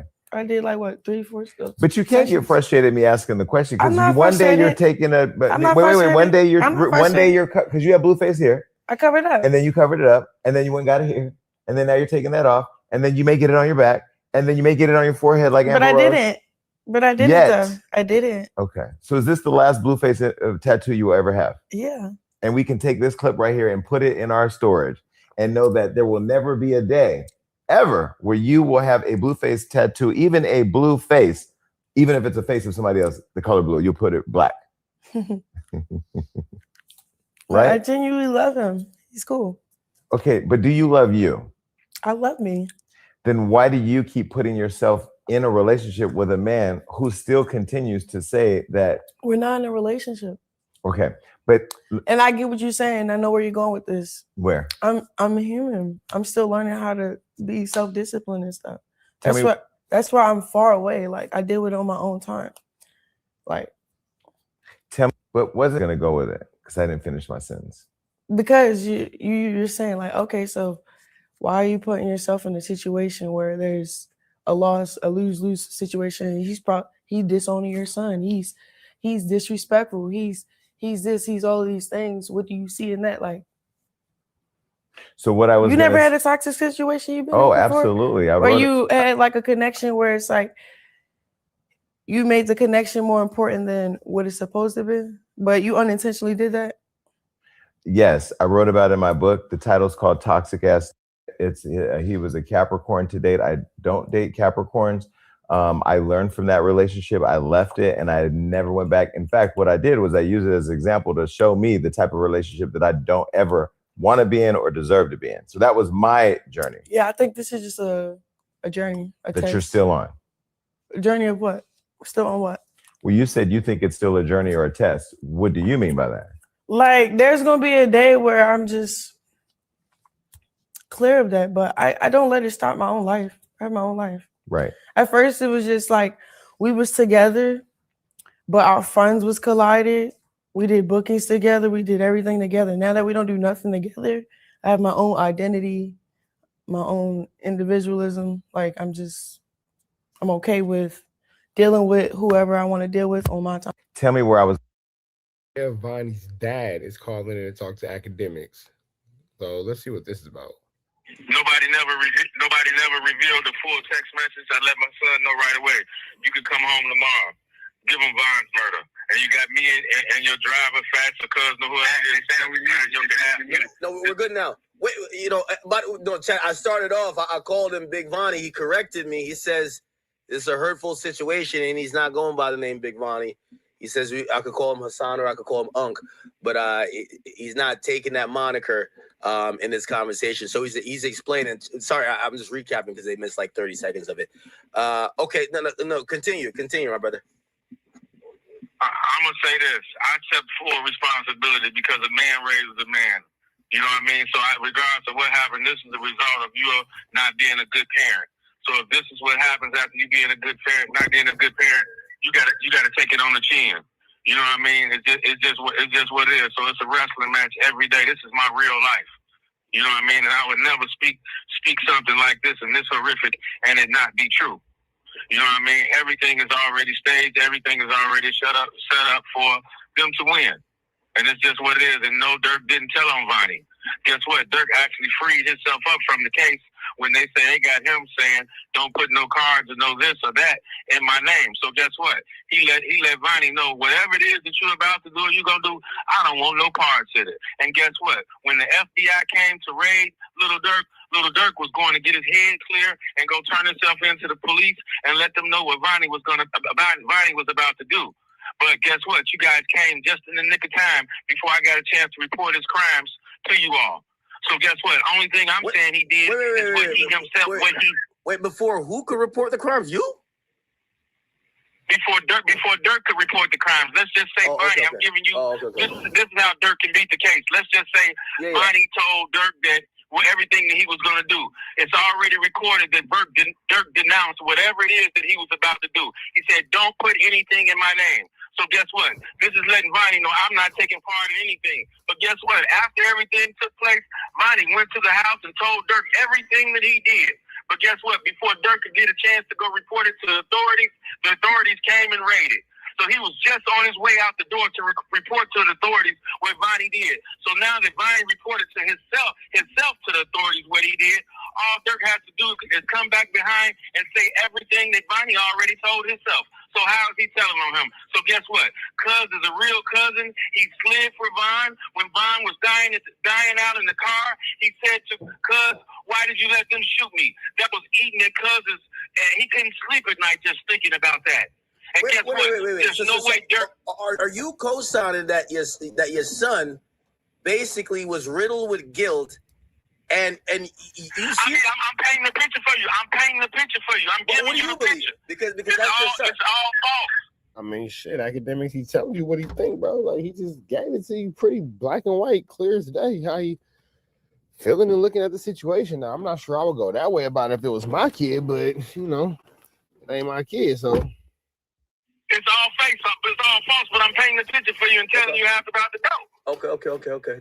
Keep going. You know what I'm saying? He's the best. He's the best cousin ever. And he had all the motive and all the everything to do anything because he was close to Devon. It was his cousin.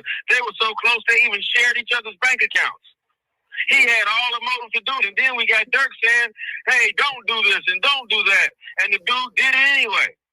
So no, my client Dirk Banks is not guilty of anything other than being too late to call and warn the authorities about what Kayvon Grant was about to do. That's the only thing my client is guilty of. It's easy. This shit is easy. It's easy. This shit Mickey Mouse. It's bubblegum. And like I said, Lil Pav got back door. Ain't no way in hell you gonna take King Von from my side and you ain't gonna give us nobody from your side. Even though it should have been an NBA young boy for Von, but anybody get back is get back. It don't matter whether or not who it is. You know, this is what it is. So everybody sacrifice somebody. This is what this is. Period. No gray area to it. This is what this is. And like I said, for those that know, for him knowing what I know, why wouldn't I want him to spend the rest of his life in jail if that was a possibility? Why wouldn't I want him to? But guess what? It's not going to go that way. Y'all got out on a real person. Y'all got rid of a real person. And like I said, this is my real life. Y'all just fans. But just answer this question, Ack. I need you to answer this question because you're a real man. You're a real man, right? Yeah. I need you to answer this question. If everything that I say is true, from them taking me to go pay for the hit, from them robbing and taking all the money and everything else, and not telling King Von's family that Von died broke, not with $10 in his account. If all that is true, would I be wrong for feeling the way I'm feeling? Only if all that is true. Well, it's an interesting question, but that's still yourself. It's a yes or no. It's a yes or no. Bonnie's dad is pretty black and white, pretty, straight to the point with this, isn't he? Everything is true. I think you're wrong because listen, wrong or right, you gotta defend yourself. Wrong or right, you gotta defend that son. Okay, but so the sins of the father gets paid for by the son. Listen very carefully. Listen very carefully.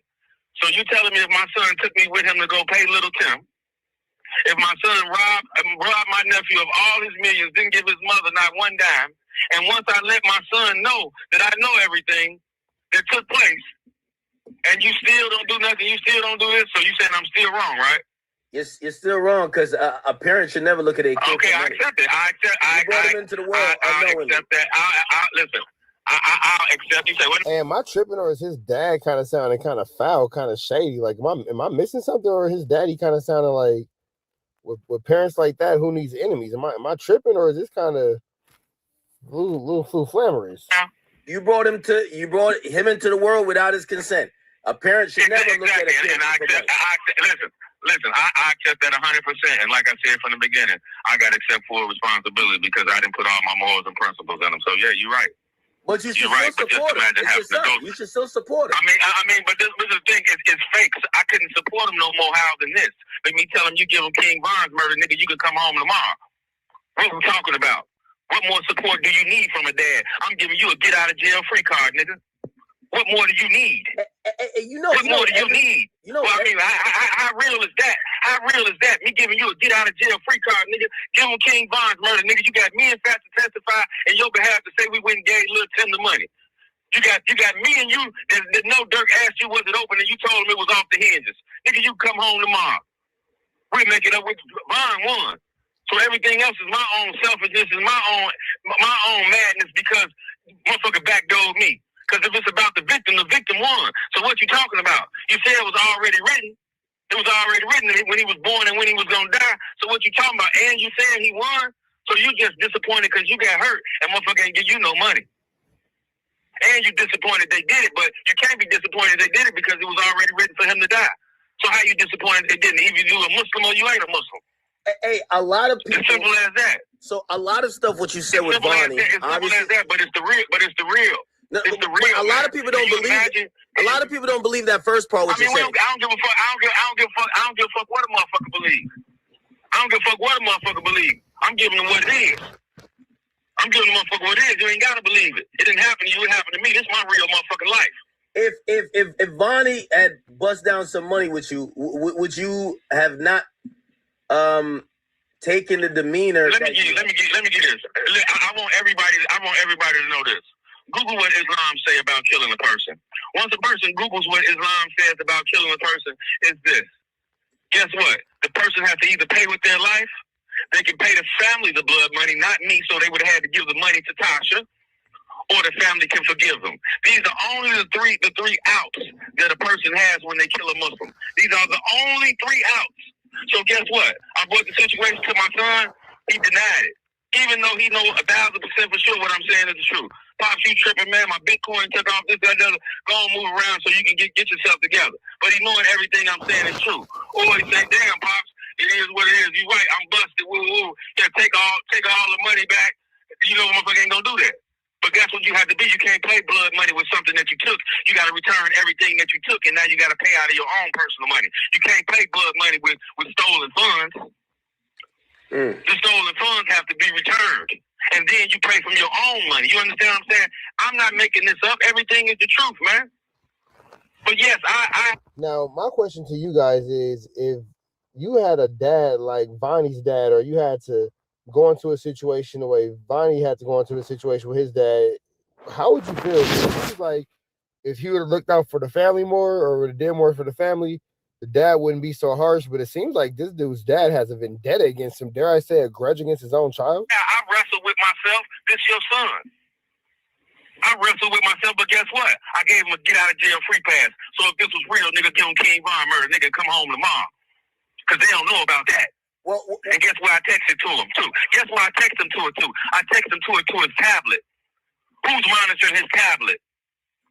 Who's monitoring his jailhouse tablet? So this only supports me going to 219 South Dearborn and letting them know about this. They don't care. Everything is rigged. They don't care. It's going to play out. Everything is scripted. It's going to play out just how they want it to play out. He's going to be bigger than life. Allegedly, 50 Cent gave India $300,000 or $400,000 for Durga lawyer. Allegedly. That's what I seen online. Guess what? Brian's still going to be the dog attorney. He's going to be the dog attorney. But they know what's up, too. It's just what it is. It's a society. And when you in that network, you in that network. It's just what it is, and it's going to be over a whole lot of people's heads. Everybody ain't going to see this. And it ain't for everybody to see. But everybody ain't going to see this, but it's what it is. But your son is trying to give up Dirk. You said he should give up. I wouldn't give a fuck what he do. It ain't going to happen. He's coming home. They're best friends. They're best fucking friends. So much so that it's like they're craziness. They're best fucking friends. Trust me. I guarantee you he won't. Fuck what he's trying to do. Let's see the end result. If he walk and Vonnie do time, motherfucker still mad at Vonnie. If Dirk walk and Vonnie do time, is the motherfucker still mad at Vonnie? That's what I want to know. So is the motherfucker still mad at Vonnie? If Dirk walk, even if Vonnie do get on the stand, is the motherfucker mad at Vonnie if Dirk walk? And Vonnie do time? Yeah, but if Dirk, motherfucker still mad at Vonnie? If Dirk walks, Vonnie's cooked. They're not giving him that 5K one. Okay, who gives a fuck? Who gives a fuck? This is something he signed up for. We ain't gonna talk about what I said. Would you trade Dirk's freedom for your son's life? Would you trade Dirk's freedom for your son's life? Listen. You said what? Would you, like, based on what you're saying, would you trade Dirk's freedom for your son's life? Because I would think you would, no matter what, you want your son to come home. What do you mean by that? What do you mean by that? If basically, seems like a pretty black and white question. Doesn't really seem like it's anything hard to understand, nigga. Would you trade Dirk's freedom for your son's life? Dirk had to do life, but you get your son back next week. Are you down to say, Dirk, listen, you know, blood is thicker than water. I want my son back. Or are you standing on the principle to say, you know what? Hey, if my son got to go do that time, he got to go do that time. Nigga, hold on. You talking too much, nigga. Free Vonnie. You talking too much, nigga. Free Vonnie. Nigga, now what? Yeah, free Vonnie. And a motherfucker bet not touch him, nigga. A motherfucker bet not touch him, nigga. Free Vonnie. And a motherfucker bet not touch him. That's who I am. If he get touched, it'll be from me. A motherfucker bet not touch him. That's mine. That's mine. Now, here's the thing. Because he's testifying against Dirk, both of them not gonna come out of this case and both be free. It's one of the other. Listen. Who texted me and said how much time they was gonna get? Vonnie. Did I text somebody and tell them how much time I was gonna get, or did they text me and let me know how much time they was gonna get before they could even get fucking arranged? So how the fuck somebody gonna text me and tell me how much time they gonna get before they even had preliminary hearings? Fuck a motherfucker gonna text me how much time they gonna get unless it's already written. It's already inked. Not 6 months into the motherfucker telling you how much time they gonna get. You less than 60 days in, a motherfucker telling you how much time they gonna do that. Get in. Where they do that at? Where they do that? Did I text somebody or did somebody text me?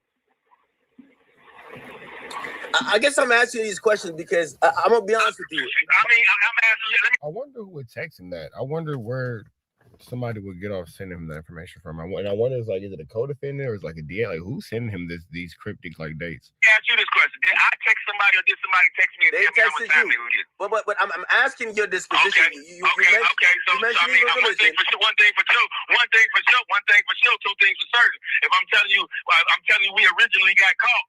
We intentionally got caught. You think I don't know how much time I'm finna get out of this intentionally getting caught? So you think how much time I'm finna? So I'm finna intentionally get caught, and I'm finna roll the motherfucking dice with how much time I'm finna get. Wait, you think your son intentionally got caught? I have already spoke to the people that I need to speak to, so they let me know how much time I'm getting. So he's alluding to the fact that Vonnie got a deal and was told, "Hey man, get caught. Blah blah blah blah blah blah blah blah blah. You'll have a precondition that allows you a certain amount of time." That makes his son look pretty bad. Hold on. It's easy, man. You think your son intentionally got caught? Is this the first time you're hearing this? Nah. I kind of want to. You're hearing this. Is this the first time you're hearing this? So I've heard that he may have, left some breadcrumbs that maybe whatever, but listen. I'm not just talking about intentionally got caught for his own well-being, so he can have a loophole for later. I'm talking about intentionally got caught for the industry that he's a part of. That's what I'm talking about. That's what I'm talking about. This is what come along with that. This is what this is. So you think your son was lost in the sauce in the industry then? I mean, they all is. It's what it is. You think his son sold his soul? It's what it is. I got a real question for you, Ack. I need you to answer this for me, and I need you to be serious. I need you to take this really, really serious, okay? This is man to man. We all know what jogging suit Little Dirk turns himself in on. I got to turn myself in. We all know that it was a gray Nike Tech jogging suit, correct? Who the hell is that voice? I did not know that. You're putting me on. Yes, sir. Okay. Well, I'm going to inform you. Yes, he turned himself in with a great Nike Tech jogging suit on. Okay. King Von did a video called "Why He Told." Yes. As you guys know, I've been referring to Dirk as Mickey Mouse. Why Mickey Mouse? He told. Do you like Disney or something? Listen, hold on 1 second. Don't stop me, please, because I'm giving you valuable information quick and fast, and we really shouldn't have to go any further. It depends on where your understanding level is at. He had on a gray Nike Tech suit. He had on an OTF chain. He said that you could have stayed at my house. I would have bonded you out. This nigga Mickey Mouse, sit your dumb ass down. Do you put an OTF chain on a rat? Do you put a gray Nike Tech suit on a rat? Unless you're trying to say that the head of OTF is a rat. Vaughn, a king of drill, is known for telling truth in their raps, not lies. Vaughn said, I would have bonded you out. You could have stayed in my house. Vaughn fought his body in 2 attempts with a public defender. So therefore, he couldn't have had any money when him and Big Mike was fighting the case. So who else could he be talking about but the person who turned himself? He didn't put a red Nike Tech suit on him. He put the same identical color Nike Tech suit on the rat that Dirk turned himself in on. And not only that, he put an OTF chain on the stool pigeon. So how much more do you all need? I mean, literally, how much more do you all need? And it's right there in your face. Damn. Von called Durker? Shit. It's getting deep. As clear as day. Ray Charles could see this. This is easy. Why are we even going through any more loops? And here you have someone that's literally tied to the situation that it's not an honor to be saying these things. I would have rather any of his ops that automatically did this on their own, not it come from the inside. And on top of that, King Von himself saying the ops don't have to play with me if something happened to me. It comes from the inside. So what more do we need to know? I mean, like, literally, what more do we need to know? Before I came out, everyone said this something just didn't seem right. But even the guards that were out there said the people had been already sitting here waiting on them to pull up. This is what the guards later on said. This is easy. How does everyone Von and everyone in Von's entourage get shot? Only reason Little Tim got shot is because Slutty shot him. How is Little Tim able to get up off the ground with the firearm in his hand and leave the scene? And he's the first person to start shooting. And you know Little Tim didn't turn. Damn, so you saying that they basically, I don't want to say set him up to get unalived, but when the opportunity came for somebody to unalive him, they let it happen? So I'm definitely not saying he set him up to be unalived, but it sounds like they welcomed the unalivement, for lack of better words. Emergency room with a firearm on him. So what gun did you have to do ballistics off on to see if Little Tim shot Von? And then you had different caliber shells in King Von, so he has to beat the fucking case. This is easy. Wait, there was different. It was different calibers. Yes. Oh, yes, there were different. Is that actual truth, or is that something that somebody made up? Shooters, of course there was. So therefore, even if there wasn't different calibers, you don't have a fucking gun from Little Tim to run ballistics on. Okay, so maybe there wasn't different calibers because he's kind of walking that back kind of fast. Do you? Because you think he walked in the emergency room with a gun? Do you think he did that? Or no? He definitely didn't walk in the emergency room with a gun. So you never even had a fucking gun to run ballistics on for Tim even shooting Von. This shit is very easy. This shit is not hard. Yeah, but he's caught on video. I know they might not have the gun, but like it's. I mean, video. I wouldn't give a fuck about video. That was a starter pistol. That was a fucking starter pistol. What do you have to run ballistics on? I don't give a fuck about a video.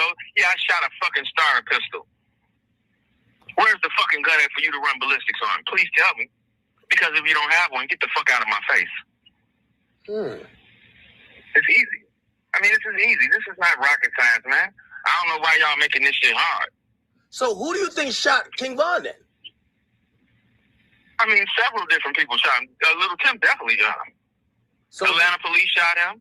Ooh. And someone else shot him in order for Muwak to be yelling, because you hear him on the video, shoot him, kill him, shoot him, kill him. And this is something that he told me, that he told Von's guard. Shoot him, kill him. Obviously, this is someone that was shooting. I wasn't there, so I can't say that, but I know he's not going to be saying, shoot him, kill him, if the person is not someone that needs to be shot and killed. Obviously, he's someone that was firing a firearm. And you can go back on YouTube and you can find all of this, on where Muwak is saying, shoot him, kill him. So obviously, this is someone that was causing problems, discharging a firearm. I mean, this is very easy, man. I don't want it to be true, but it is. And like I said, a lot of Muslims are disappointed in me for me talking like this, but it didn't happen to them. And the Muslims didn't turn their back on a person that gives his heart to the Muslim community. No one is perfect. My people could have never got out on any of my Muslim brother people like that, and I don't fix it. You know what I'm saying? And if my Ibn won't listen to me, then me and my Ibn ain't got nothing else to talk about. That's simple as that, because my Muslim brotherhood comes before anything. You know, so it is what it is. It is what it is, man. Like I said, it's what it is, man. You know?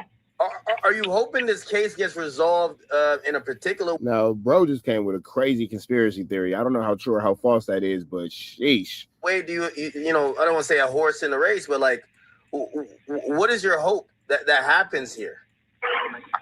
I mean, what's going to happen is Dirk is going to get found not guilty. Vonnie's going to go to jail for 6 or 7 years. That's it. You said, Vonnie's going to do 6 or 7? Yeah, Vonnie's going to do 6 or 7. A shoe is not an identification mark. Let me show you something. Let me explain something to you. People wear masks nowadays for a reason. No face, no case. My phone can be pinging from the location You can have the same exact identical Air Force Ones with a scuff on them, but that wasn't the last pair of Air Force Ones that they made. That's not the last pair of True Religion jeans that they made. So we have all these people that did this in Fat Burger or wherever they are, In and Out Burger, after they commit this crime with the same clothes that they have on at the gas station. But whoa, is these the only pair of True Religions they make? No. Is this the only this? No. Do we have a face? Do we have someone coming from under that mask saying he was the shooter, he was the shooter, he was the shooter, he was the shooter, he was the shooter? And if we do have someone coming up under that mask, identifying the people that were under that mask, how credible is this person? Does this person have some reason to save his own ass? Because if his credibility is shot, then hey, this guy could possibly lie, and I can't take a Air Force One and a pair of True Religions as a positive ID. So yeah, I see these True Religions and these Air Force Ones at this gas station where Little Pav is murdered, and I see these same True Religions and these Air Force Ones at In and Out Burger with no mask on. They seem to be, but excuse me, juror, is this the last pair of True Religions? Is this the last? No, it's not. So we can't convict the person off of circumstantial evidence. There has to be clear-cut proof with not a shadow of a reasonable of doubt. And when there's doubt, you have to apply not guilty. Simple. I mean, I would like to hope that it's that simple, but somehow I just don't think that it's that cut and dry. Somehow I feel like the federal government would hear that and be like, nigga, watch this. It's very easy. I might be doubling back I don't know, chat. Let me know what y'all think. I don't think that's enough. on something you said, so forgive me if I'm asking a question twice. So you do believe that, you know, the rumor that Vonnie ran through Von's crib and took all the shit and, you know, took it for himself is just, you know, because there's a rumor that after Von died. That's not true. Listen, no, that's not true. Okay. Von had control of every fucking thing. He didn't go through and take anything. He had everything before he died. There was nothing that he could take that he didn't already have. Only thing that came up missing was the hard drive while we were there. You know what I mean? So that's it, and that's knowledge, no knowledge of the world. That was the most valuable thing there. You know what I mean? Is this what it is? Because I mean, the music is the music. That's what this is all about. The music. So it's what it is. If it's not Von's voice singing it, it's somebody else singing it. You know, R. Kelly wrote R. Kelly wrote Fortunate. Maxwell sang it. So maybe this is why dude music sounds so much like Von now. Maybe he done turned himself up a notch for a reason now. This is what it is. And that all these niggas acting with their shit don't act like I'm studying these niggas. Von wrote that verse for Dirk. That's not Dirk. Von wrote that verse for Dirk when all these niggas acting like shit with that shit when he's studying these niggas. Lamb truck sit so low, got a duck. That's crowd my pillow. Von wrote that verse. How do you know that? Von wrote that whole motherfucking song, but Dirk, I know it, but Dirk performed it. Dirk performed it. That's why it's hitting the way. That's where it's hitting the way it's hitting. You know what I'm saying? Von wrote that. Hey, why haven't Nigga, all the family secrets coming to light, ain't they? you gone to a court hearing yet? You know, your son's about to testify tomorrow. Listen, like I said, why would you go to a court hearing and everything is already set up? Everything is already how it's gonna be. If a person intentionally got caught, and I know they intentionally got caught, what the fuck am I going to a court hearing for? And I already know what the outcome is going to be. Y'all don't know what the outcome is going to be. Y'all is all about this shit. I've been knowing what's going on. Answer this question. If they did pay Little Tim to kill Von, if they did, only if, is it possible that Quando backdoor Pap so it could seem like that we got retaliation on that side? Listen very carefully to what I said. Only if we paid Little Tim to kill Von. After the fact, we need to make OTF look tough and look hard. Is it only a possibility? Is there 1% of a chance that Quando? But like, what would be the benefit of the conspiracy? Like, why? Is this like just some crazy plan to get King Von out the paint? Them could backdoor Lil Pap. Is there 1% of a chance? It's a possibility. But also here's the thing: why would he backdoor his cousin? And then also like, I mean, is it his real cousin? Why it's his real cousin? The reason why you were backdoor because you took someone from our side. And also, wasn't he in the car when the shots got fired? Wasn't he in the car? You said what? Wasn't Quando in the car? I don't know that. You talking about Pap? Yeah. I don't know. I don't know if I heard he was in the store. I don't know. But I don't know. But like I said, it's a strong possibility. If I pay you to kill somebody, a large amount of money, and I tell you, hey, to make this look good, somebody from your side has to die. This is what it is. I'm not even going to accept to the payment if I'm not a cruddy type person. Now, if I deny the payment to kill somebody, then therefore, get the fuck out of here. I ain't finna sacrifice nobody. But if I accept payment to kill somebody, that means I'll go as far as the sacrifice of somebody. And maybe, I don't think they're real blood cousins. Can you please find that out, Act, to see if they're really blood related, and see if Little Pab's family smells something fishy about his death? That's my assignment. Like your assignment for me. Just like you get up with me to see what's really going on. Have you spoken to Pab's family? They're the victims. They're the victims. Don't talk to the people who allegedly are causing the harm and causing the trouble. Talk to the people that's hurting. Reach out to Pab's family. Are they really blood related? How long have you been? These type of things. Are you okay? All these type of things. Don't reach out to the people that's allegedly causing the problem. Check on his mama and make sure they good. See if they was real family. Or it was just somebody calling each other cousin and they really wasn't.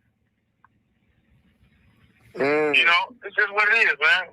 I mean, it's just what it is, man. Everything I give you is gonna be the truth, man. I don't play games. But like I said, it's killing me, man. This shit killing me, man. But guess what? God only tests who he love, man. God tests who he love, man. You think I don't wrestle with myself, nigga? Be with your son to the end, no matter what. So what? He said, fuck you and everybody else, nigga. That's still your son, nigga. And you ain't do what you was supposed to do as a father with raising him, nigga. And you claim you Muslim. You say Ron won, nigga, when he got killed. What you talking about? He mad because they just killed him and played you out the money, nigga. And they treated you like a bitch and took you with them to go pay for the hit. Nigga, you mad because they played you like a hoe, nigga. Put your feelings to the side, nigga. What's written is written, nigga. What's your thoughts? Man, you think I don't have these conversations with myself? What about Big Dirk? You know, you're a father. He's a father. What would you say to him? You know, he's been at court. Ain't nothing I can say to him that I ain't already said to him. Have you spoken? If I ain't got nothing good to say out my mouth about a person, I'm gonna remain silent. Yeah. So I guess it's clear to say that he doesn't care for Lil Durk's father, Big Dirk. Well, you ain't was best friend with King Von's dad. My fault. You was best friend with King Von's dad, right? So that was my. Oh, that's Remo on the phone. My brother, man. That was my brother. You know what I mean? We were only children by our moms for a long period of time, and you know the whole city knows that this is what it is. You know what I mean? Everybody knows this is what it is. Hey, I see Kayla corrected that. Hey, listen, they were not Vonnie and King Von were not officially related. I mean, I'm surprised she connected it. I'm surprised she corrected it because Vonnie is her people. I'm surprised she did that. That's surprising, but hey, at least she got some truth on her. Yeah, because a lot of people looked at her a little bit odd for that because Dirk is basically saying, I'm gonna give you this. Go back to the video, the YouTube video, when Kayla's son said somebody did something to my uncle. Listen very carefully. None of y'all have to do nothing to my grandpa. That's not nice. They've never met Silk. He never met Silk. The only person he considers grandpa is me. So guess what? They were talking. The little kid's eyes were closed in the back seat after they picked him up from school. They're on Bluetooth. Or he's paying attention to them. He never met his grandfather. I'm his grandpa. He asked his mom, do you miss Von? She said, yeah. He said, do Vonnie do? She said, yeah. He said, why? Why would a person say why? Is why derogatory? Why you didn't wash the dishes? Why you didn't take out their garbage? Why you didn't come pick me up on time? Is why a derogatory comment? Especially after I asked the person, did a person miss a person? I said, did Vonnie do? She said, yeah. He said, why? Is that something you expect someone that was close to a person to say? A little kid? That's why they kill the kids and kill a whole family when they go do a murder. Because the kids pick up everything. It's easy, man. It's easy. Everything is there. I know y'all don't want it to be so, but it is what it is, man. You know, and my speech ain't gonna stop nothing. What's gonna happen is gonna happen. Will you embrace your son when he comes home? Huh? Will you embrace your son when he comes home? For what? Fuck, I'm embracing for nigga. You know what you gotta do. This is Islam. You ain't fix the problem, nigga. We ain't got nothing to talk about. Wait. How could he fix the problem again? Does he have to like repent to Allah? Listen, you gotta Google it. I'm tired of repeating this shit. Yeah. You gotta Google it and read it for yourself, so it'll be your own personal knowledge, man. It doesn't bring me joy, and it doesn't bring me joy or excitement to speak about this, man. Tell me what to Google. Tell me what to Google. What does Islam say for killing someone? How what does Islam say as a Muslim for killing someone? Repent as a Muslim for murder. Here we go. Yeah, come on, man. We can. They said you got to fulfill the right of Allah, fulfilling the right of the victim's family, and then acknowledge the right of the victim. Is it just general steps, or there's like actual steps? It's blood. It says blood money. Google blood money in Islam for murder. Okay. Let me see. I mean, it's a such thing as a wrongful death suit. Why are we having such a problem out of this? If there's a wrongful death suit, the people pay the family or the people who died for retribution for the life, right? It said blood. Okay, so I guess it would be like a. Well, let me just shut up. Go ahead, academics. Islam, known as Daya or Dia, is financial compensation paid to the victim or the victim's heirs for unlawful homicide, bodily harm, or accidental injury. It acts as an alternative to physical retribution or capital punishment. It offers a legal path to reconciliation. How much money you think? How much money you think he should give to Lil Pop's family? I mean, I can't put a price The federal government will say for the rest of his life. on that. That's not my thing.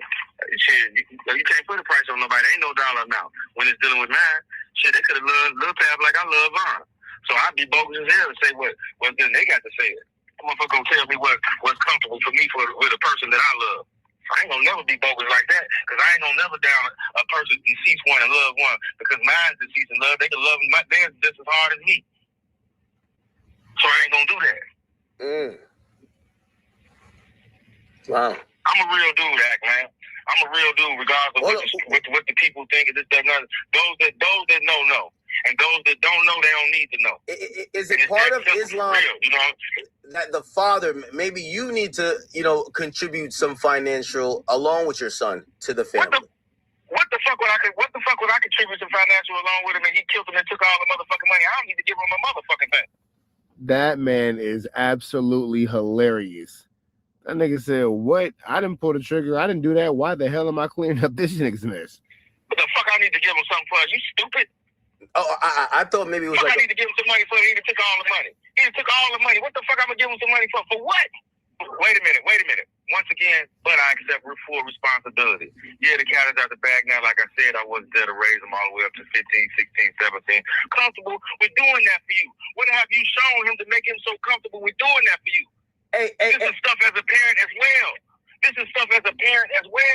I got to be responsible for that. What child is comfortable with saying that to their dad? There was a father that was a good father. That don't make a child. There's something has to be wrong with that picture. If a child is comfortable with telling their daddy, come on, let's go roll on a mission. What the fuck have you been showing this child? Oh, okay, could you answer this question? Because this is a confusing part for me. So I listened to a lot of other guys who kind of supposedly knew Vonnie, like in Chicago. Whether it's like, people who have heard about him or never heard about him, whether it's like I'm listening to like Trenches News, I see Big Mike do some interview. I've seen a bunch of people. They all kind of describe Vonnie. They call him a goofy. They say like he would never do shit like this.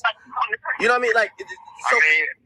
A person could say he could never do shit like that, but he's so stupid and slow. He locked up. I mean, but shit, he locked up for doing it. For orchestrating the murder. So what the fuck makes you think he didn't orchestrate this one?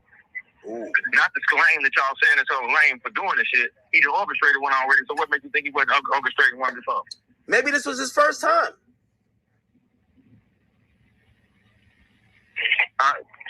You know what I'm saying? You know what I'm saying? So if a person that don't have the capabilities, they're Poindexter. You ain't got the capabilities of doing it, you can't do it. It ain't in you, it ain't in you. You can't make a person do something that ain't in you, it ain't in you. It's as simple as that. It ain't in you, it ain't in you. It's definitely in you when you already got the millions. You ain't got to wait till a motherfucker dies to get the millions. You already got it, and you ain't got to pull a trigger. You just orchestrate something. You ain't got to pull a trigger and see a motherfucker block, motherfucker not breathe. You know what I'm saying? You know what I'm saying? So if a person that don't have the capabilities, they're Poindexter, they're Poindexter.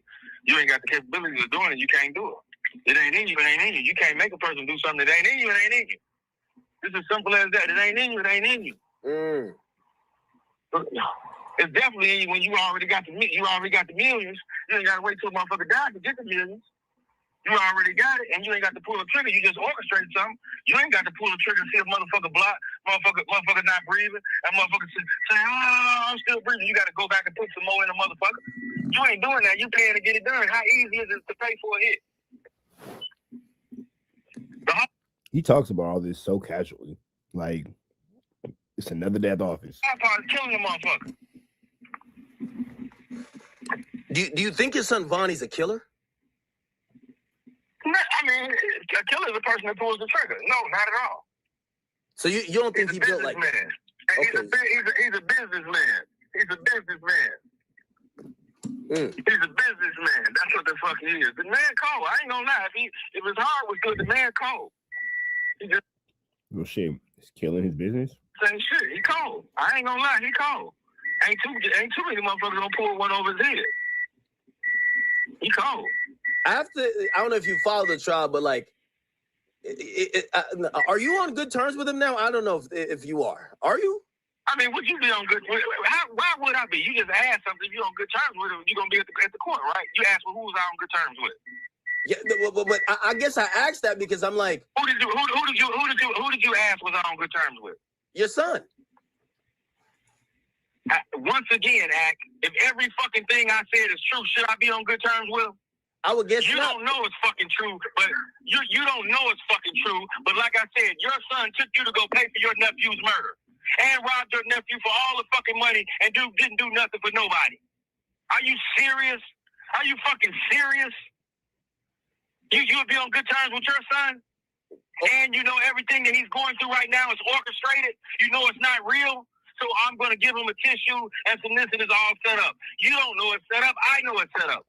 So I'm going, hey, son, do you need anything? Is everything okay? Is everything all right, man? You need me to come see you? You need me to do anything? Ain't nobody messing with you or nothing there? I know you're going through a lot, son, right now, but, you know, everything's going to be okay. What the fuck I'm going to do that for? And I know this shit is all premeditated. So wait. Y'all don't know this. I know this. Y'all don't know this. I know this. Well, if we're to believe all that, if we look up and it goes exactly how it says, exactly how he says this is gonna go, that would be barnacles. Maybe he looks at you and he's like, if I got King Von killed, do you fear that your son will try to take you out? I guess I got to get to the straight shit. Because if you're saying he's capable of this, I'm gonna give you this. No one can die without God's permission. And I'm gonna say this: only I know. Allah knows, and my son knows, and Dirk knows, little Dirk knows, whether or not everything what I'm saying is true, and Fats knows, and little Tim knows whether or not everything I'm saying is true. You understand me? So if everything I'm saying is true, and I'm killed for speaking the truth, is it about this life that's only temporarily, where a person may live 60 to 70 years, maybe 100, maybe 90 years old? Maybe 100, but when you die, you're either going to be in hell forever, or in heaven forever. So, which one should I be more concerned with? A 70, 80 year?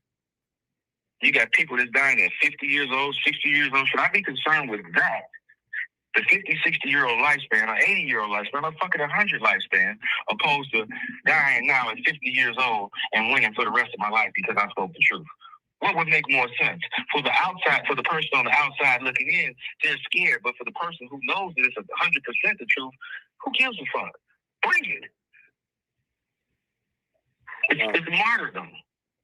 You know what I mean? It's easy, but for the person that's not me, My man is very Machiavelli conspiracy theories. don't understand it. It's ludicrous. It's this, that, and other. But if a person is killed for speaking the truth, they won. They won. Whether you all know it or not, who cares? The person who's speaking knows whether or not it's the truth or not. That's a fact. That's a fact. I mean, it's not hard. Like I said, I'm not worried about anything. No soul shall leave here without God's permission. You know what I mean? And like I said, anybody kill me, you just gave me a free ticket to paradise. You may not know it, but actually the ones who perpetrated the crime, they definitely know it. But the other people, They don't know it, but I know it. The people who know that it really took place, they know it. But the outsiders, the acts of this, they don't know it. But the people who really did it and know everything that I'm saying is the truth, they know right away. We just gave this guy a free ticket to heaven. Hey, Dirk, not Dirk, I mean, Vonnie, from what I'm hearing, he's doing last-minute preparations with the prosecutors, the AUSAs. He's going to take the stand most likely tomorrow, if not Thursday. Well, actually, no, tomorrow is Thursday, unless I'm tripping. No, not tomorrow's not Thursday. Now, if you could send him tomorrow is definitely Wednesday. One message, and we all know he got to burn the phone up in the cell. If you could send him one message, you are his father. If he did, guess what? He doesn't have it anymore now. Thanks, Zach. They say you the police. I guess No. Well, listen. He's gonna. We can say we all know he has a burner phone. And let me tell you. Doesn't have it anymore. You really No, he still has it. No, he still has it. Really a police ass nigga. No. He still has it. I'm gonna tell you why I know he has it. Because damn. Even this nigga Vonnie Pops is like, you can't help yourself, Act. You really a police. 6ix9ine is one of my close friends. I mean, is it for you to tell the fucking world? I'm telling you this. 6ix9ine, one of my close friends, and when 6ix9ine was cooperating, 6ix9ine had an iPad, he had a cell phone, a laptop, he had everything. When you start telling, you want him to get some more time? No, when you start telling, they don't treat you like regular inmates. They might give him a massage. They gonna give him. He has a laptop. Okay. When you start telling and you work for the government, they give you special privileges. He's not in regular jail. You know he's not in regular jail. When 6ix9ine was telling, he's not a regular jail. You know he's not a regular jail. It's wild. 6ix9ine could have FaceTimed me in that bitch. 6ix9ine was having it good. This is the first thing I would tell my son. I love you, and I always will love you. Repent to Allah subhanahu wa ta'ala. Make sincere tawbah. And do what Islam say do. That's it. I love you. I forgive you. But you got to do what's right in Islam. That's it. That's it. I can't say that I'm taking responsibility for not raising him right, but then it still ain't going to forgive him. He a Muslim. Do what Islam say do when this happens. And that's it. We ain't got nothing. If Allah forgives you, how I ain't going to forgive you? I'm your own fucking daddy, and I'm telling you, I'm part of the reason why you fucked up like you fucked up because I didn't be a good father. So how I could even call myself not gonna forgive him? How? Yeah, but what does the judge think of all this? You know what I realized? A cold piece of shit. I have to be a cold piece of shit. Vonnie, I'll say this: if Dirk beats this case and you come home in 3, I'll help you with a GoFundMe. Okay, let's get $1 million to the victim's family. Let's get $1 million of it. They deserve it. They've been through hell. You're talking about me because I'm a victim as well. Because I had to endure this fucking shit. I mean, yeah, you could. I don't know, whatever piece of $1 million you want, you can get. Fuck it. I mean, I would say this act. Really for real. You all don't know. This not. I'm not going to say it's entertainment. This guy seems very money hungry. You've met these people, so you might have this genuine concern and liking for them. But this is something that I actually went through. I mean, literally went through. Just imagine, just for 1 second, if you could just close your eyes for 1 second and say, what if all this fucking shit is true? Can you imagine what the fuck this guy has went through? We don't want to believe it because it sounds like a real fucking crazy story. But what if any of this is true? Wow, God has most really chosen this guy to put this guy through something, and he hasn't lost his fucking mind. Because this is what this is. You know what I mean? It's just what this is, man. Like I said, I love my son. And I'm going to always love him. But do what Islam say do and fix the problem. That's it. That's it. Vonnie, the world looks at you. Your father has expectations of you, regardless of how this happens. I guess we got to wait and see. We'll wait and see to see. You know, you've said a lot of things, and I'm going to be honest with you. Even I'll give you the credit to say, a lot of things you said the first time did come through, right? Like, I think a lot of people are like, no, none of this is happening. It's kind of going down exactly how you thought you actually said it was. You know, you were pretty much the first person that confirmed that your son was cooperating. You know, we got to call a spade. So we're kind of here wondering, waiting, trying to see what happens. And, you know, I guess we're going to come back with either, not only. Imagine your dad is the one that exposes you as a cooperant to the world. Wild. the verdict, but I do agree with you. Hopefully, all the families who have been hurt, all the victims, the real, true victims of this crime, this horrific event. And it's the mothers. It's the mothers. Yes. You know, don't take away from my.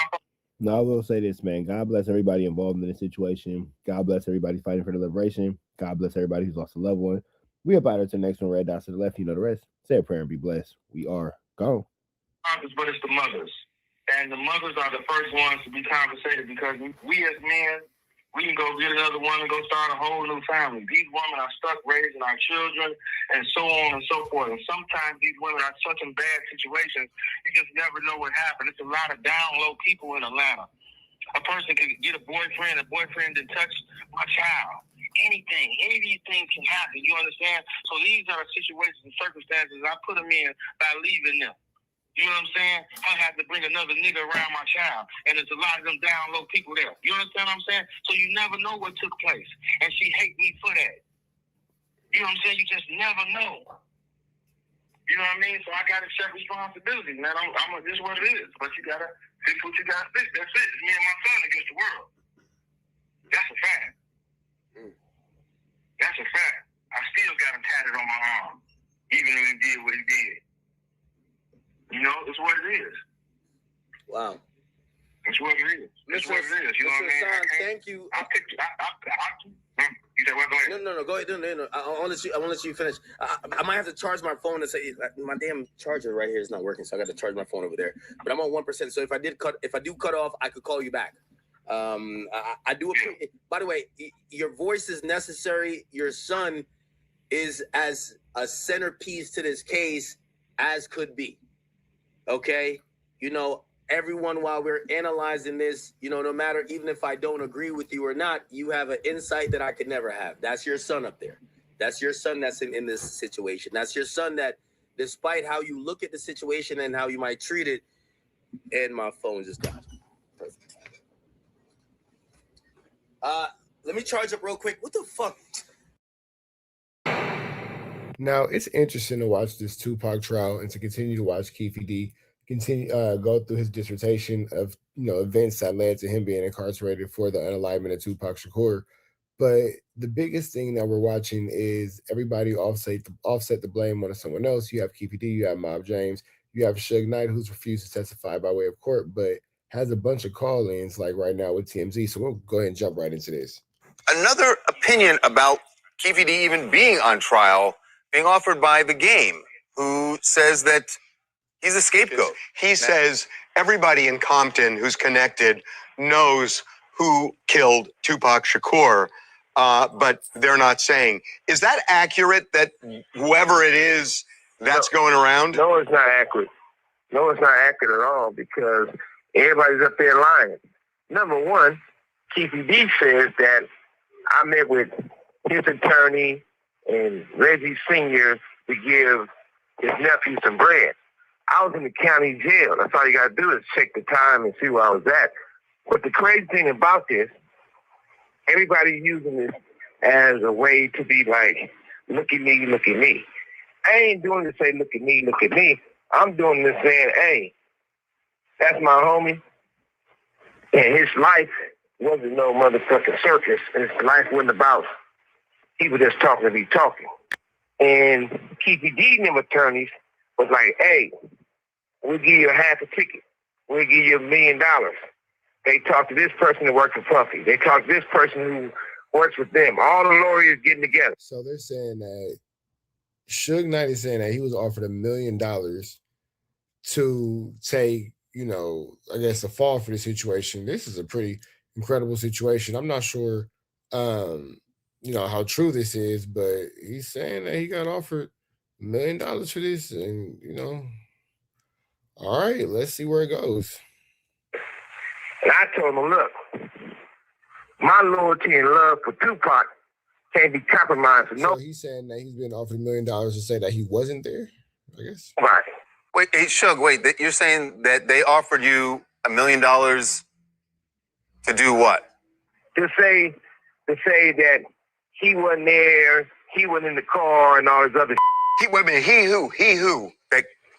Keefy D. But I thought the whole argument. Now, why wouldn't they want to say Keefy D was there when Keefy D's made so many books and statements and conferences about being a man who was there? Argument was that Keefy D was not necessarily there even, but that he orchestrated it. But they sent the attorney to talk to me, put me out in this prison right here.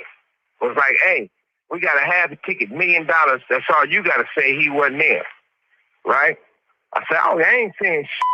But at the same time, my loyalty and love to Tupac can't be compromised. It almost sounds to me like what you're saying is Keefy D didn't do what prosecutors say, that it was orchestrated by somebody else. And therefore, what would Keefy D's involvement be if somebody else was orchestrating this? It was definitely more than one person involved. Everybody got their hands in it, and the people who got their hands in it is trying to muddy the waters. And only person who's slow is Keefy D. So sort of now that's arguably true. That's arguably true. Sad for him, you know, that I'm not saying that he's guilty or innocent. That man is on trial fighting for his life. And it's sad the fact that the police who was involved did what they were supposed to do for the other people, and they did. Did you just say that the police were involved?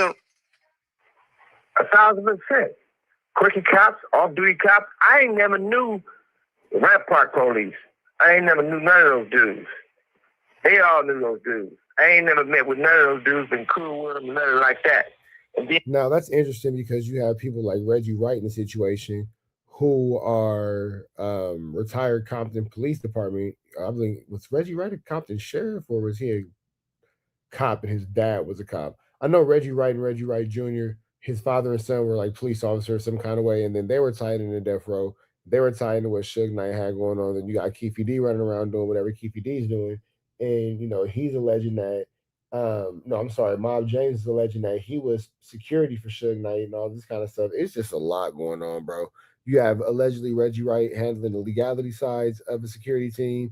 You have Suge Knight kind of running this little, what's alleged to be an empire of gang members and Wooty Bammers and Skullduggers and Larceners. And it just really all leads to a terrible situation that was out of control.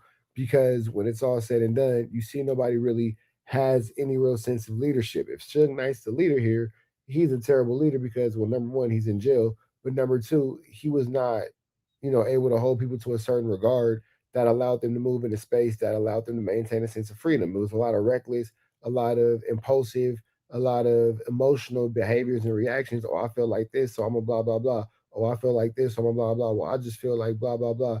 Whenever there are feelings, there's no logic. Whenever there's no logic, there's no structure. Whenever there's no structure and criminality, you will end up in jail because you don't have the discipline to stay free.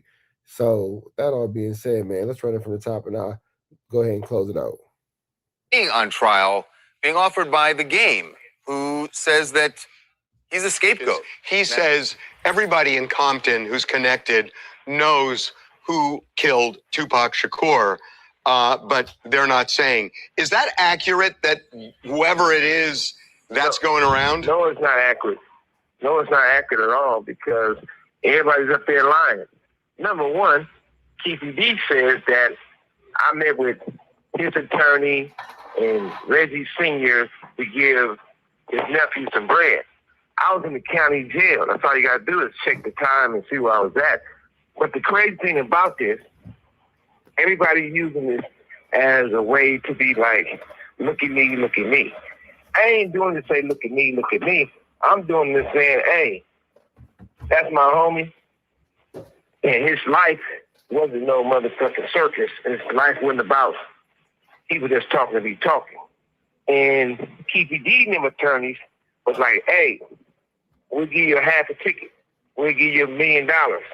They talk to this person that works for Puffy. They talk to this person who works with them. All the lawyers getting together. And I told them, look, my loyalty and love for Tupac can't be compromised with nobody. Wait, hey, Suge, wait, you're saying that they offered you $1 million to do what?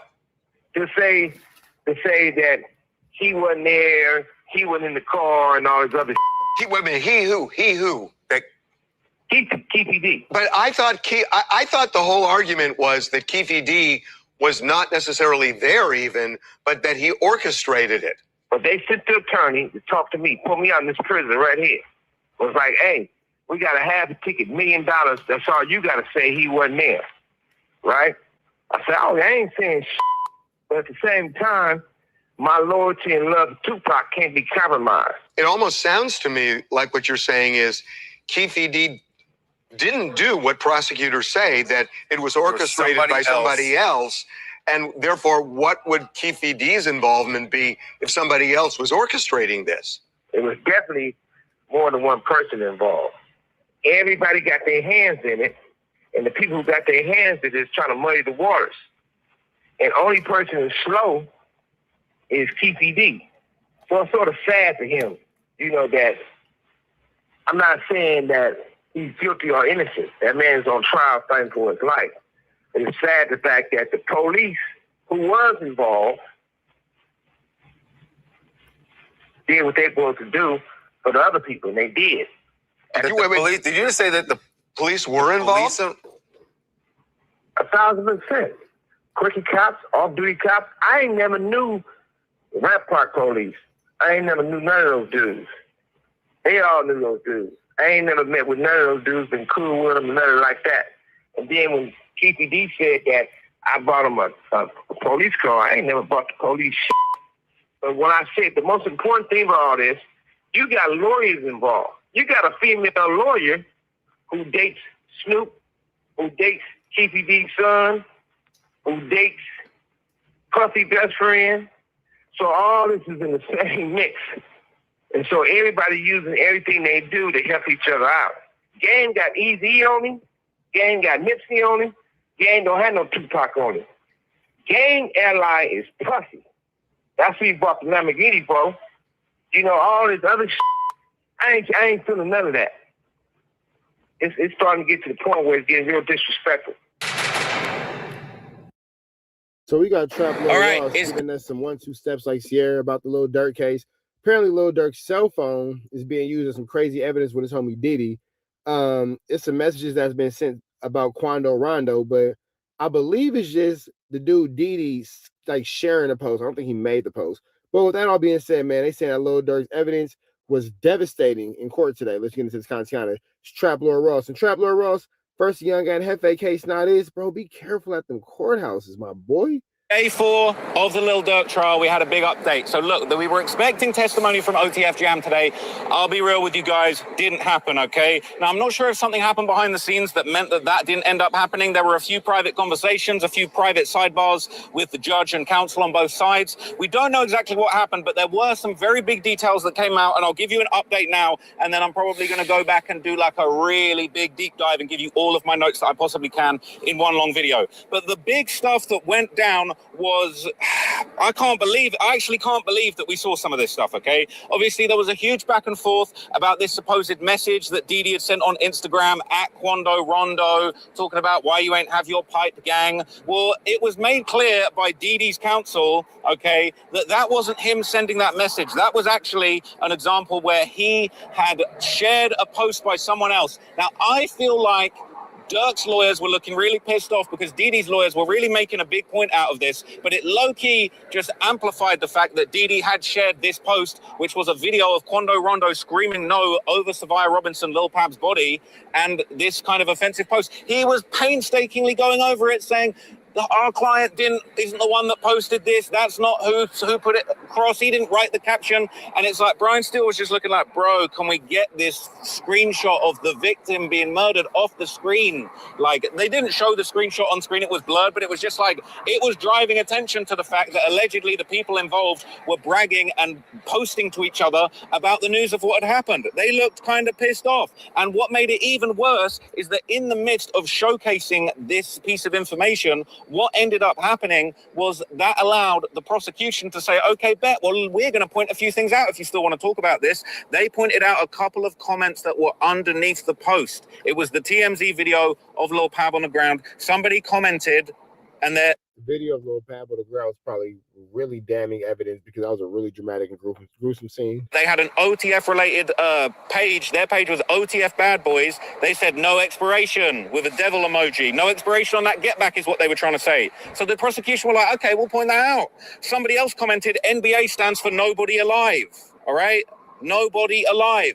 This was obviously a reference to the NBA Youngboy beef, okay? And the prosecution even said, was Dirk beefing with a guy called Youngboy? Now, they objected to that, and the judge asked for a sidebar, and they basically said, look, we're going to be talking about that stuff later on. But I don't think that would have anything to do with the situation. I can see how they would argue it, but if I was Dirk's lawyer, I would be like, nope. Nothing to do with it, unrelated. We're not here for anything that happened with NBA Youngboy. Didi's lawyer, he kind of brought the heat back onto everybody by accident by trying to argue this really minute point that didn't matter. And even the prosecution were like, look, we never said that he wrote the caption, but he shared it. And this is what it was. And this is what was shared. And then this is the comments that were elicited. It really wasn't great. Somebody had apparently sent a Fuchsia's TV account post. So that's a very big Instagram post to Quando Rondo to Lil Durk of the Quando Rondo footage, the TMZ footage, okay? It was basically in a string of chat between Durk and somebody that worked for him on August the 20th, 2022 at 12:23 a.m. The person that worked for Durk sent the clip that was on Fuchsia's TV. Now, that was crazy, okay?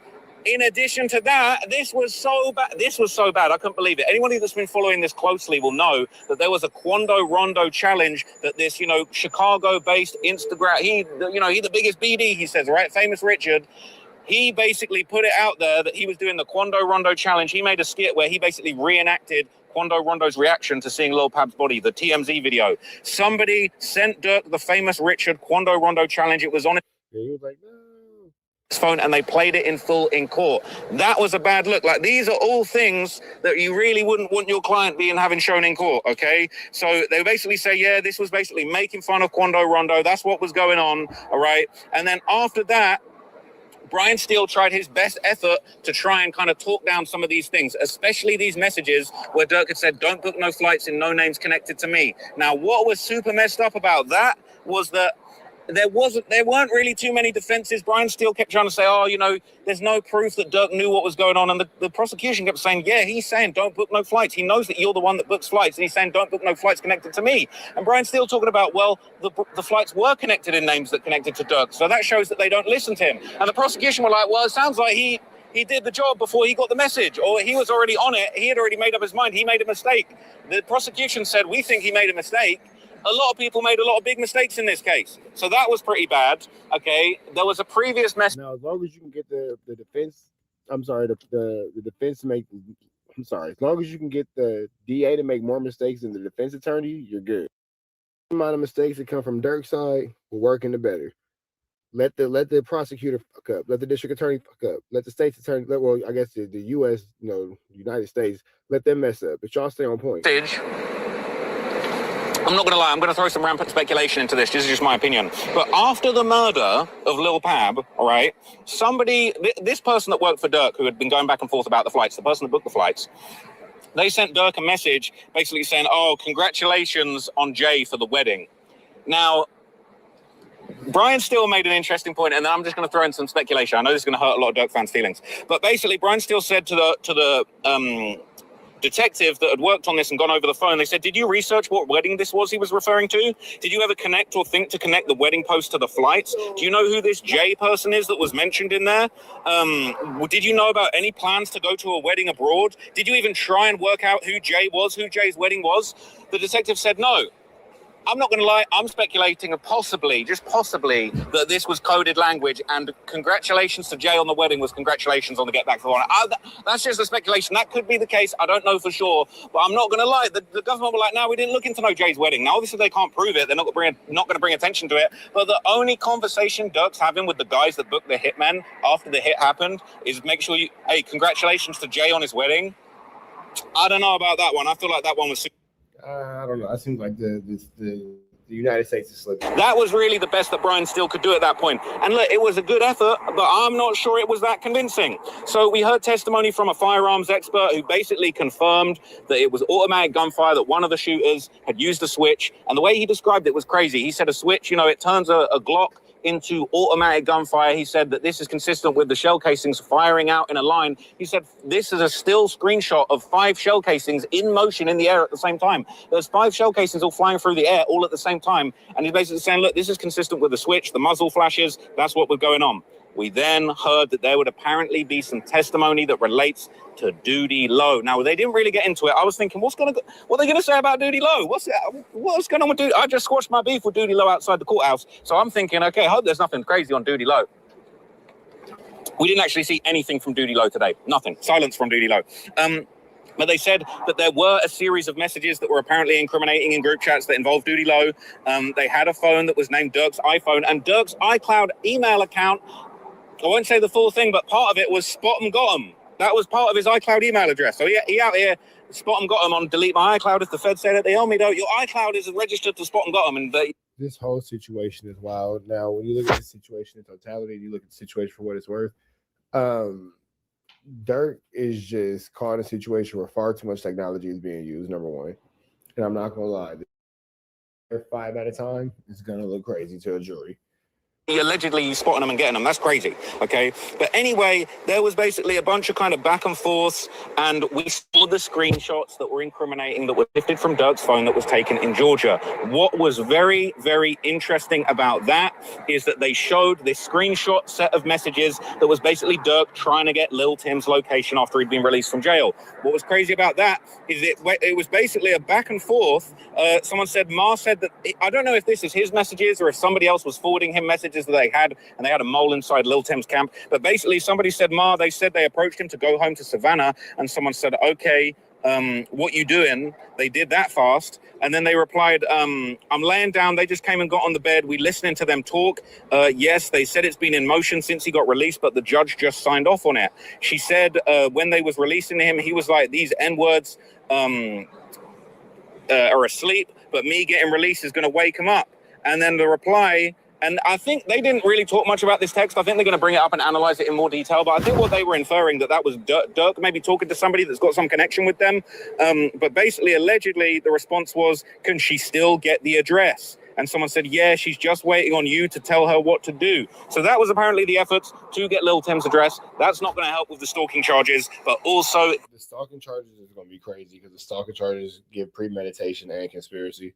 You were hunting your prey. It wasn't enough to just go find him and catch him slipping. You were actively chasing this person, actively stalking this person, actively pursuing this person. That looks bad in front of a judge and a jury.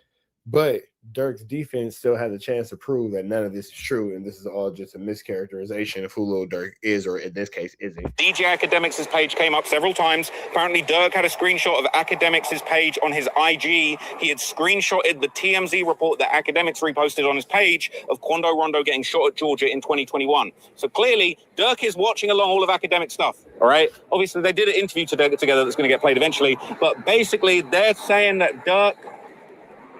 He was locked in. He was watching Academics' page. If anything happens and he's screenshotting it, it's coming from Academics' page. That was crazy. Now, we eventually heard testimony and some group messages between Dirk and this person that worked for him that booked the flights, all about how he was feeling after King Von died. This was very tragic. After that, somebody had said to Dirk, love you. We got to grow old together. You know I'm overprotective of you at all costs. You're like my real blood little brother for real. And right after King Von died, there were a bunch of back and forths. Unfortunately for Dirk, a lot of these were quite incriminating. They said that Dirk had at least 17 numbers between 2018 and 2024. He changed his numbers frequently. And there was a message between Didi and Dirk where basically Dirk said he deletes all of his texts. They said, Dirk basically said, I deleted my text. It was today. Didi said, you deleted it? And then Dirk played a voice message, which we actually then heard, basically saying, he basically said, yeah, I delete my text every day, my whole thread. I don't want it on my phone. So that really wasn't a great look. He deletes his text every single day. Like, what are you doing to delete your text? How you got the time to delete your text every day? That sounds long. But anyway, we went back and forth. So we heard a whole bunch of evidence and testimony about. I mean, but that's probably for the best, because imagine, if he did delete those texts, you see text messages they got their hands on. Imagine the text messages they weren't able to get because he erased them. These flights, we get the gist. I don't need to tell you over and over again that somebody working for Dirk booked those flights. I don't need to tell you that over and over again, but we heard it relentlessly about these flights, okay? There was a message where Dirk said, this is my new number, lock in, Vonnie. He's my assistant. And he said, I'm going to give you his contact. I want to see you really lock in. I know it's crazy. When do you leave? Now, I don't know who that message was to, but obviously we're going to find out later on. Obviously, we saw a bunch of texts over and over and over again. But what was then interesting is they discussed King Von. They showed King Von with OTF and O-Block chains. They basically said O-Block indicates what neighborhood Von is from and that he's a black disciple. And every time that gangs was mentioned, Brian Steele was having a tantrum. I object. And then the judge was kind of like, well, look, he's allowed to say that he's got an affiliation. We already established certain things are going to be allowed to be talked about in this situation, okay? That is what it is. But basically, Brian Steele was objecting to everything. They established... But I can understand why Brian Steele would object because it paints him as a gang member. He doesn't want this person painted as a gang member. He doesn't want the person that he's defending painted as somebody who is, you know what I'm saying, just out here being a menace to society. The King Von was a BD. They said OTF, the family was Lil Durk's label. King Von was signed to the label. Von was signed to OTF. They showed Durk and Von in the red fitted caps. Both of them wearing OTF chains. They proved pretty strong connections between them. And basically, after King Von died, we heard about some of the really tragic messages that had been sent back and forth with Durk basically saying how affected he was. He said, blood, this one got me like Newski, who was his cousin, who obviously was killed in front of him. And, you know, there's definitely a really messed up irony in this case, in that Quando Rondo, allegedly, they haven't said it in the trial, but allegedly Lil Pab is Quando's cousin, or at least like a cousin to him. Obviously, Newski was Durk's cousin. Durk is famously pictured running to the scene and breaking down at the scene of Newski's murder. Now we're seeing all of this footage being shared around of Quando Rondo breaking down his cousin Lil Pab's murder, and Durk allegedly the cause of it. So Durk said, blood, this one got me like Newski. Now, weirdly, the prosecution said, do you know who Newski is? And they said no. And then they tried to ask in a different way, and the judge... That's crazy that these niggas is just passing around trauma to one another. So you know what it feels like to be in this man's exact situation, and you've, you know, reacted the same or if not similar way, and just not even tripping, gonna make somebody else feel the way that you was made to feel. That is absolutely incredible. There was an objection and the judge sustained. So weirdly, it seemed like the FBI agent on the stand kind of messed up and then basically like didn't get his opportunity to say who Newski was, which to be honest, I think was very relevant. But regardless, obviously I know this case better than damn near everybody, okay? But after that, we basically saw messages back and forth between that person from Durk's team who booked the flights. And he said, yeah, I can see you're down about this. I see it in your face. Durk said, I'm dead inside, blood. I feel like I lost one of y'all. This is real. I can't fall victim. And basically, we ended up seeing that they'd gone back and forth. Durk actually sent the clip of King Von's death to that contact. They basically, you know, showed the clip. We saw all of the clips. They played some... I ain't gonna lie, they played footage that I've never seen before of the King Von death. They showed a whole bunch of stuff that we hadn't seen before in excruciating detail that I was completely unfamiliar with. There was kind of extended footage of Quando walking around before he got jumped by King Von. It was a much longer and a completely crystal clear 4K video. Von obviously hops out the black truck and jumps Quando. Now, we saw the next angle, and obviously we could see Lil Tim shooting Von in a lot more detail. You could see the muzzle flash, you could see the gun kind of, I don't know, the slide kicking back or whatever. I'm not a firearms expert. But basically, we kind of saw all of that in great detail. It was very obvious. People always saying, oh, Von got killed by the police. That's cap. That's not what happened, okay? It clearly... When a situation is going on, especially in a stand your ground state like Georgia, you got to remember, like, these dudes are from the South, man. Talking about Quando, Rondo, and Lil Tim and all that. Not saying that Chicago doesn't have what it has, but you can't just accost people in the state of Georgia and think that, you know, they don't have the right to defend themselves. And in this situation where King Von jumps out first on Quando Rondo, Lil Pab does have legal right in Georgia to stand his ground and defend his friend, you know, even if it is by using, unfortunately, in this situation, unalignment force. Was Lil Tim. You could see the gun going off. And what was really interesting is we saw, obviously, now we know that Vonnie was the one driving the car, but it was weird because you kind of saw Muwop sort of holding everyone up a little bit. Like all four of them try and cram into the back of the car and there's not enough space. And Vonnie's trying to drive away in the car and he's stopping because Muwop's not all the way in the car. He's trying to cram himself into the car. It's too full. They ain't closing the door. He damn near sits on top of somebody to get in the back of the car and then it drives off. But it's like Muwop kind of slowed the getaway down a little bit by insisting that he was in the car. Now, that's no disrespect to him. I'm not saying it's his fault. I don't think anything could have been done to save Von. But what I do know is that now you can see that in detail. You can see that it's like he wasn't leaving his mans behind, but that kind of slowed things down a little bit. Now, apparently, after somebody had actually sent Lil Durk a video of one of Quando Rondo's associates dissing King Von. It was that famous song where he said, "Free Lil Tim, hold up, wait, free King Tim." And he said he's smoking on Von. Obviously, I've covered all of that in my Demon Slayers video. But Dirk was sent that video and he replied, "Yeah, just wait till that get back." So after that, there was a bunch of other audio messages that were kind of sent back and forth. Some stuff that we'd heard, that we'd already kind of heard. And there was a big audio message in a big group chat that had Didi, Doody Low, Booney Mo, Wook, Dirk, other people. So there was a bunch of group chats, basically Dirk saying that stuff we'd already heard, but he ain't gone on the phone to squash it. This is for Von and D-Thang. If I'm about it for my brothers, you can test me, call about peace, take a piece of the switch. We heard that and we saw that message. They showed a audio message where Dirk said, "Tell them dudes suck a dick on Lil Mo." He was putting a lot of stuff on Lil Mo. He's saying, "You didn't do nothing on Lil Mo. We can have a boxing match for 20 million, but Quando, your homie Quando, can die. You can't get on the phone and squash the beef." So I don't know who he was talking about, who he was going to fight, but that was very interesting. So there were a bunch of other things that I'll break down to you in a longer video, but Dirk basically kept talking to people in the days after King Von died. He said, "Yeah, I'm good, but I'm in my feelings. I'm ready to put this together." There was apparently a conversation where Dirk actually denied wanting to check himself out, if you get what I'm trying to say. His guy that booked this situation is crazy. And again, it just goes to show, like, despite the fact that these dudes having millions of dollars or, having all this outward success, what it appears to be outward success in music and entertainment, you just never really know what's going on, because never in a million years would you think that Lil Durk would be fighting for his life through an unalignment for hire situation, and he would be, getting into it where him and other rappers are getting into, actual physical Call of Duty style situations in the middle of Beverly Hills on a Tuesday afternoon. flights, said MF's going to be in their feelings a while. Shit ain't easy to get over. Von was a real one. Dirk said, "I know, I ain't letting shit slide. Him dying turned me into a different animal." And then Dirk says, "What if that was you? Von would have been outside right now." And that person said facts. After that, Dirk said, "Shit got me in my feelings too. I'm sick, but I'm not sending myself off. I can't." Okay.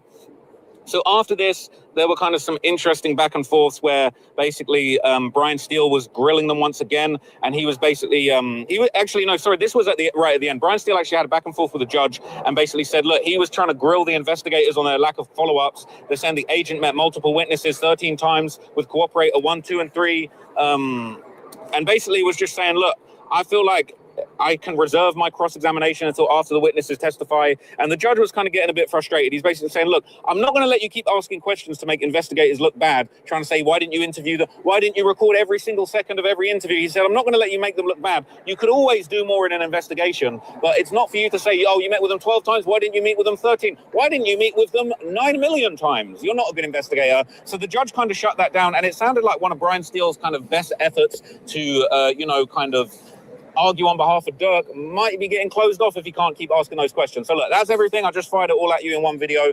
I'm going to keep you guys updated on everything that happens. I'm not going to lie. A lot of Free Dirk fans out there today, but you know what I'm saying? I took them head on. I went out and spoke to a lot of them. Some of them were friendly, some of them weren't.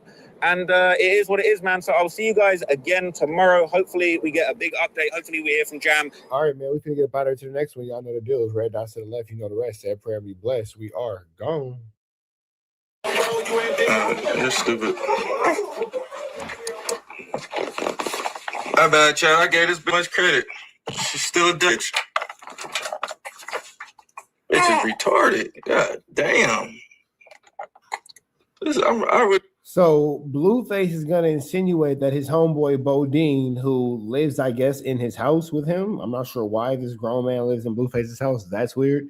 Is spanking Nevaeh. And let's listen to this, because this is a Blue Flammer situation. You got a dumb bitch. Seems like Blueface can't trust none of his homies. I'm cooked. So you know what I'm gonna do, Chad? I'm gonna drive her friend and her kid to school. That's what I'm gonna do. I'm gonna hit up one of her friends. I'm gonna pick her up. And I'm gonna drive her son to school with her. All of a sudden, it's just a friend, right? And then shit. Well, shit. Hopefully. But the other day, he just said go up to Uncle Bo's room. What that got to do with you? That mean you go to Uncle Bo's room? No, Superior. Okay. Damn, you went to Uncle Bo's room? That's tricky. But now all of a Why sudden, does Uncle Bo live in the house? That's my biggest question. But all right. I was just the same thing. all of a sudden, he's just a friend. You're a dumb bitch. You switch But up too it's quick. okay. I know how to show you. I don't have ill intentions. I know how to show you. I don't have ill intentions. I know how to do. show you. You All I gotta do. do is take your friend You have ill and their kid intentions. to I school, don't. and then you're gonna be like, You have ill oh, intentions. I do see don't. how that looks weird. No, only you What the look fuck? at it as that. So I guess Blueface's homie took Nevaeh and the kids to school, I guess. There's no way. I gave this bitch too much credit, Chad. There's I'm no thinking, way. she woke up, took her son to school. Woke up, got them together. Handed her, she woke up and she riding around with nigga number one. I didn't ride around nowhere. I didn't go. I didn't go in the car. What the fuck are you talking about? What the fuck? I didn't hop in the car with them. What You the just fuck are said you he talking took about? me. He took him. No, you I never said he said took me. me. He I said never he said drove. I never left this house today. What the fuck are you So talking you about? didn't even take your son to school. So Blueface don't trust the dudes that he has living with him to not spank his baby mama that just had his baby less than 2 weeks ago. Tricky. Bitch, get out my face. Get out here. Take. Go get your son. Go get your son. Take what? Get out my face. Take Go what? get your son. Take what? Go get your son. Go get your son. Oh my God. And the bitch is a liar. She don't know which lie she want to go with. The bitch just said, I had him drive me. I had him drive us. That's why Okay. I had him drive him. What the fuck are you No, talking you about? didn't. No, you didn't. I did not get in that no motherfucking No, car you today. didn't. Why does he have that hat on? That's my biggest question. What the fuck are you talking about? Just said, I had him drive. No, I didn't. You hear the wrong shit. All right. Yeah, had him drive him. He offered. I said he offered. The fuck, and he took him. Okay. Because of uncle. Insinuating that she was in the car, which is neither. But then Blueface is gonna say, well, you only knew this dude for 3 months. Why are you taking him to school? But then, like, she's only known him for 3 months. Why do you allow this dude to live in the same space as your baby mama? Like, that's the craziest part about it all to me. Here doesn't nor there. It does not matter. Bitch, take your son to school. Why do you just keep throwing him on niggas? And just like, what the fuck? Why would you think that that's okay? For another grown man that you just met 3 months ago to take your son to school? What the fuck is wrong with this bitch? But why do you think it's okay for that same grown man to cohabitate a space with the mother of your child?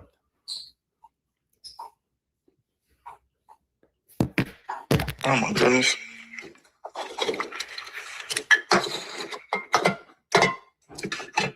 Lord, help her, Lord. Lord, help her. I know, Lord, you did not leave me with this bitch when it's all said and done, Lord. I know you did not leave me with this lazy ass bitch when it's all said and done, dear Lord, my Lord God. I know you wouldn't leave me with this dumb, lazy ass bitch who can't even fucking take her son to fucking school. Please, Lord, don't let this be the end of it for me, Lord. In the name of Jesus. Please don't let this be the end of it for me. It's sick. Amen. Shout out to Megan for that 10 gifted though. Oh my goodness. Oh my goodness. And she was really just gonna take the credit for that shit too. She was really just about to take the credit. You heard me? I said this shit 2 times to the bitch. He took your son to school. I made it. She like, yep, I did. Sure did. Got up, took my son to school. Did the bitch slip up and say she had another nigga take her son to school? Lord. Oh my goodness. That nigga holding his baby tight. Hello? Yeah. Hey, what time this lazy bitch woke up today?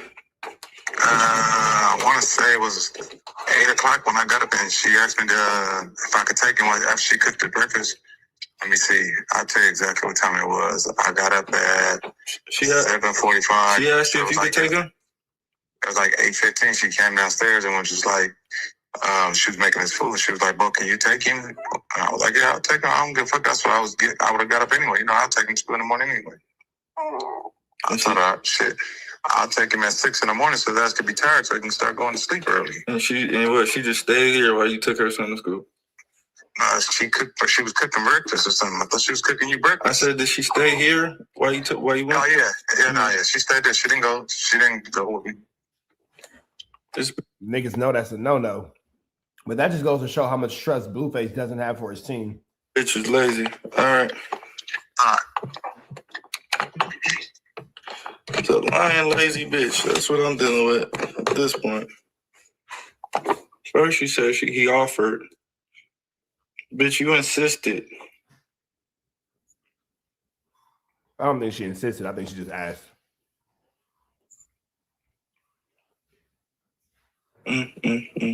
Because at first she said he offered. Then I asked him. He said she asked him. So, bitch, you lying because you already knew you doing some fuck shit. School grid. That's too much premeditation in there. Yeah, nah, there's too much manipulation. I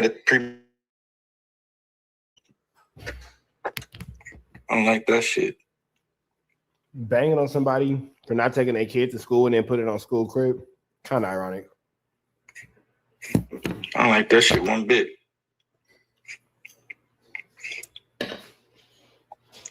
Cause if she thought it wasn't that serious, why wouldn't she just say, "Oh, both took him to school today"?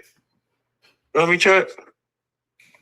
If it wasn't a problem, if it wasn't that serious, she would just, both took him. I didn't. Number one took him. Nah, she slipped up on accident. That was an accidental slip up right there. Damn, I wish I could play the clip back. Shit. I wish I had like instant replay in my head, chat. You definitely have instant replay in your head. It's called your memories.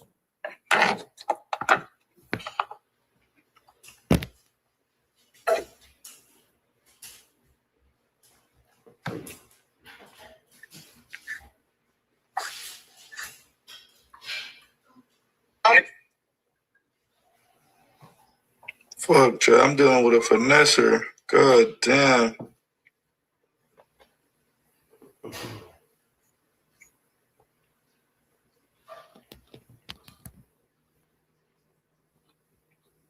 Blueface said he's dealing with a flu flammerist. Bro, I got me a finesser.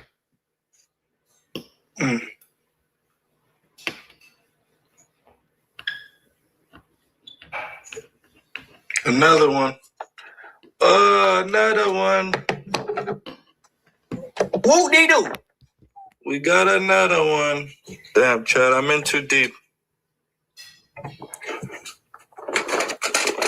I got a newborn baby with a goddamn finesser. Jones Jr., your mom's a freaking Aries. A finesser. Ooh, they the worst kind of finesses. Godspeed, Blueface. Godspeed, Blueface.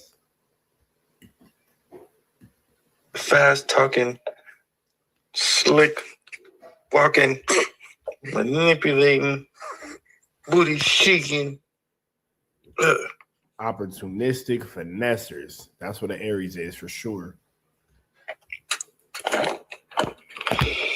Oh my God.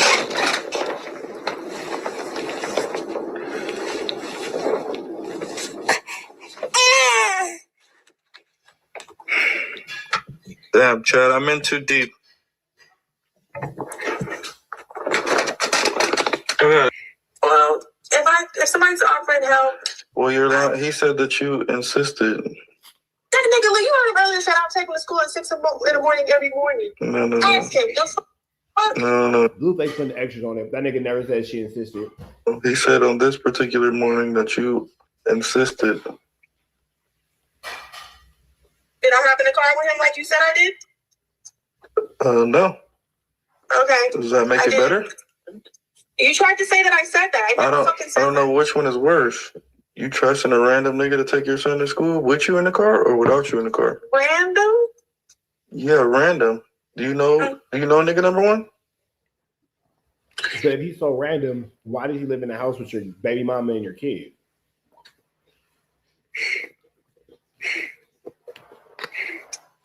Do you know nigga number one? I mean, I guess I don't know. If you say that I don't. Do you know how old he is? It's in his 40s. Do you know how old he is? Said it not too long ago. I don't fucking know. Okay. Do you know his full name, his full government name? It says it on that mail. Todd. What's his full government name? Todd. Dox that nigga. Todd what, Jackson? There's 3 names and a government name. Oh, I don't know the middle name. Okay, do you know his date of birth? Oh, hell no. Okay, so if you were to make a police report, you wouldn't be able to tell them shit, huh? Okay, I'm picking up what you're putting down. All you'll be able to tell them is this is Blueface's friend. That's what you're gonna tell them? Okay, I'm sorry, Jonathan. I will not have him take Superior again to school. Never again. Okay. But are we a part? But if that's the case, why does he live in the house with you and your baby mama? That doesn't make sense. That shit in you. I'm trying, but you're not holding up your part. You're not holding up your end of the partnership. You know how you like called me so many bitches yesterday, knowing that 5 years a little tired. You could have been a good partner, like took him to school for me. I would much. You could wake me up. You can try. If you don't try, what do you want me to do? And it's like when I try to wake you up, you're like very rude. But all right, I just wanted to see if we were actually a partnership without you calling me bitches and much more. You could have been help to my life yesterday instead of trying to make me look like shit. But Okay. I get it. So are you a number one in the partnership? She is making a really good point. You're number. I'll just ask you a question. Are you and the nigga that you let take your son to school this morning in a partnership? Fuck no. What the fuck? Okay. You're very. It's a lot of contradiction there, but I guess okay. What the hell? He calls himself Uncle Buddy and Superior calls him their Uncle Buddy. What the fuck? Okay. Ew, girl, stop. What does that mean? What the fuck? Yeah, you're not making no sense. What the No, I fuck? make perfect sense. That's just disgusting to think like that, though. What? Girl, but, okay. It's disgusting to think like that for the best interest of your son. That's disgusting. I know you're about to think like that, but I will never again. You will never again go again with him to school. I'm taking over with you. But again, if all this is a question, why is he in the house with your baby mama? I'm so confused. Here, can you take him, All right, I'm going to get you. baby? Robert's gonna get me. Huh? Robert gonna get me. Just go buy me all the toys I want. Who's Robert? My dad. Why you calling him Robert? It's my dad. Oh, okay. That's nice. Yeah. You change him? You don't get away before. Baby? Why can't you change him? Because you didn't even take your son to school. So Oh my you can God. definitely- Okay, You can definitely change this one. I just go to school. Yeah, I know. Miss your dad? That's good. I'm happy for you. You need some dad time.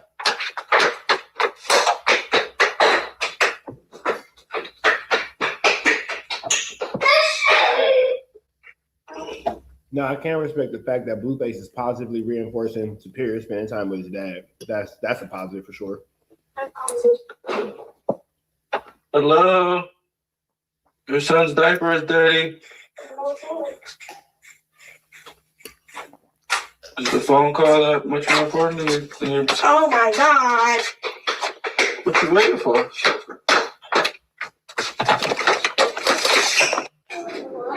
Here, can you take him, All right, I'm going to get you. baby? Robert's gonna get me. Huh? Robert gonna get me. Just go buy. Over rice. Fucking, I don't even like neck bones. I hate neck bones. What no fucking neck bones? Bitch made me some fucking neck bones. Over rice.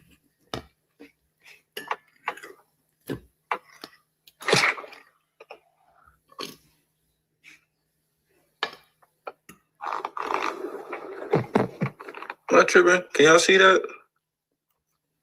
There we go. Y'all can see that.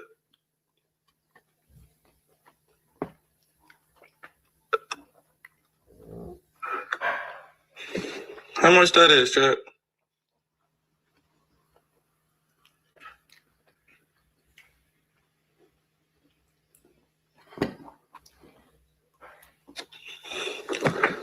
$5,000, $2,500. That's $7,500 right there. 1,000. That's 8,500. Another 1,000, 9,500. Another 1,000. It's 10,500. 1,750. It's $12,250.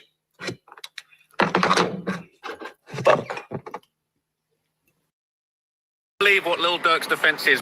Big shout out to Big Ant, the spokesman, Urban Politician TV, UPTV. Stay on your pivot. Trap Lord Ross got a costume today. Got put in a costume because he said some things that weren't true, and the Muslim community decided to get at him. We're finna jump into this content. Shout out to, excuse me, shout out to UPTV, Urban Politician TV. Let's get into it. Let's go. We have just heard his defense make their opening statements, and I'm not going to lie, I'm absolutely floored. You know what they're trying to do? They're blaming it all on Vonnie. Now, I don't know if people are going to go as far as to say that he's telling on Vonnie, but he basically is blaming everything on Vonnie. They're basically making this whole case. They showed the entire opening statement, right? Bear in mind that the prosecution... Come on, why are you I'll see you over there. I come in peace and love, brother. I'm saying that Dirk's having a good time in that, No, man. yeah, no. Brian's still killing it. Yeah. Listen, I just wanted to make some clarity. Bro, I can't right now. I don't want to be late. Listen, I don't want to be late. Listen, on behalf of the Ummah, brother, you made He keep his hands on Trap Lord Ross's shoulders, nigga. You are not going anywhere. you made a folly, a fugaboo, where you said that Lil Durk is blaming everything on Vonnie. For the person, That's what listen. was said. That is what was said. I can't do this right now, no, bro. I listen. appreciate that. I want you to clear that. No, I need you to clear that up. I need you to. That's what was brother. said in court, bro. But no, that's not what's said in court. That's the legal team. Vonnie took. Listen, why are you running, my guy? This is what I'm saying. Vonnie, listen. This is all I'm telling you. Hold on, my Belizean brother. Listen, all I'm saying is Vonnie took accountability and then tried to drag Durk in. Why did DD's lawyers say that Vonnie is touching with the cartel? I have no idea. All I'm saying is we don't want you to put the narrative out there that Lil Durk is on the stand or testifying against anybody. You said Durk is blaming it on him. He's not. The legal team is saying he has nothing to do with Vonnie except the responsibility for it. Do you understand? Do you understand the difference, sir? Huh? Okay. Mm-hmm. We just wanted the brother to clarify himself. Yeah. Yo. Now, Trap Lord Ross, you think by now you'd get enough of being made a fool of and stop playing with these people, but here we are. Big Ant, the spokesman, man. We back. Another edition of Urban Politicians TV, UPTV. Make sure you stay on your pivot at all times, man. Had to come tap in, and man, that show was fast. And some of y'all boy, Crap Lord Ross, was ready to do a 100-yard dash to get out of the way from the man-to-man conversation that came right inside of his face. But he said, no how, no way, Jose. I got to get up out the way. As I told y'all before already, when it comes to the way that he worded that tweet and put it out there with the video he did as well, he knew exactly what he was doing, what type of conversation it was going to kick off on the internet, where people said that, oh, Durk telling, Durk moving like this, he moving like that. He trying to give his own partners up. And this is what he does with the documentary stuff. He gaslights, he misrepresents, he misleads, word semantics, antics, and word salad, and tactics and theatrics to get the people to engage because it makes for a better story and a better headline. I don't know why y'all think that he genuinely cares about this stuff and he's doing straightforward. No, Trap Lord Ross doesn't care about the situation, nor does he care about the people connected to the situation. He cares about the headlines, the clicks, and it takes the oohs and the views. Honest reporting with no feelings and no bad intentions. But some of y'all really want to believe that. I don't let no outsiders from other countries who I know ain't really moving like that, don't really care about us, the detrimental things that do happen in our community. Because if you had a level of respect, your name wouldn't be Trap Lord Ross as a dude that don't know nothing about the trap, don't come from the trap. That's a direct mockery and exploiting and playing on itself already just by naming yourself that, Crap Lord Ross. But even with this, but y'all still defend him. I don't even know who that guy is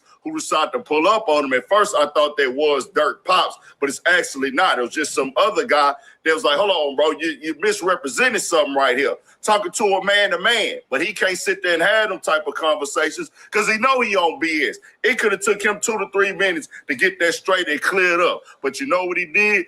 Tucked his tail and got on. Said, hey, nah, man, I don't want to deal with this because these ain't the type of people I'm used to normally dealing with, bro. I don't really deal with y'all on a face-to-face basis, and y'all holding me accountable for what I'm putting out there in the media, knowing that it's going to be perceived that way. And then he came back even it once more with the word semantics and antics and tried to clean it up and reword it. I never said this or that. So look, I want to give you guys another update following on from yesterday. I never said that Lil Durk's a snitch, but what I did say is that he's blaming everything on Vonnie. I'm sticking by that. I know a lot of people are kind of out here basically like doing a little performance, just trying to, you know, come up with the best way that they can ignore the fact. Saying he's blaming everything on Vonnie is inadvertently saying that he's a snitch.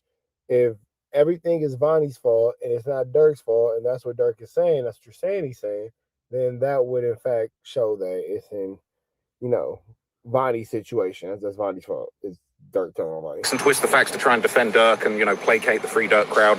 That's not what I'm doing here. I'm just here reporting the facts to you.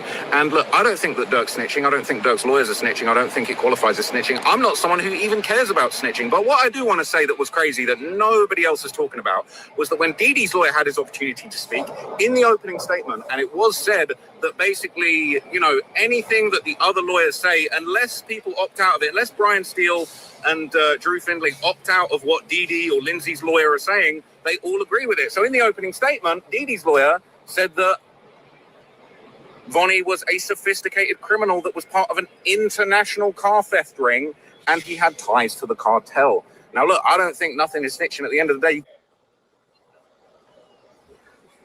all of his work. Got that boy Ant wiping the sweat off his face, man. He said, let me wipe the sweat off my brow before I sell it, man. All of his semantics, all of his gaslighting, all of his exploitation. As I told y'all before, I don't care what none of y'all think or feel, because I saw the comments in the other videos. Let me make this very clear with y'all, bro. If you in my people business and you from another country, you ain't gonna never make me feel shame. And I know you don't care. I know you ain't got no type of relationships. I know you ain't never been through none of this. And I see you mocking and playing and thinking. He's even mocking and joking and saying little slick stuff while the brother is hollering at him. If you do that, I'm going to call it out.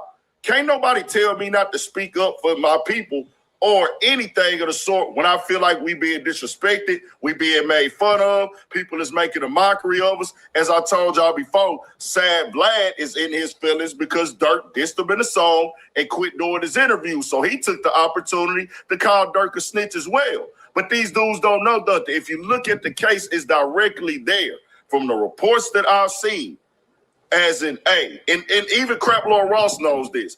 Vonnie supposedly already took a deal, meaning they caught him red-handed, caught him, and he was ready to say, hey, you know what? I'm admitting to everything I did, but I was funded by Lil Durk.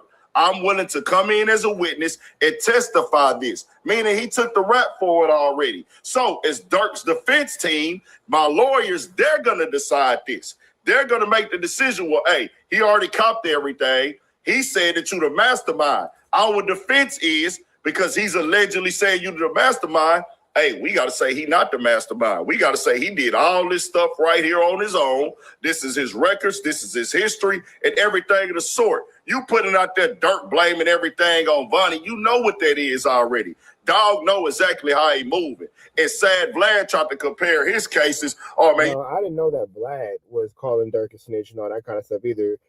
It is seemingly like there's a campaign with the Eurocentric media against Lil Durk. It's really just a whole lot to do about nothing because this man's life is on the line. And why does it matter, you know, about your personal issue with him, about your personal beef with him, when the reality of the situation shows that you are, you know, just basically being chastised and being accosted in public opinion based on people who are upset that you wouldn't sit down with him or do interviews with him, or don't like the way you represented yourself online. Whether you're guilty of crimes or not is irrelevant. They just want to make you seem as such. Yo, I just spent millions on Vlad. You ain't never been in no murder situation on no case. You ain't never had to pay no lawyers to fight for your life. You ain't been in these type of legal fees or court cases to understand it. And you do have the common sense to know this, but you're trying to just basically, my opinion is more valid than y'all's simply because you don't like Durk. We got common sense, bro. As black people in the black community, some of us, we come from it, we live around it, we deal with it, we experience it, we know how it goes, we stay out the way and mind our business. But what we also know is We learn from seeing what other people around us that been through and getting information from them directly because they're around us. They went to school with us. They know us. So we don't got to go do the same thing if we can avoid it. Stay on your pivot. All of you outsiders, I'm going to stand on that real business. Some of it's going to make y'all feel uncomfortable, but I do not care. I can care less. I'm going to speak up every single time. These outsiders, these gaslighters, these misrepresentatives, these... Nah, man. Not young, excuse me. Big Ant the spokesman ain't feeling no flu, flammer, skull duggers, or larcenies. I respect him. Red dots to the left, you know the rest, man. Say a prayer and be blessed. We go. Blueface went off on Nevaeh because Nevaeh didn't take her baby to school. Blueface cussed her out for that, and I'm not really mad at him for that one because why didn't you take the baby to school? There's no real reason not to take the kid to school, but whatever. Bitch, because she didn't get up out of bed to take her 4-year-old to school. So that's a different world that I don't live in. I would that sounds about right. never. There will be a day. Did she oversleep or she just didn't take? I think she just didn't want to get out of bed. Out of having the baby. Which that is a good point. But you get up and take the kid to school? Boom. That's another good point too. Yeah, bro. There's got to be a lot of different things. I'm assuming she didn't reach out to anyone to take the kid to school. But either way, like that is the kind of thing that I can never imagine myself dealing with. Like if my kid's going to school, like it's my girl's like gonna fucking make sure the kid gets to school regardless. Like it's happening. Hey, bro, his baby mama is getting sold out for content, bro. She getting exploited for content. But it feels like she doesn't maybe know. Nah, she don't. Cause like I said, these plays be one-sided. Kind of like Josh, Fat Boy in the Cake. You, Moose, and then with the Wack thing. The plays be one-sided. The other people ain't even involved. Like she didn't know that girl's about to be at the door ringing the doorbell. She getting ready for her baby. Blueface knew, but Nevaeh didn't know. We show her. So you say she prayed. They predators and she prayed. She prayed, but you getting exploited for like you selling her off for content, bro. Like it ain't even that important. Like, bro, you can't go viral doing something else. Like, bro, you ever go in labor early or miscarry or you know what I'm saying? Mm-hmm. Why you want to shut your baby mama out? That's bunk to me. Like, I don't know, bro. One that like really stood out to me this week was Sauce Walker's like girlfriend is this girl Bambi. He a pimp though, ain't he? He pimping. I mean, that's different. He says he's not a pimp anymore. And when I interviewed the girl Kylie, his other baby mama, she said that he like basically used to be a pimp and now he's like an OnlyFans pimp, digital pimp, whatever that means. But either way, the girl Barbie, really fly white girl, redhead, big ass, obviously fake. I'm not like gonna sit here and act like she's a fucking saint or anything. I don't know her well enough to say that. But like she's basically like pleading with Sauce to get off stream and have a conversation with her. And this motherfucker is so just impressed with himself having 180 live viewers. But I mean, if that's what he's doing for income, I mean, it's not like Adam 22 does the best numbers with no jumper. We've seen these numbers lately. So, I mean, if that's what he's doing for income and that's how money's coming into the house, why is she disrupting that? That he just refuses and is just screaming at her and shit, bro. And I'm just like, I don't know. It's just like disgusting. Why she bothering him when he at work? If he on stream, he at work, right? He's like standing outside of a barbershop in the middle of the night. I don't know. That's it at didn't work. really seem on like stream. Yeah, but it's like you was on Skid Row, but you was at work. That's at work. He on stream. Well, but I mean, is he really like at work when you've been on stream for like 12 hours and like realistically like almost nobody is still making money? Yes. Is watching you? I don't know. It's like, is that work? Like, I guess it's kind of work. Adam, your live streams do not do the craziest numbers, bro. Let's not go barnacles. You're working on something. You're working on building towards something. Working at something. And I do get it that it's like, listen, if I'm streaming for 3 or 4 hours or whatever, and it's like, you want to talk to me, like, yeah, you might have to wait. But like, if I'm on stream for 12 hours and it's like, clearly he doesn't have any problem with like depicting his relationship drama on stream, you know? Yeah. That clearly that's part of this. I don't know. It's interesting because it's the balance, right? And like what I try to do is like not compare myself to like other dudes because it's like, yeah, I mean, yeah, if Sauce Walker's doing something that financially contributes to his household, I don't see what the problem is. I'm what I used to be and I'm what I am. What I do is like I compare the quality of my woman, and they quality of woman ain't got shit on mine. You know what I mean? Like I need to be better because of this. You know what I mean? Like not because of what they are, but because of what I have at home. And that should be enough to make me be what I need to be. Right, because the Blueface and Sauce Walker clips could easily like make me lazier about this goal that I'm expressing of like wanting to be a better guy to my woman and stuff. Because you talking about wives? You talking about wives is different. Blueface and Sauce Walker are talking about girlfriends and baby mamas. Nigga, you have a wife. That's something totally different. That does not equate to the same thing. And baby mamas different than hoes. that Bambi girl, I've seen Sauce around here for years and years. So I feel like, maybe not wife, but it's something similar. They have a kid together. Right, true indeed. But, it's just like I get it. But he didn't think enough about her to make her a wife, so it's not quite the exact same thing. It's not quite the exact same sentiment by far. Like, when you talk about your wife, she's done the things that is necessary for a man to get on, on one knee and propose to her, right? So she has a certain status and a certain staple in a certain way that she should be treated. If it's this chick you hooking up with, that bitch ain't approved shit yet. Nothing. You dig what I'm saying? And that type of situation has to be earned. Yeah. You know what I mean? And that's why a lot of dudes want to spend the rest of their lives, even like rich and famous dudes want to spend the rest of their lives fucking regular ass girls that they don't have any skin in the game with because they can't talk back. They can't really tell you shit. Why? Because they're not famous? Yeah, they can. They definitely can.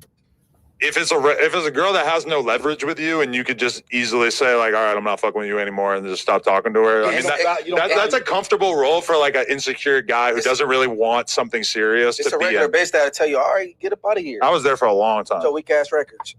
No, for real. I know some regular females are like, all right. One thing about it, women gonna talk. Yeah. She may not make no sense. She gonna talk. Sometimes she makes sense and she's still talking. Hey, bro. I just think because the girl Nevaeh, she capable of cracking a dude celebrity status. Did she have NBA YoungBoy name on her face? Right. Yeah. It was Control none on her the first. face. Well, I don't know if he piped her. I don't know if they ever even hung out. Man, what? I don't think I've never seen footage of them together. His name is on her face. You think she put that on? I think she might have just been so fanned out, but was like talking to him. Like, but is that a wife? No. So when we talk She could have a past, when right? we talk about make Blueface giving this woman this extreme respect, she has another man's name tatted on her. I mean, but is that a wife? Bro, It's safe to assume if she has that man's name tattooed on her face, he probably spanked. I would imagine that she has this man's name tattooed on her face if she never had any deposits at the spank bank. That sounds like work. You know what I'm saying? It ain't about the respect. It's just doing shit for attention and like I'm saying, yo. And if she's doing it for attention, then she's very well aware of it. Okay.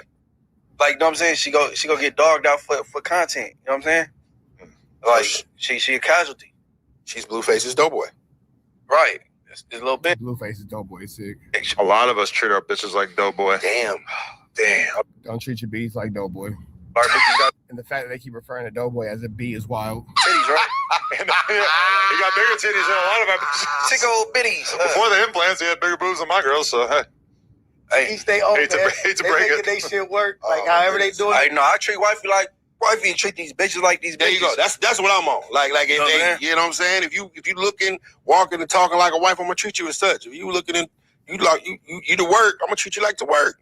I'm not about to sit here and upgrade the work if the work ain't put the work in. You know what I'm saying? The incentives for Blueface to be a nice, caring, kind boyfriend, baby daddy are not there. No. That doesn't pay the bills, though. Yeah. Like, what he's doing is paying the bills. Well, that's not what Blueface's audience is paying to see. He's platforming these women. Let's make no Making mistake. stars. Yeah, no, Blueface puts them hoes on. Like, you know what I mean? Like, so you think Nevaeh want to be a star in this way? Yeah. She put NBA YoungBoy. I think she like getting taken care of, Munchie. I think she like living that comfortable life where she got a dude that got money. What other And reason she's would she be with a man that's willing to put up with all that shit, bringing another girl to the baby shower. She got to go. It's called Stockholm Syndrome, He bro. fucking with some other girl like 2 days after, or like the next day after she had the kid. I didn't even know you could do that. That was like mind blowing to me. Like I was like, even if I hated this bitch, Yeah.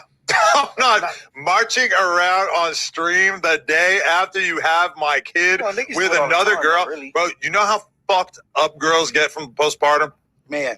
Think about how difficult postpartum is for like probably a lot of women that we know, and then picture if you were also on stream with some other random girl who didn't just have a baby, who realistically her body looks totally fine. She's not going through anything mentally or physically, and you're just No, they're all always going through something mentally.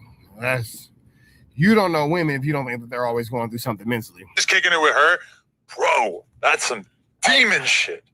And Bitches get fucked every day. he heard that shit. Like that bitch ass was at my bedroom window, running around and bust my living room window, trying to get in there and fight this bitch and shit. I used to like, I didn't give a fuck on IMG, but that's what I'm saying. Is bitches, you know what I'm saying? Then it's wifey, you handle with care. No, for sure. You know what I'm saying? But I don't know. I ain't selling my baby mama out for content, bro. For 90K live streamers, I get it, but I mean, there's gonna be a lot more people doing that shit. No, because once they figure out that, this motherfucker, it's the Blueface remedy, and people love toxicity. So once people feel like, hey, I can just go in and argue my baby mama and do all these things over and over and blah blah blah this and blah blah blah that, and different people will be cool with it, different people will watch it and all this and all that, it'll just continue to grow and it'll continue to develop. I made 160,000. But it's gonna be a lot of women that's gonna sign up for it, bro. I mean, look Chrisean. Chrisean is a star off of getting smutted out by Blueface. Guess what the next thing is about to happen right now? Y'all not rap tight though. They doing the next. Most of these girls ain't rap tight. The Blue Girls Club, right? Girls and they're going to line up to be a part of it. And the quality of bitches is gonna be way better, right? And they're gonna, because they know that, hey, if I attach myself with this guy, I'm gonna go up. My platform's gonna go up in situations. And one thing that I've seen with women that they like more than money is clout. Like, clout is like the most addictive drug to a lot of chicks. So if they know it's some clout on the side, on the other side of disrespect. Oh yeah, they know some clout on the other side of disrespect. They're gonna line up for disrespect. They will endure disrespect after disrespect because they know the clout. But those are scary chicks to be with, because then you kind of know what their exit strategy is going to be, which is, I'm going to expose you. And think about how unnerving that must be. I guess I've never really felt like this because I got into this relationship kind of right around the time that the internet became our daily lives. Right. But imagine the feeling of just knowing that everything that you do is being chronicled and archived so that she can shit on you for it as soon as the relationship's over. Filed in her phone. And lied on. And, evidence will be saved.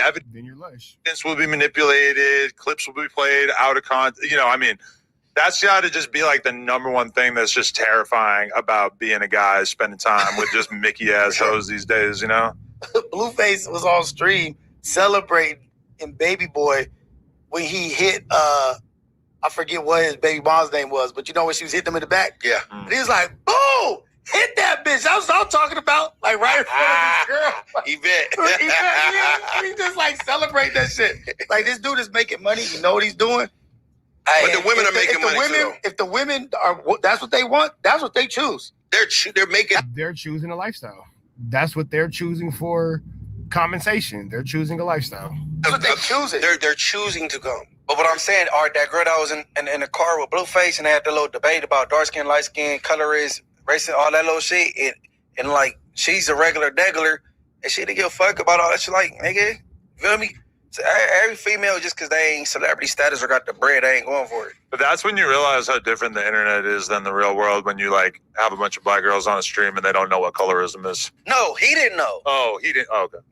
No, he said something about an artist with some color or some shit. And yeah, he look at Adam trying to down black women and didn't know what he was talking about. had something off of Google that was wrong. Right. But he didn't sound so smart. So she had to get the fuck out. Bitch, get out.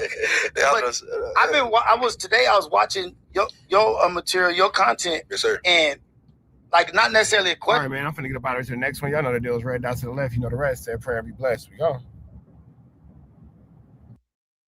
Don't lie, that boy Adam 22 talking that divorce talk sound like Lena might be on her way out the door. I hope not, man, because they got a baby, and I'm always for a baby keeping their family. But let's see what Adam's talking about. Find yourself with a big realization that you haven't treated your woman the way that you should be. You've ever had moments where you just kind of land on this realization of fuck, yeah, I mistreated a lot of bitches. I mean, if that's what you asking, yeah, sure. I do better these days. But that you felt bad about. I feel bad a few times. I'm better. I'm way better these days. I'm mature much. I feel like some you feel bad about, some you don't. Doesn't it suck though when you feel bad about treating a woman, a certain way, and then you find out that you should have treated her worse? Yeah. I've been there too. Well, you always found. Damn, bitch, I should have cheated. Now you talking. I should have cheated way more, ho. I should have. Hey, boy, I should have fucked your sister. I should have went crazy. Bad shit once the relationship over. Like, I wasn't the bad guy. Right, you know what I'm saying? sure. When everything over, like you find out everything, all that bitch got hit at that party. Yeah, I had a woman that literally made my life hell for like 2 or 3 years, and she just claimed that I was, you're always shit. I'm like, man, I told your ass what I was gonna do, but here nor there. And then it comes out like, oh, bitch, I should have did way worse to your ass.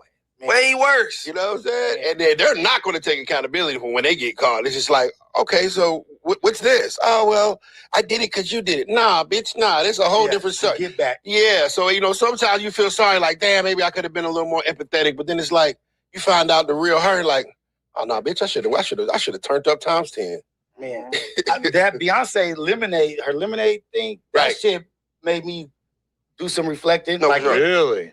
For sure. Because we were in on the project. It was a because that's the one that was inspired by Jay-Z cheating on her, essentially, right? Yeah. Yeah, and so I was super lustful, adultery type husband, boyfriend, whatever. Oh, really? And and so you've been with your girl for how long? 17 years. Okay. And so that shit. I'm sure my girl would love the Beyonce Lemonade reference to this conversation. Like I had never looked at my behavior like it was like evil or like I was I'm just being a man doing this is what we do. Mm-hmm. But then there was a song where Beyonce said, "What a wicked way to treat the woman who loves you." And for some reason that word wicked, it stuck. I was like, fuck, am I being fucking evil? Like this some wicked They see shit? it as evil. They see it as evil. Sure. And once I started, I was like, oh shit. She kind of hit a nerve with me. You know what I mean? Like you ain't treating the woman that loves you the most, that treats you the best in life. Yeah, you don't see what you're doing as wrong. You just see what you're doing as, hey, this is what's right for me. Yeah. Right? You don't see it as something that's a direct shot at her. She sees it as a barrage because you're not conducting yourself the way that she envisions you conduct yourself. And so part of it is a woman being controlling, but the other part of it is the fact that this woman is under fire because the things that you're doing to her are inadvertently disrespectful. No, that's true. That's true. And when a woman's fed up, it ain't nothing you can do about it. It's kind of like running out of love, and it's too late to talk about it. But you have to make sure that you're always treating your woman with the care that it took you to get her. And I feel like as men, sometimes we forget that. But this ain't about me and my problem. This is about Adam 22. And apparently he got some things to get off his chest about a potentially failing relationship with Lena, God forbid. Upholds you like in this high For sure. regard, and she's doing the most support for you. How the fuck can you treat this person bad? You know what I mean? That shit fucked me up. And I think that a lot of us kind of tend to do the same thing where you go to the bank, you're all smiles with the bank teller. Hey, lady I never met. Hi, how you doing? Nice to meet you. Blah, blah, blah. You're cool to the fucking barista at Starbucks. You're going to smile at them and give them a tip and shit like that. But then I think a lot of us kind of like use our home environment as like the place to basically take it for granted that this person's not going anywhere and that they're just going to be around. And this is where you get to be your ornery, fucking salty version of yourself. And yeah, like me and my girl had like a conversation. Yeah, I don't have that problem. That's a you thing. I'm not ornery or salty. I'm a pretty content person. Like that, like sort of recently where she was just like, she's like, sometimes I don't know if I want to be in this relationship because I feel like you just like don't communicate with me in the way that I feel like I deserve or that I should be treated by the guy that I've chosen to live my life with. Yeah. And I'm not gonna lie, she like said stuff like that to me before, but it like really just hit me. And obviously I'm leaving out a ton of fucking details about various elements of this fight. But like it just hit me like a fucking freight train of just like, you're the person who's like been there for me for 10 years that like realistically like everything I have in my life, I have nobody to thank more than you. Yeah. And it's like, I should. Adam acting like somebody who a girl left. This is a conversation of somebody who wants that girl to come home and you finna go talk about it on the pod. That way she can hopefully see a clip, feel sorry for you and come back to the crib. Enter into every single exchange and every single interaction with you, leading with that like kindness that you so obviously fucking deserve. Right. And that you've like, sometimes it almost feels like she's kind of like gotten just kind of like used to like not expecting more. And that in itself is like so unbelievably depressing and just so shitty. Yeah, she's expected a lower standard now. Yeah. Like her expectation of you is like a lower standard. There's this this cold interview from back in the day with James Baldwin and Mona. I forget the woman's name, but James Baldwin's like the black activist back in the day. And he's telling her, like, he's speaking to her like, I come home, I'm the way I am because I come home and I have to lie to the world out there and deal with these bosses and deal with all this bullshit, and I have to be my best self out there. Yeah, and then he's like, I want to come home and be free and blah, blah, blah.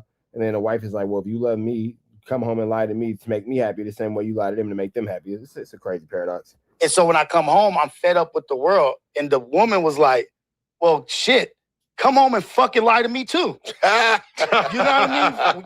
Fucking lie to me. If we're the value, if we're the ones that you value, why the fuck are you not faking your happiness here? I got a good question. Nah, you shouldn't have to though. But that's what she's saying. Why are you faking it out there? You shouldn't have to do that. You shouldn't come home with some bullshit, using up all your good energy. Yeah, if you're gonna fake happiness somewhere, fake it at the house.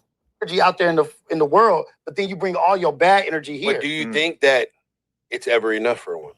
Do you think that how you treat your wife, the lifestyle that you have provided for your family, is it ever enough, or do women have a constant thirst for more? But okay, I'm gonna tell you something that my wife said to me at a certain point when it's probably like more like in COVID, and like she's like really taking care of the kid all the fucking time. The kid is super young, so it's like way more work to take care of the kid. And then meanwhile, I'm literally just going into the office like 10 hours a day and just podcasting. And then I'm coming home high as fuck, realistically, smoking a bunch of blunts and shit towards the end of the day. And then I come home and I'm just useless. And I'm just like, I'm not thinking, how can I have a conversation with her that's going to make her feel like... You know what? Adam's had this conversation about Lena before, and nigga, it's not like she's sick of you, bro. Supported as a parent. I'm just like, oh, I'm home, so I'm going to fucking vegetate in front of the TV and watch this fucking 1090 Jake video or whatever, And it's like... I honestly feel like in the last like few weeks, I kind of just had like an epiphany of like how much I took advantage of that dynamic with her. And like now I'm kind of in a weird situation where it feels like she's kind of shocked by how much I like pivoted into like approaching our interactions in a different way. And it's like almost hard for her to like accept like, oh, okay, you feel like you owe this to me after all these years, when like I've tried to like tell you about how I needed more support or how I like wanted something different from our relationship. And now I'm kind of in this weird position where it's like, I don't want you to like praise me or give me any kind of like feedback about this to like make me feel better about something that I've like clearly failed at as a man, And I just keep telling her every time, she's like, why should I believe you that this is just going to be like a big change for you? And I'm just like, you don't have to believe me, but like, maybe in a couple months, you'll like be able to kind of like accept it more so, and it'll feel a little bit easier, It's surprising. It's surprising that you're being so open, vulnerable, and transparent at this moment. I know. I told her I wasn't going to do this too. Desensitized. And No. And it's crazy because Adam now wants sensitivity, but then here's the irony of the situation. When it's back and forth, Adam has no real sensitivity or no real understanding for anyone when it's somebody else. So now looking for sympathy or looking for understanding is different. It's different. That's all I'm gonna say. It's different. Your awareness be off a lot. You're very offensive. So it's different hearing this. And I wish I was that comfortable to have this conversation environment right here. If I was around some females though, a certain level of females, I'll be, you know what I'm saying? But it sounds like you need to have this talk for a long time. Yeah. No, I feel like talk about your stuff like that. Yeah, I know it's weird, right? But like, there's a part of me like where me and her have had like conversations about like how we talk about each other on podcasts or whatever, and like typically the analysis is like we're just not gonna like go into a shitload of depth. I mentioned Tom Segura earlier. Him and his wife just decided they're getting divorced or whatever. Yeah. They really didn't give any information about it, and I think if you really have like a mature relationship, then it's like maybe you should just do that. Let the people wonder. Keep it super vague, you know, about what issues you're going through as people or whatever. But there's like an extent to which I feel like I want to like atone publicly for it to basically like acknowledge like that. I feel like Adam is losing his girl. Adam is for sure losing his girl. He's on the ropes right now. He's doing whatever he has to do and using his platform as he sees fit to get his wife back, because this nigga right here, Yeah, it's a flu flare. I fucked up like privately with her so much that like I just wanted to be like more transparent or real about it. And I want to have like conversations on camera that are real difficult. You know, like even yesterday when I was talking about how I feel like, you know, I've struggled with like being nicer to people and stuff like that. And I felt like that was like me being a bit more transparent than I normally is, but like I was kind of alluding to the shit with my girl and everything too. I mean, I think a man's supposed to lead his household. So the fact that you are able to start taking accountability for your shortcomings in that, I think that will lead her to maybe be more accountable of something that maybe she has going on. I mean, it's our job as men to lead our household. Right? Everybody's following our lead. And so, you know, if you are making the first steps towards accountability, like, hey, babe, I could have did this better. You know, we know what the elephant in the room is with you, but you want to know the bar that she fucking smacked me over the head with? That like this was a while back, but she was just like, you know, at a certain point in Lynn is sticking at him. our relationship, I realized that like my responsibilities were kind of like everything, and then your responsibilities were like to go to work and to like do a good job making podcasts or whatever. And I was just like, fuck. Yeah, Like, that shit hurts. bro, like, how did I not like more aggressively? All right, we want to really get into this. There's this whole concept of like a woman being able to like live in her feminine energy. You heard girls talk about this? Yeah, soft girl error. There you go. Of course. Yeah. And so she sent me this one This sounds like divorce talk. I ain't gonna lie. reel. This was a while ago, like maybe a month ago or some shit. And it was basically like a dude, one of these fucking pick-me-ass dudes, who I gotta admit has a good point, where he's like basically saying like, if you... It wasn't Yada Awakening, was it? I pray it wasn't Yada Awakening. No. Just making I sure. don't even know who that is, Okay, but the guy that got kicked. that's some Atlanta shit. Yeah. Okay, go. You good. No problem. And it's like, okay, if you your woman to take on like a undue percentage of the responsibilities around the house, you can't be surprised when she starts to like take on masculine energy, which is like of being the provider, of being the caretaker, the person who always needs to be on alert, the fucking hunter-gatherer. And then meanwhile, like if a woman is like really taken care of, if she feels like the guy is actually like providing for her and she feels like she's comfortable in her role, that allows her to be more of in her feminine energy and able to want to fuck this guy, because like that the sexual urge, there's one thing I've learned, is like really like comes from that dynamic of like her feeling like she's being comforted and pampered and taken care of. And like, not to say that she doesn't have to do anything, but like if she feels like a lot of the big stuff is taken care of by you, that you are kind of like leading the charge with the house. I mean, that means a lot more than we might be aware of. But see that go to like people trying to leave with their wallet or whatever. Hey, I don't care if you're not the breadwinner in your household, you still lead. You feel me? If you can't be a leader, and although you're not the breadwinner, you ain't a man like that. You know the reason that's true. Leadership within the household is not a financial quality; it's a spiritual, emotional, mental quality for sure. Your girl can make more money than you, and you can still be the leader of your household. The reason why I like me and masculine women just never see eye to eye with shit like that. It's just like, no matter what a man's situation is financially or his living situation, at no point in time do we revert to our feminine energy. You know what I'm saying? I mean, if my rent is due, I saw some motherfuckers that is operating in hella feminine. But feminine energy doesn't mean that you're getting pegged. No, for sure. No. That's Okay. We don't start acting like girls because the rent's due. And, you know what I'm saying? Our living arrangement is unsafe. So is it fair for women? It doesn't just make you gorilla Hebrew to be able to act like men if their living situation isn't uncomfortable? So, like, I think there's one thing about monetary, right? Monetary is one side of it. Emotional is one side of it. And then protection and support it's like all different sides of what a relationship is. Monetary, I think, really is important, but it's the least important of what a man is supposed to do. You know what I mean? So if you're not at home behaving as a man, taking care of things around the house, protecting and making sure that this is safe and this is right. Hey, I'm checking in with you. Like, how's everything going? How was today? I want to know these things because I'm your man and I need to make sure that all these things are together, right? And when a woman sees it, that you're not checking up or not doing certain things that men are supposed to do as a dominant protector or things like that. And they're having to do that, walk the kid to the car and bring in the groceries and take the trash out.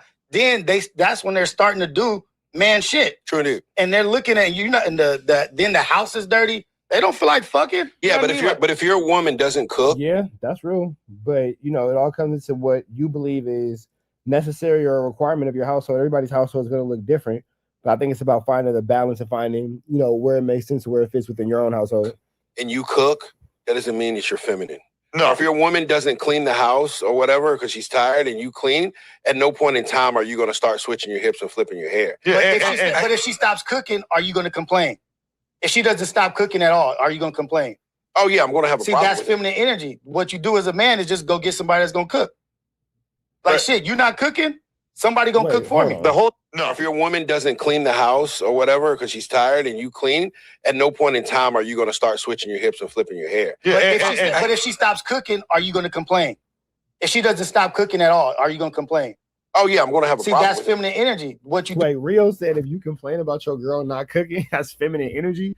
Damn, bro, niggas can't complain. That nigga Rio said they don't complain. Men don't complain. Ain't no complaining in my man and this man's house. do as a man is just go get somebody that's going to cook. Oh, Rio said throw the whole chick away. Oh, she don't cook, throw her away. Like, shit, you not cooking? Somebody going to cook for me. The whole thing about it, though, you're not ever is, supposed to be whining. is that it's like the gender, the roles in the relationship don't need to necessarily like abide by what's like male coded or feminine coded. Sure. You know, like I came home from work over the not work, but I came home on the weekend, maybe Friday actually, and the whole house is dirty as fuck. And because my kids' friends had been over and they're playing, and like literally they got a 3-year-old, so like literally everything in the closet is taken out or whatever. And it's like I immediately like kind of felt like shit because I realized like this is a situation that a year ago or a couple years ago I probably would have just like sat down on the fucking bed and like watched some shit on YouTube and not really thought about it. Yeah. And instead I fucking snapped into the motion and fucking cleaned the whole house and like basically did everything. Look at you, Adam, taking care of the space that you also occupy like a human. That's right. Look at you. Proud of that. Thing I could to like try to make it so like, all right, when she comes home, she's not going to feel like she has this like, she probably already has 10 things in her head that she feels like she needs to do. At least I can like take care of these things that are like big and obvious before she gets home. And it was like she got home and seemingly like didn't even really like know that the house was a huge disaster. And like I didn't like go out of my way to like ask for credit or anything like that. I'll give you the most easy example that she like kind of mentioned one time is like, you're going somewhere on a trip, you're on vacation, you go to fucking LAX. It's like one of these people, you or her, is gonna like have the ticket on your phone, have the fucking the gate information, be the one, the itinerary type shit. Yeah, it's like kind of like one person needs to take the charge on this. You're just not gonna both be doing it in equal measure or whatever. And like way too many times I've just been checked the fuck out. I'm like doing something on my phone. I'm like playing fucking Pokemon, whatever. And it's like, you're really like setting yourself up to like not have her, feel comfortable and taken care of if you as a guy are like all, and granted, like. And I'm not gonna lie, whenever I travel, my girl be having the whole itinerary. I'll be carrying the bags and all that kind of stuff, but she's responsible though with the tickets. That's why she over here laughing. If your relationship is like pretty even in that regard, like she's probably fine with like taking on that role a good chunk of the time.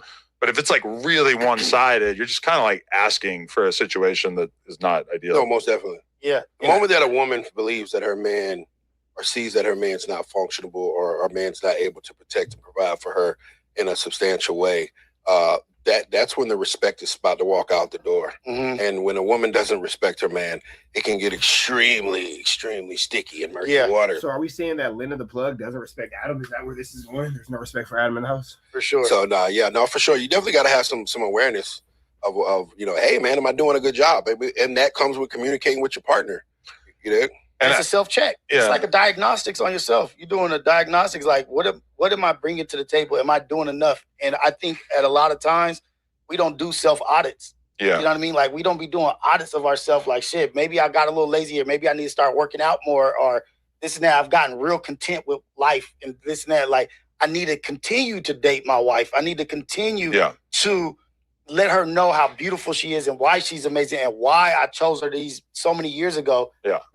And it's just, women just need those little small things. And it doesn't take much. It's just that we be so absent-minded at times and so head down focused on building shit because men are trying to build empires and do all this shit. And then we forget that our queen needs to be treated like a queen. You know what I mean? Because she is one.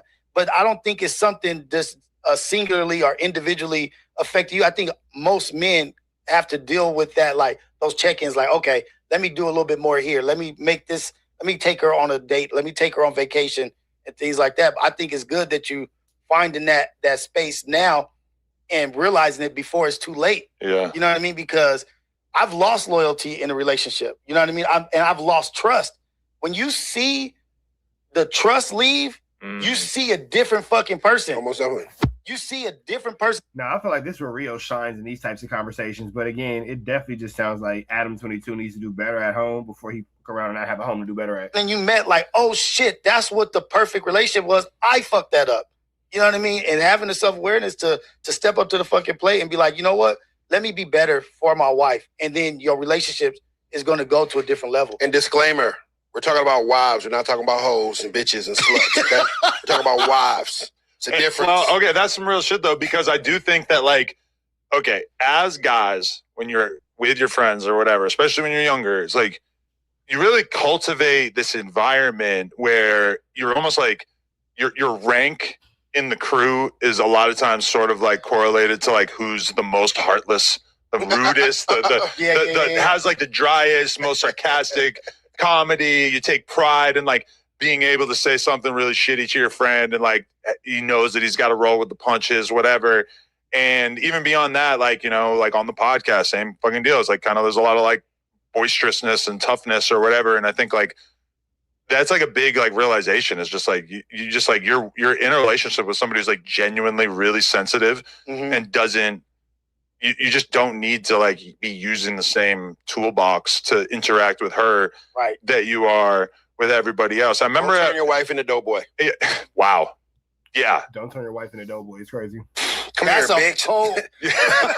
Yo, if my bitch had like any Doughboy. Damn, that's super disrespectful. Doughboy, you need to find a new job, bro. The disrespect towards you is wild. The characteristics, I would have been out the door so fucking long. Yo, I had a lot of Doughboy ass bitches in my life. I'm not gonna lie, they didn't last long. They got the walking papers real quick. Yeah. Shit. No, okay. I'm as long as we're being like super custers right now, I'm just gonna like which I shouldn't even characterize it that way, but I think it's good that we're able to have conversations like this from time to time. But I remember one time like me and my girl did a couples therapy, but we did it with like my usual therapist, which is like maybe not the best idea because they already kind of got a dog in the fight if they've been talking to you for years. And then you sit down with them with your girl or whatever. And I just like remember that my therapist kind of gave me like homework after. She's like, I want you to find, and obviously like my failings as a dad ended up becoming part of this conversation, like with the therapist. And like, she's like, I want you to find a dad that you respect and that you look up to who talks about being a dad,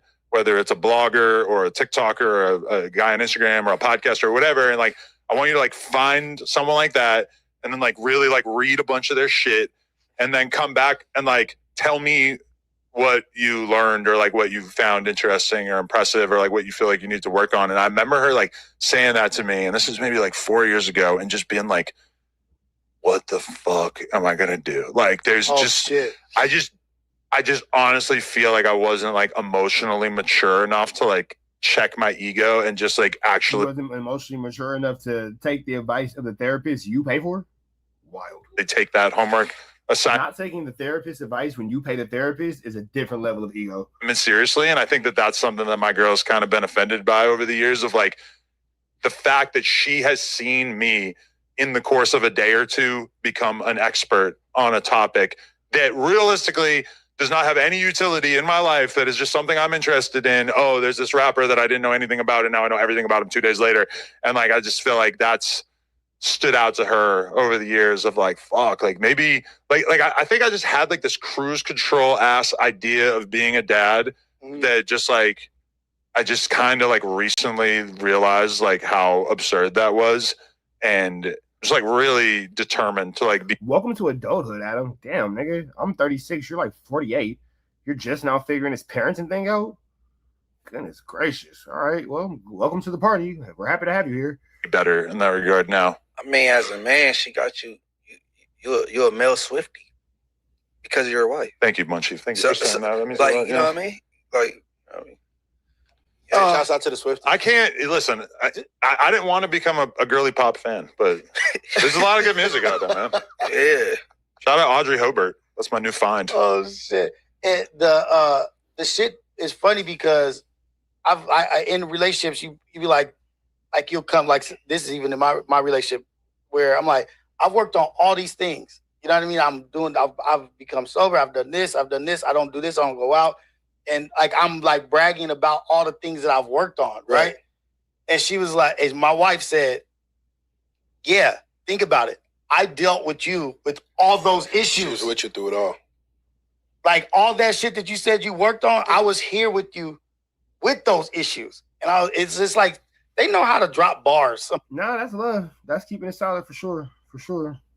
Time. You know what I mean? And it's just like they sit around cooking it up in their head all fucking day, and then when they finally drop it on you, it's like really well worded and like nice and concise. No excessive phrasing in there. Wait, but do you feel like your wife gives you the credit for how much you changed? Because you seem like a pretty well put together guy who's like all about the right priorities now, but you also sound like you're kind of saying you were like a big piece of shit back in the day. Yeah. Okay. I was raised by Snoop Dogg. You know what I mean? Like my music that I listen to, bitches ain't shit but hoes and tricks. You know what I mean? Like we all had to unlearn that. Yeah. You know what I mean? Like, some of us are still working on it. Yeah. And it was like, how many my cousins? It's a daily concerted effort. How many girlfriends you got? Right. How many girls you got? And it was never just like the value on sex. The sex was never valued. You know what I mean? Like it was never other than collecting more bodies. You know what I mean? Like it was never a thing like you cherish or you having sex with something meant a lot. To us, it meant nothing. And that I feel like that mentality, if I could like erase anything from my like childhood or teenage years or whatever, it's that mentality of like sex is trying to fuck as many girls as possible. Yeah. I have way more respect for a dude who's just on some Playboy shit. He wants to fuck a bunch of girls, but he's maintaining relationships. Yeah. He's seeing girls. They actually have some element of like depth with each other. But if your goal is just straight up like, damn, I want to be my homie fuck 50 girls and I'm Notches trying to on the belt. Yeah, I got 6. I feel like a loser. Like, and that really like was like the thing when I was in high school. Like I was friends with mostly dudes who were older than me. And they like I remember realizing because I had this one friend who was like a big, tall, light-skinned dude, hella muscular. He had all the records on the track team and shit, which was almost like cheating because he was like 6'8". And I ain't cheating. well, I mean, like he just had like such a huge advantage, like as far as like the track team, you know. But the track star is a crazy star, but all right, whatever. And I remember him. I never went to a school where the track star was the nigga. Like we go out riding one day, that was the weird thing is he would ride BMX, but he was so bad at BMX he couldn't do anything. But he was like really good at all these other sports. And I remember him just saying like, yeah, man, I fucked this fucking 300-pound Asian girl last night. And I'm like, why? Like I'd seen the girls that this dude was getting, and I'm like, why? He's like, I gotta get my numbers up, bro. Oh, like he was just straight up about it. And I'm like, this is who I'm learning like how to be a dude from. Exactly. And then I'm like kind of thinking about it down the road because like then you start to like meet other types of dudes and like especially when I'm in the hardcore scene.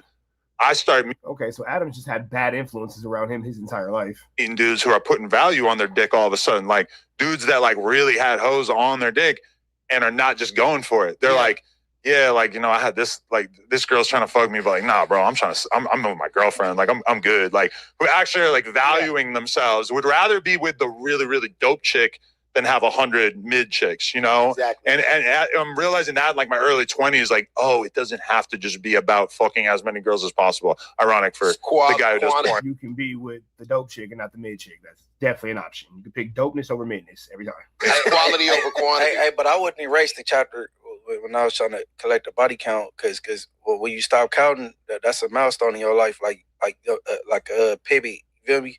Like you ain't counting no more or whatever. You feel me? I stopped counting with her. As soon as I started doing porn, I stopped counting. Which I kind of regret. I think it's important that men, if you're going to want to get married one day, to get the playing out. You know what I'm saying? Mm-hmm. Like if there's some shit out there that you want to try, and you want to have 2 women, 3 women, whatever, it's important that you get that shit out of your system, because if you take on a wife and she's not into that kind of shit, I think it's important for a man to, maybe sow his oats before he goes, because you don't want to feel like you're just walking away from the game. Yeah. You still got, more games to play. It's just like, nah, man, my jersey's in the rafters. I done did everything I need to do.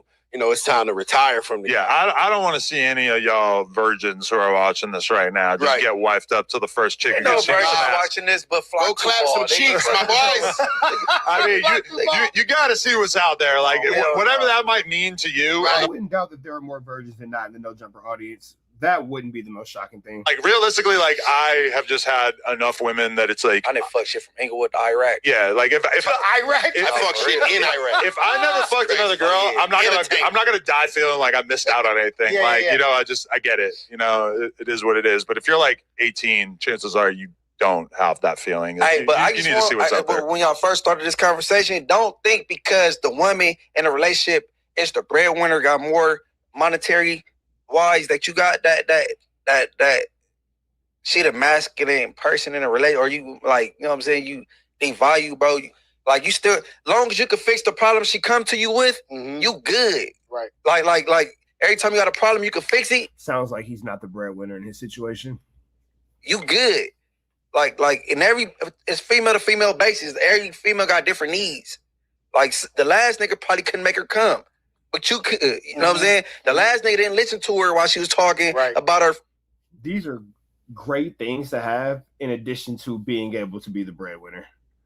It sounds like a guy trying to convince a girl who clearly has more than him why he should be able to be a stay-at-home dad. Or nosy ass auntie. He didn't want to hear about that shit, but you a listener. You know what I'm saying? You more tidy and so while she work, you know what I'm saying? The house, come on the house, everybody is female to female is different, bro. Don't think that because a female got more than what you got that you less than, because I always have females that have more than what I had. Always. Always. Like my thing, I don't fuck with gangbanging bitches. I fuck them. They recreational. But like a relationship wise, every girlfriend I had come with a W-2 and they all presentable. Babe, most people with money throw money at shit to make it go away. Them motherfuckers not paying you because he like you. He paying you to get the fuck out of his face. Well, let me point something out to you. I always bring this up, right? Most women they cheat down. You know what I mean? Sure. They partner got the bread, but they cheat down. They fuck with Easy the Block Captain, or Steve Harvey bro was fucking the driver, right? Yeah, with the convenient that spending time with. Tom Brady wife fucking the goddamn personal trainer, Cassie fucking the trainer. Up out of the next one, red dots to the left. You know the rest. Say a prayer and be blessed. We go.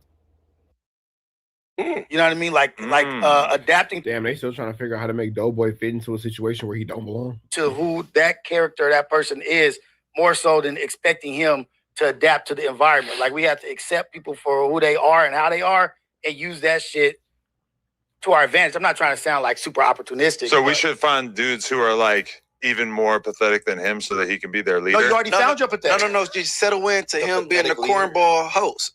Yeah. That's our cornball. So you're saying that he's a cornball?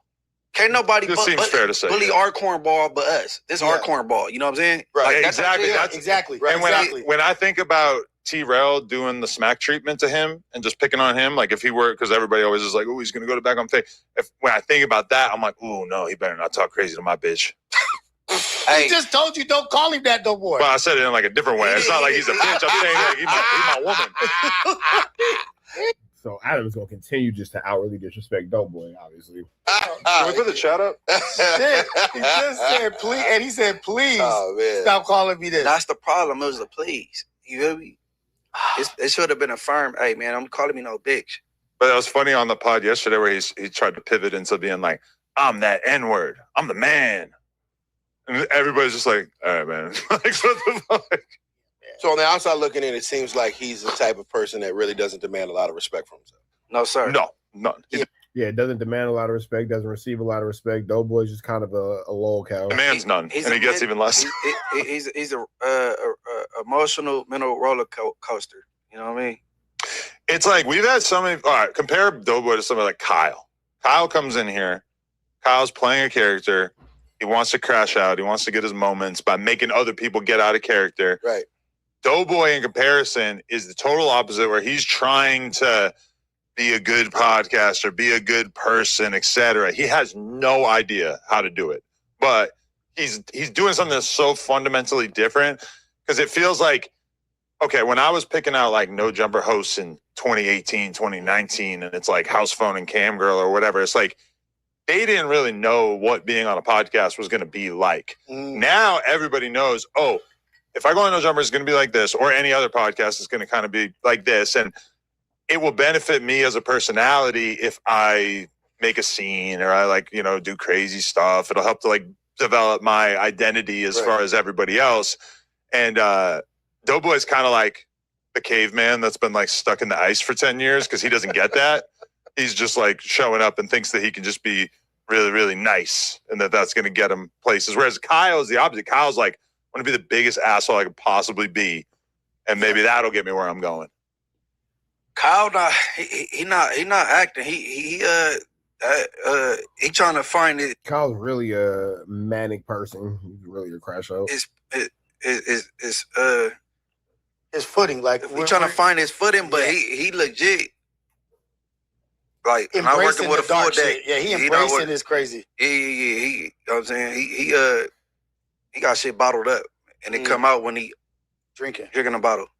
Yeah, for sure. That's the weird thing about Kyle is it feels like he's just like kind of dealing with some personal shit as well. I don't think he should be terminated though. So generally speaking, I would say that as soon as you like attempt to like assault somebody multiple times during a podcast, especially when it's not like somebody that's like a formidable champion, like if But I mean, this happens at No Jumper. This is like kind of how you guys operate. So why is Kyle wrong for doing what you guys all just kind of do over there? Blueface and J Hood, when they fucking went outside and who knows what happened, it's like, okay, well that's one thing because this is like a fair matchup. Two masculine men. It's kind of like they seem like they're on the same page, streetwise or whatever.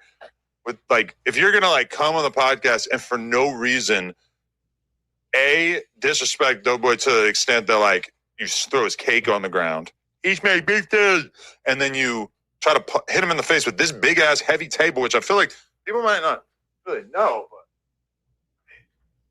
it's not that heavy, but it's probably like a good like 15 pounds. That's heavy enough to hit somebody with. If you launch it, any solid object that you throw at somebody's face, even if you toss it, it's going to do something. Right. I think it fuck you up. So I mean, like that to me is like, okay, if you are so out of control of your own body and your own behavior that you're gonna like physically assault someone else, and really like not because they did anything to you, just because you want clout. Nah, he did. He rubbed cake in his face like a little.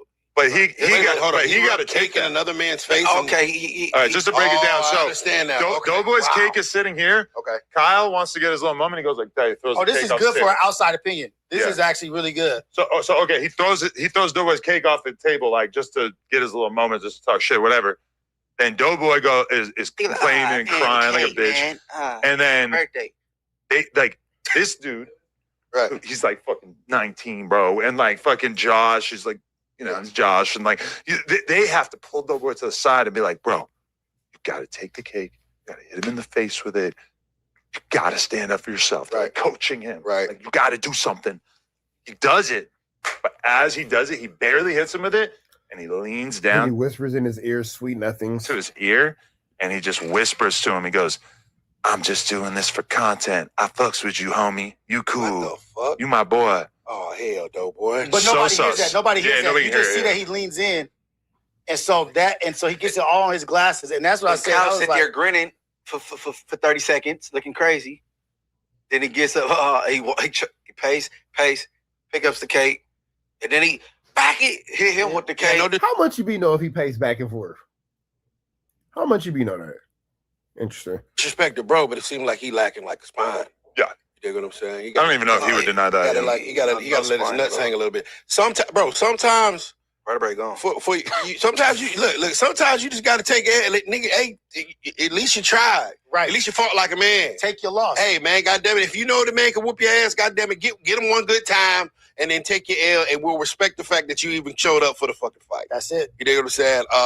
My sentiments exactly. I mean, the irony is that Doughboy should probably like whoop Kyle in a fight, right? When you like, I don't know if he would, but I don't think so. No, they go off experience. After what we saw, probably not. You would think so, judging on stature, but when you look at the heart of the situation, Right. You need to eat fruit and you need to drink water before practice. You don't need chips before football practice.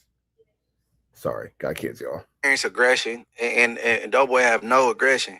None. You know what I mean? But you still put up a fight. No, for sure. You know what I'm saying? It's your birthday and you fuck up my cake, nigga. If you losing, then you go for, you bite, you whatever. Do what you gotta do. This is after. If at any point in a fight you bite someone, you are losing.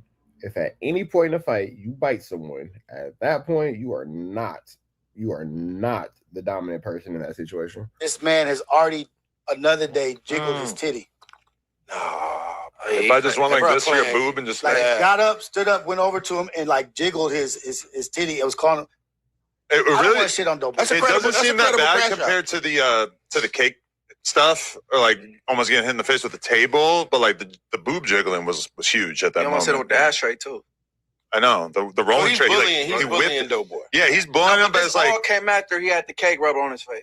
yeah, You know what I'm saying? yeah. But like Doughboy said with Lush and Wack, you can't tell a man how to respond to disrespect. Right, He for felt sure. like you put some icing all on his glasses and his cake, so he went on one.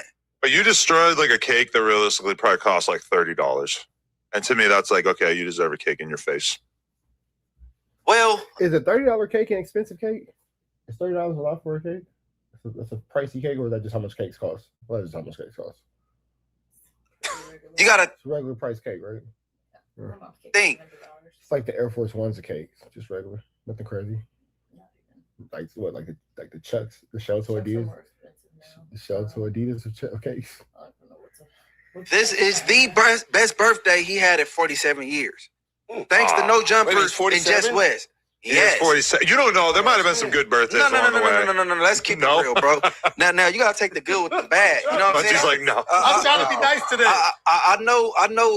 Like, you know what I mean? He almost hit you with the table, and then you felt your butt crack was showing or whatever. But you had a great birthday. Female showed you attention. You got faded. You enjoyed yourself. You got a good dick review that he's still talking He showed about. a female a video of his private, and she gave him a thumbs up. It's a good day for him. He talked about it for days. He's still talking about it. I think we all think he got a tiny dick. Right. We're super proud that a girl said he got a good sized dick. Nah, you should take the good with the bad, bro. Right. You know what I'm saying? Yeah. Yeah, nah, is his father in his life? I mean, I'm starting to think it's something deeper. Like, was his father in his life? Man, he gave a little synopsis, a short story I came across when I was scrolling when he was talking to Yeah, it's oh not no, great. that was some group chat shit. That was no Yeah, internet. that was the group chat. Yeah, he gave a small synopsis, but He's got some trauma in his childhood. For sure. Right. he and then if you're a comedian, you gotta have a mean Maybe this isn't the environment Doughboy needs to be in with all his mental ailments. streak. He do comedy, bro. Start bagging on people. That like I was outside when they was doing their thing yesterday. I'm like, man, start bagging on this nigga Adam. Start getting on him. Right. Like I text him that shit and all. I know he just avoided the text. I'm like, man, get on this So he's nigga just Adam. totally non-confrontational. Man, he's supposed to start bagging. Like, Yeah. you know what I'm saying? That's your thing. I mean, yeah. If he's a comedian or whatever, he should be able to at least verbally assault somebody. Verbally He's not gonna abuse physically somebody. Could protect himself. At least verbally protect himself. Yeah. And it's like it just makes me almost question myself. Right. Like what is it that you want to keep this dude around that seems like he has no limit for how much shit he will take? And not only that, but has seemingly like no limit to the number of things about his personality that really need work, that really need to be corrected. And I'm not saying this like I'm perfect or like but you know, there's just so many things that like, it feels like there's like all these lessons that you probably learned when you were in like junior high, right? That he just has not managed to learn at all. Like, you know, like, hey, if that kid punches you in the face, like there's probably like a point in most of our lives where like somebody did something to us, and you realize like, fuck, I might not want to, but I gotta lash out in some way. I don't know exactly what I gotta do, but I gotta do something. But he might be in his like stage or phase or whatever, like with Jason Love, not punching back, not fighting back. You know what I mean? Like he might be in. Sheesh. Gotta constantly bring up the Jason Love situation where Adam did not get cracking. Some like weird fucking place. I don't know. I've never seen it in a person. But the way he's behaving, I've never even seen it in a girl. But at some time, you know, I've seen it when I was in the military. But at sometimes you gotta, for their own personal safety, if they're not, you know what I'm saying, if they can't hack it around other people. Like when I was in the military, there was always one soldier that everybody ragged on. He either, just couldn't get the what's the drills movie? right. No, there was in movies, but it's Full really Metal Jacket? Full Metal Jacket. Yeah, for sure. That really happened. So, when I was in basic training, we had this guy. He couldn't do shit, and so it got to the point where the bullying became so bad. It was like either they move him or he's gonna off himself. Right, and so we gotta be very aware of like mental health and things of that nature. Because if you're just setting this guy up to just get. So they're worried that Doughboy's gonna expire himself should he lose his job at No Jumper, is what it sounds like? Ragged on and banged on and hit on and bruised. Like, you don't know what he's going to do when he gets home. So what happens with that? Does leadership step in? Yeah, for sure. Leadership steps in or whatever, and usually that's where Adam becomes the catalyst of what he's going to do. Tries to move the person or whatever to a more, Safe, acceptable space or whatever. It doesn't sound like he plays well with others. Mm-hmm. He doesn't work well with others. You probably need to find more of his type of individuals or more of his type of vibe and his tribe. Hey, bro, No Jumper is more like the carpool lane. You know what I'm saying? Yeah, no, like for real, for like if you like thin skin, it's probably ain't the place for you. Yeah. You know what I mean? You might have a whack that'll attack you for no reason one day, or you know what I'm saying? Somebody come in with some jokes and want to bag on or whatever. Right. But if you like super soft, sensitive type, he just gives us material constantly to work on. Like to work from. I mean, maybe that's a good thing. It just never runs out. It's just a constant. It seems like a humiliation ritual. Yeah, Doughboy's a constant flu clown. It's like a humiliation ritual. Like, but he's it's always continuous. That's the thing. Like, it's not like a setup humiliation ritual. It's like I compared him to Eeyore. You know what I mean? Like, and it's like, dude, I don't know. Is this an act that you're just trying to be nice? Right. Or you scared about what's gonna come out of you if you just be who you are? Like, just I don't know. But here's the thing: when he's saying, "So Adam, you're saying you really ain't seen no good podcasting out of me in the last however many months or whatever," and it's like I'm clearly like struggling to like think of anything that I could like really say anything positive about, but I'm thinking about like what the equivalent of this would be. Like let's say that I went to the studio to link up with a rapper that I thought I was cool with. And the rapper and all his homies are just cooking me. I'm just the butt of the joke all night. Right. They just fucking make fun of me and shit. I'll probably be out of there within an hour for sure. I'm not gonna just like stick around. And then I'll probably like maybe I'll like tell you guys, like maybe I'll tell like one or two people that I know just to be like, bro, this is crazy. Like I couldn't believe they treated me like that. But like I'm not gonna keep going back. Like, for more. But that's the weird thing with him is that it's like seemingly there's like no limit to how much shit that he'll take, because I think he really wants to be a podcaster. He like really, it means a lot to him. Like even just winning that competition. But at the same time, I don't think Doughboy needs to be a podcaster there. Maybe No Jumper is not the space for him, because they said that he was doing content somewhere else and he was getting millions of views. So why not go back to doing that? Competition, actually, like I have this memory of like when I announced him as the winner and we made it all dramatic and we're like, you're eliminated. I remember. And you're eliminated. And then it's like down to 2. And then finally I go, Doughboy. The look of elation in his eyes almost kind of was like the initial tip off of like, oh shit. Because like you shouldn't be that happy. Like it's pretty cool. Like you've been doing this for like 2 days, but it's like the way that he just exhaled and it was like it clearly just meant so much. I was like, oh, that might be a problem. Like, I keep it real. It's the help me out camaraderie. He like being a part of something. Right. No, because he says he don't really got any other group chat besides us, which was kind of shocking. He got that was very shocking. He got No Jumper tatty. He got Water Now tatty. Like that nigga just wants something to belong to. So he like that. You know what I'm saying? So he was on Wild 'N Out. He was on Wild 'N Out. If it was a misbehaved kid, I'm gonna be on next season. By the way, he would have joined the gang for sure. Shout out to you, man. That's what's up. Yeah. So what happened? Yeah, but they ain't about to play with me like that. God damn it, I better get kicked off the motherfucking show. I couldn't. He's lacking some form of masculinity. And he's always wanting to be judged. You know what I mean? Like he seeks approval of others. After his like the judging of his podcast skills, Adam just obliterated him. Right? Then he was like, obliterated him, totally humiliated him, and then like here we are on day 2 of obliteration. He was like, well, how about my comedy stand-up skills? Can we put it on there and you can judge it? Right. And Adam, well, you're better at comedy than potting. Wow. But he told the truth. But then he still wants him to do a read of his script. Like, please read. Like, he keeps wanting him to judge him. But the thing about podcast versus comedy is that podcasting is so off the cuff. You can't like plan out material really. Like if you're interviewing somebody, you can kind of like script out the whole thing sort of, but like comedy by definition, even the person who's like the worst at comedy understands that you need to sit down for a couple hours and like really try to cook up some jokes and plot this out. And I feel like that has got. Well, I mean, Adam, you're no comedian. You're not the funniest person. To be easier than podcasting on average. Not saying that comedy's easy, but it's like at least you've got this process by which you can, prepare, do research online, try to like, work with the AI or whatever kind of tool maybe to like find some funny concepts, refine the material. You work on it over and over and over. But I mean, podcasting is just like you're going to say some wild shit to me in this episode, and I just got to figure out what I want to say in response. And that's that's pretty tough. Comedy, you got to have your timing. Yeah, you got to have crowd control. You know what I mean? Like, I think comedy might be a little bit.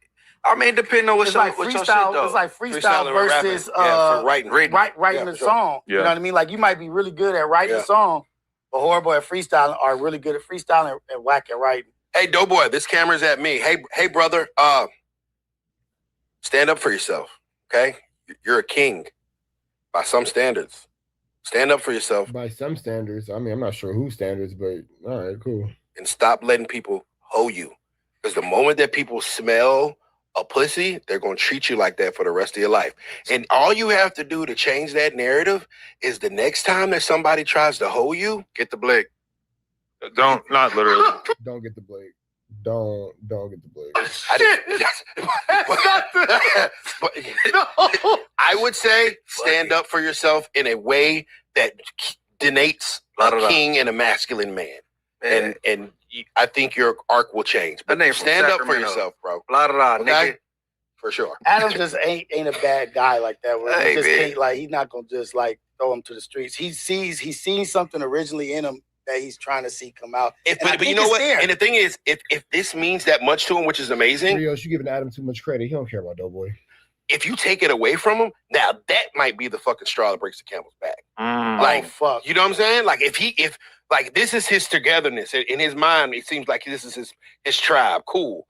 But if you take him out of the fucking goddamn group chat, oh my gosh, I don't know if because he seemed like he'll probably take it pretty hard. So it sounds Doughboy, stand up for your fucking self. Hey, look, your group chat depends on it. Adam, you either stand up or get out the group chat, bro. Hey, look, if Adam pulled up Rio's spuddy face in the back and put up his out, hey, get in the car.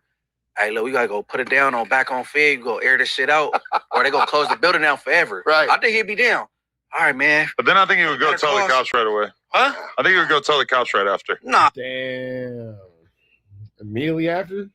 Oh, yeah. I think he would be down, but then he would rethink it and be like, I can't go to jail, guys, that man. wasn't nice. It wasn't nice when Smack caught a headshot. What they call it, a head tap? That wasn't nice. Oh, shit. Hey, but man, he'd be all right. He'd be Stand all up for right. yourself, brother. I think the turnaround is about to happen. Or you're gonna get kicked out the group chat. One or the other. If you can't swim, you go drown, bro, or No, doggy for sure. paddle. He survived yesterday's onslaught.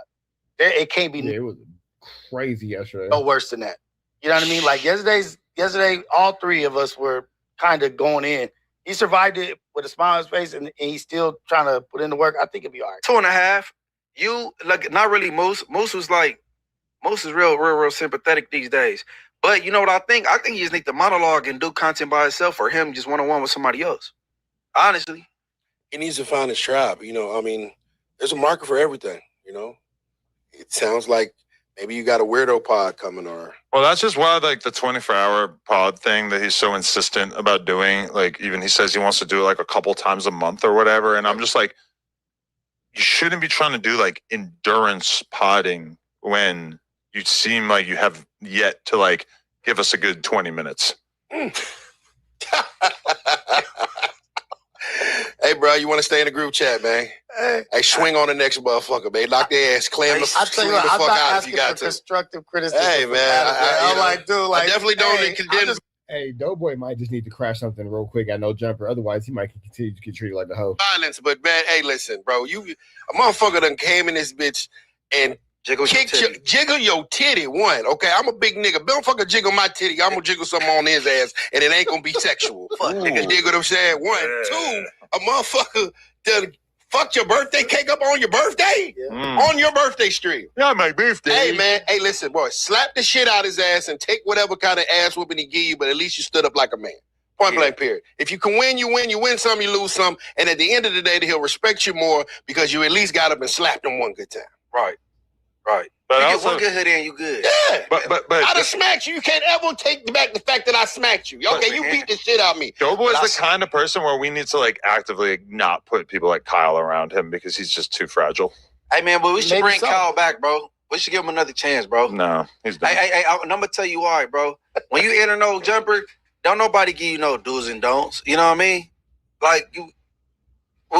And then when you watch it, you see so much go on, you might think it's lawless, but it ain't. No. You know what I'm saying? But, you might see suspect hop You up. guys just spent 22 minutes talking about how Doughboy's being bullied and nobody can do anything about it. What do you mean it's not lawless? With the knife. Right. Suspect, pulls a poker out on Brandon. Flacco gets spat on. Almighty Suspect brings an explosive watch onto the set. Wack got Blick on him. Munchie B get caught with Blick on him twice. Brick Baby introduced Kill Squad. What do you mean it's not lawless? This is a very lawless land. Feel me? You might see a Kelpie get knocked across the room, or you know what I'm saying? You might see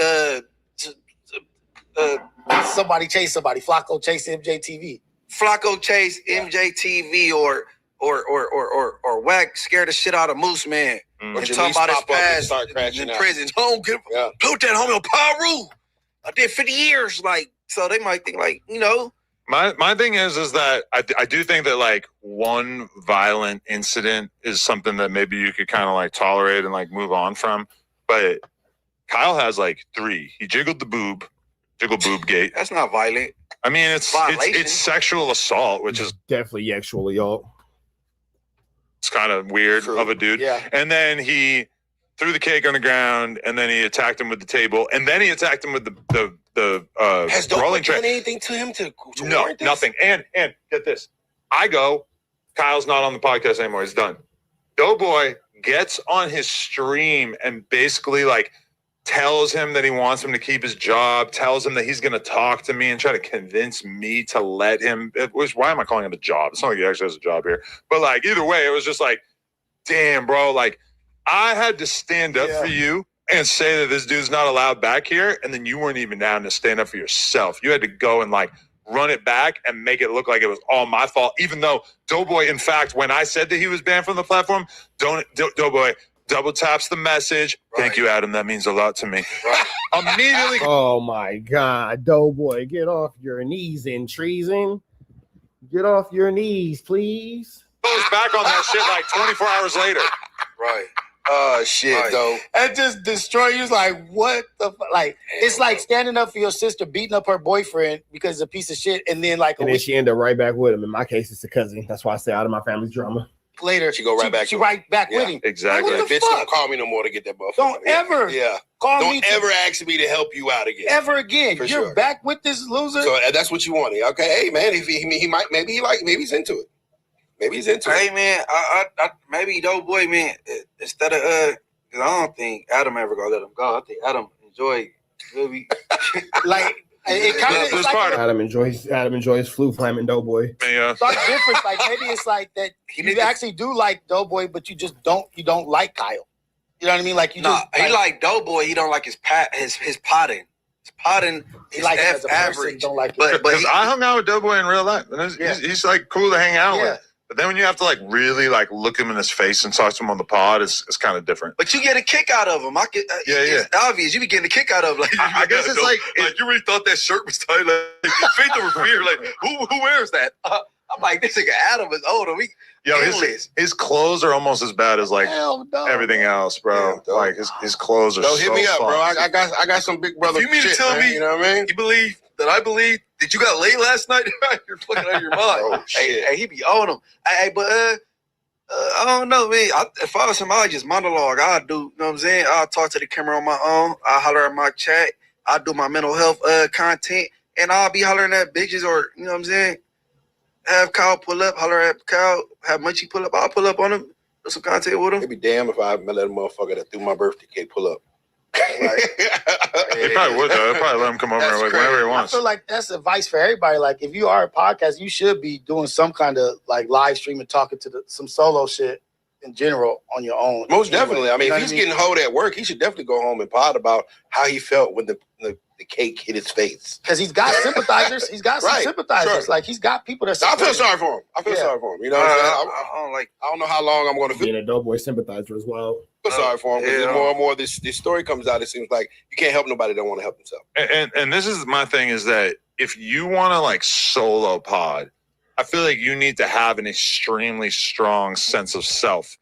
Like when I watch like Tim Dillon sit there by himself, Tasha K, all these different people. That was a nigga with the dirty chucks. I remember that nigga. Sure. Y'all wearing blue, huh? That's cool.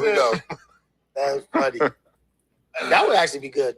I can't wait for that. Actually, I mean, I think people would definitely be interested in hearing like observations as a blind person, like you know what I'm saying, because I'm pretty sure there's some things. All right, man. We about to the next one. Red dots to the left. You know the rest. Say a prayer and be blessed. Pray for Doughboy, man. Pray for Doughboy. Go.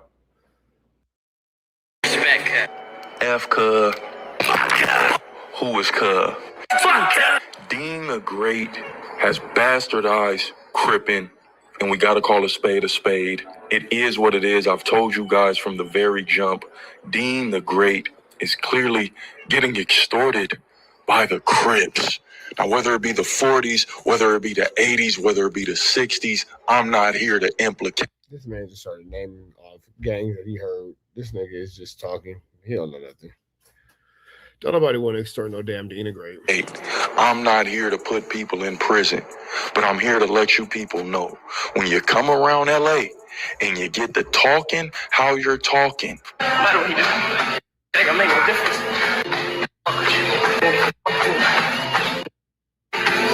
Fuck. He said, you know what he told me, Cup? 2,500. So you know what I said when them reached out? 2,500. Dean the Great's hair looks like ramen noodles. Fuck. That type of lingo doesn't get used freely. And you gotta call Blueface, bleed him to the scene, because on this channel, y'all know how I do. I'm calling a spade a spade. And Blueface in this situation is correct. You gotta know Crippen gonna come with Crippen. They gonna pull up to the scene. So you was just feeling like you was outside too long. He invited me. Of course. If you invite somebody, you trip on the people. Like that. I didn't trip on the people that. Now, I forgot that Blueface did, in fact, have some issues with Dean the Great and him saying "cuh" and all that kind of stuff. That situation was extremely hostile. You can see in that moment that Blueface definitely was, making it clear that he wasn't 100% a fan of Dean the Great's constant use of Crip terminology and lingo in ways that he thought were just, funny and comical, all that kind of stuff. It wasn't to be used as a novelty, for lack of better words. Hey, Ray, if I invite you, Ray, to anything I'm doing, you can bring 100. All 100 don't get in. They do the same thing when they go places. It's not on no I'm bigger than the program. It's none of that. It's the fact it's a disrespectful thing. When you invite me somewhere, I bring my people. I get to the and they like, oh, you got too many people. Oh, come on, man, you can't do that. Don't invite me then. If you invite me to a function, to a party, know that I'm bringing my people. Now, was it right for Blueface to necessarily bring them folks like that? Probably could. Probably because Blueface out here getting put on his pocket. So Blueface gonna bring as many people as he can that he feels like is necessary to keep him safe. To slim down the numbers. But when we really take a deep dive, it's like, yo, this dude is not just gonna be roaming the streets freely, right? He needs some protection too, right? I mean, Blueface can get caught in real life street situations. We've seen it go down.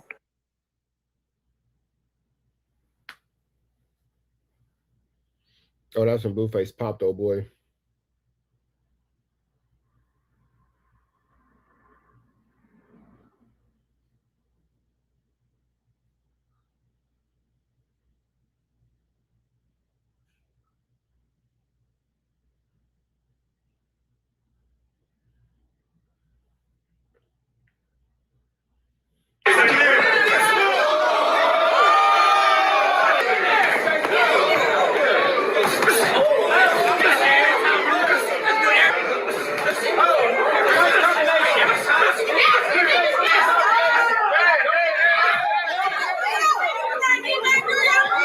And so what he's saying in this situation is very prevalent.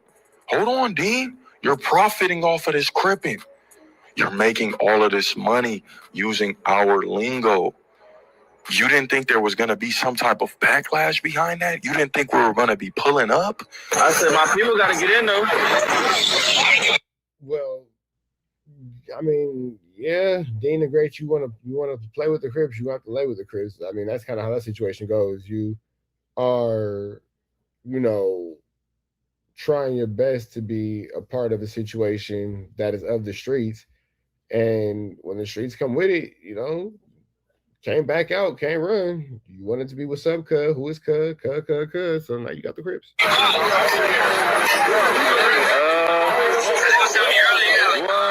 2, 3, 4, 5, 6, 7, 8. Yeah, 9 niggas and probably like 7 bitches. What the fuck? I thought y'all was cuz. I thought it was respect cuz, fuck cuz. Y'all saying cuz, I'll cut this and cut that. When the Crips pull up, that's what I'm saying, so come get us. Niggas saying cuz, respect cuz, fuck cuz. So if I bring 9 cuz, you can't be like, no, it's too many cuz. No, y'all running it up off cuz. And it's not even the fact that it's backlash. It's damn. Jeez. Blueface hitting DDG and Dean the Great with the gentle extortioto. the fact that Dean is going big on Crips. That's what we have to understand here. He's took it upon himself to think that he's bigger than the program, which is one of their main sayings. It's one of them Crash Out Boys sayings. You think Blueface is the one getting up under Dean the Great? What y'all think? Y'all think Blueface one putting the squeeze on Dean the Great?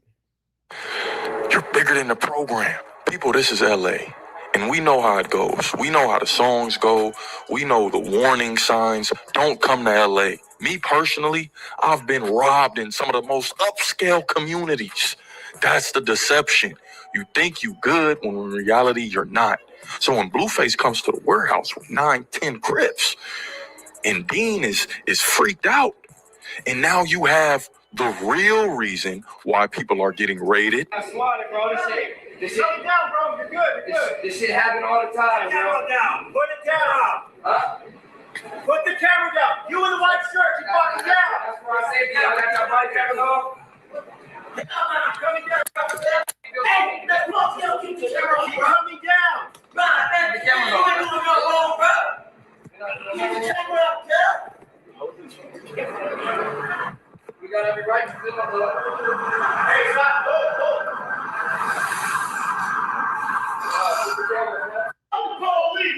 I'm the police. I didn't realize until this video they do say "cuh" an awful lot. Leave the camera there.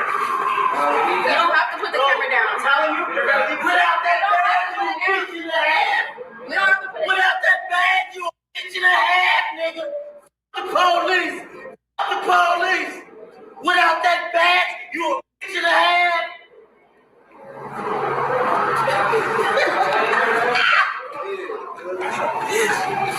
Still, bro.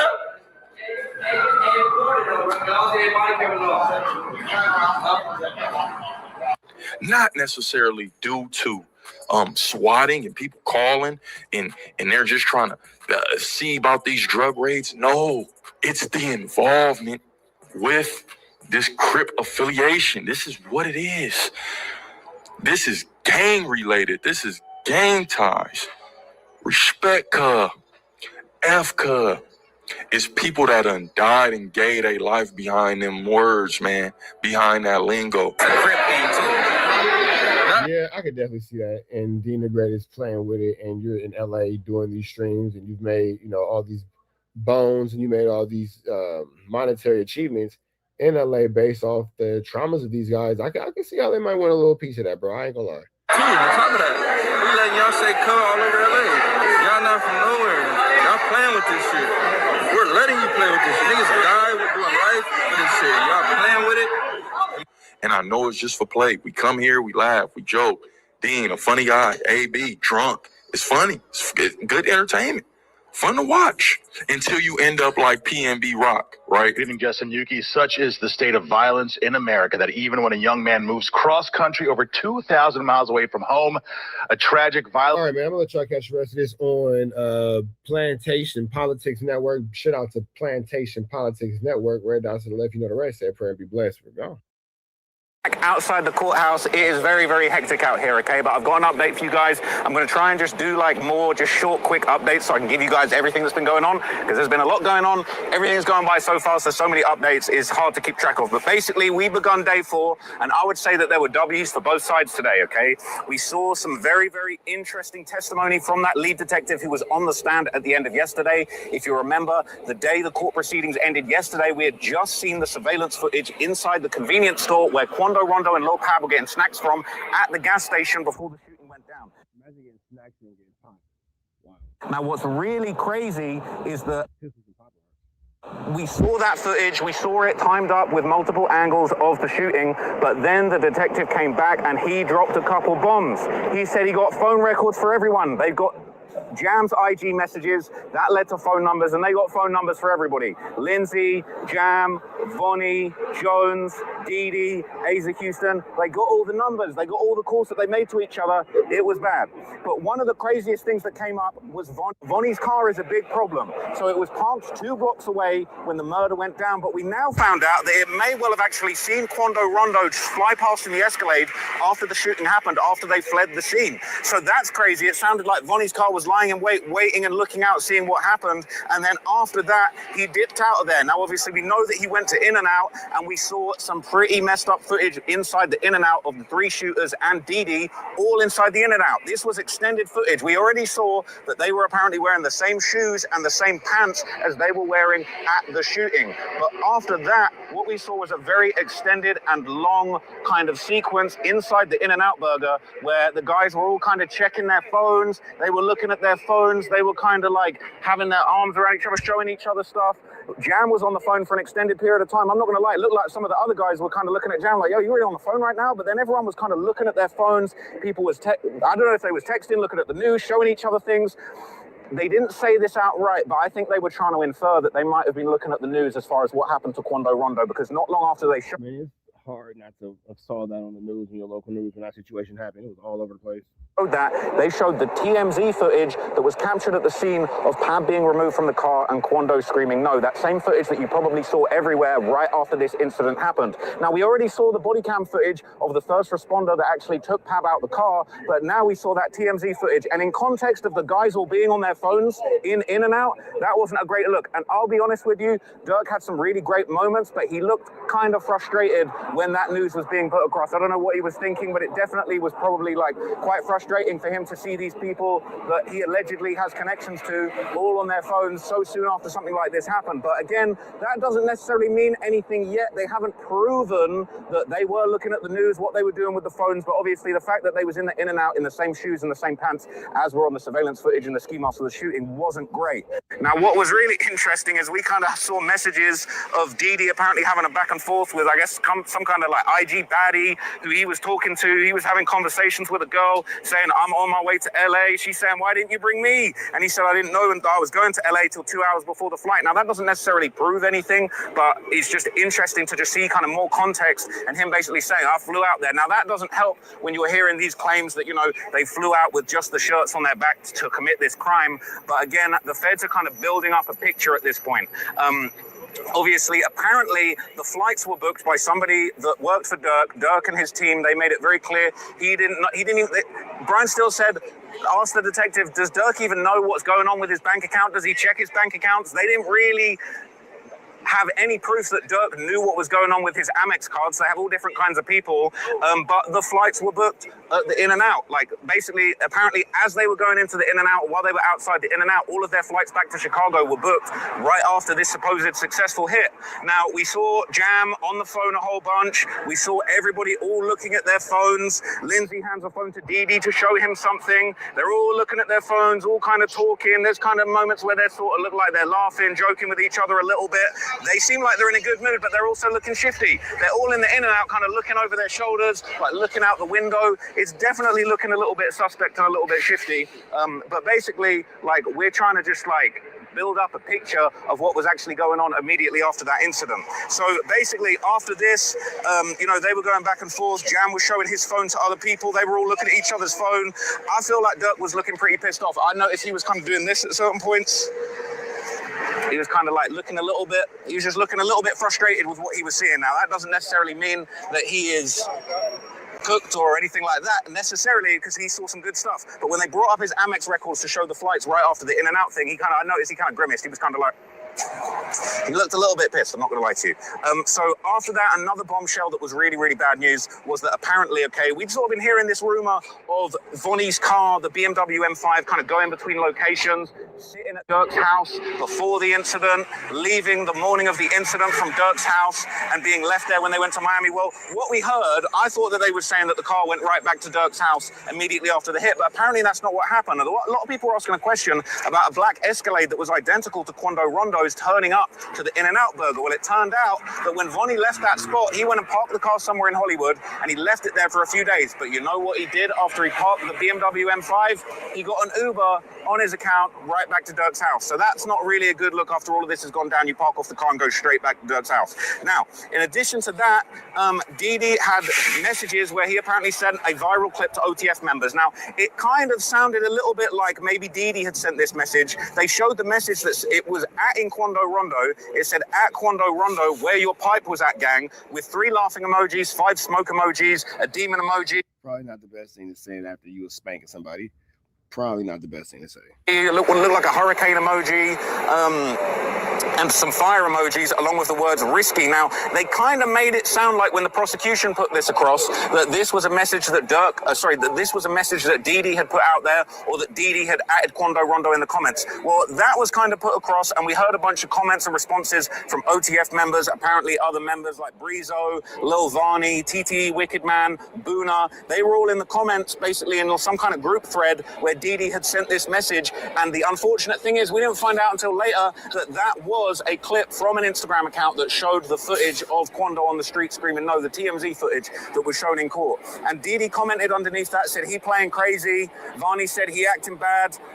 While that was going on, Dirk was kind of scratching his head. I don't know if he looked a bit irritated or confused or just thinking, what the hell is this? What is this evidence got anything to do with me? But obviously it was a lot to get thrown onto him. But his lawyer, Brian Steele, came to the rescue soon after. And we saw probably one of the biggest shows of power for Lil Durk in this trial so far. Brian Steele got up there, he begun his cross-examination against the detectives, and I'm not gonna lie, he was putting a little bit of belt to ass to some of those detectives. Brian Steele is showing why he's a multi-million-dollar lawyer, and he attacked the credibility of the witnesses very succinctly. He said, okay, detective, he said, you spoke of the witnesses very succinctly. He said, okay, detective, he said, you spoke to a bunch of the cooperators personally, right? You spoke to Jam, right? They said, yeah.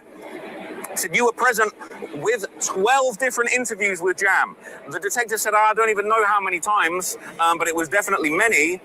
They basically went on to say Jam was interviewed over 30 times. The detective said, possibly. They said Jam was in confinement, right? Don't they record meetings? They said Jam only had 3 recorded interviews out of over 30. So Brian Steele was putting in work, making Dirk kind of look good and really trashing the credibility of these witnesses. Now, Jam hasn't taken the stand yet. There's a rumor that Jam might be taking the stand, or that Jam might be doing something at some point soon, but Brian Steele was killing it for Dirk. He was actually doing an amazing job. They went on to say, oh, Keith Jones, you were present for 5 of his interviews, right? But why was only 1 of them recorded? The detective was like, possibly, and it was looking better and better for Dirk. After that, they said, Vonnie was interviewed in your presence 10 times, detective, and they were never recorded while you were there. And he said, yeah, you have to admit it. Yeah, that's true. And they said, do you know why meeting a cooperator would not be recorded? And the detective said, I can't explain it to you. I typically record interviews, but that's not how this case has been covered. They said, well, context is important. They said, why didn't you do that? Why is that going on? There wasn't really an answer for that, and it was honestly a good look for Dirk. Brian Steele was doing an incredible job of that. So they went back and forth, and then really we got kind of jammed up in a very, very long exchange with Didi's lawyer. Now, Didi's lawyer was essentially kind of rebutting this evidence that he had shared this at Quando Rondo, why you ain't have your pipe message. And Didi's lawyer, I would say he spent too long. probably a really damning message, probably something you probably shouldn't have put into the situation, something you shouldn't put into the atmosphere while this case was going on, while you're on your pipe. Never want to get caught on camera and taglining somebody after you just sent more shots at them than a college frat party. Explaining this, but this is his point that he made, and it was a point that was beneficial. It was a point that was beneficial to Dirk, but I feel like he spoke about it so long that it ended up having negative evidence on screen in front of the jury for too long. He basically made it clear. He said Didi didn't type that message. He didn't write that message. He was resharing a post that was on another page. It was another random Instagram page. I've written it down, but it's not that important right now. But it was the footage of Quando Rondo screaming no on the street after what had happened to him and Lil Pab, and then that was followed by basically this comment, this caption that somebody else had made on their Insta post saying, Quando Rondo, why don't you have your pipe with you, and all those emojis. Now, Didi shared that into the group chat, and obviously the guys responded. So the problem was Didi's lawyer was really straining the point, and I think at a certain point it was almost like, yeah, we get it, Didi didn't type that, but it's like you inadvertently keeping this big post up of Didi basically bragging about the murder that he just allegedly lined up in front of the jury. I thought Brian Steele and Drew Findling looked very frustrated. I'm not going to lie, I could be wrong, but it looked like Brian Steele kind of turned around and shot daggers at Didi for a little bit, because it's kind of like, yo, we just did such a good job of attacking this detective and the witnesses and the lack of interviews, and you kind of showing this reposting of murder footage to make a point that's kind of not that important at this stage. So I do feel like that maybe caused some conflict between the different counsel and the different sides. Yeah, because at that point, everybody's there for the betterment of their own particular client. Not everybody's there for the betterment of everyone else's client. They just want, what's best for their client. So with that all being said, we're about to the next one. Red dots to the left. You know the rest. Say a prayer and be blessed. We go. So we're going to slide into this Consiata, man. Shout out to Damian Porter. They're saying Keefy D is blaming blaming Diddy for the Tupac situation. Say there was $1 million bounty. Let's get into the content. And Suge Knight. Keefy D has recordings right here where he sat down with the police. We're about to listen to this ourselves. And he tells the police in grand detail exactly what happened with him and P. Diddy. He says that P. Diddy and him met at a deli. And P. Diddy offered him $1 million to take care of Tupac. He says that at first, P. Diddy simply wanted Suge Knight dead and not Tupac, or he had not put a hit out on Tupac Shakur. P. Diddy, he had just put a hit out on Suge Knight. This is what Keefy D said, not me, in this recording. Now, I can believe that because Suge Knight had Diddy spooked. Like, Diddy was more afraid of Suge Knight than a female was afraid of accountability. You feel me? And of course, there are many reasons as to why he may want Suge Knight out of the way. I believe P. Diddy's bodyguard, Wolf, or whatever, one of his people got killed out there, or one of Suge Knight's people, whatever they said at the Source Awards, and the industry is deathly afraid of Suge marrying Knight at this time. All sorts of individuals are afraid of this man. So they want him out of the way. Then Keefy D says when Tupac Shakur made the record, hit him up and dissed all of New York or whatever, dissed P. Diddy and Biggie and all that, and just came at them hard, that then they changed the bounty, changed the hit, or he, P. Diddy, not they, he, P. Diddy, changed the hit from Suge Knight to Suge and Tupac. Now take Tupac out too, since he came with this record, hit him up and dissed all of us. Record talking about we're quiet as a church house mouse. Well, no, we haven't responded because we want him dead. We're not playing this game. It's not hip hop. It's not no record. Take him out. This is what Keefy D said. Let's check it out, man. Now, we've been covering the trial here on the Inside Story with me, Damian Porter. This is the BBC network. They're covering it too. Tupac was big everywhere. And let's listen to this recording, man, and see what Keefy D told these damn police. He tells you, seriously, man, I need to get rid of these guys. I mean, he's looking at you in the eyes and he's like scared. Yeah. He's scary, dude.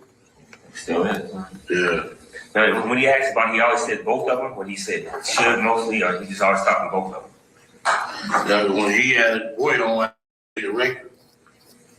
And before that, it was the should. God damn it, they going all the way through it. Hold on, I'm finna read this stuff. I'm finna read this. I need to read all these recordings there. The guy that he's looking at you in the eyes and it's like scared. Yeah.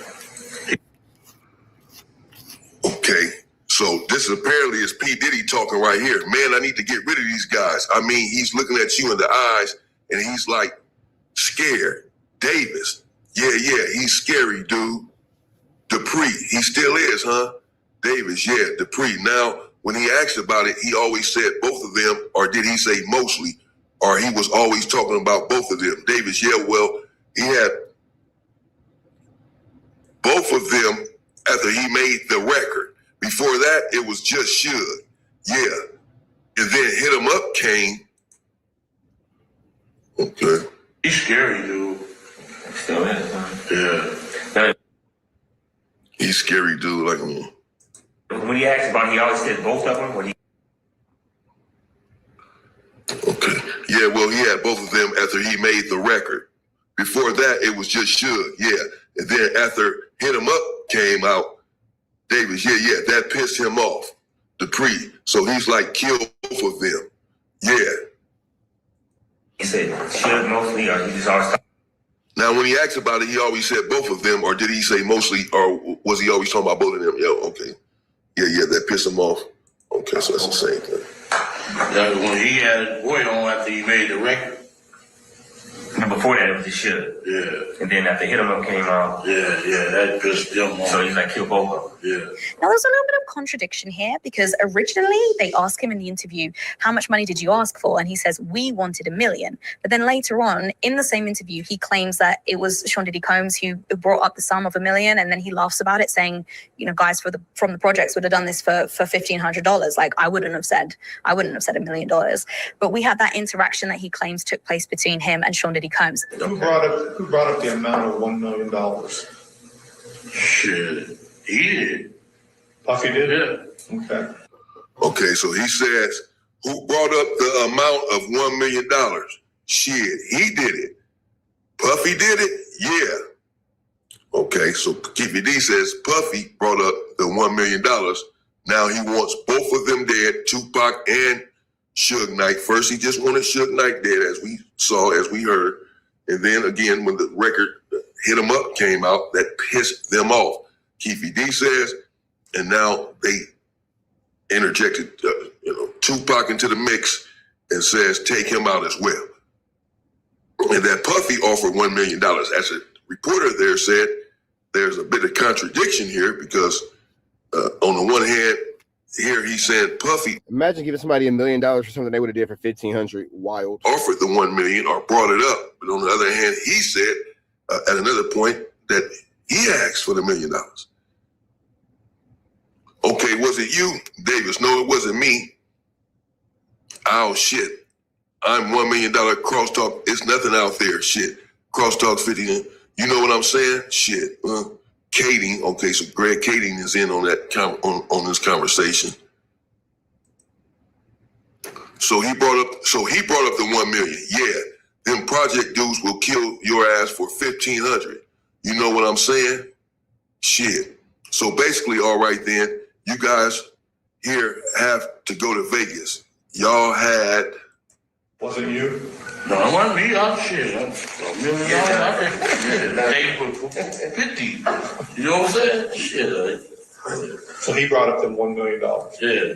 Them project dudes will kill your ass for $1,500. Now, I'm going to say probably a million times throughout this episode, Sean Diddy Combs has repeatedly denied any involvement in the death of Tupac Shakur. He's currently incarcerated on transportation for prostitution on 2 counts, and he was cleared of RICO and sex trafficking, but he's never been charged in relation with this murder, with this crime, and he has denied over the years. So Keefy D claims that he has that private one-on-one conversation with Sean Diddy Combs where he's offered money for this hit, and then it's communicated that that money will basically go through Eric Zip Martin, who was the kind of go-between between between Sean Diddy Combs and Dwayne Keefe Davis. He introduced them. We've heard about him a few times already. We heard about him actually from the beginning in opening statements. And then they ask him during the recording, did Biggie Smalls have anything to do with this? And Dwayne Keefe Davis says, no, it was all Puffy. And then he begins to tell the story of what he says happened in Vegas on the 7th of September, 1996.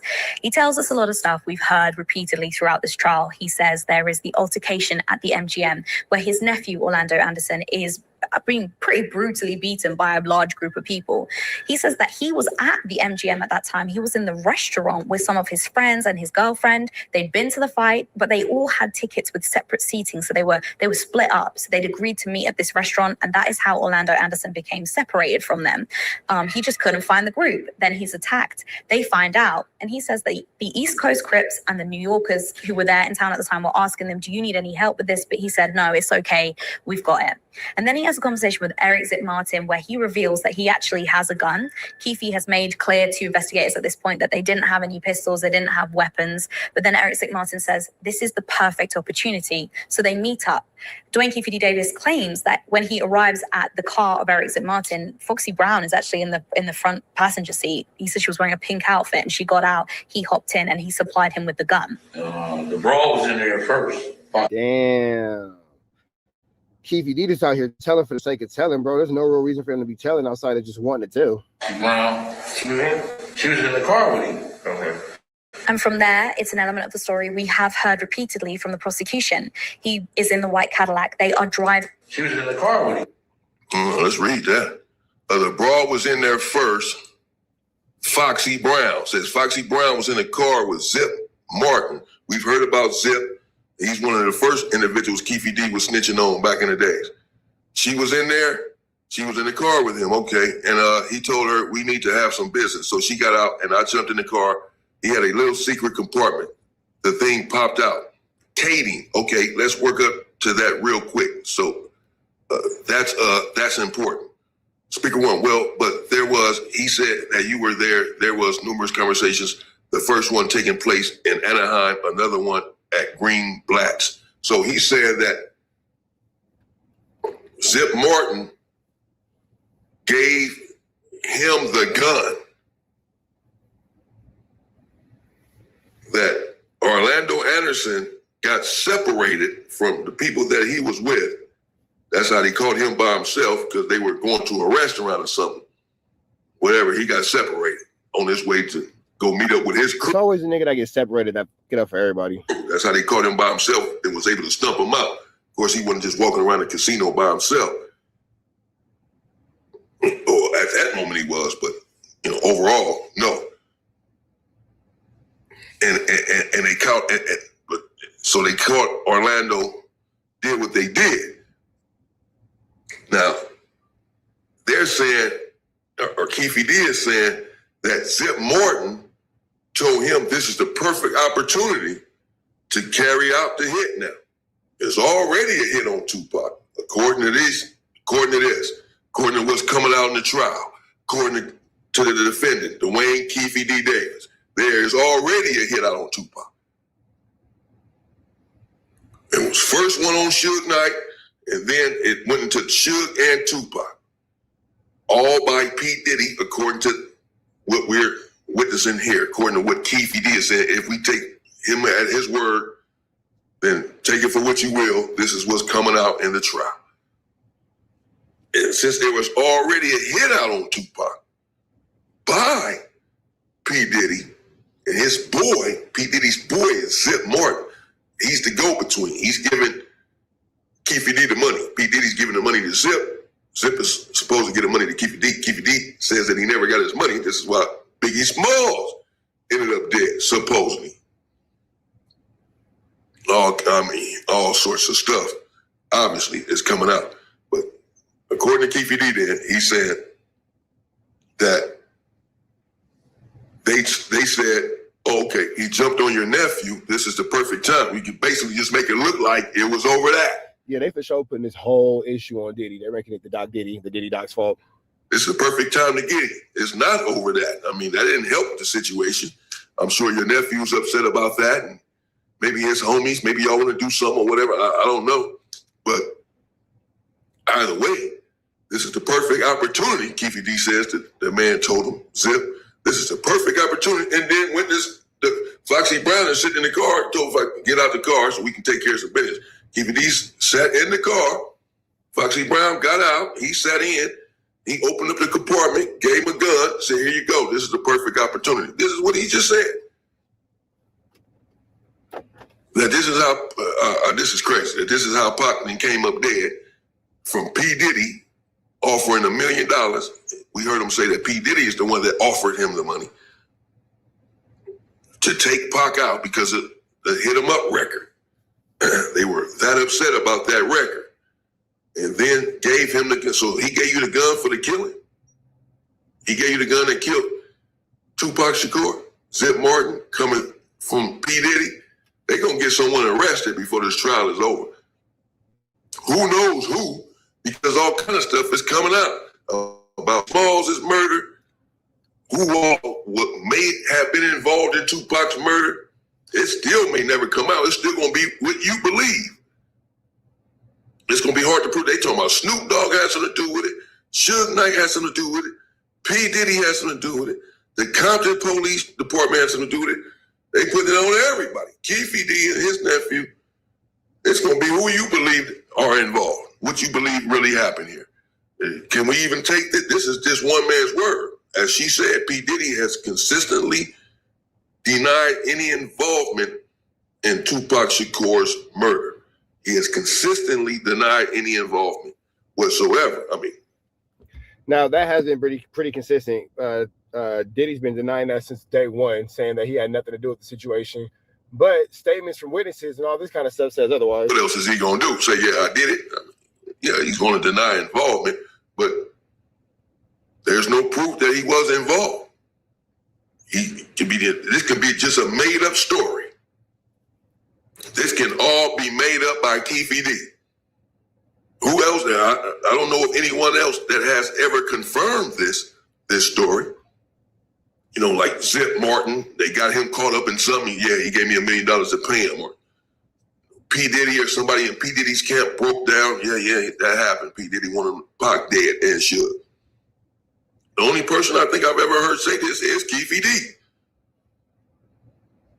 So, you know, and he's the one accused. James might have said it too.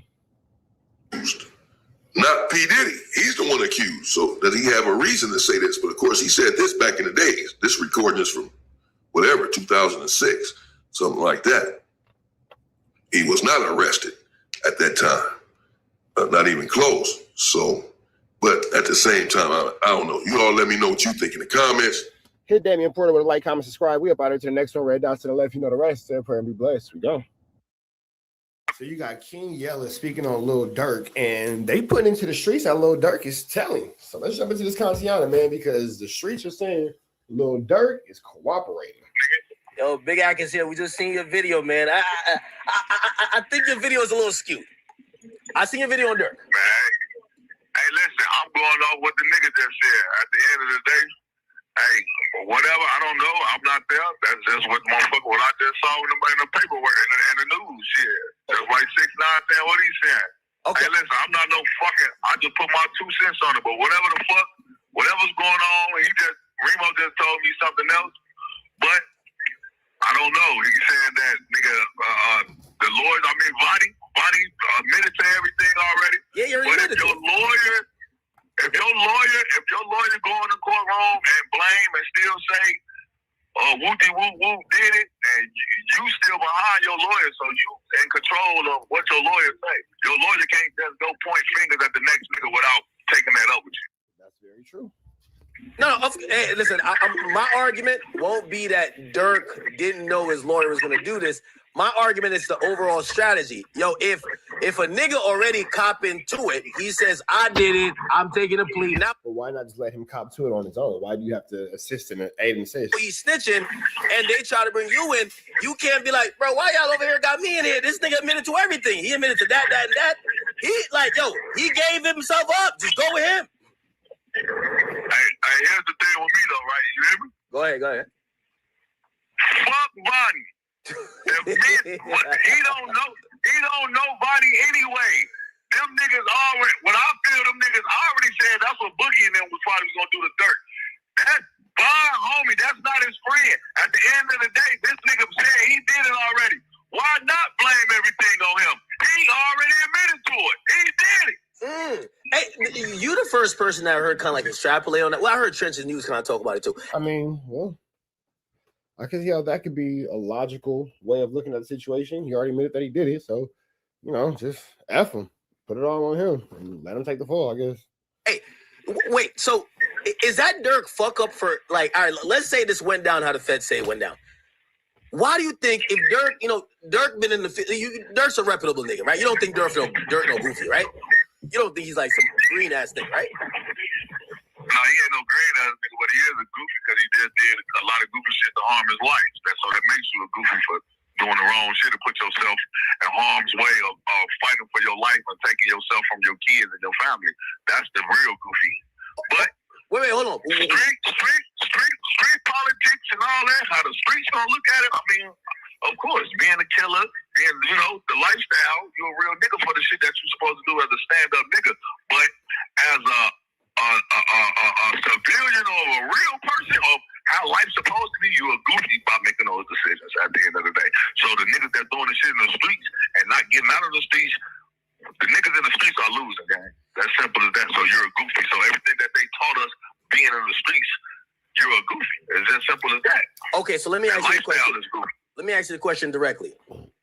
Now, King Yell is definitely saying some real stuff here because Dirk is in court right now. We are at home. You might be at work. We're all somewhere, not in the courtroom, listening to this content, and it's for our entertainment while Dirk's life is on the line. That would make him a goofy. You're saying is correct. Vonnie wasn't even like that. Why is it a fatal mistake that Dirk? Let's say Dirk did it. Let's say we're just making believe. If Dirk would have Vonnie involved, it's like, I'm gonna be honest with you. I'm friends with a lot of people who I think they're real niggas. If they ever call me up and say, yo, Ack, I bet. So, yo, line him up over there and we gonna come kill him. If they call me up with that call, I'd have been like, you might as well just call the feds. Like, nigga, this ain't happen. Why would Academic said you might as well just call the feds. I'm not doing it. any of my friends that are real niggas call me up when the crime has happened? Like, it's academic. Hey, let me tell you, Vonnie not the nigga that knew what was going on. You know why Vonnie snitching on Dirk? You know why he telling on Dirk? I'm gonna tell you what the niggas did. Vonnie trying to get out of there. He probably didn't get paid. Them grimy ass, backdoor ass Chicago niggas did shit and made Vonnie do shit, and Vonnie did not know what he was doing. Hey, book these flights, or grab this, or go grab this. Vonnie not asking no questions. Like, Vonnie just doing his job as a manager or as a person that I don't think Vonnie really knew what was going on. Nah, you really think that? Stop it. I don't think Vonnie was really into the street politics. I think that he was if he was buying masks and gloves, what do you think he thought was gonna happen? You think like they're in California? What do you think it was COVID protection? What do you think he thought it was? Man, you in California, man. He probably didn't know, man. Dirk just said, man, go grab this, go grab that, man.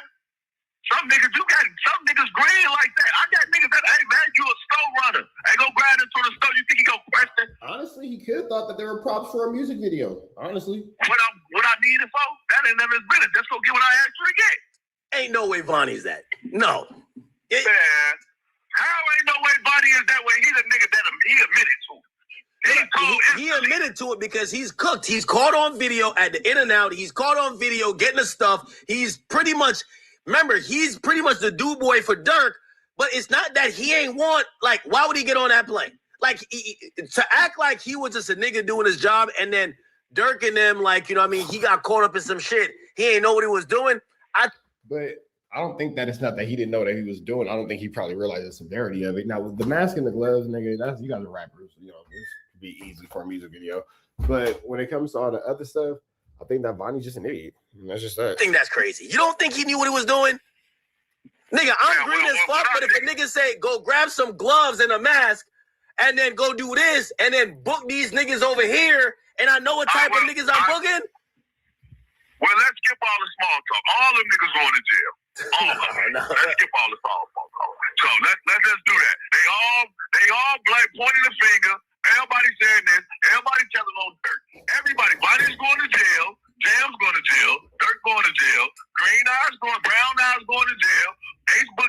tell. Nobody's gonna beat this case, gang. Nobody's gonna beat this case, gang. It's as simple as that. Wait. All you can tell. Smirkio got the best lawyers. He got that nigga said, ain't nobody gonna beat the case. It's everybody telling. Ain't nobody innocent when everybody telling. the best lawyers out here. Man, I don't give a fuck about no. You got the best lawyers in the world. And them people come in there and say, you the nigga that told the nigga to kill this person. You the told the nigga that go buy these gloves and do this and grab that and do this. If you got multiple people telling on you like that, how is you finna come from under that? Tell me. You think? Hey, let's keep it gangster. The nigga Dirk snitch on himself in all his songs. I be with the murders, the killer murders. I be with all everything. I ain't gonna lie, we the one that killed the homie. Yeah, Aha's got a fire. Hey, listen, I'm not, and this is logically speaking because this is the truth. Everything is going to be used against him. His music, his lifestyle, everything that he did, his videos, his friends that passed away, his friends that's still here. You don't think Smirkio could beat the shit? Do I think he can beat? He just told you everybody going to jail. Yeah. I don't think he's gonna beat none of this shit, man. If I saw light, and if I saw anything that was like, man, it look good, I watch real murder shit, right? Like Snap. I watch all the sick shit, man. Niggas get. I watch real murder shit like Snap. Nigga, that's a TV show. I done saw a nigga get convicted, and they didn't even have a body. They didn't even have a body, bro. Yeah, people get convicted. We've seen that. What I'm meaning by this act, even if Dirk is not guilty, right? Dirk is gonna be guilty from his lifestyle, his music, the shit that he done did already. He's gonna be guilty because he's a black man from Chicago, and that's all a nigga talk about. You talk about all our music. All our music is only about them killing. That's all the nigga rap about. It's not nothing. They're gonna use everything you said. Yeah, but everybody drill music rap about that. Everybody do it. You can't just single out Dirk. The whole Chicago rap about that. Okay, Nigga, you used to rap about it. Okay, and I was living that life too, nigga. What is you talking about? Yes. So this is what I'm telling you. Niggas is only, and listen, people only talk about what they're around. And some are creative players. And some of the creative players kind of end up doing the same shit. You saw Bloodhound Lil Jeff, even if you wasn't. You create yourself. You see 6ix9ine, he want to put tattoos on his face, he started doing it. He created himself. And then he started trying to live like that. This is what creative player niggas do. But the niggas that's from the trenches and all that, bro, I rapped about that shit because that's the life we was living. We sold drugs, we shot at people, we got shot. But this is what was going on. Niggas died, my friends died, they friends died. This is the truth. Hey, let me ask you a question. The world knows it. Do you think that, because there's certain people, I was listening to Trenches News, and he said Dirk got more into it as time went on, and Vaughn and this and third, but he was, because I ain't gonna lie, when you read issues now, it says Dirk was shooting niggas in Atlanta, he's sending hits all over the place, and I'm like, damn, Dirk was like, so Dirk was terrorizing Chicago. Man, please, man. Dirk be with the niggas that's doing this shit, and that's why he in the thing. He trusts too many people. And if he did start doing that, guess why he started doing that? King Von came home and peer pressured him and made him do shit. Now he had to show out. He had to show out because King Von was a real killer. You have to show out for this killer. Wait, you think you have to show out King for Von this can't killer? peer pressure no boss like Dirk? Come on, bro. Yeah, Dirk ain't no fucking. What makes him a boss? Because he had the money. Yeah, but like, because you got the money. King Von was a different breed. You had the money. Dirk is not the gangster gang. Still to this day, he's not locked up for murder. He's locked up for murder for hire. They're not saying he killed anybody with his hands. The other niggas are. He hung with the killers. The other niggas are the killers, not him. You got enough money to control broke ass niggas in the trenches to kill people when you got money. That's why Jam telling. You put a 50 ball in the nigga hand. Jam killing motherfuckers. Then Jam got caught. Just like you just said, body, they got Jam. They came in there showing the videos. Man, yeah. TPT, OTF Diddy little brother got caught. Got locked up, right? I can tell y'all about murders. I know about murders. Yeah, that's who put that diamond on him. That's who started it all. So you think Diddy Diddy's brother, Lil Ted, or Baby Threat? You think he's the one who started all this shit? Baby Threat got caught, and Baby Threat ran his mouth about murders, and nigga, he was told on jail. They came and snatched jail while he was in prison. The nigga TYV Face they just said they came and snatched him out of jail, and he disappeared. He was already in jail. Then his baby mama got killed. All the shit they all once you they lay this paper to work and show you, man. Listen, the shorty already saying you killed this nigga. He know about this. He know that. Some niggas gonna be like, man, they got me. The same what you just said, buddy. I'm wrapped up. What can I do? The only thing I can do, hey son, is your life or their life. What you gonna do? Okay. You gonna tell, or you gonna go to jail? Hey, let me float a theory in front of you, and you tell me if you buy this, because I kind of believe it a little bit.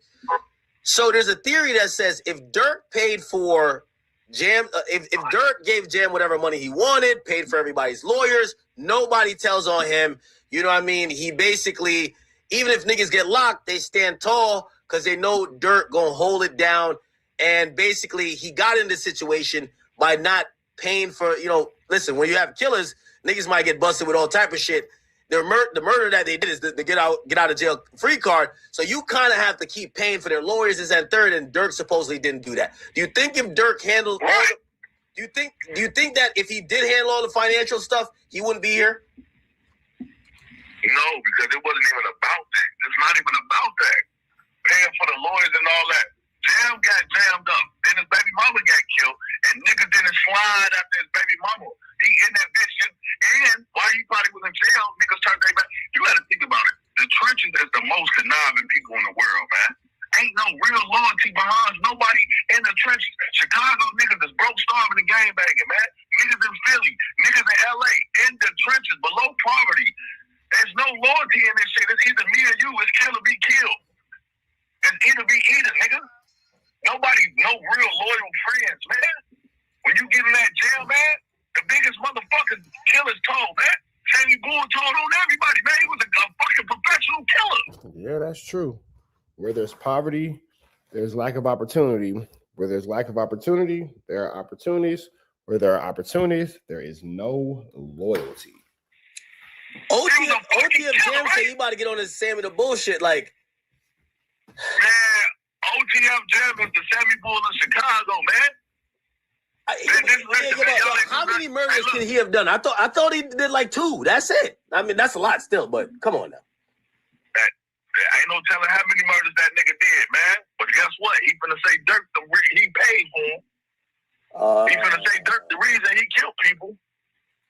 So even if, what can you say when you gonna have Bonnie on the stand saying, Bonnie's finna get on the stand and say, Dirk paid for us to do all this, and somebody got killed. Lil Cam got killed. Lil Cam got killed. Somebody lost their life that day. And guess what? Who was behind it? The credit cards, everything in OTM. Everything comes back. The finger is getting pointed at this man. I'm not gonna lie. Is getting pointed at this. I was so surprised when they said that the car that was gotten to like stalk Pop, this and third, also allegedly followed the car until the shooting. They said that car went back to where Dirk was staying. I'm like, God damn. And there was a GPS tracker on it. I'm like, Dirk trying to get out of this, but they're trying to say it's impossible. He didn't know. And then everybody snitching on him is going to be like, fuck if he didn't know. He's the one who told us to do it. It's going to be a tough case to beat. We've never seen, though, I'll say, we've never seen an artist of this caliber, this big, go down for something for life. We haven't seen that yet. No, not a rapper. You have motherfucking the football player Hernandez, nigga. He fucking bitch and all. You got a couple of artists that do dumbass, sick ass shit that be at the top of the world, man. You got to think about it. I'm not even at the top of the world of nowhere in my life, right? You got to be out your fucking mind to think right now at 36 years old with kids and understanding how beautiful life is. I done had my freedom took before. I know how it feels. My homies didn't send me nothing while I was in prison. My homies fucked my bitch while I was in jail. What? Niggas ain't send me a penny. Why? Your homies ain't fuck your bitch in jail. Stop it, bro. Come on, bro. Come on. Well, like my first time in prison, not since I've been King Yellow, but like back in the day, I've been going to jail all my life. But these things that happened to me already. Like your So what I'm homie, saying is, or like a nigga you see once in a while? man, a homie, a close friend, man, that's what I'm telling you, man. So, like right now, where I'm at in my life, this is why I don't care what the fuck I say. I don't give a fuck about a friend. I don't give a fuck about a friend because ain't no friends, gang. People only love you when you got everything in the world. After you lose everything you got right now, then you gonna see who your real friends are, man. You gonna see who really love you. You gonna see what bitch really love you. You gonna see who you can really reach out to, and it ain't gonna be that many people, man. I done been in the midst of being King Yellow and went broke and lost everything, nigga, and I opened my eyes. Dirk, he needed to see that. He needed to see that. He didn't really get to see that. He started to see it at the end, but it was too late. You try to make the men bring J Mane out and push peace and be Muslim and all that, but niggas done died. Too many people done died already. You know why niggas start doing that now? It's a guilty conscience, man. It's a fucking guilty conscience, bro. Hey, let me ask you a question, because again, and I want to ask you like how the perception of Dirk was, like based on all the shit I'm hearing. You know, he was rocking with Lamron and you know the Tay-Town stuff. Was it like the way he was talking hot on records? Was a lot of these Chicago niggas like in fear of Dirk? Because the way he was talking like there's nobody that I ever met with fear of Dirk, man. I just told you he hang with the gangsters, and you got to think about this: Chicago, everybody's a gangster in Chicago. Everybody's a killer. That's normal. That's not normal. Wait, what you mean everybody's a gangster and a killer? That's normal in the church. That's normal in the church. That's not normal anywhere. Where everybody's a gangster and an aliver. That's not any sense of normalcy at all. You got to understand this. When I was in the trenches, you know how you would sit back and be like, oh, how could they live like that? We got no fucking choice. We got no choice. Just like in Iran, when you get off the fucking plane and they're at war, you hop off as a 12-year-old and 10-year-old kid holding an AK-47. That's normal to them. They was taught this. This is regular. They might wake up and they take the chopper from them, and the kid don't know how to move because he used to having a chopper in his hand. So this is what I'm saying about people in the trenches. That shit is regular. Sell drugs, fuck bitches, get money, kill people, is sick, rob people, steal, kill, destroy. Which is what the fucking devil wants motherfuckers to do. That's all the devil work. This is demonic shit. This is why the labels promoted behind this shit, because they fucking promote. Even when your YouTube channel was going up, you got money because that's what they wanted you to do, was keep dumbing niggas down. Keep feeding the devil work. Keep making niggas kill niggas. Kill niggas, guess what? Because the white man don't like niggas. The white man don't want to see niggas make it. Let me ask you a question. So we've heard this criticism of Dirk, where people say, you were the person who made it out. You had songs with Drake. You were selling out a United Center multiple times. You could do anything in the world. Yeah, Dirk definitely could have transitioned out of the streets. I mean, I understand that you have your situation with your homie. I get that you have your situation where you feel like you want to avenge, you know what I'm saying, the life of your friend and all that kind of stuff. But at the same time, nigga, excuse me, you're a little Dirk. So it's not like, excuse me, it's not like you have to, you know, be in these situations. You can actually be outside of a lot of drama and a lot of flaming, a lot of skullduggery and a lot of larceny if you so choose to. But it just doesn't seem like Lil Durk wanted to get out of the drama. It doesn't seem like he wanted to get out of the light. It seemed like he was just as happy being involved in the, you know, in the mix and the SHIT. And it seemed like that may have been to his own detriment. Well, I would say it may have been, it has been to his own detriment, because as he's sitting in a jail cell right now, it sucks being a multi-million-dollar nigga and you're sitting in jail waiting on noodles. And if you look at the timeline of how the feds have accused Dirk, they have accused him of everything when he was the richest, when he was the most popular. Not like, oh, we brought some shit back from 2017. They were talking about 2022, arguably the biggest time in his career. Do you think that Dirk got a little bit drunk off the power of having money, resources, and knowing that niggas in the rack would move when he says something as long as he was funding it? Yes. I just did something on this act. Clout, pride, ego, Money. That's why I said about the labels. They know when they give ignorant nigga some money, he's going to go do some ignorant shit. Just like they just did with the little nigga from California, EBK J-Bo. Signed him, gave him all that money. What he do? Promoted violence, bought guns, did all type of crazy ass shit. And guess what? Back in jail, people died. This is what they want. This is what they do. Okay, am I ignorant for saying though with Dirk? Like I felt a lot of fans always said that he was smart and like he moved a little bit different. He wasn't like the loud talking, like he was more like a sarcastic guy. Like he kind of came off like there's a lot of people I believe that now they're hearing so much stuff. They're like, wait, Dirk was doing that? Like they're shocked. Dirk doesn't, you know, there's certain people, they make it very clear that's what's happening. Dirk was almost like, yeah, he would brag about certain stuff, but it didn't make it that obvious to certain fans. Now, if you knew, you knew. Like, if you were into Chicago shit, you knew he was really mentioning some real shit. But if you didn't know, a lot of times that people who loved him didn't really know that he was that tapped in. What do you think about that? I think certain people speaks through their music. Dirk told everything he did in his music, man. He didn't have to make a post. He went and put it in his songs. You understood him. That's why the streets love him.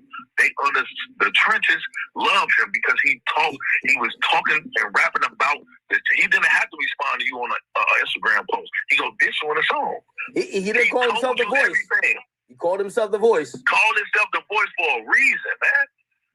I get paid. He got paid. He don't get paid to do the shit that we do. He don't get paid to talk on the motherfucking computer. He get paid to make music. So why would I go on a motherfucking thing and make a post and I'm not getting paid for that? I only do interviews and talk to people and do all this because this is how I get paid. You feel me? Why would I go speaking anywhere else? Shit, I made music. They ain't listen to it like that. Okay. My voice got louder when I spoke on it on the computer, so that's why I continue to go that way. Dirk made money through his music. So why would he go make a post? Why would he really? That's why he barely did interviews like that. He did interviews with certain people. You got an interview. A couple motherfuckers got an interview. That was every blue moon. But other than that, something happened. It's in the song. And everything. If you think about this, everything that ever happened, he rapped about it. He didn't respond to FBG Cash and them going by motherfucking King Von Mule. He rapped about that motherfucker. He rapped about it in the song. Your homie got hit. All this shit, man. Like everything, he go back. Yeah, maybe Dirk shouldn't have made so many songs about these topics. Now that we're like watching it in hindsight, maybe the best thing to do wasn't to make a whole album about this. Say whatever he say, he gonna put it in the music. And people think that they music, oh, I got my First Amendment. I got a freedom of speech. I can say whatever I want. Yeah, you can say whatever you want. That don't I actually agree with you with that because by the time he did Aha, he literally says this shit is not real. He thought giving a disclaimer could allow him to do the same thing. You notice during the trial, not one time his defense attorney says, do you know on the song y'all try to quote, he said this shit is not real. Not one time they've mentioned. They don't give a fuck about that. They don't care about that. Don't respond to shit with bar. Go get your gun. They drop it. Location. I'm getting it done. How could you explain that? That ain't true. You ain't make this under Lil Durk name. Sheesh. That is contrary. Put it out. Locations. I'm getting it done. You can't tell me that ain't the stupidest shit in the world. Let me ask you about betrayal. You've gone through, you've been through, a lot of shit, right? What people expect, people are thinking how Dirk is going to react to seeing some of the people he's been in intimate moments, like pause, like with, like, for example, Jam, or like, even Vonnie, like, even if he was a goofy, like, these are people that I think that he trusted. When he see them guys up there telling, and them guys, when they said, do you see the person who told you to go get the hot car and go get the gloves and the mask? And they point right at Dirk. What do you think is going through Dirk's head? And obviously you've been in that environment. Have you seen, let's call it betrayal like that you had to look at niggas and be like, oh shit, this shit is not a game? I never had to face nothing like that. But I've been snitched on before when I was a shorty. I've been lied on when I was a shorty.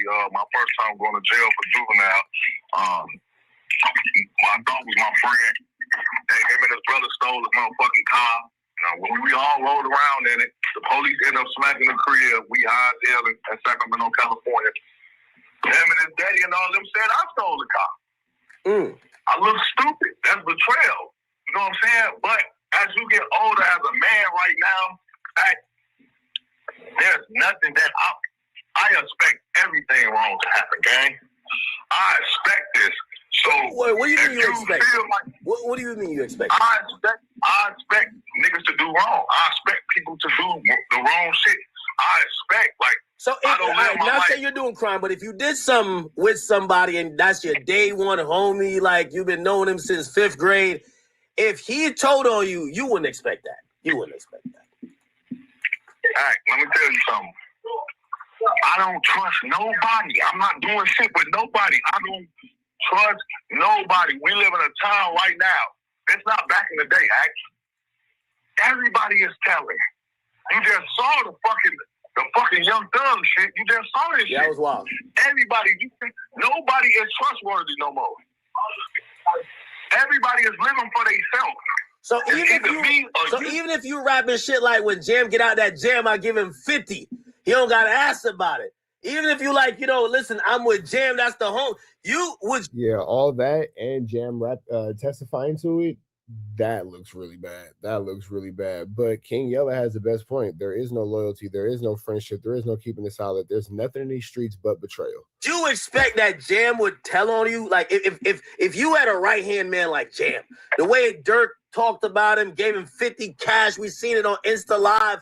He's talking about him. He's like, yo, I got Jam with me. You would think that guy would go testify on you if you knew a nigga like that? You don't listen, man.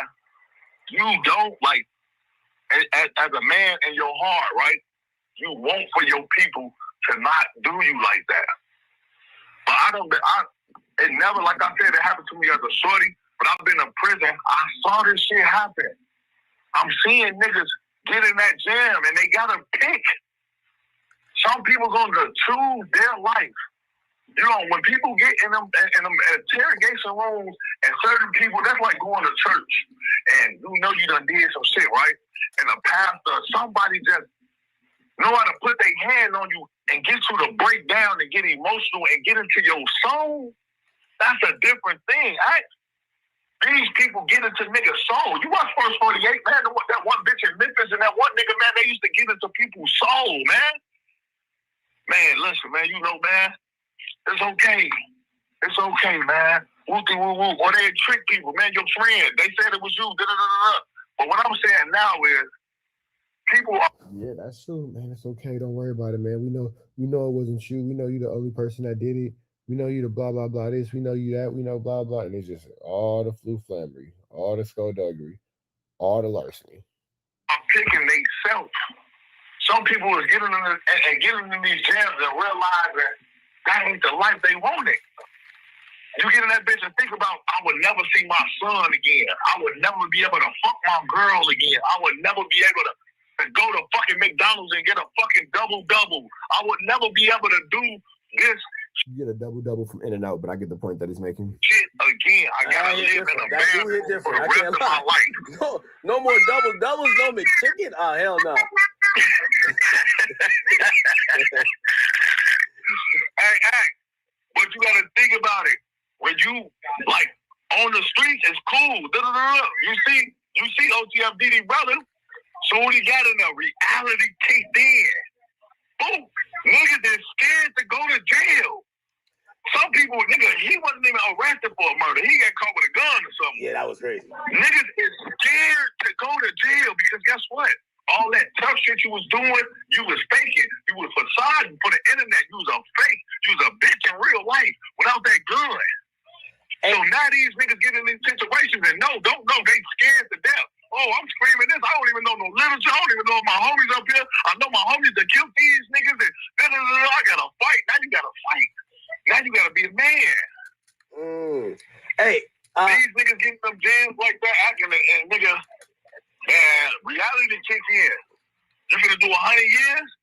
honestly, guess what? You not even a killer. You not even a shooter. You was just around. You was just with the wrong people. You was just with the wrong crowd. You not even a nigga that did nothing. You know how many people go in that motherfucker be like, nigga, I swear to God, man, I've been in prison with niggas that got 20, 30 years. All they did was roll in the car.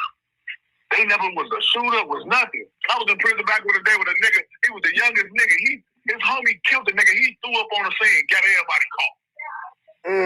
He got everybody caught. Then he told, what can you say? Your DNA is right here. And let me ask you, because Dirk has kind of dissed you before, and whatever, like y'all history. But do you currently, you're watching what he's going through? This is the biggest case. You could tell. Let me tell you, this is going to be, to me, this is bigger than a Diddy case. This is the first time we're not talking about, like, we knew that was some bullshit a little bit. Obviously, he was facing time. This shit, we know if Dirk don't beat this case, we'll never see him again, ever in life. Do you feel bad for Dirk? Now, that's the...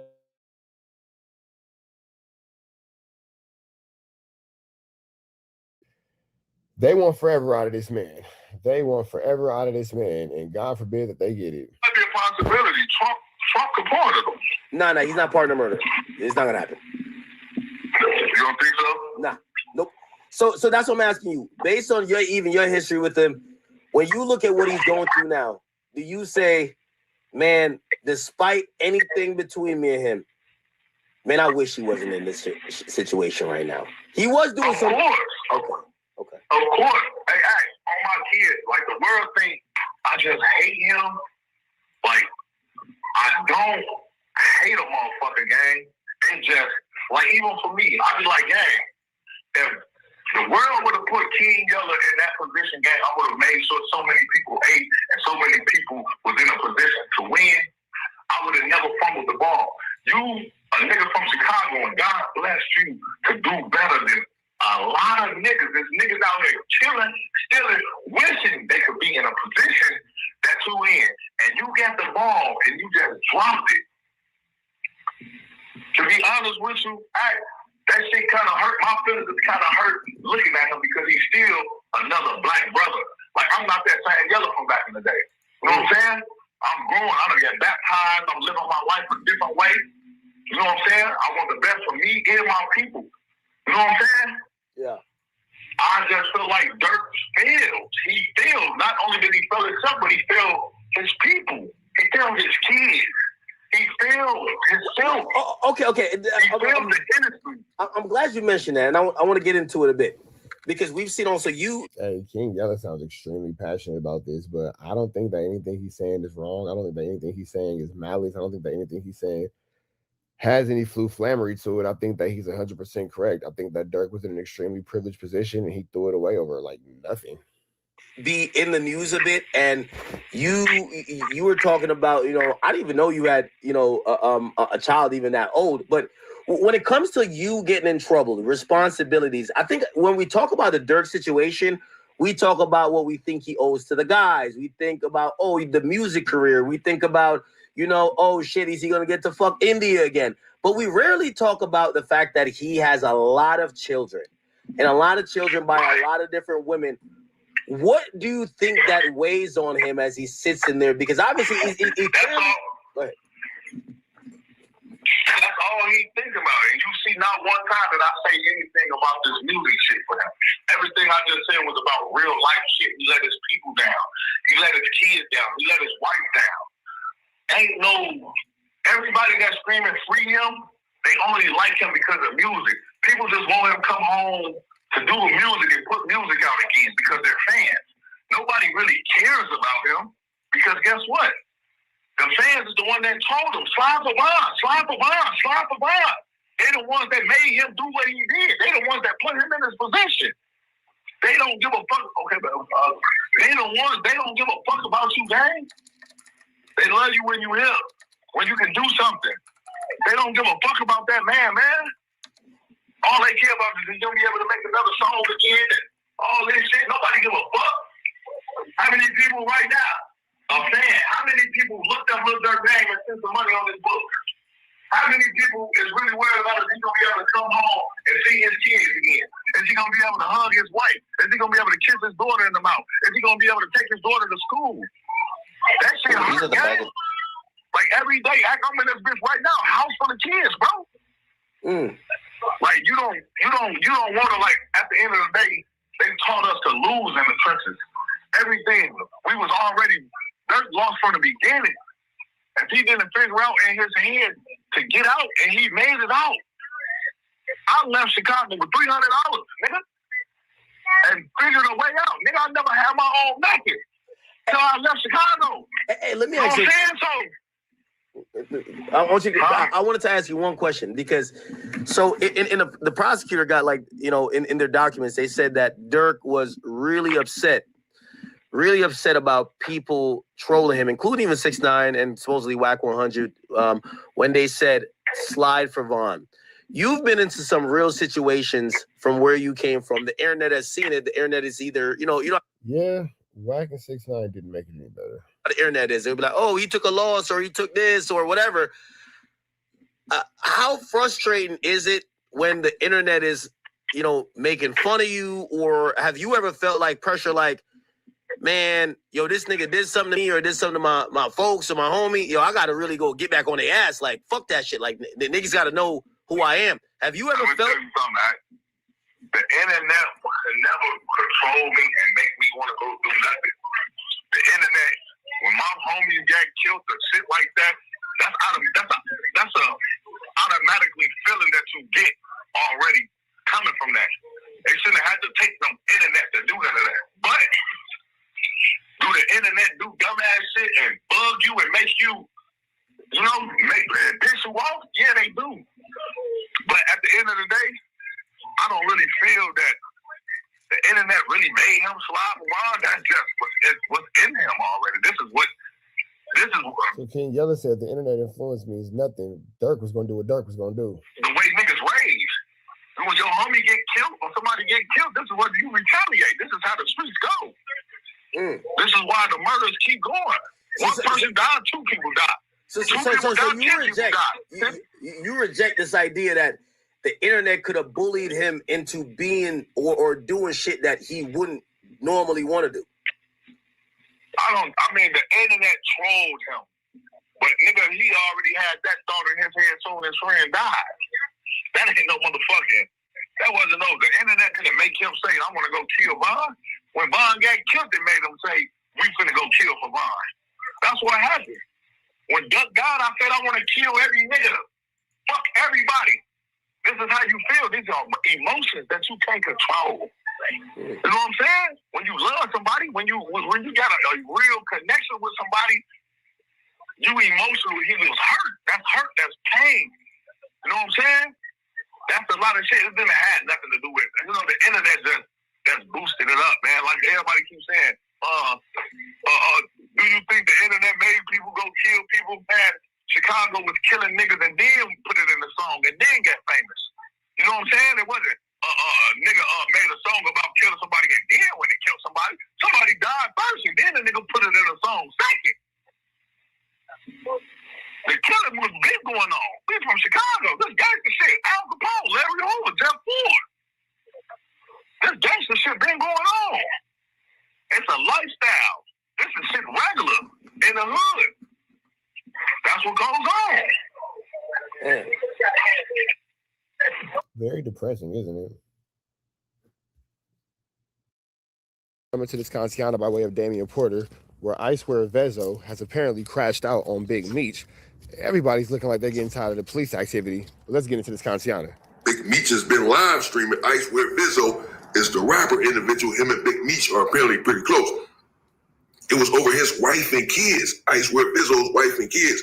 They're here giving back in Detroit for school. You know, this people still passing out bikes. Oh, this is a situation where they were talking about where I Swear Vezo's wife was allegedly disrespected. Okay, got it. And food and school and clothes and this and that. And Big Meech is there to give back. So is I Swear Vezo. An individual pulls up in a truck and doesn't want to get out of the way. He stays there though. He doesn't want to get out of the way for I Swear Vezo family. And things get heated. I Swear Vezo and his squad pushes up on the dude on the truck and things take a turn. Check this out. Hey, no. What y'all doing right here? Hey, Chanel. Chanel ready to get cracking. Hey, listen, we gotta hold this shit down over there. They tweaking. They shouldn't be doing that. No, it's not. The people is fine. They running through the Evo though. They running through it. I don't want. They're not excited in the water right now. I mean, watch a bunch of people right here. Where you at, Kira? Mary about to pull up. Now what can Kira? How can Kira pull in? She gonna have to pull off.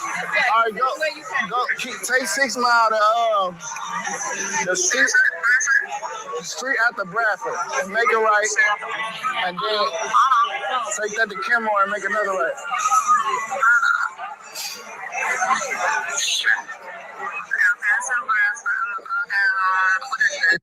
All this to do over parking? Should be Dresden, maybe. Yeah, make it right on Dresden. Then make it right on Kenmore and bring that down to Bradford. What's up, though? What up, though? Huh? How you doing, baby? I'm all right. What's up, baby? I'm a girlfriend. Y'all, let me get my wife in real quick. Where y'all at? Where are you at? Where you at? You are. All right. So when you get down here, you're gonna make a right on Bradford.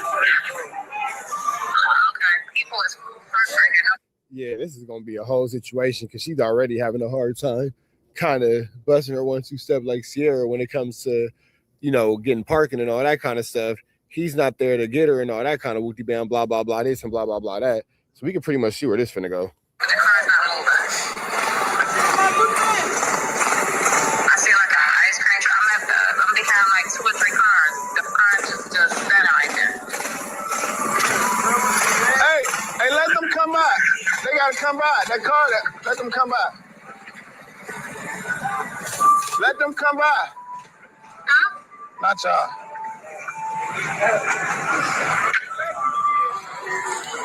Hey, let them come by real quick, homie. I'll stay here. No, look, they need to drive around. It's my wife and my kids, bro. Let my wife and my kids come around, gang. Everything. Yeah, you can pull right back right here, homie.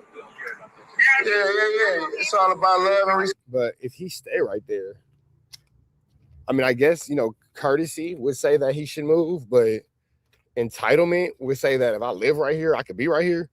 So I would assume that would kind of like supersede, all things. Hey, bro, you don't care about what? My wife and my kids? About what, gang? You said you don't care about what? Hey, what you don't care about, though? What you don't care about? But see, here go the thing. This is his space. This is where he lives. He say he stay right here. So if he don't care, is he really wrong? Huh? Watch your fucking mouth, nigga.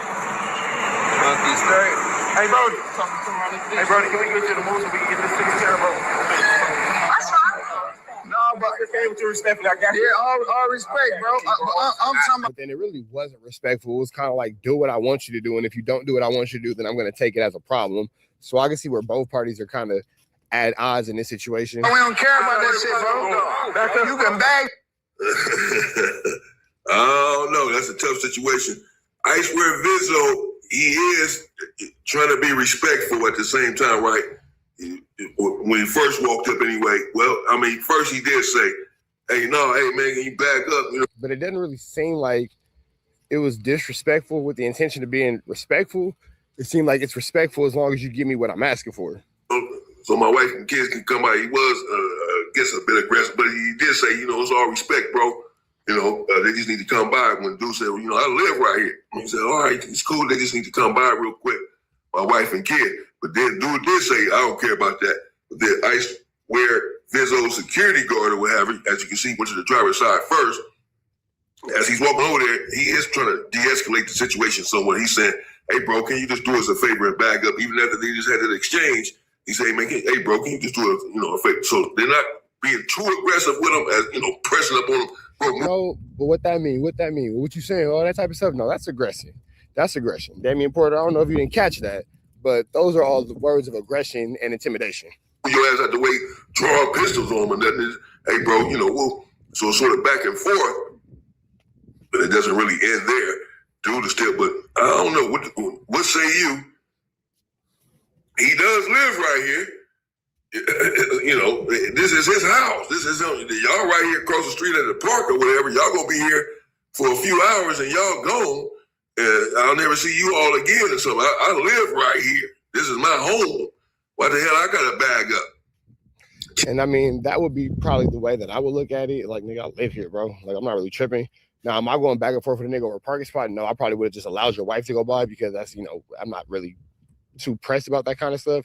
But at the same time, too, should he not want to, you know, let anybody go past, or, you know, he's looking at the situation, he's looking at it, then who's to say that he's wrong? Because, again, this is where this man pay bills at.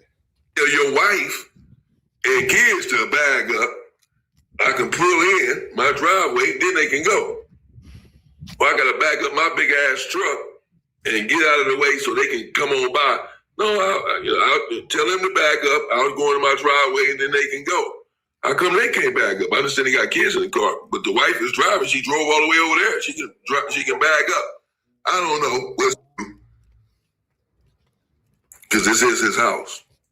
Back, and once they get around, that's ultimately what it comes down to. That's that man's house. So, you know, I think that I swear Bezos should have distributed a lot more humility considering the fact that this is this man's house. Oh, you pull back up, bro. Please, bro. That's fine. No, but I don't need all. But Holmes said he don't care about my wife and my kids, bro. Like, that's disrespectful, bro. Yeah, but it's not disrespectful. He doesn't know you. So why would he care about your wife or your kids? You're a complete stranger to him. And you weren't really the most polite about it. Again, it was a give me what I want or I'm going to trip type situation. Don't need hearing about a nigga wife and kids, bro. That ain't me, gang. We ain't got to talk like that, bro. Thank you. I am. Yeah, but don't disrespect him. I wasn't disrespectful. He doesn't have to care about your wife and your kids. Like, that sounds like it's a pretty big insecurity. You want everybody to have the same love for your wife and kids that you have. I don't care about I swear Bezos' wife and kids. I don't mean any disrespect. I don't want to see anything negative happen to him. But I didn't wake up this morning and think about I swear Bezos, his wife and or his kids after this video. Before this video. And after this video, I ain't gonna think about him. Disrespecting my family, bro. I'm not disrespecting. He did, man. He did. I got a family too, bro. Then I ain't disrespect your family, my nigga. My brother, can we just get you to move back, please? Let's hear it. Thank you. I'm only gonna do this one time. I appreciate you. Do it one time, then, nigga. Like, do it one time. See, now here go all the extra shit. We're doing one time, then nigga did it, all that kind of stuff. That's the intimidation. I swear Bezos has a huge lack of respect towards the situation. And I would assume for him to be a lot more humble, considering he's the one that actually wants something. You know, you're the one that's trying to get something accomplished. The guy isn't asking you to move, you're asking him to move. So it's a huge difference. Why you keep talking? Why you talking, bro? Look at your niggas, bro. Like, why niggas? Going to, man, why niggas always want to act tough? Why niggas want to always blah, blah, blah? But like, really, as the conversation continues, it seems like I swear Bezos is put more and more into a situation where he's clearly wrong. He's so tough and gangster, bro. See, here it go. Here it go. Nobody's trying to be tough and gangster. You just tried to intimidate this man. And he tried to stand up for himself, and you didn't care for it. And that's like the emotions and the manipulations of females. I swear, Vezo, I ain't gonna lie, bro. You looking kind of female like with this one. This nigga didn't give you what you wanted, so now you going to manipulation game. Man, why niggas always want to be so tough and so gangster? You the one that went at that nigga sideways. That nigga lives there. Pull that bitch out, bro. And playing them games, bro.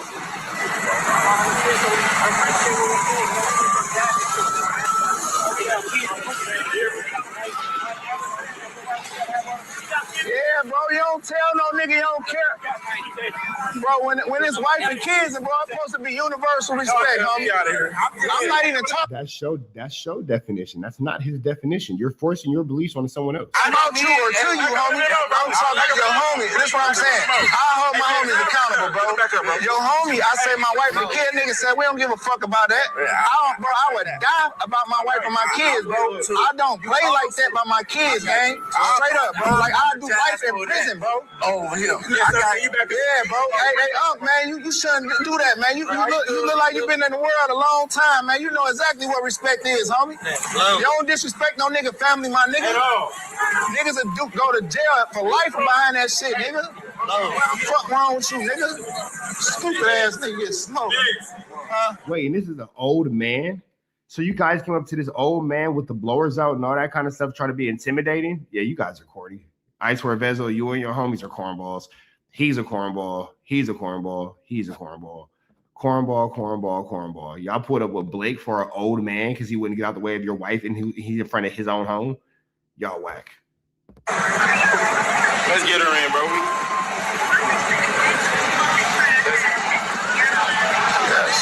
Damn, the hell you got right here? Come straight.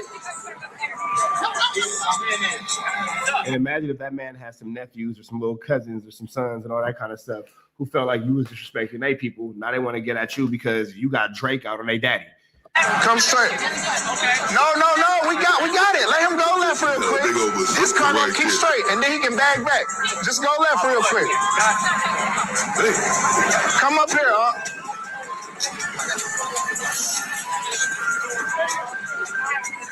My nigga love, bro. Respect. Come on.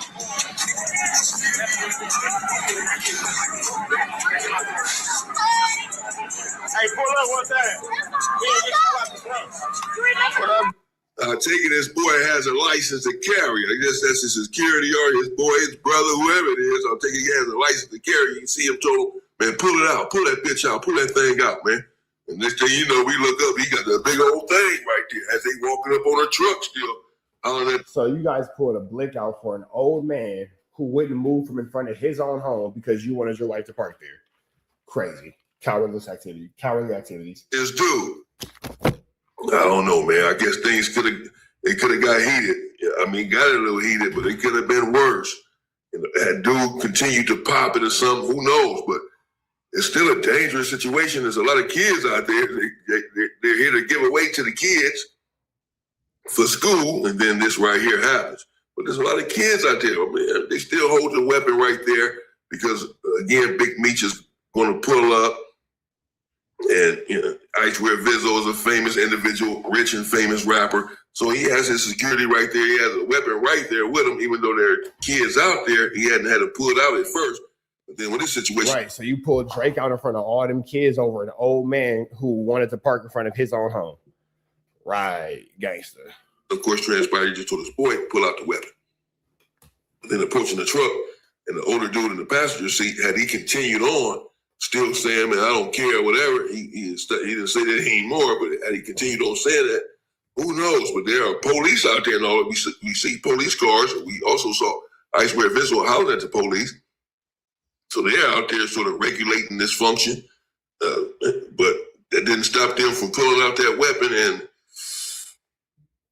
you know, who knows where it could have went from there. But luckily, at least, it looks like it ended there and did not go any further. And everyone makes it home to see another day, which is what we all want and what we all hope for. There you have it. I'll leave it there. Go check out Big Meech's stream if you want to see more. Yeah, that was cowardly. Red dots to the left. You know the red. Say a prayer and be blessed. We got Bodine, nigga. Yeah, I know Bodine. Tiny. I just know Tiny. He be in the hood. Tiny Bodine is the homie. Killer from the set. You feel me? You know that was Tiny's sister fighting Chrisean. No, that's what I told you. That was Tiny from 6 Deuce East Coast.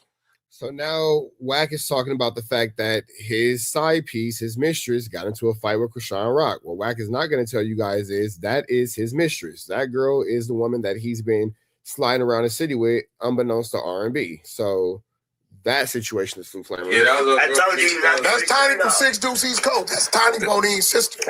That was fighting. Yeah, and then I told you Bodine. But see, this where she fucked up at. Why would she be doing that? No, listen. She been wanting to get Chrisean for like 4 years. Chrisean been ducking the fade. Real talk. She been pressing her. But here goes the thing. Tiny got a squabble. She a bitch with a squabble from the show. You see, she dropped her. Yeah. But Chrisean, if she grab you, it's over with. If she'll get up under you, throw some blows, yeah. Bam, and once she grab you, she's strong. She's strong as a mother. That's why I told her, why you let her grab? You know she was going to grab you. But that was Tiny Bodine's sister. She from 6 Deuce. Yeah. My boy. Whoa. Yeah. Her name is Tiny. Oh, yeah, because she was out there like, ooh, I'm going to follow you, bitch. It's lit. Yeah, but I wonder if Wack didn't talk about the fact that Blueface kicked that girl in the head, and now Wack is making sure Blueface gets flu flammed. We gotta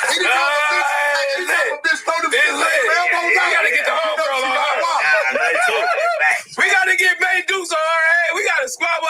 I'll pay some chili to have May Deuce squabbling right now. No, she got to squabble like a you didn't see her before. You just didn't know it was her. Shit. May Deuce is gonna get her. You know she on a reality show. Yeah, one of the reality She shows. on a reality. They out there in the reality show, locking with Is shit. she? Boop, bam, boop, bam, boop. I need Shout out her. May too. That's your people? Yeah.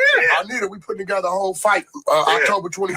Alright, for sure. See this I tall. need her. Yeah, May too. We can build her. Manager. We can build her. She on like a West Side.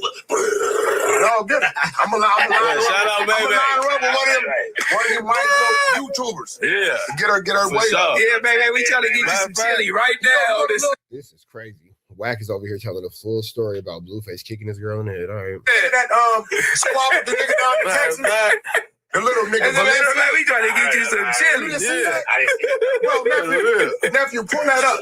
The little nigga that squabbled the big nigga down in Texas. You know what I'm talking about? Oh yeah. Listen. Oh my God, that's the clip right Got there. him. He squabbled.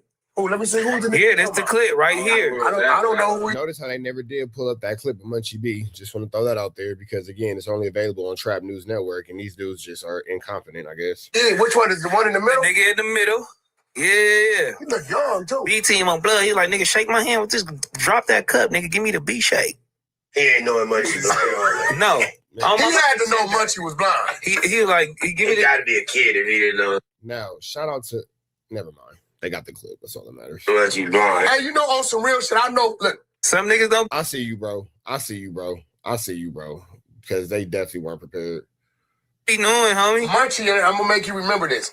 He should really be thanking me because nobody really knew who he was in this world until I embarrassed him on Clubhouse. You gotta stop saying that. He said you gotta stop saying that because he been a nigga. No, for real. We ain't talking about no He said you streets. been a nigga. We're not talking about no streets. When I embarrassed him and packed him up on Club, because the week before I did Alex Alonso, he struck all my team because they put it up.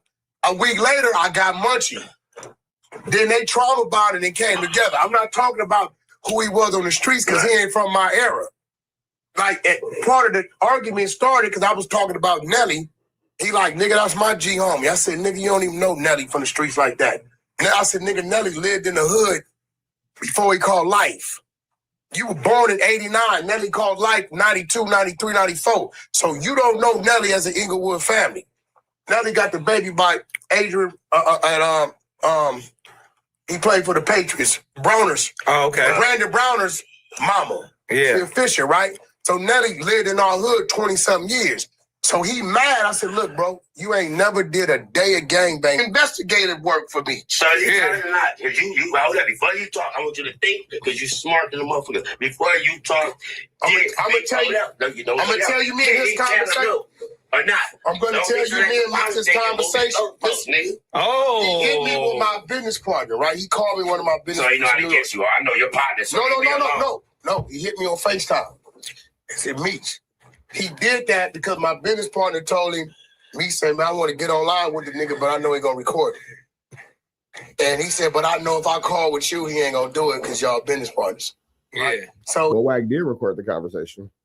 He definitely recorded the conversation. He recorded it and sent it on Instagram to people. He called me and I asked the nigga, bro. He like, bro, what's your issue with me? I said, well, here go the issue.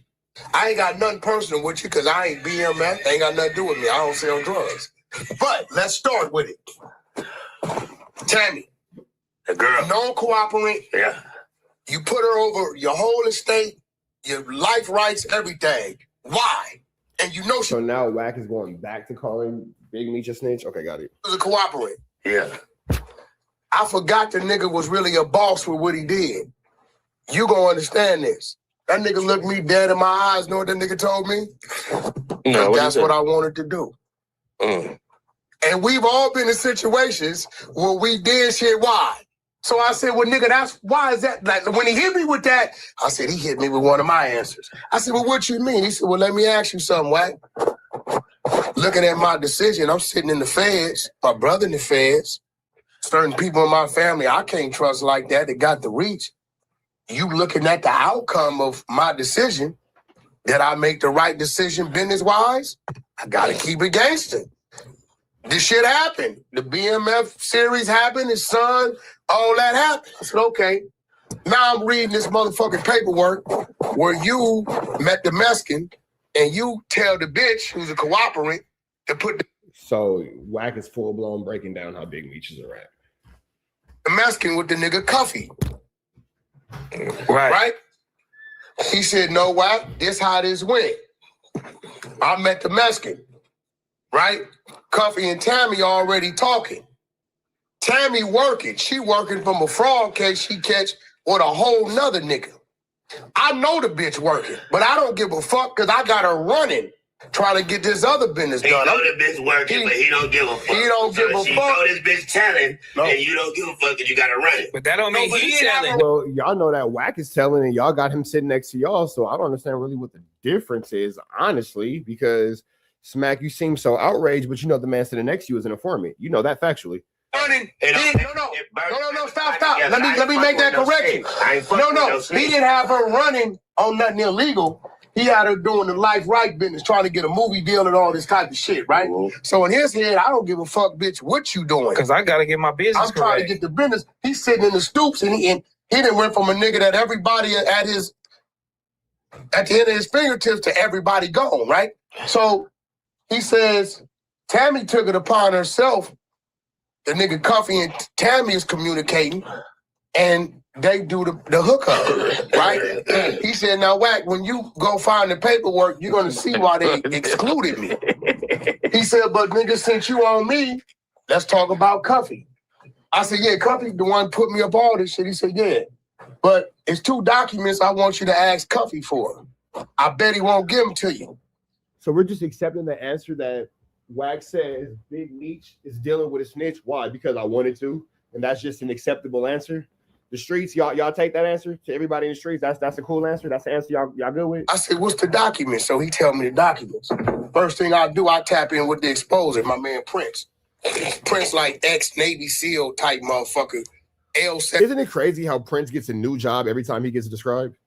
Every time Prince gets described, he has like a new role. Nigga, but that's what he do, research, right? I said, Prince, call motherfucking Cuffy's paperwork, pull up all his federal docs and run these numbers. He said, Wack, they sealed. Cool. So I called Cuffy. I said, Cuffy, look how I play on his emotions. What about Wack's documents that are sealed? I said, nigga, I just talked to Meech. He said, what that bitch ass nigga say? The nigga said, you's a rat. Nigga, what? Nigga said, you's a rat, and I shouldn't be talking to you. And he said, you won't let me. So now Wack is breaking down how he manipulated Big Meech. Got it. See, your paperwork, that's all I said. He bite. He called his daughter on the 3-way. Hey, look, Wack 100 on the phone. Give him everything he want. And woo. Okay, Dad. Hangs up the phone. I'll call her back. I remember I didn't already pull the 2 sealed documents case number. I said, listen, sweetheart, I just need these 2 documents right here and I'm going to clear Pops. All she knows is Pop said, give Wack whatever he want. Right. I give her the documents, and the next morning, what hit my email? She give them to you. She give them to me. It was the sealed one. Only person got the sealed is the attorney. Yeah. So when I sent him to Meech say, nigga, how the fuck? He said, Wack, you got to show me how you got this, bro. Because if I put this out, niggas know this is sealed. So I had to send him a screenshot of the email coming to me. Now, we didn't all heard Cuffy talking about he got 3 gun cases in the dope case, right? Yeah, but in this paperwork, he copped 2 murders. 2 government informant murders. Hits that he there on. He was looking at the death. You admitted to chasing Future through the airport and you're not in jail, so I'm not really sure why are we so, shocked and outraged? Penalty. But then he gave a description of the nigga that helped murder. So then from the death penalty, his murders go to gun cases. Then the sore-ass nigga that he claiming Meech put him with, no, that deal never went through. But it's showing you just did drug transaction with this same nigga for 2 years for 50, 60 birds, but you only charged with 6. So now, I gotta cut you. Oh my. Now what he don't know, because I waited for him, he on the thing talking crazy tough on the thing, right? He don't know I got Meech on one phone on FaceTime and him on the other phone with R&B recording. I got some crazy shit I'm gonna show you. And when I'm drilling him on everything I'm reading, That's crazy. he's nice as a church house mouse. I got it. I'm gonna release that today, 5:30. What's up? What happened in your life to where you figured it out to where ain't no rules and I gotta play dirty with these niggas? It ain't never been no rules in this shit. I understood that young. That's why I had a click. And I can say to this day, none of my homies did no telling and none of that shit. You ain't had no homies that told. Not in my clique. Man, get the fuck out. He said it is click. He is a homie that told. I'm from the set. I know, that's what I'm saying. I can name names that bro probably know, and he gonna tell you. Well, they all do got them, money. not one. No, but see, this is what I'm saying. You already telling everybody. Look, what? Okay, I'm glad you said No, that. no. Wait. No, I want to ask you a question. I gotta. He called you a snitch again. That's 2 times. When the niggas say, hold on. When you got a nigga mad, when a nigga say you telling because you exposing a snitch, what side you on? Because where I come from, when you at the yard, we want the paperwork. Yeah, that's back in the days. But see, here go the thing though. You hit the yard and went to the hole, and you got up off that yard. So I'm not really sure what we're talking about. No, he exposing the snitch, so he can't be on the thing. You telling me you saying I'm wrong for exposing the snitch? I'm saying, I think I might need to look at shit. Exposing. Let's look into this nigga. Go ahead, bro. Yeah, but when in your brain did it click like this shit is weird? I gotta do my own thing because the way you just explained to us, you playing like top tier, like how you ever seen them chess boards where they be playing like it's a chess game right here, it's a chess game right here, it's a chess game right here. Playing 3 games. You playing a whole different origami style chess. I'm gonna be real. Growing up, listen. You know, my dad was one of them dudes. Because I'm like the doctor of the show. Y'all probably got uncles and shit. He was one of them dudes that was getting all the money, and powder was a recreational drug. Okay. So when the crack came around, they thought they could just hit it with a regular drug and never came back. So when he did that, we lost everything. My older brothers lived good. So when I grew up, I'm over here in the ghetto with the Section 8. Yeah. I was always like a magnet school kid. Like I never seen the 6th grade. I went from the 5th grade to the 7th grade. You was gifted. So it was like, and even amongst my peers, like I was always the plot nigga, right? I'm always up to some shit. So I think what situation did it? I know when I hit Clubhouse, I started exposing niggas. K-Slade, the one rest. I know when I hit Clubhouse is when I started telling publicly and started open source reporting. CP said, Wack, a bunch of these industry niggas on Clubhouse perpetrating. You need to come on here and get these niggas out of here. So I'm on this. Nigga, your bitch ass got robbed in Chalice. You's a bitch. You got put in the trunk. Some niggas is like running off the platform, right? You chased Future through the airport. And then the first dude was some Long Beach dudes. What's the rapper nigga? Used to be fake signed to Suge. Oh, he had a nigga. You know what I'm talking about? Who, the blood nigga? 8 years ago. No, he was from no, nigga. He was from like Brick Boy or something. He's a rapper. With the box head. Man. There you go. Yeah, he back in jail. He back in jail for back like in jail. He was signed to Snoop Dogg a little bit. Yeah. Jabalo. So the Long Beach niggas come on the thing. They say, Wack, you know, this nigga's a rat. I said, who? So they say it, right? I know Jabalo because my boy Blue, that was like his nephew, right? So they said... Isn't it crazy how Wack knows how everybody's a snitch with the exception of himself? With that all being said, man, I can't take no more of this. We up out here to the next one. Red dots to the left. You know the rest. Say a prayer and be blessed. We are gone. Bring up the fact that Munchie B got into a situation with this younger dude, and nobody covered this but me. So, you know, again, another Trap News Network topic and piece of content that niggas will go over and not say that they got it from Trap News Network, but you guys literally didn't see it anywhere else. But let's get into this content. We talk about Munchie B getting into this younger Damu kid on a No Jumper show. That nigga said I would shake that nigga head. Hey, you know why I brought up that shit? Because if we brought up Doughboy too, now let's bring up Munchie, you feel me? Because they sit Munchie next to a nigga from Bloods. I don't know what Bloods this nigga was from. Munchie B, I don't know, you know what I'm saying? Munchie B, he was sitting, you seen that other viral clip where that nigga was, who was the nigga? He was getting into it with another nigga from Bloods. Who's up there? And he had a little young crash out kid. He was really aggressive with Munchie B. Now, I wouldn't say that Munchie B got marked out because I don't personally think that it was a mark out, but the kid was pretty aggressive. And, you know, I don't think that Munchie B really cared too much. I don't think that Munchie B was in a state of mind to really take the kid serious because he was a little inebriated. So I don't think that Munchie B was really too pressed about the situation with the kid, but it was definitely awkward. Definitely a sight to behold for sure. Definitely a sight to behold for sure.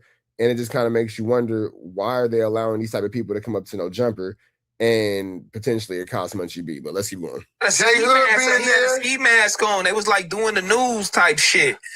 Oh, I don't be watching that. Man, he was doing the news. He was doing the news type shit. Man, the only person who actually spoke about it or who actually covered this story is myself. So again, I'm not sure why they just won't be like, yeah, I saw it on Rich Trapper's page because he's the only one who actually covered it. But I guess, man, not Google it, but let's look up. So what'd he say? What'd he do? He was just telling the nigga, you know what I'm saying, like, nigga, what's happening, you know what I'm saying, I'm from Bloods or this or that and the other. I mean, you heard me, you know what I said. I ain't finna be explaining myself, nigga, who, like, so what's going on, like. Munchie wasn't popping it? He wasn't popping I know he wasn't popping. That's why when I put J Hood right there, I want the world to see when the resistance is in front of him, he don't do that. He put a little jelly on the peanut. Why he didn't pop it? But just put Munchie B getting into it with a blood member or something. You don't even got to text it in. I don't be, until y'all show me this shit, I don't be knowing. Man, I was like, what's going on with this? Man, hold on, man. It was a nigga with a ski mask on, homie. It probably gonna be on No Jumper clips, because I know they clipped it. I know for sure they clipped it because they thirsty. I'm waiting for me. Yeah, of course they would clip it. It's embarrassing to Munchie B, of course. And the 4 extras up there. Who? Munchie. He ain't ran into him yet? Hell no. 4 extras gonna kapow with that other hand, with the club. You think if he ran into that nigga, he'll do that? That's a fact. What? Woo! Fuck out. He done told Adam and all of them, hey, bro, don't bring that op shit around me. I'm telling you right. I'm tripping. That's what 4X said. That's a fact. Even with his messed up hand. He don't give a nigga what. He done tried it already. He got a little thing on it. Oh, he got a thing on it just to make sure. That motherfucker hit harder than the other one. It probably won't even be that long ago, though. It ain't gonna be that long ago. Probably go to Instagram or something. Not on the clips. Niggas that do anything not to go to Trap News Network, even if it includes not being able to find a clip that they are knowingly saying that they watch. They just won't say that they watch it on my page. You can't find it because it literally only exists on my page. Yeah, unless you want to go to my Instagram where me and No Jumper Curse clipped it up. I didn't see that. Yeah, probably go to Instagram. But you know what? Or something. When it comes to chat, I want y'all to see. Do you see the extents niggas will go to try to hate or try to silence or blackball Trap News Network? The content only exists on my page, and now niggas can't find it because they don't want to watch it on my page. What Munchie do? Hey, chat, if y'all know what it is, put it in the chat. Put the link in the chat if y'all know what it is. Does on far as podcast, he's good at what he do. Yeah, he's awesome at what he does. Very knowledgeable. He know how to speak. You know what I'm saying? And you know shit like that. He be like, he just a little extra out to be a dude that's like visually impaired, and you ain't got the money to have that type of team. That's why Adam got mad when I was like, man, that nigga be taking Ubers up here loaded. Cause he knows the truth. And he know if I get to say that shit. Cause that nigga was like, this nigga got a ski on? He was like, blood, I'm blind. If I would have knew you had a ski on, I would have sat next to you. I would have known. See, I didn't see that shit. We have to find this clip, chat. So if y'all have this clip, please put that shit in the chat. That man, this is terrible podcasting. You guys don't have the clip. You're talking about the situation. You're not prepared for it. This is a level of professionalism. This is what we're expecting out of our upper echelon podcasters, to not have a readily available clip further. All right, I guess. Every time I try to bring y'all up, Adam says, Wack, they do no views. He said his wife is paying the bills over there. So I don't know. Is y'all making some money, or is he? He's doing no views, and his wife is fucking all the porno stars to pay for their bills. Well, that's part of their business. I'm saying. But that is not part of their business. But this. No, that's another business. What's views? What counted views? I don't know. You know, Adam follow all that shit. I don't. Yeah, I don't even know what counted views. I got a fake leg. I mean, you do, nigga. No, the fuck I don't, nigga. This is my real. It's just a foot. What count as That's views? What's going on right there at the top? Let me show you, nigga. So you know.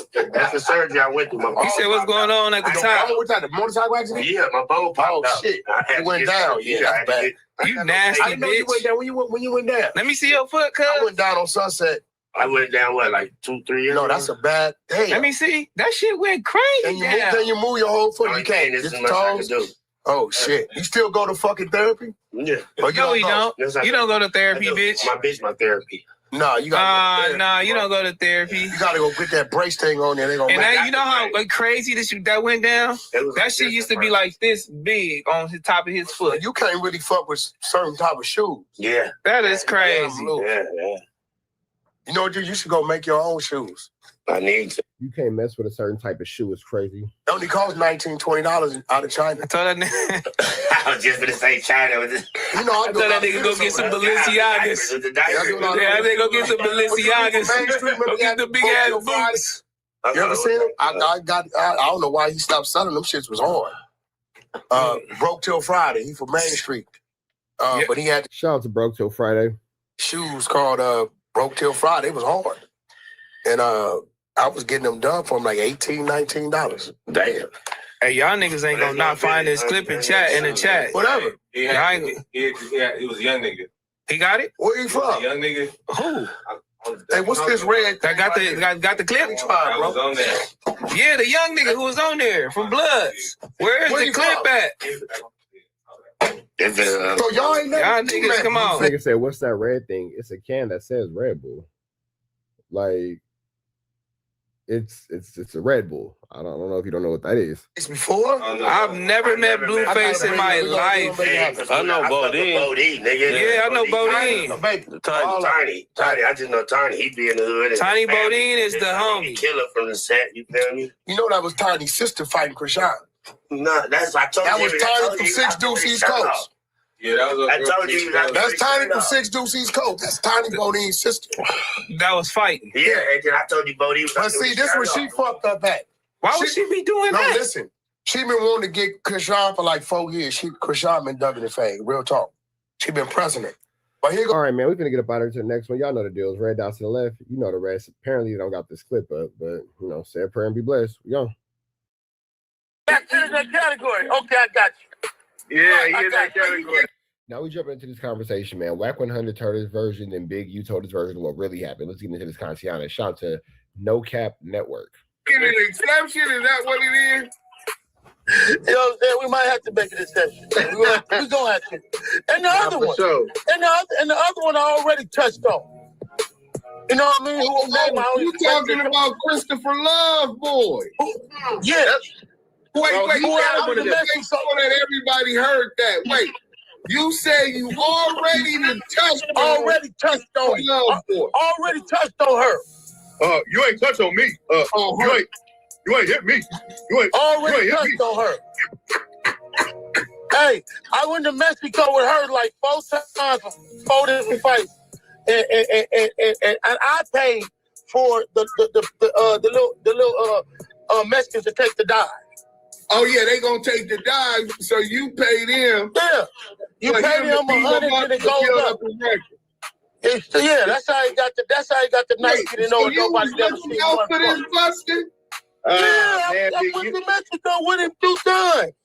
Let me show me like 3-4 times. See, I didn't know it was that deep. How did you meet this dude, bro? Because to be like a mystery with no history. It's just what it was is he came as a bag. He came around as a bag, and you know, if you come around as a bag, he always he send money to everybody in prison. Like if he hear anybody in So basically, Christopher Love Boys is paying to play. He's contributing financially to the aspect of these dudes in jail, and that's why they're allowing him to be around. He's gonna send him money because he's trying to make friends. He'll send money to anybody in prison. Anybody, don't matter. You know what I mean? So he ain't never been from the turf. You know what I mean? He one of them dudes where he was getting a little money. He had a couple different plays. He was a scammer and a schemer. Well, still a scammer and a schemer. Still a scammer and a schemer. That nigga paying to play. You know what I mean? Hey, man, don't hate the payer. You can't hate the payer. Yeah. This the question I got. This the question I got for you, Big U. Who is the we she keeps saying we gonna take you down? Who's the we behind this? The we was the one she called on the phone. Oh, the CS2 back 137 confidential source character. She called somebody on the phone. Yeah. You know what I mean?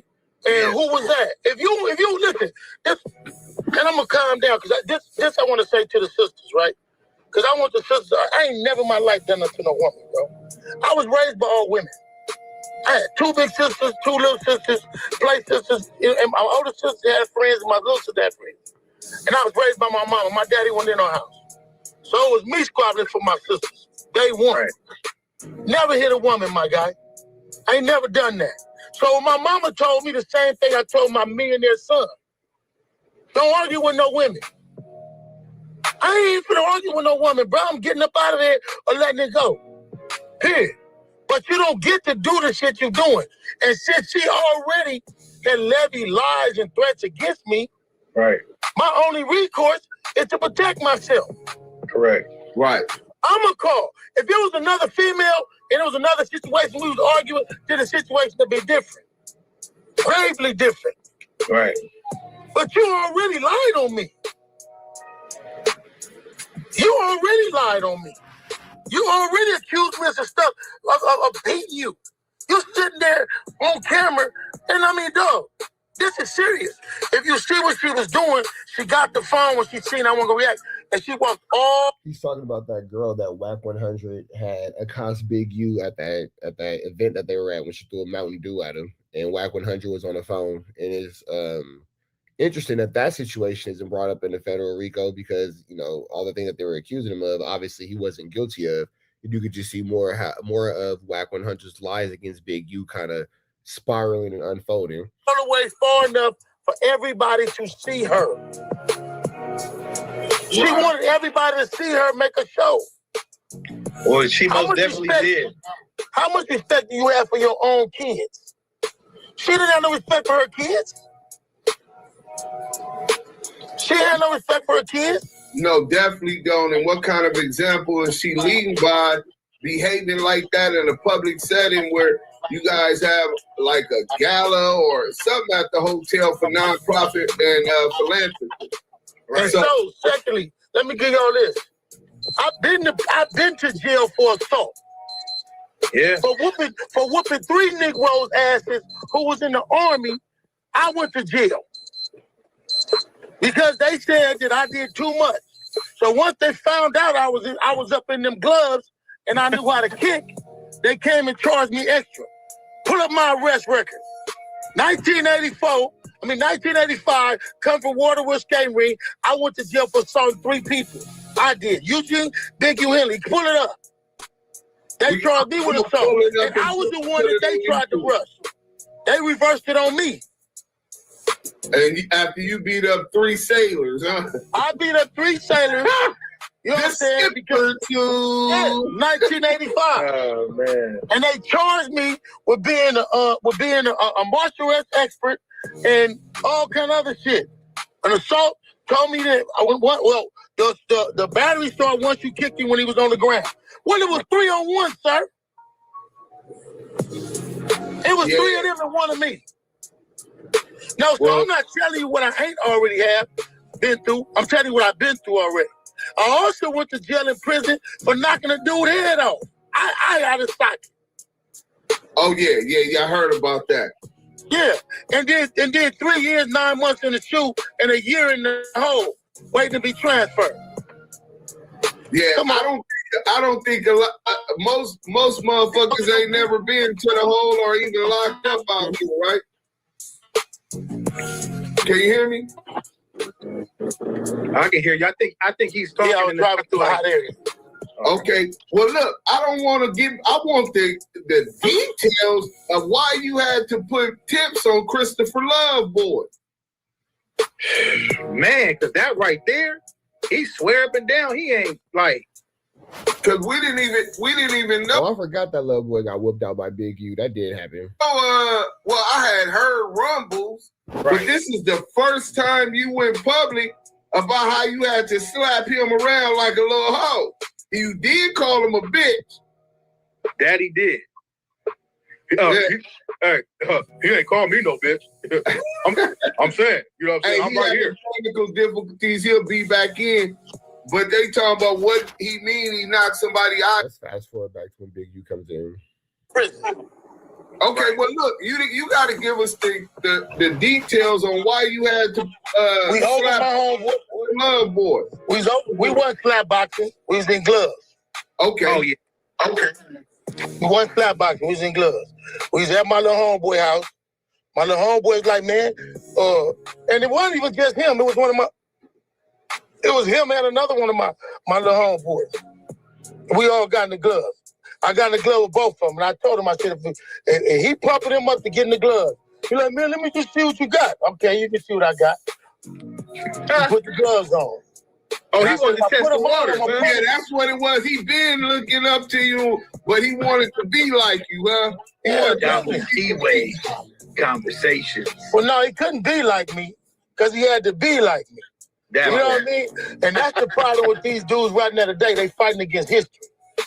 They fighting against history. These dudes are fighting against something I'm already done with. And it's laughable how they all keep saying, oh, man, he's a Crip, he's this. Bro, I don't got nothing to exercise Crip nor blood on my page. I don't exercise Crip nor blood on nothing. I exercise teaching. I'm 57 years old. I get to not do that. I don't got nothing to prove. I don't. Damn, he was cooking. Man, he cooking, man. He cooking. He going through a bad area. Chrisean District, upgrade y'all subscriber, my nigga. See, that's what you see what happened when you a cougar? The Cougars? You know? Here you go, man. Dorsey Don. Hey, we wait for Big U to come back. But damn. Hey, I'm by the Dorsey Dons. What you talking about? I'm right here on LeBron soccer. It's y'all sliding outside. It's y'all internet, man, that's tripping. Oh yeah, it's